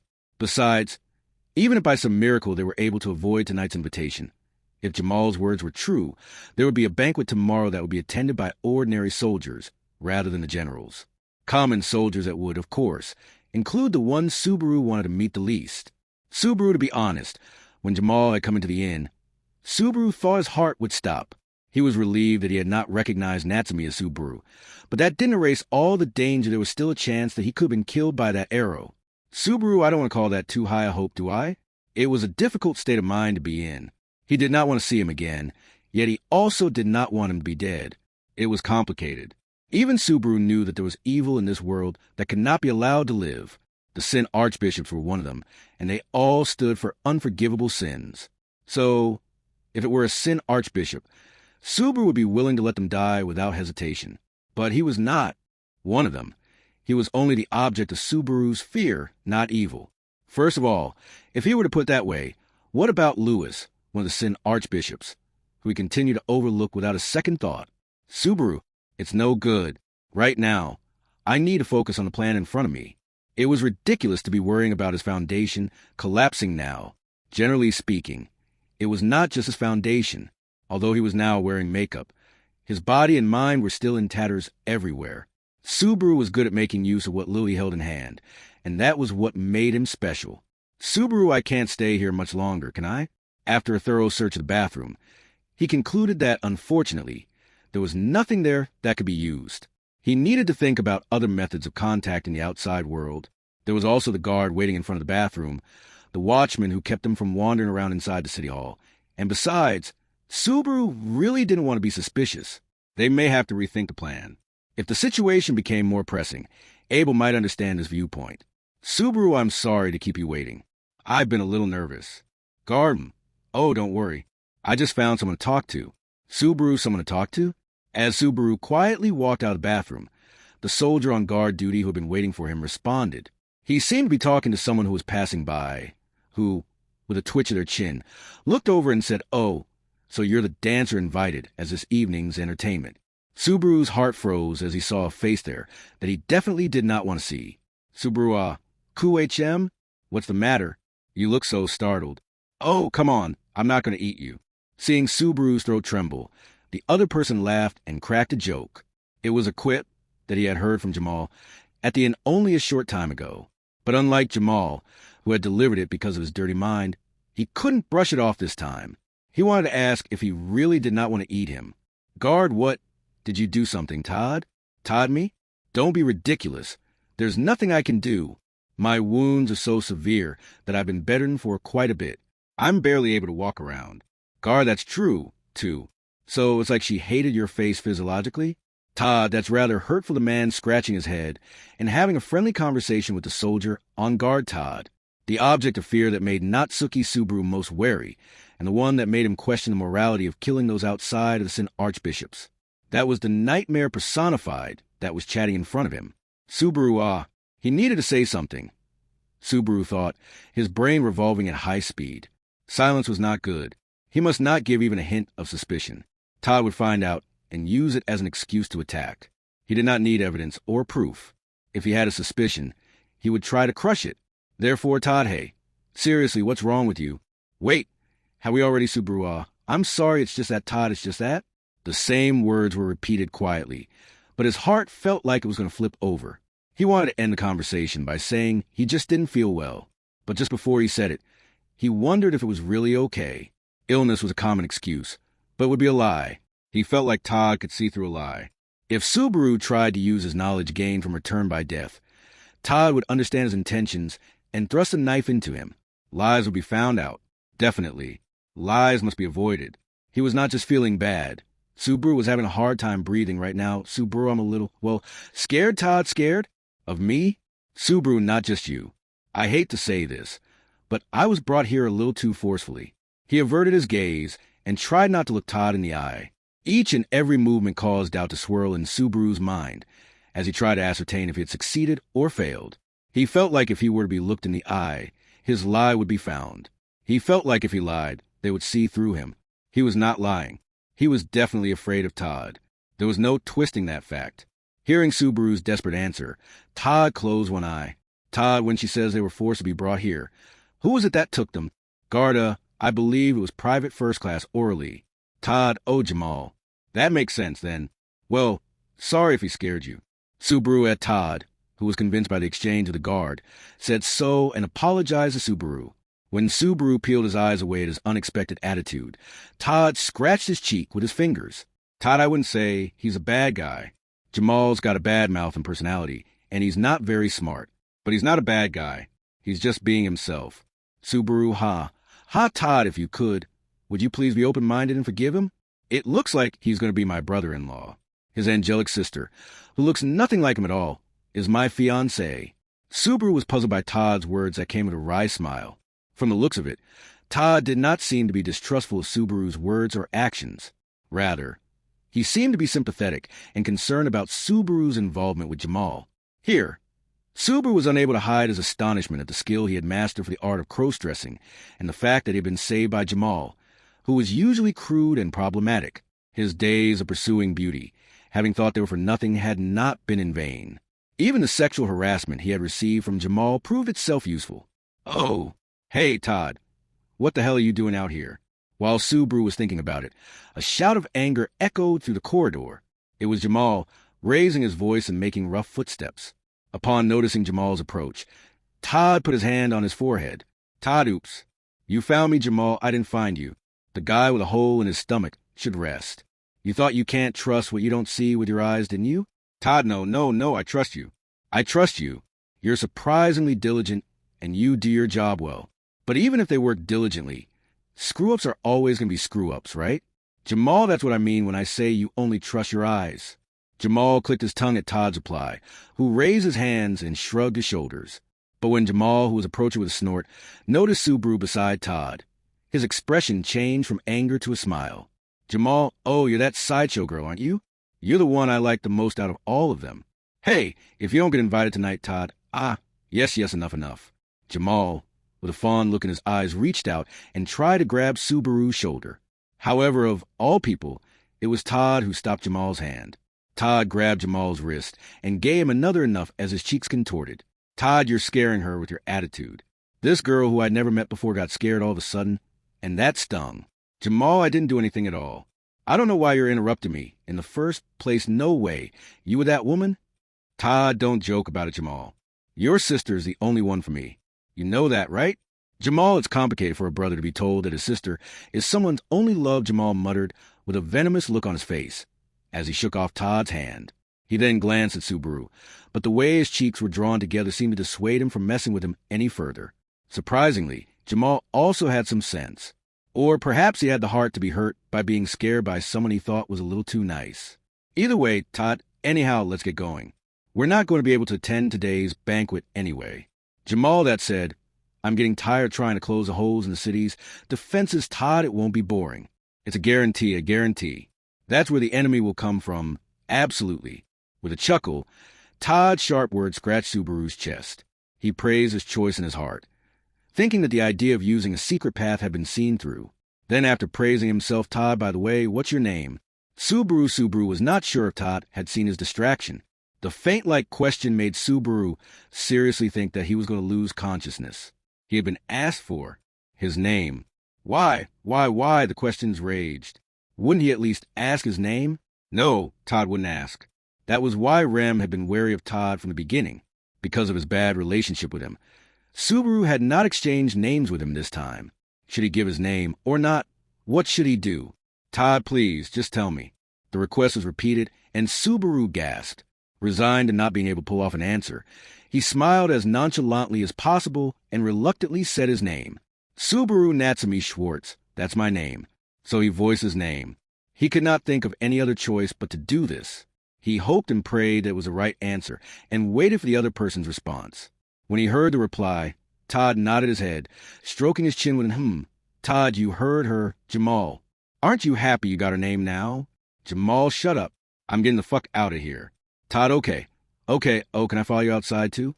Jamal, you're a really untrustworthy guy. Do what you want. Todd followed, shrugging his shoulders upon perceiving Jamal's angry voice, the latter barking with a red face. With that, the two men disappeared from Subaru's sight, never once looking back. They turned a corner in the hallway and disappeared. Out of sight, out of mind. Subaru, really? Guard, hey, are you okay? You're looking really pale. Subaru exhaled as he looked away, wondering if he would ever come back. The only remaining soldier on guard was concerned about Subaru, as he saw how exasperated he was. There was no time left for Subaru to respond. However, he managed to make amends with the soldier on lookout duty, and accompanied him back to the waiting room to join Flop and the others, who were standing by inside. Flop, it took you long enough, Miss Natsumi. Are you okay? You look really pale. Subaru, I've already heard that for the moment. The storm has passed, but the problem remains. Back in the waiting room, seeing the worried look on Flop's face, he finally had time to worry about his heartbeat and his breathing. Slowly, Subaru calmed himself down by taking deep breaths to correct his rough physiological reactions. Yes, he had escaped the storm he had suddenly encountered. Probably, they could not let their guard down until the very end, but for now, the tempest should be over. However, they still had not overcome the big obstacle that was their initial problem. Subaru, we have to find a way to contact the outside world. If we go on like this, even if our plan succeeds to rid then don't worry, Natsumi. Kuna, and I left a signal that my sister will understand. Subaru, what? Subaru's eyes widened as he was told that the problem he had been facing had been solved just like that. Tarita looked apologetic for his reaction, while Kuna seemed unconcerned. His gaze, directed toward them, was asking what was going on wordlessly. Tarita, well, Natsumi will be the bait, and I will signal the others, so get your job done. That's what Bianca said. Subaru, wah? Subaru's eyes widened, and he looked at Abel in the corner of the room. Then, noticing his leer, Abel narrowed his eyes, shook his head loosely, and declared, Abel, rather than telling you, and having you move unnaturally, I used you as a natural decoy. Fortunately, you seem to have performed your task reasonably well. I shall praise you for that. Subaru, shut up. Do you know what I've had to deal with? Flop, oh, calm down, this Natsumi. You're ruining your pretty face. Subaru, shut up. He was about to get mad at Abel's attitude, but Flop stopped him from behind. He really wanted to punch that arrogant, demonic face, but Subaru had no choice but to remain calm, as this strategy would not be possible without that face. It was unbelievably terrible that he would use his own face as a hostage. Subaru, I'm definitely going to hit you when it's over. Abel, if you have so much time to think about what you shall do after its terminus, then I am sure you shall be able to perform without fault. Subaru, Flora, we're going to rehearse until it's time. Flop, okay. Subaru gritted his teeth in anger, as if saying you are the very epitome of always having to come back for everything I say. Whatever the case, if they had made contact with the outside world, all they had to do was wait for the time in question. At most, Subaru, it'll be awful if the plan doesn't work. He muttered in defeat. But Subaru had been convinced over the course of the past few days that it would definitely work. It was really frustrating, because it seemed as though there was nothing that would not fall in love with this arrogant Don Suze, except perhaps a Sin Archbishop. Chapter 24, Arrogance, one as the beginning of the banquet approached. The tension increased. There was no conversation in the waiting room where the five of them had gathered, and it was quiet. Nobody could utter a word, neither Abel, who was concentrating, nor Subaru. Even Flop was silent. so the weight of the atmosphere was overwhelming. They had made it this far, so there was nothing to worry about. Or, at least, they should be able to think that way. But human beings were not so simple. No matter how good the Kroos dressing was, the anxiety grew as the main event was about to happen. Despite how loudly his heart screamed and how much the cold sweat wetted his back, the flow of time could not be halted, and the promised time would yet come. The banquet is ready. It's time for you to go. The voice of the soldier on guard duty rang out, and the moment of the release of the tension arrived. Looking at each other, Subaru and the others picked up their instruments and followed the soldier leading the way out of the waiting room. They underwent a quick physical examination, but Subaru and the others, wearing only light clothing, had no way to carry concealed weapons. They passed the inspection, receiving curious and perverted looks, and were ushered into the banquet room. Only Tarita HK, Subaru Tarita-san? Subaru raised an eyebrow at Tarita's stiff cheeks and heavy gait. Although he whispered so that the soldiers leading her would not hear him, his voice had definitely reached Tarita, but she did not respond. From the look in her eyes, it was easy to grasp her mental state. The extreme tension in her body was strong and overwhelming. Leaving her familiar village, not being able to rely on her sister, the chieftain of the tribe, and go behind enemy lines almost unarmed, may have put her under a lot of stress. Her breathing was rough, and she looked like she was about to collapse. Subaru tried to cheer her up, but he could not think of what to say. It would be easy to say comforting words like "don't worry" or "leave it to me." Would that soothe Tarita's spirit in this moment? So, while Subaru was unable to take a step forward due to his inner hesitation, Tarita, Abel, there is nothing to worry about. Just look at me.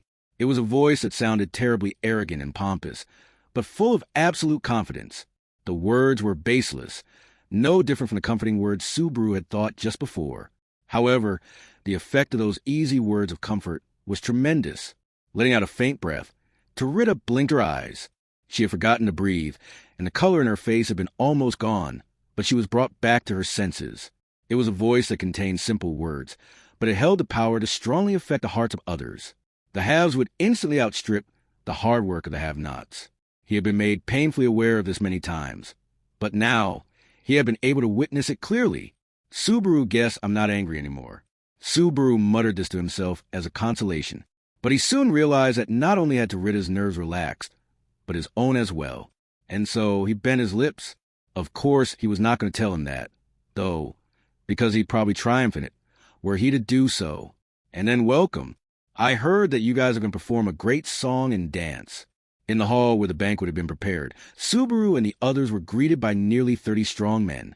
They had been told that no ordinary soldiers would be allowed to enter the banquet hall today, so the people here must be the so-called commissioned officers and generals. In the midst of all these generals, a man sitting in a chair at the far end called out to the troop, "Subaru is at Zikr Osman, the general second class?"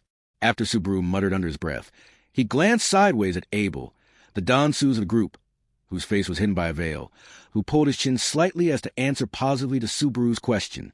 In response to the affirmation, Subaru looked at the other party again and furrowed his spruced-up eyebrows. Zikr Osman, the commander of the Imperial soldiers stationed in the fortress city of Geralt. As a general second class of the Empire, he was expected to be a strong warrior, but his appearance betrayed Subaru's imagination in more than one way. First of all, he was short. He looked about half a head shorter than Subaru, who was by no means a tall man. He was almost as tall as Cuna if she stood up straight. Of course, there was a precedent in Garfield, who was short yet strong, so physique was no reason to underestimate him. However, he did not appear like someone of real importance either. The most striking thing about him was his distinctive, puffy haircut. If he had to describe it in words, he would say it was an afro, but just the fact that it was on top of a short man's head gave him a sort of mascot-like charm. Subaru had been told beforehand that Zikr was a military strategist. He certainly did not look like the type to make a military career out of martial prowess. "Zikr, now, we have a tricky problem. We've been holed up in the city, feeling more and more depressed by the day. That is why we have set up this feast. You know what your roles are, don't you?" Subaru, "Yes, sir. We are extremely honored to be invited." Subaru kneeled before Zikr, who had thrown an exaggerated remark with his chin resting on the armrest. Flop, Tarita, and Cuna followed, but Abel, who stood at the end of the line, did not. For a moment, Zikr's gaze narrowed, and a sense of anxiety spread through the generals. Sure enough, one of the soldiers with a cup of sake at his feet stood up, putting a cup of alcohol near his own feet, and glared at Abel. "Soldier, why don't you kneel? You know you're in front of the General Second Class Zicker. Wait. Don't be so uptight. This place was open for drinking and feasting. What we want from those who make their living in the arts is not etiquette, but unrelenting comfort. Soldier, MH if you say so, General was Zicker, of all people, who rebuked the soldier who was bothering Abel. The soldier reluctantly sat down in response to his generous attitude. All the while, Abel kept his face hidden under his veil and did not show any sign of wincing. Zicker, you don't even falter in the face of a warrior spirit. You seem to have a lot of confidence in your dance. But your first impression was not good. I expect you to overturn it. Subaru, thank you for your generosity, but please do not worry." Zicker, who had a curious view of Abel's arrogance, replied with HM to Subaru as the latter knelt down, raising his eyebrows in interest. It hurt to think about the rest, but this was the opportunity Subaru had been bestowed with. He was going to make the most of it. He would let Zicker taste complete defeat. Subaru, who you are about to lay your eyes on, is the beautiful danseuse from beyond the great waterfall. Her silky black hair that drinks up the sun's light, along with her heavenly fair skin that has received the blessing of the spirits, her utmost beauty is comparable to the divine beings, and tonight she will lavishly perform for you all. As he stood up, Subaru laid out his opening words. As if to prove that his overly exaggerated preamble was not a bluff, the veil that hid Abel's face was slowly lifted. As soon as the veil revealed that enamoring visage, all those present gasped in unison at the haughtiness of the danseuse. Zicker in particular, the shock of Zicker, who had gotten lost in Abel's gaze, was massive, as he had shown a tolerant stance towards him from the start. Perhaps he had already been prepared to deal with the situation magnanimously, or perhaps he had received a shock tantamount of being blindsided. It was as if he had literally forgotten how to breathe and speak. "Subaru, please, allow us the chance to display our danseuse's act." Subaru hung his head down out of politeness, as he propositioned to Zicker. Likewise, Flop bowed his head and raised his respective instrument to ask for permission to begin the feast. In response, Zicker nodded his head, prompting Subaru to exchange a glance with Flop. They then nodded to each other, signaling that they were ready, and began to play. "Subaru, tonight, what you will witness is a dance in the hometown of our danseuse, a dance from beyond the great waterfall. Please, satisfied to your heart's content, the dance and the end's the end. That it was from beyond the great waterfall was an exaggerated expression. However, it was not a lie in the sense that it was a dance unknown to the imperial soldiers. Both the song and the dance had been brought not from this world, but from Subaru's. Of course, they had been arranged accordingly, but as the basis of the dance was different, the dance alone was enough to attract the attention of the audience. However, Abel, he was a danseuse who charmed others with his beauty and fluid dancing, so he probably did not even require the help of an exotic song and dance from another world. Abel, you got the concept of appetizers with drinks. However, this was not just a food being served at the drinking party. If you had a type of entertainment that promoted the drinking of alcohol, anything could be called an appetizer. Naturally, sideshows were also included, and the dances are called appetizing dances, so they very much served as an appetizer for drinking, but they would hardly have this much an effect. The dance of the danseuse dazzled the soldiers, burned their throat, and made their souls thirsty for alcohol. They naturally tipped their cups more frequently and quickly, while their cheeks turned a shade of vermilion all over. General Second Class Zicker, in an attempt to heal the numbness in the cerebellum, was a standout for sipping booze at particularly fast pace. With his judgment robbed by alcohol and dance, he would commit mistakes that he would not normally make. For example, the unprecedented mistake of giving in to his desire to see a sword dance, which resulted in handing over his own sword, as per the danseuse's request. Abel, it is your loss, Zicker Osman. Therefore, even with the tip of the sword pointed at his neck, and with the unquestionable voice of a man coming from the mouth of the danseuse, the eyes of the womanizer, Zicker Osman could not escape from this euphoria. "Too, we did it," Subaru shouted inwardly, now that victory had been secured. The sword in Abel's hand was in a position to pierce Zicker's throat with ease. Zicker, who had bent backwards, exposing his neck, had no chance to fight back. Without a doubt, the enemy commander had been seized successfully, and they had even done it earlier than originally planned, at the appropriate timing. Originally, Subaru's plan had been to make a name for themselves in the city as a traveling troupe and infiltrate Zicker Osman's bosom. Ideally, they would then be summoned to Zicker's bedchamber, where they would be able to catch him off guard, take him into custody, and force the imperial soldiers stationed in Geralt to surrender. That premise had been overturned by the holding of this banquet. Abel, at the banquet, we shall neutralize all the remaining soldiers in the city. These had been the words of Abel, who had announced a change in strategy when they had been summoned to the banquet. A high-risk, high-reward strategy, which would be fruitful if successful, yet dangerous. Subaru agreed to change the plan on the condition that they would switch back to the original one depending on the situation. He had not expected it to work out this well. Zikr Abel, I shall say it again, Zikr Osman, you have lost. Surrender now and have your men disarm. Otherwise, your cup shall be filled not with alcohol, but blood. Abel, holding his sword to the motionless Zikr, advised him to surrender once again. But there was no fear in Zikr's, yes, despite the fact his life was being threatened. Those were not the eyes of a determined imperial soldier. Rather, there was hesitation in his eyes. Hesitation, doubt, and other similar emotions. Zikr, dancer, the hesitation manifested itself in Zikr's eyes much if he had seen something awe-inspiring.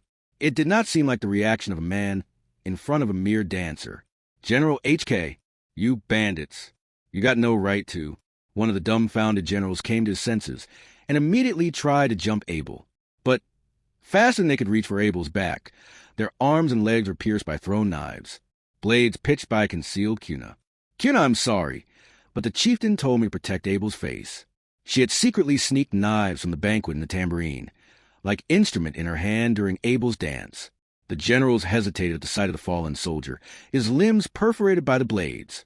However, there was one figure that dodged Cuna's blade and jumped out of the way. Stop joking. Do you think you can stop imperial soldiers with something like this? The howling bearded giant of a man caught an additional throwing knife with his arm and brushed it away. Then pulling out his own great sword, he flew straight at Abel with a desire for blood. Subaru Abel, who had captured Zikr, was presenting his stick-like back. Subaru screamed Abel's name, but the Dansus did not even blink. As things were, a large sword would be brought down at Abel's back. Tarita Ku. At the same moment, Tarita gritted her teeth and aimed at the man, taking a bow from one of the soldiers. Prepping an arrow, she aimed it at the bearded colossus approaching Abel. Tarita's green eyes lit up with murderous intent. She was steeled to take the man's life in order to save Abel and stop the assault. Flop don't kill him. Tarita HK. But just before the arrow was released, Flop shouted in a panic. Hearing this, Tarita's eyes hesitated, and the arrow's aim blurred slightly. And so, the arrow pierced not into the man's back, but into his right shoulder. Bearded General Ga. The man screamed in agony and turned over after the tremendous impact. But the momentum of the great sword in his hand could not be killed, and it spun around and headed for Abel's back.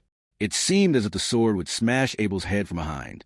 However, the tip of the sword narrowly grazed the back of his head and fell to the floor with a violent thud.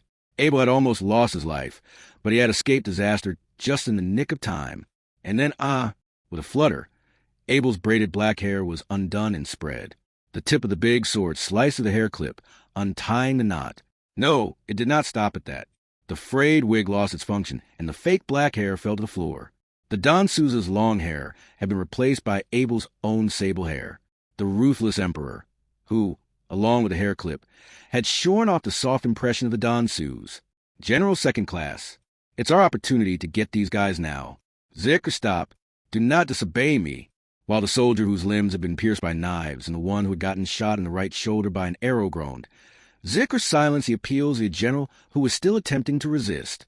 If they recklessly stood their ground, regardless of how many fell, they would be crushed in one go by Subaru's forces. And that was the counterattack they most wanted to avoid. However, Zikr would not let his subordinates fight on. He understood that, now that he himself had been pinned down and his subordinate generals had also had their movement suppressed, the outcome had already been determined. So, Zikr, if I do as you say, can you guarantee the lives of my men? Abel, that also depends on your attitude, coward. Zikr GUHHK. Zikr showed his willingness to accept the recommendation to surrender while reddening and biting his lip as he was abused by the relentless Abel. That was the face of a man who had experienced humiliation beyond having been caught in a plot against him and having his person captured. Abel snorted, looking down at Zikr's humiliation. Abel, I heard about you, Zikr Osman. Before being labeled a womanizer, you had been dubbed a coward. Zikr, an unbecoming epithet for an imperial soldier. Is that why you chose such a strategy? Abel, Zikr, if I'm the coward on top of being the womanizer, I would surrender to a woman at the point of the sword, so what a humiliation that would be. Or, if that was the case, Zikr would have died of humiliation. But the reason why Abel had deemed it feasible was different from a reason Subaru and the others had heard.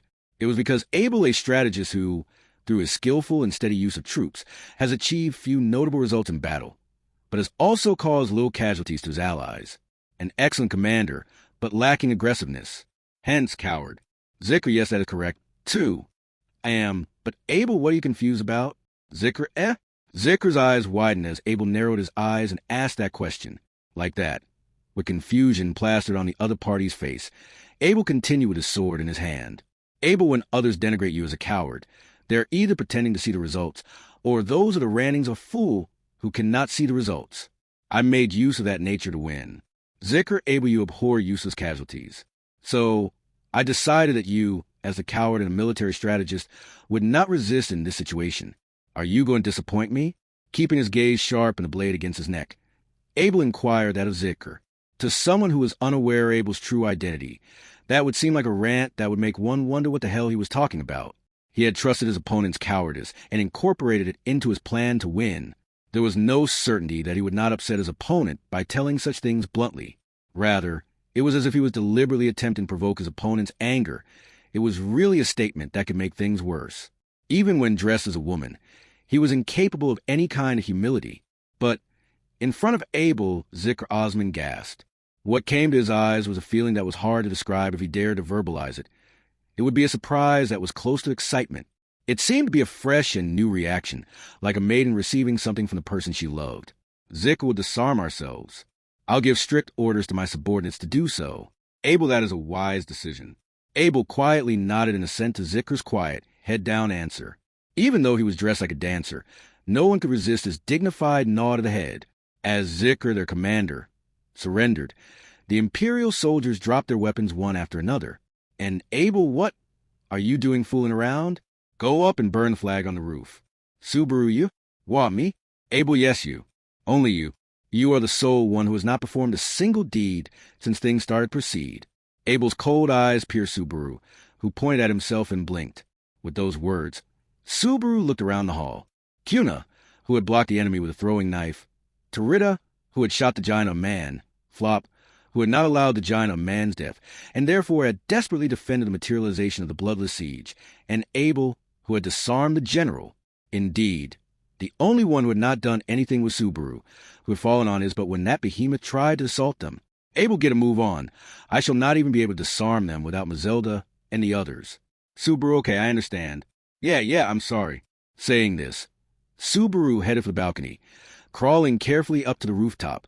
The rooftop of the city hall, overlooking Geralt at night, was absolutely spectacular. Then, while bathed in a cold breeze, Subaru retrieved a torch from the wall, ignited the flag of the Empire on the roof of the city, hauled the flag of the Sword Wolf, and set it ablaze. That was proof that the fall of the fortress city of Geralt had been achieved here.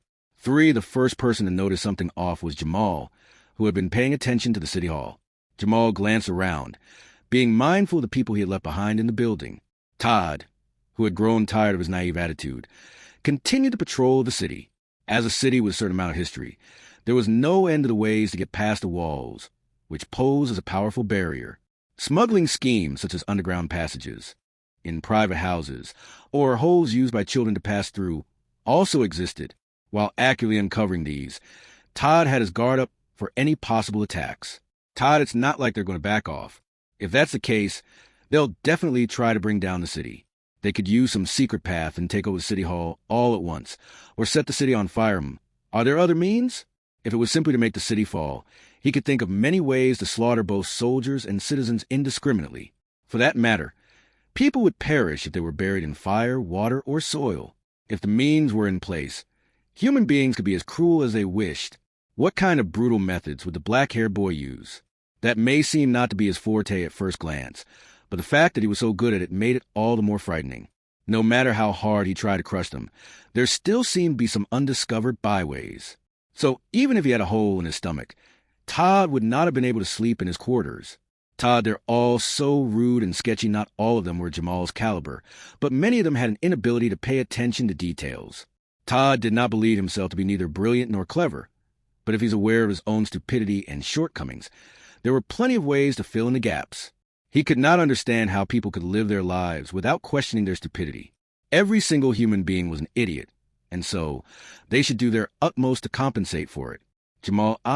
While thinking about this, Todd was about to go into the next private house when he suddenly stopped due to the surprised voice raised by Jamal behind him. He stopped and looked at Jamal, who was looking at City Hall in the distance, with an expression of dumbfoundment on his face. Todd frowned, wondering what was going on. Jamal, oh, come on. Is this some kind of joke? Todd, what's up, Jamal? What's happening at the City Hall? He almost said. Standing beside Jamal, Todd also looked in the same direction. He was sure the City Hall was having a banquet at the moment, with the dancers they had invited providing entertainment and comfort to the generals. So it was not surprising that some of them would get a little carried away and make fools of themselves. It would not be strange, but Todd, no way. No matter what, burning the flag of the Empire on top of City Hall was unacceptable. That barbaric act was so beyond the realm of rudeness that even Todd was taken aback.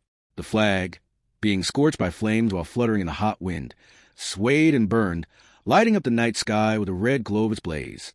And right beside the flag set alight, he saw the figure of a woman he had already met in the City Hall, a musician with rich black hair and sharp eyes.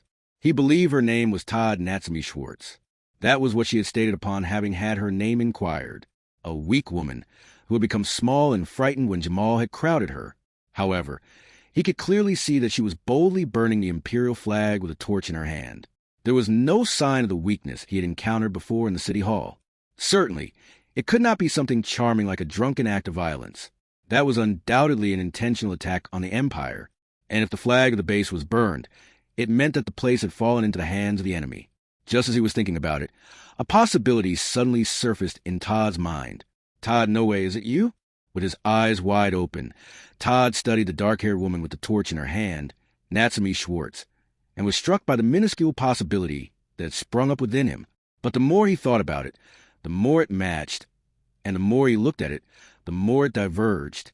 But that was why the effect was so extraordinary. Who in the world would think of doing something like this? Of such a method to break through the enemy's guard from the front and take their base of operations? Todd, I thought it was impossible. I can't believe they tried to sneak through the front gate. Who could possibly use such a life-threatening approach? Of course, the possibility of hiding behind cargo or inside dragon carriages had been carefully considered, and the checkpoints had been reinforced. However, an intrusion on foot in a way that would attract attention had been unexpected. Even so, the first infiltration had strengthened their vigilance. On top of that, it would be a natural response to opt for a more stealthy approach. Jamal, you don't think that was just a setup, do you? Did they deliberately find us and instill in us the preconceived notion that a frontal breakthrough was impossible? And following that, he had managed to get into the city, was invited to Hall as a dancer, brought down the City Hall, and ignited the imperial flag had been just as Natsumi Schwartz had intended. Todd, this is bad. What a meticulous plan. He thought, a chill running down his spine. He thought he had done everything in his power to have the upper hand. But on the other side, the poster child of war had easily surpassed and ridiculed him. Todd was surprised to find himself shuddering. Jamal, shit, what the fuck's going on here?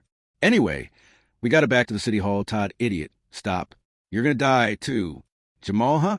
Unlike Todd, Jamal was unaware of the identity of the person who had set the imperial flag on fire.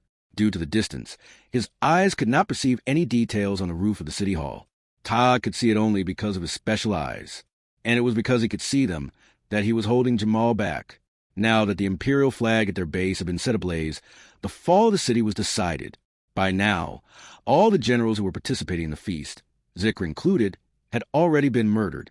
Even if they would go back in, they would probably end up being defeated themselves. Jamal, you're freaking out, ain't you? And you still think of yourself as an imperial soldier, huh? Todd, you can't win and stay alive by being proud. Besides, you know that City Hall's been taken. The General Second Class is dead. The Shadrakians will be in the city before long. Jamal, Todd, if we don't get out of here before that happens, we won't have any other choice but to die too. Jamal was not the kind of person to accept the humiliation of disarming himself quietly. The alternative would be to jump into the enemy ranks weapon in hand, wielding bravery, and die while taking out about 10 people. It could be said that it would be exactly how a sword wolf would die, but from Todd's point of view, it was as good as a dog's death.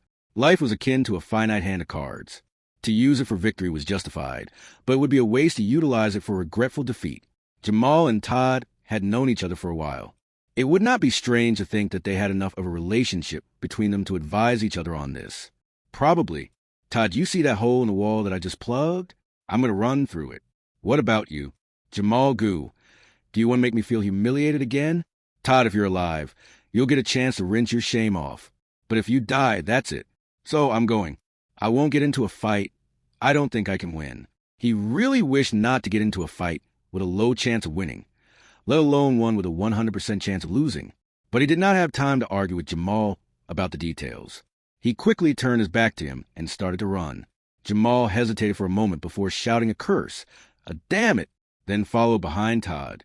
It would be nice if everyone were as simple as him, but the world did not work that way. In any case, Todd, I guess I'll remember you as Natsumi for now. You poster child of war. For as soon as they realized that the Imperial flag had been set on fire and the city hall had fallen, the Imperial soldiers unexpectedly obeyed the call for surrender. The same was true for the guard protecting the city, which was a great help to Subaru, whose goal was to seize the city without bloodshed. But this was also a surprising development.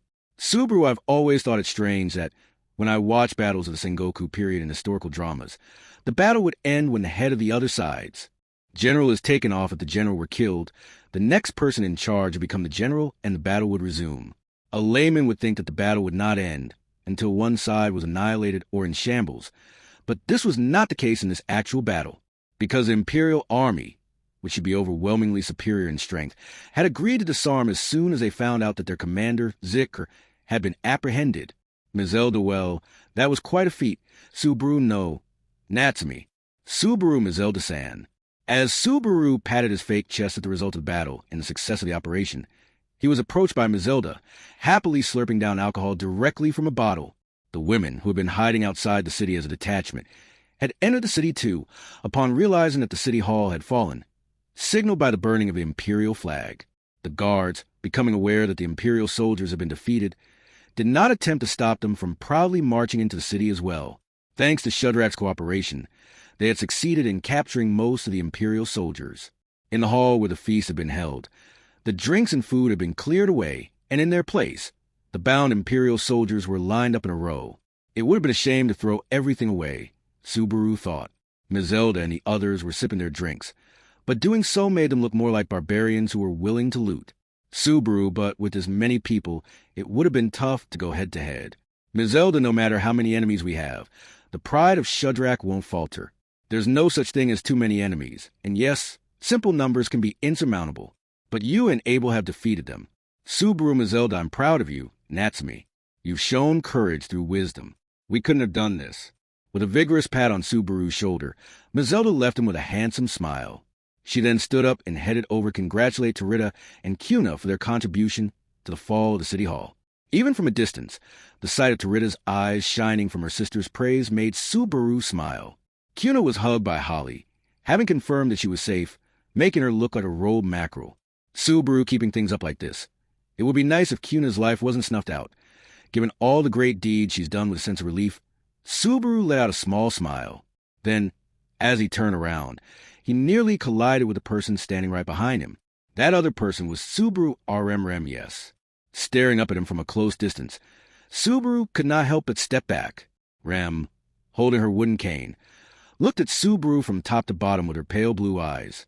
Feeling uncomfortable under her gaze, Subaru cleared his throat and said, Subaru, what's the matter? I'm fine, you know. Rem, yes. So I heard. But I had a feeling that even if you were injured somewhere, you'd hide it and say the same thing. Subaru, you really don't have any trust in me, but I'm not very good with pain either. So I'll report even the slightest injury right away. Really, I mean it.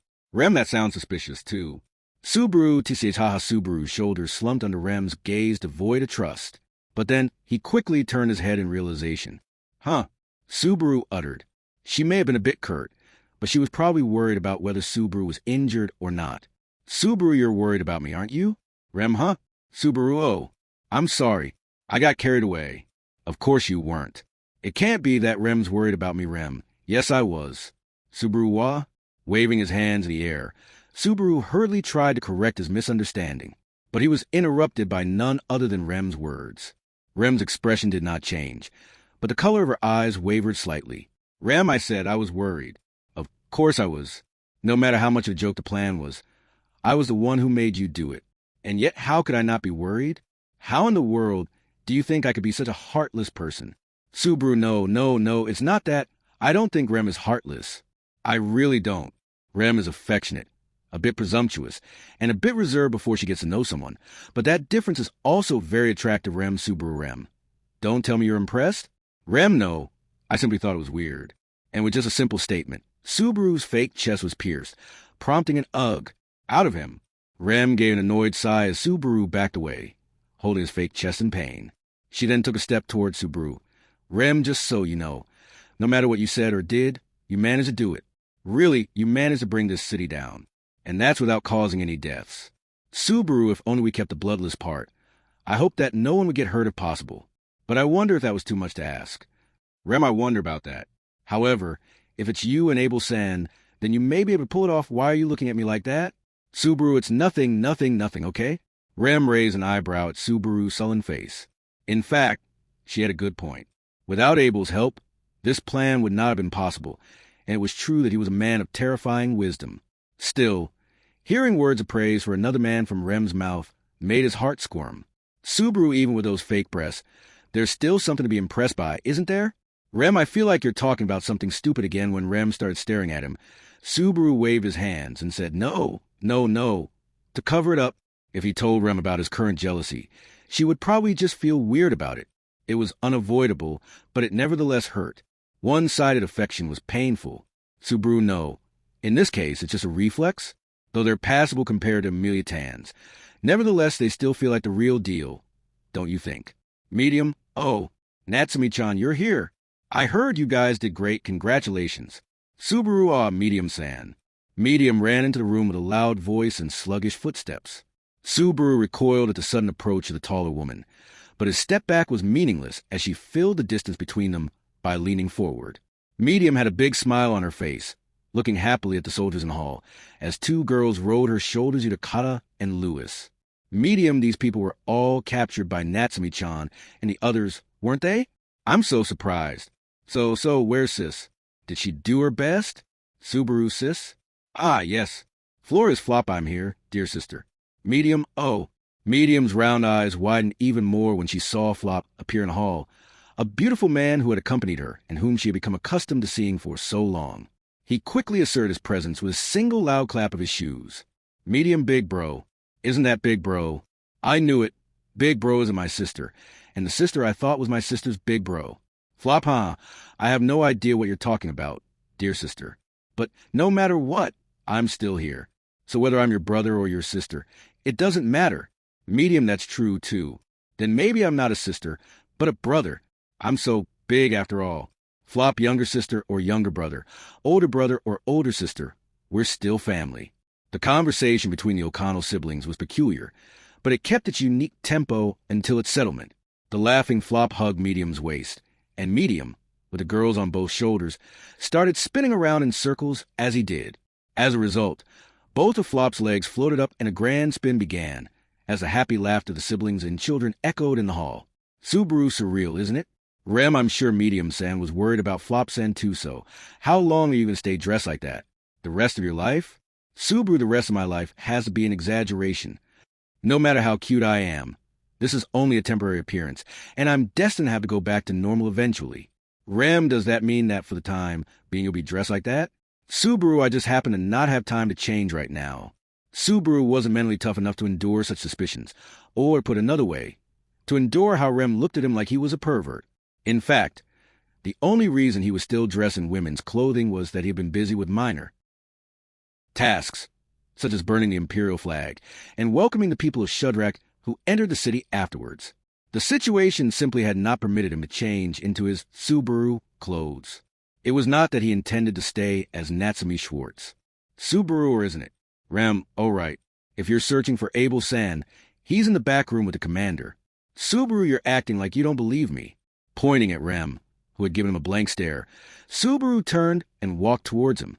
He'd like to celebrate the success of the bloodless siege with Rem and the others, but he could not just sit there with his hands up in the air and be overjoyed. After all, the fall of Gero was only a checkpoint. They had to think about the future civil war that would rumble the empire, and what kind of position Subaru would maintain. To that end, Subaru, if you'll excuse me. With that, Subaru pushed open the door to a separate room at the back of the hall. It was originally supposed to be a private, office-like room for the city manager, the master of the city hall, but now the master had been sent away, and the replacement for the ruler was sitting on the chair. Originally, it had been Zikr, the general second class, but now it was a more pompous man. Abel, you are still dressed like that. So said Abel, resting his cheek on hand as he snorted, having already shed his dancer's costume and rolled up his sleeves into a more masculine attire. In front of him was a disheveled head of a kneeling Zikr, with no one else in the room. Subaru, please don't mention my outfit. What's more, you are alone with the general second class, without any guards. Do you want to throw your life away? Abel, of course, had he any intention of resisting, I would have put him to the sword, but he has no such intention. Am I not correct? Zikr Osman. Zikr, yes. That is correct, Your Excellency. Jerking his chin, Zikr called out at Abel when prompted to respond. The respectful manner in which he addressed His Excellency and his obvious superior was a sign that he judged Abel to be more than just a cross-dressing bandit. In other words, Zikr understood Abel's true identity, and because of that he was kneeling there. Subaru, did you tell him? Abel, I needed not such a thing. Apparently, this guy figured it out during the dance. No, I should say that after the dance. He understood in his head the right thing to do. Subaru? Subaru tilted his head, not comprehending the meaning of those words. However, at Abel's observation, Zikr sank his head more deeply, as if to show further respect. The result was a valuable person who firmly recognized and expressed respect for the fact that Abel was the emperor, a fact that had not been felt very much up to this point. Abel, but it is convenient that you guessed it without needing to disclose it. Zikr Osman, follow me. You will not be wronged. Zikr, yes. If it is for you, I, Zikr Osman, will risk my life. Subaru, wait, are you serious? You haven't heard anything about this yet, have you? Zikr made an immediate dedication to Abel, who had requested vassalage toward him while sitting on the chair. It was convenient, sure, but too good to be true. Zikr, however, shook his head in response to Subaru's question. Zikr, His Excellency, is right in front of me, and he needs my aid. If so, it is my duty as a general of the Empire to respond to his request. Above all, I swear to be even more loyal to you than before. Abel, oh, why? Were you so fascinated by my dance? Zikr was very, very beautiful. But that is not all. Zikr's heat was intense, as Abel made a cold joke, without even smiling. He pressed both fists to the floor, with strong and intense joy on his face. Zikr, I'm surprised that His Excellency remembered my two names that I cursed as nothing but a disgrace, and that you believe it after all. Abel, of course. If one wishes to be the ruler of the empire, they must understand the land. The same is true for the subjects that serve. I never know when I'm going to use you, a general, as my own hand and foot. Do you earnestly believe the emperor's steps shall be unimpeded, without knowing their own hands and feet? Zikr, absolutely not. That is why I am truly honored. Zikr shuddered with indelible joy and swore fervent loyalty to Abel. Honestly speaking, solely regarding the events, it was a too-good-to-be-true turn of events. But Zikr's profile was so uncanny that even Subaru could not find any room to doubt his inner feelings. At the same time, Subaru was overwhelmed by the charisma of Abel's words, as well as the strong pride and conviction as the emperor that supported it. He did not know how many generals there were in the empire, but even as Zikr was outstanding among them, would he be able to remember enough of every one of them to be confident that he could bring down the city regardless? Well, even if another general had been in charge of the city, Abel seemed sure that he would have pulled the same result. The emperor, an opponent transcending even the clouds above, knew him, knew his strengths and weaknesses, and upon that, built his strategy, wonderfully entangled him in his expectations, and defeated him. Perhaps it was similar to a high school baseball pitcher getting his pitch hit for a home run by his favorite professional baseball player. But actual war is too disturbing to be compared to that. In any case, Abel as Zikr Osman shall follow. Then the generals under him shall likewise follow. Together with the fortress city, I can say that we have finally gathered a strong fighting force. Zikr, however, if we stand against the rest of the country, we will inevitably lack strength.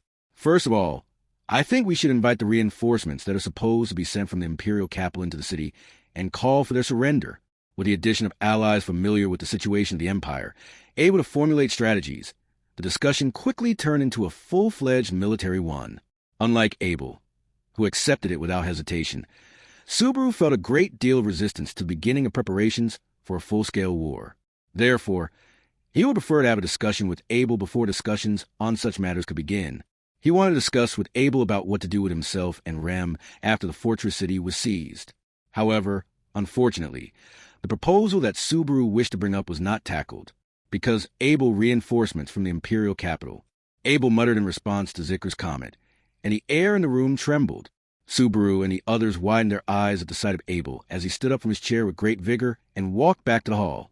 And then Abel closed the main gate of the city right now. Do not let anyone enter, messenger or not. Everyone in the hall was startled by Abel's bellow. Of course, much like Subaru and Zikr, who had been talking with him just before yet could not comprehend it, Mazelda and the others could not discern Abel's true intentions either. However, Abel's urgent look was enough for them to know that this was no ordinary matter. Mazelda to Rita, go tell them to close the main gate. To Rita, oh, sister, what in the world is... Mazelda, go. Don't disgrace Shudrak's name. Mazelda's fierce voice struck the hesitating Tarita. The latter's eyes widened at the sound of her voice, which even sounded murderous, and she promptly rushed out of the hall. With that, Tarita would order the guards to close the main gate. And so, Abel's instructions would be fulfilled. But Flop Village Chief Kuan, what is going on? It's rare to see you change your expression. Abel, now is not the time for your nonsense, merchant. Zikra Osman, persuade the generals. Mazelda, you are okay. Abel quickly instructed the others, treating the worried Flop with disregard. Abel ordered Zikra and Mazelda, the heads of their respective groups, to get their people together, but his instructions were cut off mid-sentence by a high-pitched child's tantrum. Medium, whoa, what's happening? Louis, John, what happened? Louis, you, Yudakata, Lou, calm down. Yu's here. Medium's eyes turned in surprise as she was yanked by her highly decorated hair. Being carried on her shoulders, Louis was screaming desperately as Yudakata attempted to soothe her down. However, the rampaging Louis did not calm down at all. On the contrary, Louis was shedding large tears, her expression tense, as if she were afraid of something. Rem, Louis, John, please calm down. What's wrong? If there's something wrong, I'll listen to you. So don't cry, Louis, you. Rem, huh? Over there, what's going on? Unable to witness the sight of a sobbing Louis, Rem headed towards her. Upon noticing Rem's approach, Louis pointed to a corner of the hall, tears streaming down her face. Subaru and Abel also looked in that direction. But there was nothing. There should have been nothing. Abel, Mazelda, O-H-H-H-H. Staring into the void, Abel was the first to call out Mazelda's name. As if in response, Mazelda quickly readied the bow on her back, seized 4 arrows in her right hand, attached them to the bow at once, and drew them. Mazelda's strong body unleashed a tremendous blow from the Shudrak chieftain. 4 arrows flew wildly, pushing into the empty space Louis was pointing to. Each one of the arrows was reminiscent of the blow of the hunter who had killed Subaru in the jungle. It was so powerful that it would have torn Subaru's form to shreds had he been struck by those. The floor and walls, which were supposed to be stronger than arrows, were shattered, and the crushing sent a cloud of smoke into the hall. As the soldiers jumped for cover and gasped for air, Subaru and the others looked closely at the smoke to ascertain if there was indeed a cause for Louis to make such a commotion. Something like, "That isn't going to kill me." From somewhere, a languid voice fell softly into the smoke-filled hall. He recognized the voice as that of a woman. Subaru's eardrums judged it to be a slow, carefree voice, lacking emotion and of modest volume. It felt terribly out of place in the momentary tension of the situation. However, the result of that voice was powerful. Mazelda in the blink of an eye, Mazelda's entire body was engulfed in tremendous flames, having been set alight. 5 Mazelda, TCH. In the blink of an eye, Mazelda's entire body was wrapped in a conflagration, causing her to let out an inaudible scream. The sight of Mazelda, who had turned into a humanoid mass of flames, prevented everyone from taking any immediate action. Cuna, TCH, Holly, you understood. Immediately after Cuna called out, Holly hurriedly hastened to a container filled with a large amount of water. She lifted it with her monstrous strength and threw it with all her might at the burning Mazelda. The water overflowing from the broken container enveloped Mazelda her, and the immolated woman fell to the floor. The flames had scorched her for nary a moment, but it was impossible to imagine the pain of one's entire body being incinerated. Subaru was unable to keep up with how quickly the situation had morphed, wondering what the hell had happened. However, he did notice an increase in the number of unfamiliar figures in the center of the chaotic hall. Not only Subaru, but the rest of the group gradually took notice of the new figure. The person standing there was a beautiful girl with most of her brown skin exposed. She had silvery white hair, an eye patch covering her left eye, a lush furry tail growing out her rear, and a branch in her hand that looked like it had been picked up in the middle of nowhere. Her emotionless face gave a somewhat unbalanced impression when compared to her frame of lush, youthful, feminine proportions. However, there was no doubt that this pretty girl had been the trigger for the previous occurrence. What she had done, what she desired, who she was, everything was unknown to you, Arakia.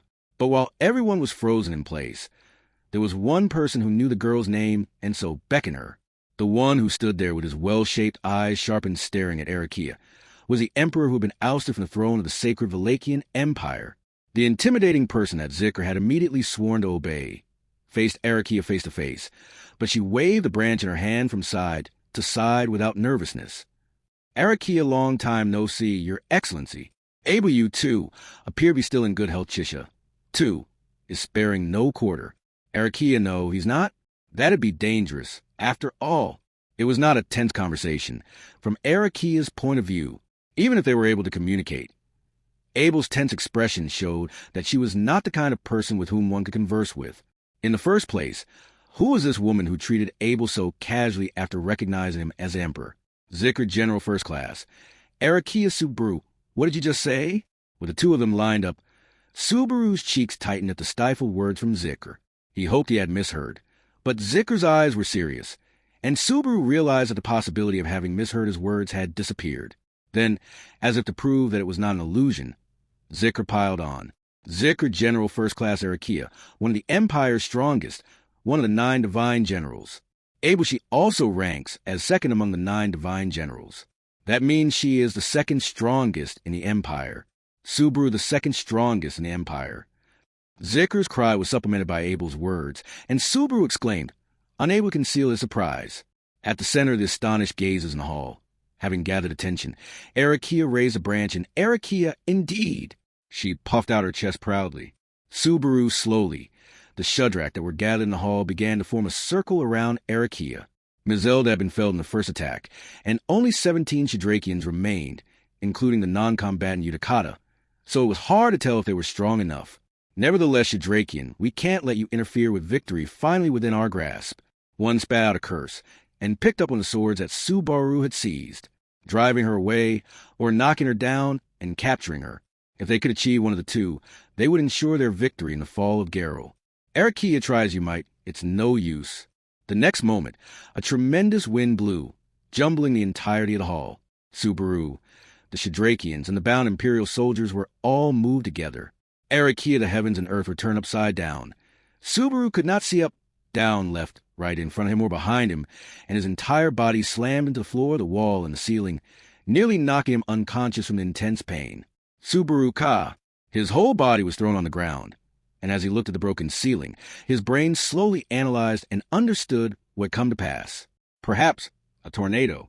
In an instant, a tornado of tremendous size had erupted in the room, swallowing Subaru and everyone else, and threw them around wildly. Arakia's tornado overran the room, making no distinction between people or objects, friend or foe. Even so, Subaru barely managed to stay conscious. Zikr, I am not going to let you hurt her any more than you already have. Zikr, holding Subaru, grunted and threw his arms out sluggishly. The moment the tornado had spouted, Zikr had quickly pulled Subaru's body nearer to his own in an attempt to protect him from the impact of the destruction. Its effect was limited, but it had cushioned Subaru's body and kept him from losing consciousness. However, Subaru, it's a joke, right? Looking around the hall, Subaru spat that out in despair. In the midst of the mess of people and things, the Shudrak, who had raised their will to fight just before it had all fallen to the ground, unable to fight. In fact, those who had displayed hostile intentions had been the ones to suffer the most damage. He wondered if Arakia's tornado had even chosen which people to attack while wreaking so much destruction. Subaru Riem, enduring the pain in his whole body, Subaru searched for Rem in the hall. She, like the Shudrak and the others, might have lost consciousness from the attack. Were she be hid in the wrong place, the worst would be a possibility. Then, Subaru gazed around the room and spotted someone. Not Rem, however. Not Rem. But despite that, they had caught Subaru's attention. Because even after being overrun by that tornado, they had gotten to their feet and fled to the half-destroyed balcony, leaning their back against a railing, gazing at Arakia. Subaru Abel. He did not know how in the world Abel had been able to protect himself in that tornado. Abel's injuries were very minimal yet. It was still painful to see him bleeding from his forehead and with one arm slumped down. However, Abel was looking straight at Arakia, with eyes that had not lost their supremacy. Abel the obedient puppet, engaging in such grandiose conduct. Have you forgotten as to why you have joined my ranks? Arakia, your excellency, you lied. You deceived me. That's why I'll never forgive you. Abel, did Chisha also put that idea in your head? Abel exhaled a heavy, bloody breath, his eyes slightly downcast. Arakia's face was lacking in emotion, but she still held a recognizable anger in her eyes. She slowly stepped on the rough ground and walked towards Abel on the balcony. The thought of Abel running out to the balcony to look good never crossed Subaru's mind, but he did not think he, injured and not holding anything, had an ace up his sleeve. The steps Arakia took while shrinking the distance between them sounded like a countdown to Abel's very life.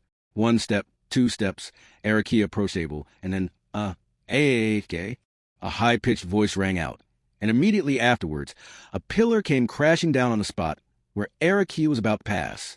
There was a roar of stones shattering and cracking, and a primitive weapon that must have weighed no less than several hundred kilograms struck Arakia. It was Rem, who had been hiding behind a pillar, watching for the right moment to strike. Rem, who had remained conscious and hidden behind a pillar despite having been swallowed by the tornado, was probably visible from Abel's position.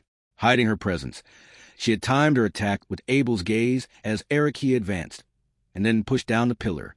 It was the last attack he could come up with in this situation, utilizing Rem's strength. It was well aimed, and so it crushed Arakia's slender body. Arakiam? Rem, no way. The floor beneath Arakia's feet, which she had not even looked at, deformed like Amazaiku, and stretched upwards as to support the fallen column. It was as if they had witnessed completion of avant-garde art from the beginning to the end. Rem's full power did not reach Arakia, nor did it even distract her. Then, as Rem kneeled at the base of the broken pillar, Arakia regarded her back. After taking a look at Rem, her eyes suddenly widened. Arakia, oh, an Oni. That's unusual. Rem, you're Arakia. Don't get in my way. I don't want my people to get hurt. Rem, your people? Rem's face reddened with anger, wondering what she was talking about. But sadly, because of the existence of a large discrepancy in power between herself and her opponent, anger was merely an emotion, and the will to resist was useless.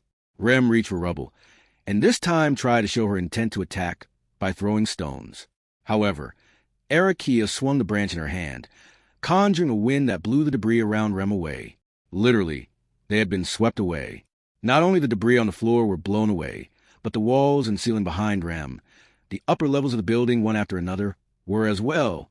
Arakia, I'm not good at controlling my strength. You, too, will fly away at this rate. Rem, if that's the case, then why don't you do it? After all you've done, what's there to hesitate about now? It's not like that Arakia disappointing. Rem's clenched teeth answer made Arakia's shoulders slump in dejection. But despite the cute gesture, Arakia's actions were caustic and simple. Slowly the branch was lifted, and a phenomenon of a different dimension would shatter Rem's existence. There was no way Natsuki Subaru could tolerate such a thing. Subaru with a yell, Subaru's body leapt into action, chasing away the pain in his entire body. Only at this moment, cowering fear, unpredictable anxiety, and everything else were in the way.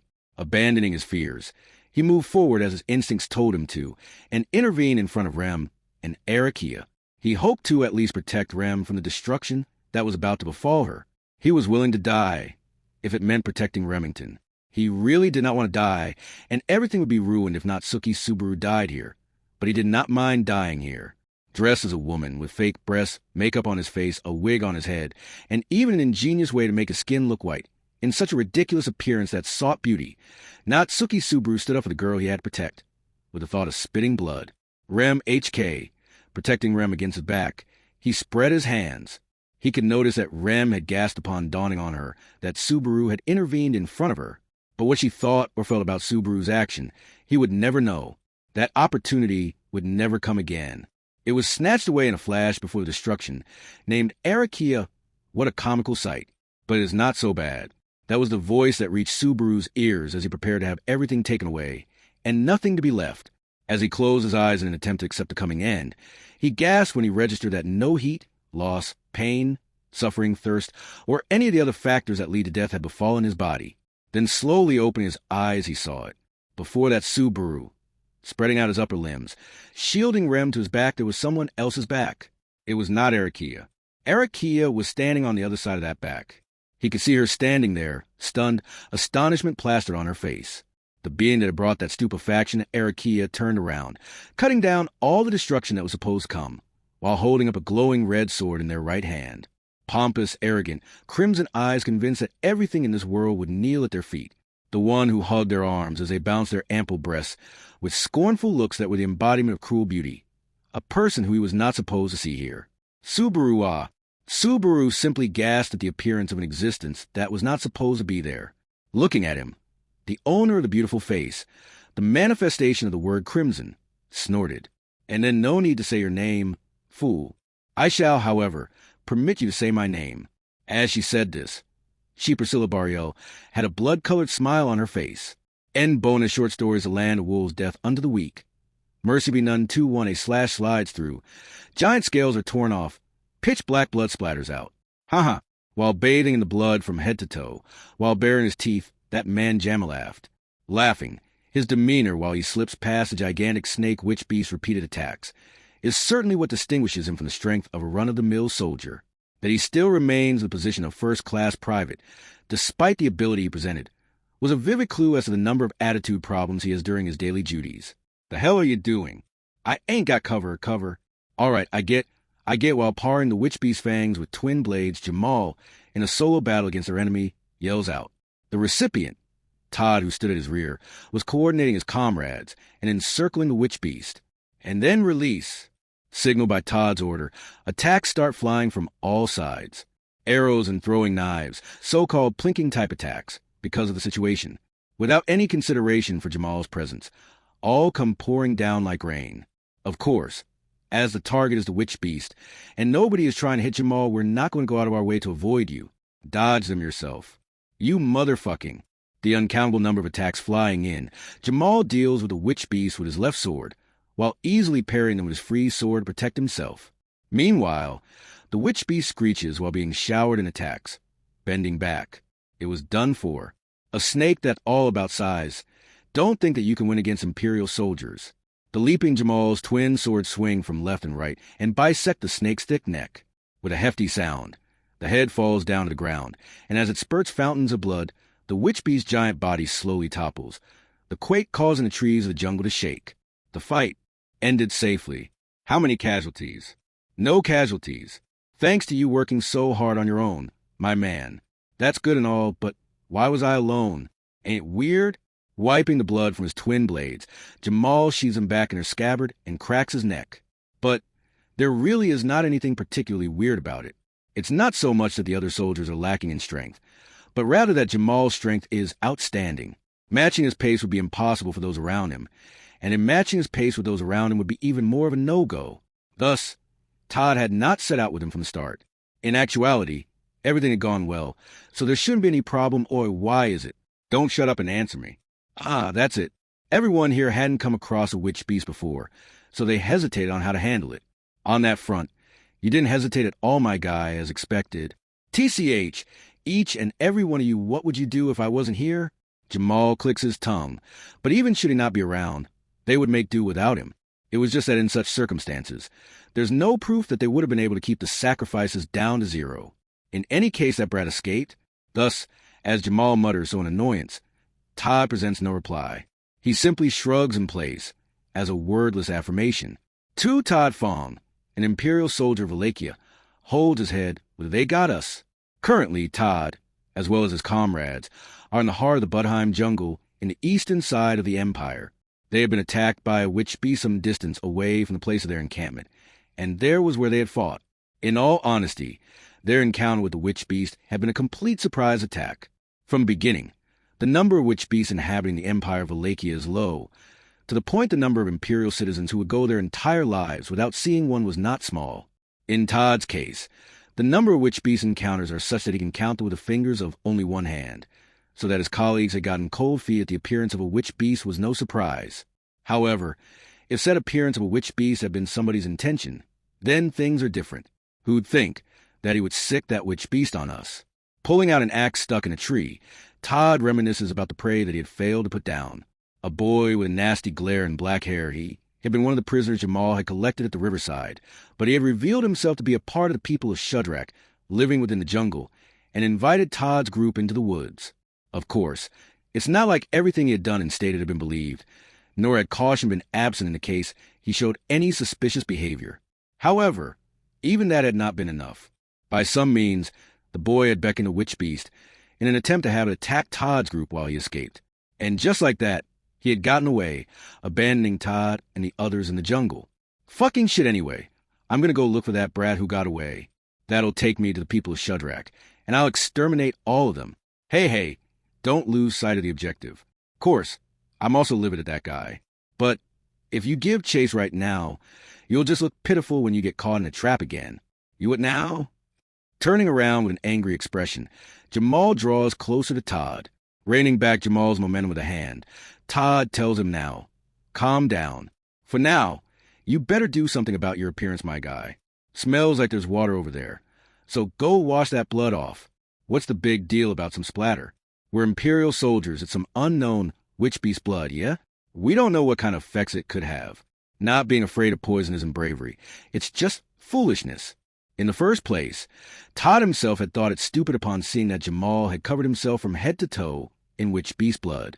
Seemingly not having realized that risk previously, a sense of crisis now starts showing up on Jamal's face once Todd pointed it out. Where'd you say the water was? Over there. It's probably not that far off. Hurry and wash that blood off, then come back. We'll decide our course of action in the meantime. Waving his hand nonchalantly, Todd drives Jamal off toward the water. While reluctant, it seemed that Jamal would also hate to fall to poison, and so he promptly disappears into the bushes. Seeing off his back, Todd crouches down beside the fallen witch beast, and by touching its fangs, horn, and even scales, he confirms its state. Todd, it's not time to fiddle with that witch beast's corpse. What we do next? I understand your panic, but there's some meaning in investigating them. Think about it. If, by chance, that guy from before is able to call over more witch beasts, what will we do? If it's Jamal, sure he can just go and take them down, but we need to know if even we are able to easily kill them, that he was controlling the witch beast. Do you seriously believe that? So, the moment a witch beast just happened to attack us, the boy that was with us just happened to take off and run away like he was waiting for it to happen. Do you seriously believe that? With Todd posing that question, the soldiers accompanying him hold their tongue and sink into silence.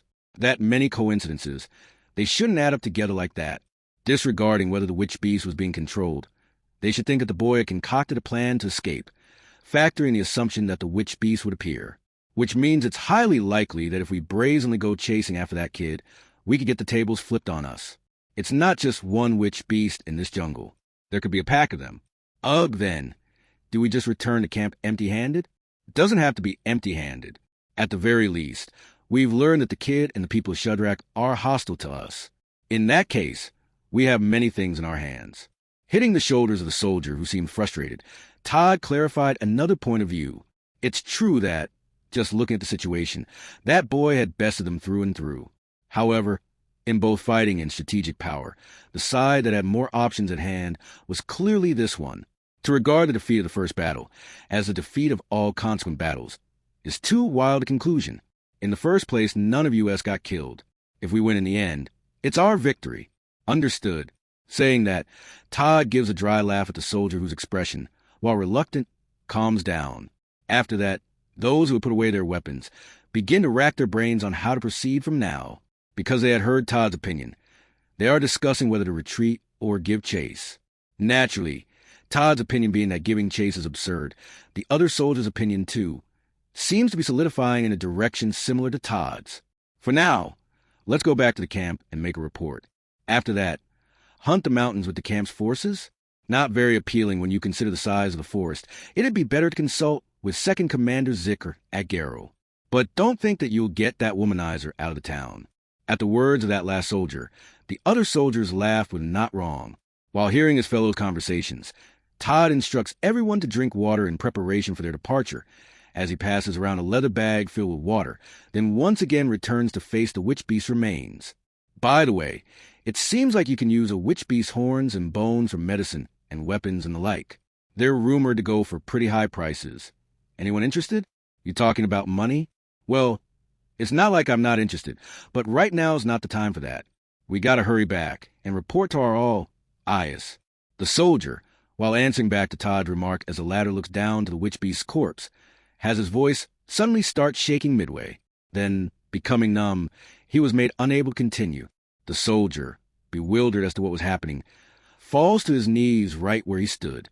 And he is not the only one to do so. All other soldiers as well, one after another, became unable to stand. That is, it's the water. The water. You didn't think it tasted kind of bitter? In front of the astonished soldier, picking up the water's leather bag, Todd shrugged his shoulders. Cutting up the bag with a knife he took out, Todd shows him something tinted red. The water that drips out, that is the snake's venom. Generally speaking, it seems like the pouch structure that holds a snake's venom at the root of fangs is unchanged. Good thing I found it right away. Why did you do that? The numb soldier, unable to move, desperately asks. Apparently, it seems the witch beast's toxicity had lost some strength, and so they would not die just from that, while it would take a little more elbow grease. It is something that can't be avoided. Well, I'm sure you have tons of questions, but I'm not going to go out of my way to answer them. It's going to be a problem once Jamal comes back, which is why. Saying that, Todd places his axe on his shoulder and goes to his paralyzed comrade's side. Then, at arm's length of one of them, he apathetically raises the axe. Feel free to check your answers. 3 finding a small waterfall after emerging from the bushes. Todd takes a small breath. This is because he caught sight of Jamal at the bottom of a small waterfall in a small puddle-like water source, desperately attempting to wash the blood off. My guy, you seem to be having quite a bit of trouble. You dick, where's the water? This is some puddle. You little because of that, no matter how long I take. The blood won't wash off, will it now? His eyes bulging at the sight of the returned Todd. Jamal directs his anger at him. Picking at his ears at that attitude, Todd responds, my bad to that. For the time being you're fine like that. So listen, we'll get out of this jungle and go back to Garrow. Then we'll report the operation failed. Why would we do that? After this, we're going to go after that kid, find those Shadrach and massacre them? Your enthusiasm's admirable, but think for a second. Jamal bites back at the future plans presented. Raising his finger in front of him, Todd begins his explanation to his partner, someone whose head was lacking in use. With you listening? That kid used the witch beast to escape from us. It's very likely that he could set another one on us, if we give chase. In that case, we just got to kill him all if all our soldiers were you, my guy. Then sure, but that's not the case here. And there's another problem. There might be a surprise attack from the Shadrach on the camp. What? It's obvious, isn't it? I mean, that kid will let his allies know that we're enemies. Then in that case, for the Shadrach to get the early worm, it'd be convenient for them to launch a surprise attack on the camp to secure victory. And the group at the encampment doesn't expect that. Their surprise attack would more or less succeed. And with that, they would annihilate them without giving them the opportunity to regroup after having broken up their formation. It would be a losing battle. You could say it was an unavoidable conclusion from the moment that Todd's group was baited out. In that case, we just gotta hurry back and tell him. How would we? That kid had us walk quite a bit, and he kept us quite far away from the camp while we were fighting the witch beast. At this point, we won't make it in time, even if we go back. So, that's why you're shamelessly packing your bags and leaving? That's right. We'll reorganize and squash those cunning bastards. It's our best shot. With a vein popping on his forehead, Jamal stands in place, grinding his molars. Befitting an imperial soldier, never retreat, never cower, never concede is Jamal's motto. To him, Todd's plan was nothing more than humiliating. However, I'm right. You understand that too, don't you? You're right, I should have been the cause of that lesson. Fucking damn it. All right, I'll hear you out. In these times, your thought process hasn't been wrong. What about the others? No, well, you get it, right? Unlike you, my guy, they're not as flexible. I told them the same, but not a single one of them lent me an ear. While scratching his head, Todd points toward the bushes and drops the tone of his voice. Hearing that, Jamal's mood improved, and with a snort, he continued. So that's it. So then they gave up on you? That's a bummer. Don't say that. I'm the one saying this. But I'd like to say I was the one who gave up on them. I thought it'd be pointless even if I talked to them, so I cut it short early. Perhaps believing Todd's words to be those of a sore loser, Jamal's sneer showed no trace of disappearing. He thought that was more convenient. So he doesn't think there's any particular reason to make excuses. It'd become a back and forth between them anyway. They'd dispute over him being a coward and whatever else as much as possible. He just quickly dealt with the problems he had a grasp on. In the end, it would be the same. Right then, let's get out of the forest before we're found by the Shudrak. If we can't make it back to Geralt, that'd also disgrace the Imperial soldiers. Let's go with that, then. If you can't keep up, then I'll leave you behind. Todd. Okay. With rough breaths, Jamal started leading the way out of the forest. He followed behind, seemingly annoyed. Plainly put, Jamal was determined not to lose next time, but Todd felt the same on that front, because he believed that the runaway black-haired boy was a troublesome enemy that he definitely ought to kill. End provisional Rem's paranoia and ONI's ailment won once his earth-smeared cheeks regained their red lush. The young boy's feeble gasps finally turned into normal breathing. Relieved and reassured, Rem gently released him from her arms and sighed. Rem, first things first, she had ascertained that his life was no longer at risk. So her mind switched to what she should do with him. At a loss, she turned him over and laid his head on her lap to rest. A part of her would have felt guilty for allowing someone with such injuries to lie down on grounds with grass this sparse. Yes, that's all this is. Nothing more. Rem, why? Just why am I making excuses, Ruema? As Rem muttered to herself, her face twisting into a bitter scowl, the little blonde-haired girl turned to her and tilted her head, puzzled. Perhaps the little girl felt anxious. Perhaps she felt worried, but Rem regardless gave a shake of her head to quell her own thoughts, then turned her attention to her shoulder. She pressed her hand on her own shoulder softly and felt a steady flow of warmth. With this warmth, she had saved a boy's life which had been hanging by a thread. It was a strange feeling. This was not something unique to her, she felt, but rather something she had channeled from within. The little girl's palm was nothing more than a conduit, a catalyst. Vincent, to think that you are capable of using healing magic, he truly does have the devil's luck. Just as it seemed she had let her guard down, a voice called out from nearby. Her eyes shot to where it had come from and saw that man, the man with black hair and prudish face. Standing with glare in his eyes, he had propped the boy up long enough to survive and had advised her to save him. Rem had felt the need to express her gratitude, as she had been able to save the boy thanks to him. Strange and vexing to her, as it were, and yet, in his presence, the thought had evaporated from her mind. His gaze was haughty, his tone even more so. To her, it seemed as though he were sizing him up like a product for sale. Immediately, she pulled the little girl behind her and used her body to hide her from his eyes. Vincent, fret not. Had I any malicious intentions, I would not have brought that man here. My desire was simple, to see that his efforts received just rewards. Rem efforts? Just rewards? What are Vincent that would be you? He cut through Rem's wary questioning and asserted himself. As he observed Rem shrinking, he closed one eye, fearless, and asserted once more. Vincent, it is only natural. That man's aim was one and forever true. It truly requires no repeating. From the very beginning and to the end, he only desired for your safety and your peace of mind, and naught else. He had steeled himself even for death to achieve that. Rem, and why is that? Do you know? Is that why you for me, and even went as far as to attack those people? Vincent, I know not. His short, unfulfilling words cut her inquiries off. The man seemed to have no time to display any consideration among other things. A boy she had trouble trusting, vulgar soldiers, and this man in front of her, all of them added to the image amnesiac Rem had of the male gender. Indeed, while this sample of hers was far too small, she could not help but come to the conclusion that men equaled trouble. Yet without sparing so much as a thought for her, the man looked down at the boy lying on Rem's lap. Vincent, I have no interest in the origin of his desires. I moved in accordance with my own intent. That is why I burned that soldier camp to the ground. And while I was doing so, I thought of rewarding this clown. Thus, all came to be in orderly fashion. That is the truth of things. Rem, Vincent, I have no interest in how you interpret my words. However, he shrugged, his eyes disinterested in anything Rem might have to say, as if the results of this particular tirade mattered little to him. He had done what he wanted, and any actions taken outside of his pursuits were born of his whimsy.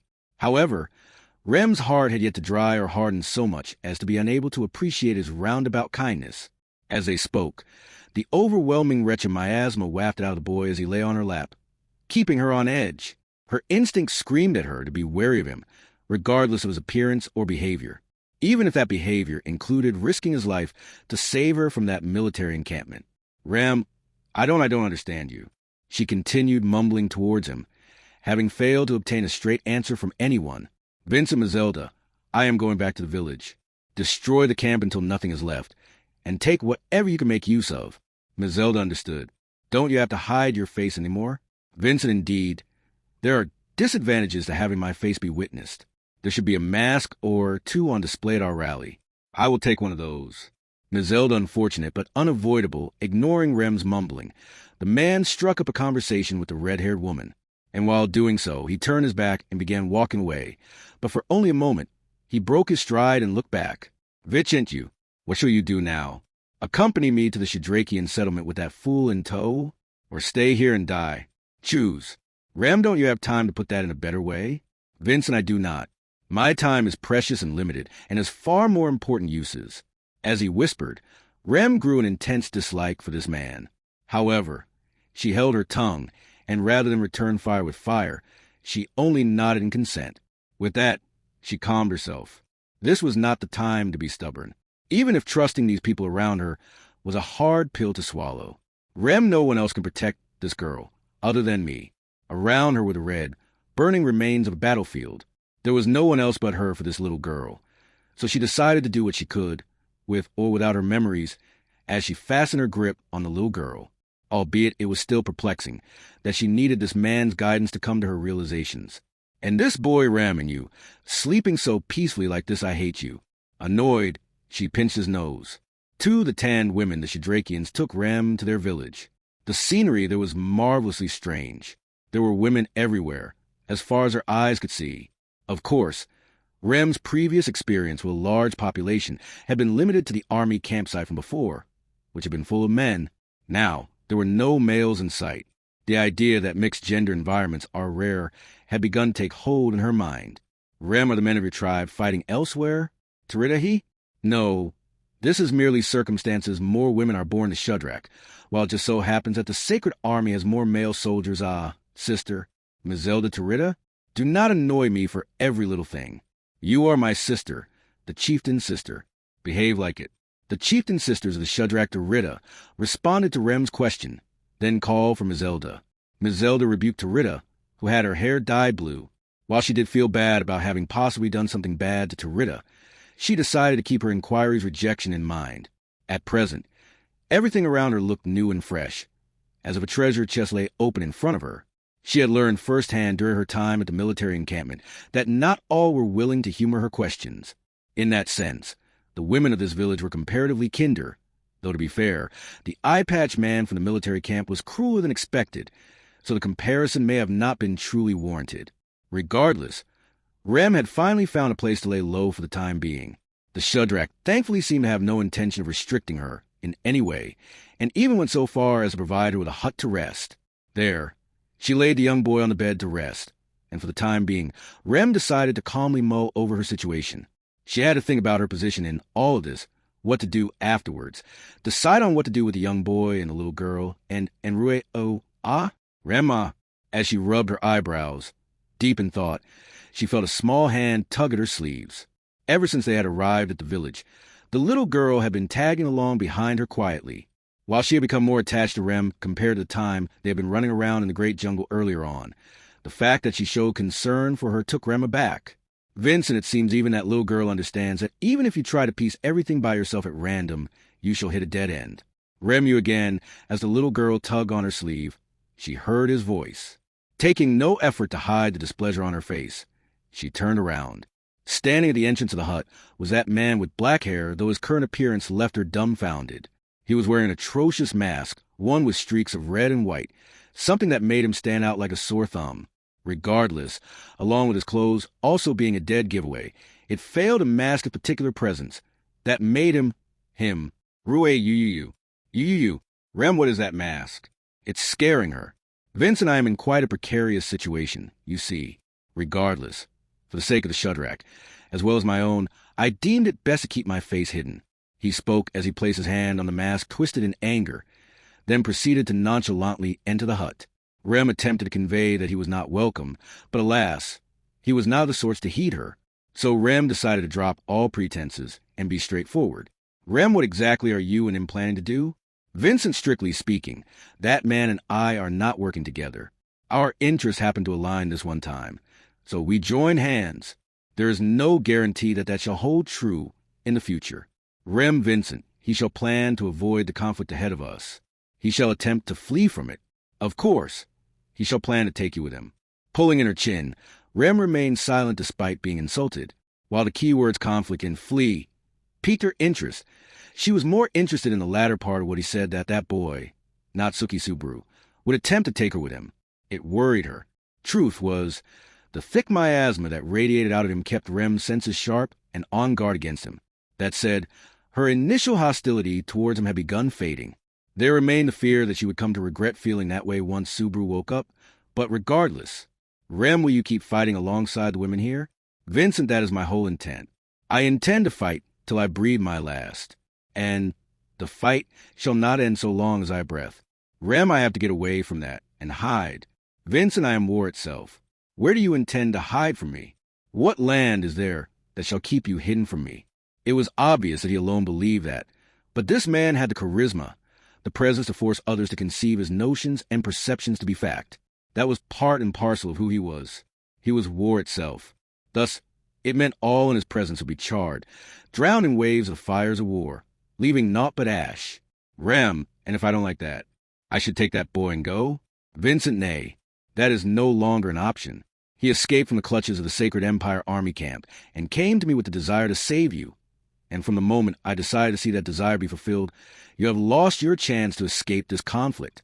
Rem, Vincent, no matter where you are, no matter how far you flee, the flames of war shall surely find you. They shall once more embroil you, engulf you. Your desire or detestation for it matters not. Rem, but that means that there's nothing I can do. He keeps saying that my choices are all dead ends, but keeps leaving the choice itself to me. Is he just enjoying this? That can't be right. What on earth is his angle? I can't keep fighting, and there's no way out of this fight, either you.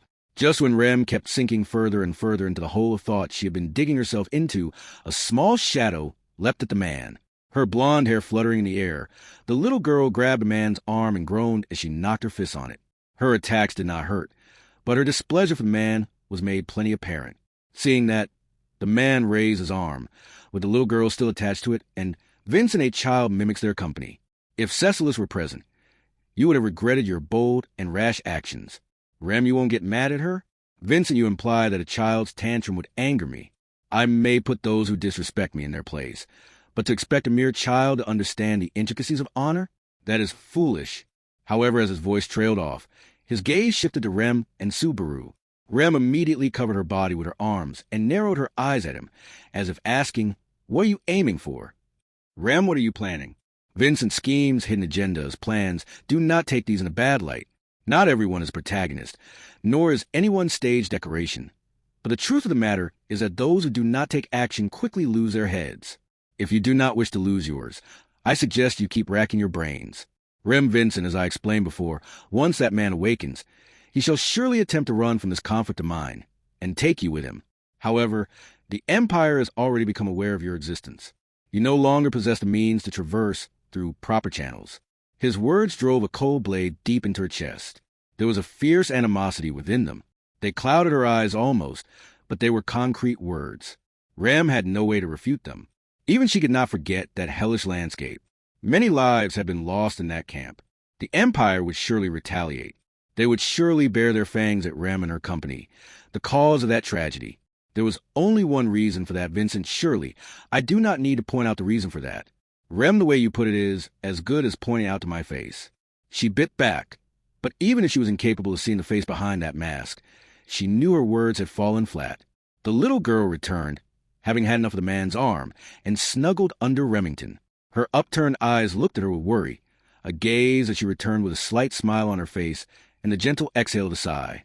Then she looked straight at the man and spoke. Rem, tell me what we should do. Please. Vincent, so you ask for advice with sincerity. Keep in mind that my aim is only to win. Each move I make is solely to press onward to my victory. Thus, you and your ilk may not end up where you desire. Rem, I understand that fully. However, we lack the means to discern between good and bad at the moment. My phrasing may be discourteous, but you are currently my litmus test for that. Vincent, oh? She spoke as she carefully laid down the little girl beside Subaru, when the man laughed in response. His expression lay hidden behind that mask, so Rem knew not what intentions his voice carried. But even so, she chose to press onward with her own game. Were he intolerant of this display and felt anger, her aim would be to start fresh. However, on the off chance he were more open-minded and showed magnanimity, things would be different. Vincent, very well. I shall take you up on your bet. Rem, thank you very much. Vincent, from the beginning, you, I, and even Natsuki Subaru, who lays asleep behind you, even if we play our hands to the best of our abilities, we must win our bets if we want to move forward. Now is not the time to be frugal. Rem sighed, her victory sweet from a man who refused to offer even the simplest of compliments. Had it been Subaru the first one to gamble to reclaim his person, then he, Rem, the little girl, and the masked man must all continue the series of bets. She balled her fists in secret, noting that the outset was good. Vincent, first things first. That man shall attempt to take you and run from this war of mine. However, he shall fail on his first attempt while in the city. Let him. He must learn and face reality. Otherwise, he shall be unable to stand back up. And for that reason, as Rem steeled her resolve, the man began speaking of his plans, of his guiding principles. What Rem ought to do once Subaru awakened, what he would want from her, what her aim should be, though she had no intention of being a doll who would only nod and affirm. Yet, perhaps that man already had taken that into consideration. Rem, I cannot let things end without ever finding anything out either. And so, to rise up in battle against the many mysteries around her, with a little girl who had no other but her, and a young boy who reeked of evil in her arms, Rem began to rack her brains. And the Dragon Kingdom, the chronicle of the search for the missing boy, 2-1, this request is really important. So please listen closely. If you see anyone trying to cross the desert or approaching this tower, I need you to drive them away. Amelia exclaimed, Thou, who hath reached the top of the tower, step forth onto the first floor, almighty petitioner. Ah, and when I say drive them away, I mean that you mustn't hurt them. You have to be really careful to be gentle when you're driving them away. Can you do that for me? I am Volcanica. In accordance with the ancient covenant, the will of thee who hath reached the top shall be questioned. The divine dragon replied majestically, in complete contrast to Amelia, who was trying her best to get him to listen. His answer was a bit vague, and she wasn't sure if her intentions had even gotten through to him or not. Having been left behind at the Pleiades watchtower, Amelia and the others had decided on a course of action, but in order to go through with it, the guardian of the tower rest Volcanicus' actions would be essential. Finishing the tower's trials had resulted in the opening up of the Pleiades watchtower and the Augria sand dunes. Each of them had served as a form of defense for the purpose of guarding the witch's shrine in the eastern end of the world map. So there was no way she could ignore the harmful effects that would result from those things losing their function. For one, she suspected that the witch cult might race toward the shrine, aiming to revive the Witch of Envy. However, she couldn't hesitate to act just because she was afraid of that. The people she held dear had disappeared, so she needed to go search for Subaru and Remington. That's why I wanted to ask Volcanica to do that. But Volcanica was spouting out the same words over and over again like he usually did. Amelia, who had obtained the qualifications to become an overseer of the tower by completing all of the trials, had a worried expression on her face, for the divine dragon had a habit of going back and forth between being normal and weird. However, Thou, who hath reached the top of the tower, step forth onto the first floor, almighty petitioner. While Amelia still seemed worried about what to do, Volcanica, who was right before her, moved slowly. The divine dragon's azure form bent down, and then he gently held out his right forefoot to her. Amelia became wide-eyed due to that movement, and then a sharp talon on Volcanica's forefoot began to shake, followed by a crack. A fragment of it then split off and flew into the air, which she instantly snatched away. The talon fragment was beautiful. It was pure black. And so, the reason why Volcanica did, that was too so. I think this is Volcanica's way of proving that a promise was made. After Amelia gave that answer, sticking out her chest and holding up the black talon for all to see, everyone looked at each other. She finally felt fulfilled now that she thought she had established a bond with Volcanica. Anastasia stared intently at the fragment of the dragon's talon in Amelia's hand, let out a ha, and then continued. In other words, you could call this something like a promissory note from Volcanica that he ain't gonna attack anyone. Well, I guess you could say that. Right, Beatrice? Amelia asked. Are you asking, Betty, I wonder? HM, Well, I'm not entirely sure, but I think you can interpret it that way, in fact. Otherwise, I haven't the faintest clue as to why he would do that. I suppose. Taking on Amelia's question, Beatrice replied like so, her arms crossed. She gazed at the Talon with her big, round eyes with their characteristic patterns showing, then lightly narrowed them, as one would expect of the divine dragon. Volcanica, even a mere fragment of Talon, is made up of an enormous quantity of mana, in fact. With this, the eyes of the dragon will perhaps even be able to distinguish it from a distance. I suppose. Oh, I see. Then Volcanica understands everything, just as I thought. Emilia sighed in relief at Beatrice's positive-ish point of view, lightly patting her chest. However, having heard what Beatrice had just said, Julius raised his hand and said, "Please wait a moment." With a small amount of astonishment showing on his handsome face, he continued, "I cannot help but ask you about this, Miss Beatrice. But did you say that the divine dragon's talons are made up of mana? So it's not that they possess mana, but on the contrary, geez, explaining the origins of dragons to the people of this day and age would be a bit of a pain to do. In fact, to make a long story short, you can think of dragons as living beings that are like enormous masses of mana, I suppose. To make a long story short. That's easier said than done." Lips curled, Julius's eyes widened at Beatrice's explanation, and Ram muttered something as she closed one of her eyes. While she was stroking the scales of the ground dragon, Patrash, who was next to her, she said for Ram, "Ground dragons, including Patrash here, do not at all seem like masses of mana. However, there's a difference between a dragon and a dragon.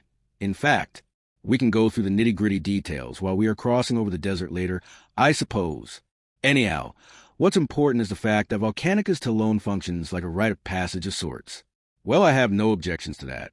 Fortunately, if we can get Volcanica to cooperate with us, we should be able to resolve many of the problems we are facing as well."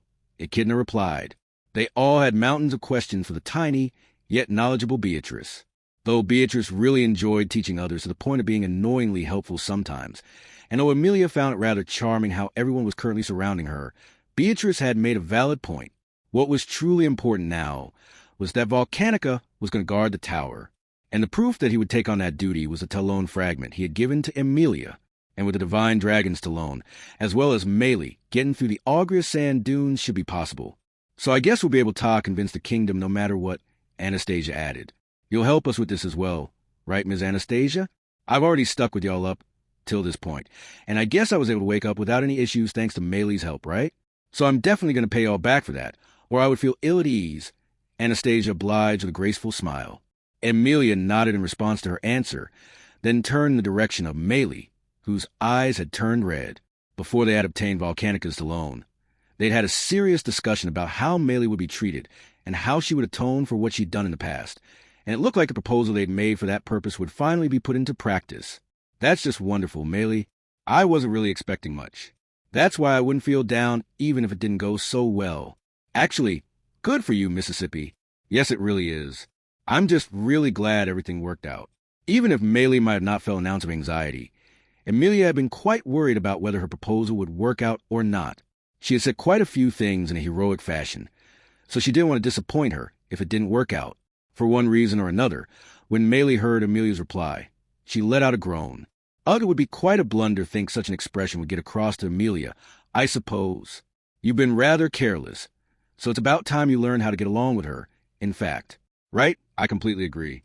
Otherwise, you'll be swayed by her until the end of your days. Ram added, I got it, all right. Really, dealing with her is such a pain in the butt though, isn't it? Are you guys perhaps talking about me? Emilia asked. Beatrice, Ram, and Melee were all having a little chat with each other while taking glances at Emilia, but she had no clue what they were talking about. Anyhow, now that our anxieties about the future have been alleviated, let's focus on resolving the issue we are now facing, which will be searching for Subaru and Miss Ram, who both went missing. Don't you think? For sure. My amazing knight ain't the only one on pins and needles about this. So we gotta do something about it. Anastasia began the process of bringing the discussion to an end, clapping her hands in front of her chest. As far as what she had said, there were no disagreements from Emilia and the others. If the divine dragon would guard the Pleiades watchtower and the Augrious sand dunes for them, then they could leave him in his capable hands, and Emilia and company could focus on searching for Subaru and Remington. Therefore, the first thing we need to do is go back to the mansion and talk with Roswell and the others. "3 oh my, now who might you be?" After traveling for a long, long time, Emilia and company finally made it back to the familiar-looking mansion. However, what they received upon exiting the dragon-drawn carriage was an unexpected greeting from a man sporting clownish clothing and white makeup applied to his face. Emilia gasped upon hearing the words of the man Roswalho had scrunched up his finely shaped eyebrows and craned his neck. "Huh, Roswell it can't be. You don't remember me, what should I do?" I was so sure that everything was fine since everyone could remember me. But Emilia went into a state of panic when Roswell scrunched up his eyebrows and looked like he was at a loss. She had already been forgotten by everyone once when her name was snatched away by gluttony. Though it had only been for a short while, a powerful feeling of anxiousness overcame her when she felt like she had been forgotten by the world again. On the other hand, Emilia thought about how amazing Julius was for not crying, seeing as he was suffering from that very thing, and imagined how dreadful it was to be stuck in that state for an indefinite amount of time. First of all, if Roswell really has forgotten who I am, then I won't be able to borrow his help for the sake of saving Subaru and Rem, to begin with Jewish key-eating. In front of Emilia, who was in a deep state of pandemonium, Roswell suddenly spread his arms and uttered that. Emilia still didn't seem to be able to follow what was going on, so Roswell repeated the words again, and continued, "I was just kidding. It was a joke. I didn't forget about you or any such thing. Lady Emilia, indeed I did not. It was just a bit of a practical joke, oopsies." "That joke wasn't funny at all, I suppose," roared Beatrice at the joking Roswell as she stood up. As she yelled at him, she gathered up her luggage on the dragon-drawn carriage and threw it at him. Roswell casually caught it and turned his neck. "Oh my, there's no need to be so angry. I already received the letter you sent from Muriela, you see. So I understand your situation." Aye, in that case, then you must really be out of your damn mind. In fact, how do you think Betty and everyone else feels after dealing with the tower and the desert? I thought it'd be good to ask your heart to live with that, because I knew just how difficult your journey was. You see? Knew it was my mistake. Beatrice had protested with her face turning crimson, but Roswell remained unperturbed. Emilia, however, was just glad that Roswell hadn't forgotten who she was. "Of course, I'm still angry at him because of his joke, though, Master Roswell," said Ram to Roswell from behind Emilia and everyone else. Roswell closed one of his eyes as she stepped forward, gazing in her direction with his blue eye. There were clearly complex emotions silently coming out from Roswell's eye. "It looks like you've done something rather reckless, Ram. I only did what I needed to do. It's simply that I wanted to help Lady Emilia and Miss Beatrice, no matter it seems that your body took on quite a heavy burden." "I see. I'll have a look at you later." "Yes, and kindly make it just the two of us." "Can't we at least let Frederica come along?" "Kindly make it just the two of us." Ram asserted her dominance over Roswell, winning him over with her forceful appeal. I understand, Roswell relented. As one would expect, Ram was strong against Roswell, and Petra was a rather powerful ally in that regard as well. Realizing that fact once more, Emilia called out to him, Roswell, and continued, "I'll have Petra and Ram give you a good scolding later for the bad joke on the floor. But you read the letter, right?" "Indeed, I have read it." I was incredibly astonished to hear that the divine dragon, Volcanica, is at the Pleiades watchtower. Yeah, he was really big, too. The most surprising thing there probably wasn't that, though Emilia and Roswell nodded at one another, and Anastasia couldn't help but smile wryly after listening to their conversation. Anastasia, Julius, and Echidna had all come along on the dragon-drawn carriage to Roswell's mansion. I guess they want to join up with their ally, the Iron Fong. Then, don't you worry about that. We'll reunite with my little one soon. I sent a letter out just like Miss Amelia here, so they should be coming to pick us up after a while. So what you mean is that they're going to come here, right? Amelia asked, as long as that's not a problem for you. Of course. Oh, definitely not. It's not a problem at all. Amelia couldn't help but press her hands together in front of her chest when she heard the proposal of Anastasia, who had closed one of her eyes. Originally, whether Anastasia and her group would work with them to search for Subaru and Rem, or not depended entirely on how they felt about it. When they made it through the desert safely, Amelia wouldn't have been surprised if they had decided to withdraw when they had the option to return home. So when they said they would continue to work with them, she was really happy about that. Though I am lacking, please allow me to proffer my assistance to you. After all, if I cannot confirm the safety of Subaru and Miss Rem after everything that's happened, I would remain unsettled, Julia said. And I am of the same opinion. However, that's what we decided on our own without confirming it with the lore of the manor. Echidna added. No need to worry about that. We won't allow Roswell to say no, I suppose. He isn't qualified enough to say something like that. In fact, after Julius and Echidna offered their assistance, Beatrice consented to it. Having been completely ignored in the decision-making process, Roswell could only smile wryly, but his silence was probably his way of showing that he had no objections. Not being able to go hard on Beatrice was one of Roswell's weaknesses. After all, in any case, Roswell assenting to it and Anastasia and company promising to work with them were both great news. Now, all that's left is to make sure Subaru and Rem are safe. Roswell. About them, yes, I have been paying close attention to it.